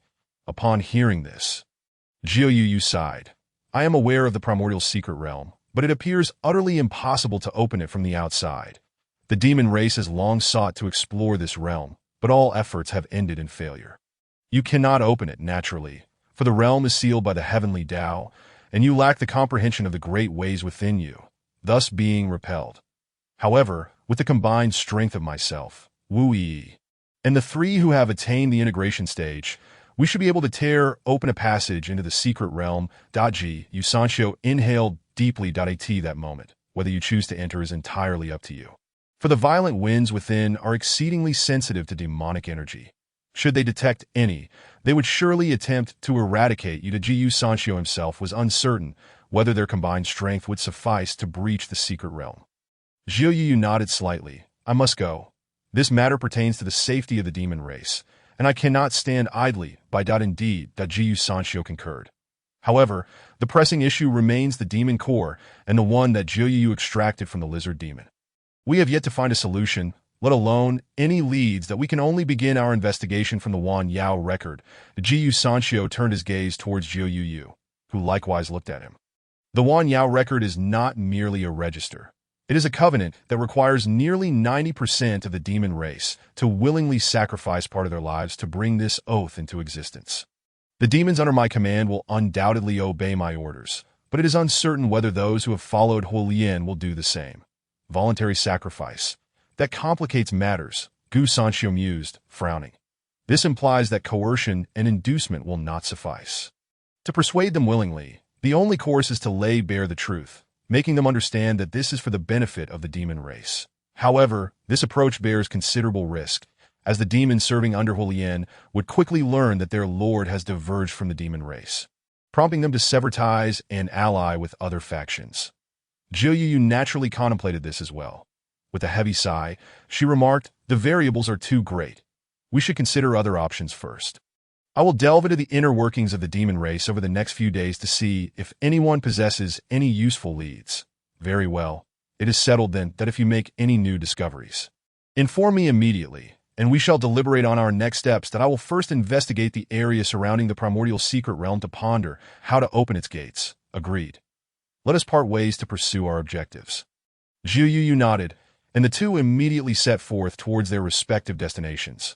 Within the Wan Yao Valley, Jiu Yu remained the sole sovereign, compelling the other demons to heed her every command. Her initial destination was the territory of the Yuhu tribe. "All members of the Yuhu tribe, pay your respects to the sovereign." An elderly man led his kin in a bow. Jiu Yu smiled gently. "There is no need for such formalities, that I have a few matters to discuss today. Please, sovereign, command us." Jiu Yu nodded, addressing the congregation of the Yuhu tribe. "The spiritual energy here is too thin, rendering this place unsuitable for your continued existence. Soon, you shall relocate to a designated area outside the valley, as instructed by the human cultivators. However, you must assist them in one task." Upon hearing this, the eyes of the Yuhu tribe members brightened with anticipation. "You are to utilize your keen sense of smell to help them identify any potential demons hidden within the major sections." After she finished speaking, the elder of the Yuhu tribe expressed his confusion. "Sovereign, are not human cultivators already quite sensitive to demonic energies? Why then do they require the keen noses of our Yuhu tribe?" Jiu Yu shook her head. "These demons are not from our Wan Yao Valley. They can conceal their presence and even mimic the essence of any human or demon that I once encountered one in the human city of Jingu City and eliminated him. Even my senses could barely detect the faint traces of demonic energy upon him. Such a thing exists. Even you, sovereign, found it challenging to sense this demonic energy. You are the sovereign." The members of the Yuhu tribe exclaimed in astonishment. "What manner of demon is this, so adept at concealing its essence?" Jiu Yu raised her hand for silence, and the crowd promptly quieted. "This particular creature is a lizard demon," as soon as she spoke. The surroundings erupted in commotion. Being demons themselves, they were acutely aware of the Wan Yao record and the creatures not included within it. "I guess at your meaning that this lizard demon circumvented the regulations of the Wan Yao record to become a demon?" the elder inquired. Jiu Yu confirmed, "Indeed, and moreover, his demon core differs from ours. It bears no ancestral totem." She then produced the demon core of the lizard demon, which the elder examined closely, after scrutinizing it. He inhaled sharply, realizing that it indeed bore no ancestral totem. In that case, strictly speaking, this is not a demon core, and thus the lizard demon cannot be considered a true demon. The classification remains a subject for debate. But he, like us, evolved from a beast into a demon. Thus he can be regarded as a half-blood kin, at least from the perspective of the human race. Jiu Yu retrieved the demon core and addressed the assembly. "Currently, it is uncertain whether any such demons remain within our Wan Yao Valley. Therefore, I implore you to investigate the various tribes with your acute sense of smell, discerning any unusual energies among them. Subsequently, summon the leaders of each tribe to meet with me. Furthermore, you must not breathe a word regarding the lizard demon or this demon core. I will handle the remaining matters. Once this task is complete, I shall arrange for your relocation to your new territory." "Thank you, sovereign." The members of the Yuhu tribe expressed their gratitude and promptly began dividing tasks to fulfill their mission across the Wan Yao Valley. Next, Jiu Yu intended to visit the Xianbing Lake, the dwelling place of the ice carving. At present, the Xianbing Lake had become a stagnant pool, having lost the presence of its demon sovereign. Sun Yi has also met with Sovereign Jiu Yu, that a youth emerged from the surface of the lake, bowing respectfully to Jiu Yu. This was the personal attendant of the ice carving, whose true form was a koi fish residing within the Xianbing Lake. "How fares your master?" Jiu Yu inquired. "Your sovereign. He is still in slumber, that it will take at least a century for him to awaken.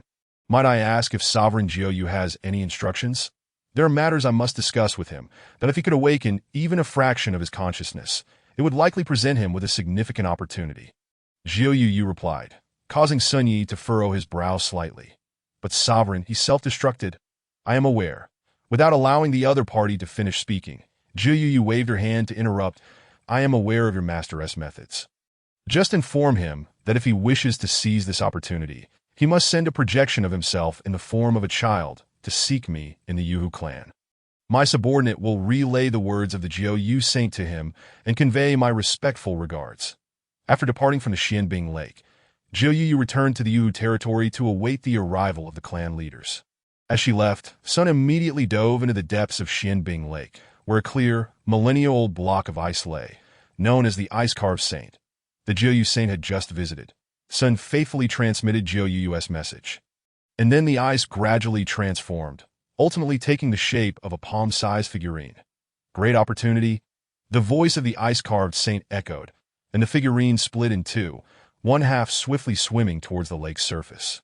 Upon breaking through the water, a flash of light revealed a child of about 7 or 8 years old stepping onto the shore.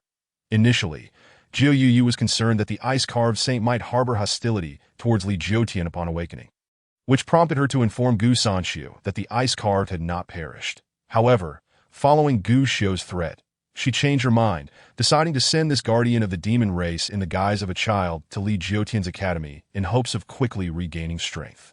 Before that, she needed to ascertain whether Gu Xiu or the human cultivators posed the greater threat in the eyes of the ice-carved, that if it was the former, then the ice-carved would undoubtedly refrain from acting against humans until Gu Xiu was dealt with.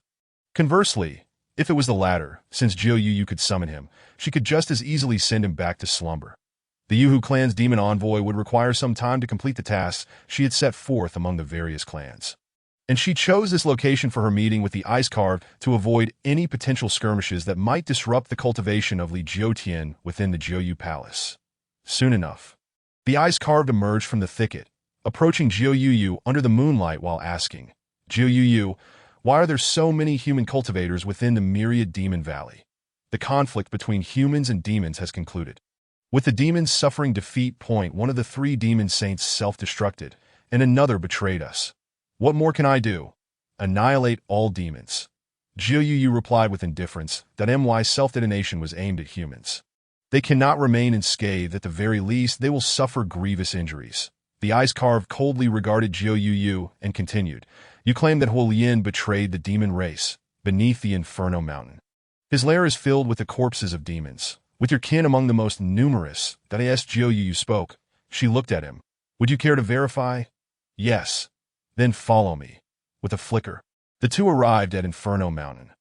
Once Jiu Yu moved aside the boulder, the ice-carved descended to take a look, only to let out a roar upon reappearing before Jiu Yu. His face darkened. "Where is Huolian now?"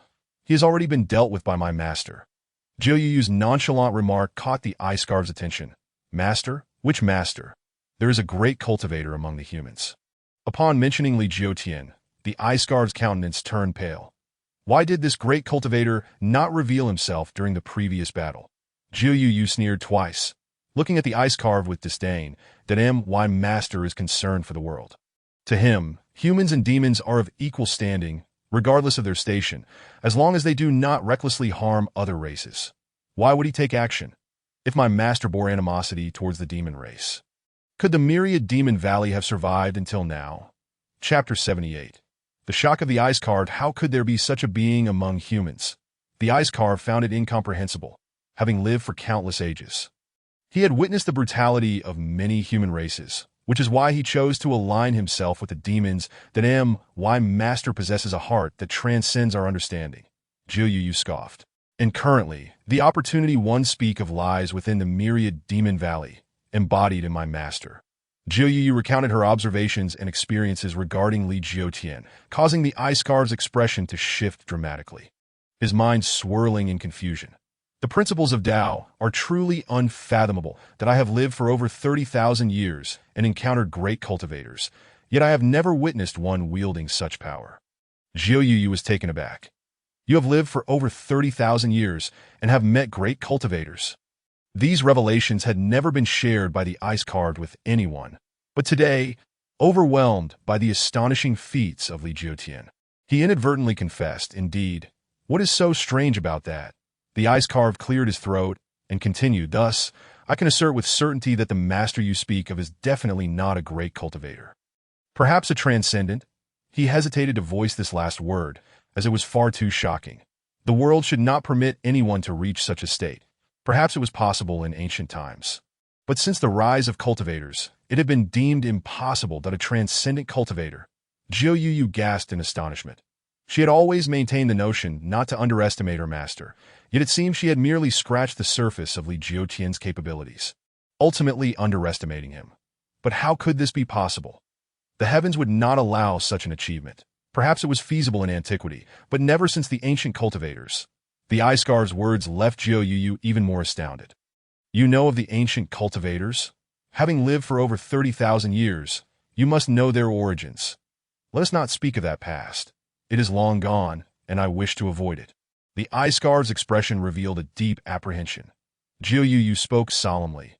We must address this matter. The ancient cultivators may not have been exterminated and might be accumulating strength to reclaim their dominion over this world. Suddenly, thunder rumbled overhead, and the ice-carved looked up with a grave expression, but he then turned his gaze to Jiu Yu, saying, "How can this be? The heavenly path had already eradicated those ancient cultivators within the various secret realms. What is impossible? Allow me to ask you, who was it that entered the myriad demon valley and forged the teleportation array with the demons 10,000 years ago?" Jiu Yu's words left the ice-carved utterly stunned. Ah, those individuals. The ice-carved furrowed his brow in deep thought. But no matter how hard he tried to recall, he could not remember any details about those people. Why can I not remember? Perhaps your memory was tampered with by that group back then. Jiu Yu took a deep breath. That I discussed this matter with 2 human cultivators of the Dongxu realm, and we all speculated that the ancient cultivators might be lurking in the shadows, waiting for the right moment to act. You have allied with the humans? The ice-scarf's expression turned icy. Jiu Yu glared at him. If the ancient cultivators truly still exist, who among humans or demons could escape their grasp? Who do you believe poses the greater threat? Jiu Yu was prepared for confrontation, her gaze fixed intently on the ice carved that if he uttered anything contrary to her expectations, she would not hesitate to act. The ice carved pondered for a moment, his memories drifting back to those ancient battlefields. The methods of the ancient cultivators still sent shivers down his spine. They were ruthless beings who fought against the heavens, even seeking to slay the divine. In the past, there were at least dozens of human great cultivators, and countless in the Dongxu realm. Despite their formidable strength, they were still systematically defeated in battles against the ancient cultivators. Today, if the ancient cultivators were to strike, both humans and demons would be reduced to ashes in the blink of an eye. With the current strength of both races, even if the ancient cultivators attacked, they would not stand a chance. The ice-carved sighed deeply. Hearing this, Jiu Yu felt a sense of relief. She continued, "Thus, I sought you out to send you in the guise of a child into my master's academy. With his guidance, perhaps we can touch the threshold of the great cultivator realm. That master truly, can the ice-carved felt it hard to believe." Jiu Yu's expression darkened. "The do not doubt my master's abilities. I have come to understand certain matters, whether it is the 3 cultivators of the human race in the He realm, or the 2 Dongxu cultivators, Gu Sanxiu and Wu Yi, their opportunities for breakthroughs came from merely a few words of guidance from my master." The ice-carved gasped, his eyes nearly bulging in disbelief. This was vastly different from his usual demeanor. Jiu Yu felt a thrill of delight. Only her master could evoke such a reaction from the ice-carved. If there are 4 or 5 great cultivators in the world, we might be able to withstand the ancient cultivators, as they too suffered severe injuries during that great battle. After saying this, the ice-carved looked at Jiu Yu. Moreover, with that master present, We need not fear the ancient cultivators and do not expect my master to act. We must absolutely not reveal our identities as cultivators or demons in front of him. Zhou Yu cautioned that Li Jiutian is presenting himself merely as an ordinary teacher, wishing to remain uninvolved in any disputes of the cultivator's world. Simply being a student is already a fortune accrued over several lifetimes. You make a valid point. The ice-carved nodded in agreement, then added, perhaps this time my master has emerged precisely to assist us in overcoming the calamity posed by the ancient cultivators. That a sudden realization struck Zhou Yu like a bolt of lightning. Indeed, why had I not considered this sooner? Imparting profound insights of the great way to the world, allowing Wu Yi and others to transcend their boundaries, and subsequently bestowing upon oneself the soul-nurturing bell, ultimately led to a minimal loss for both the human and demon races in this battle, preserving their strength. Following this, the path of exploration unveiled the secrets of the lizard demons, and further.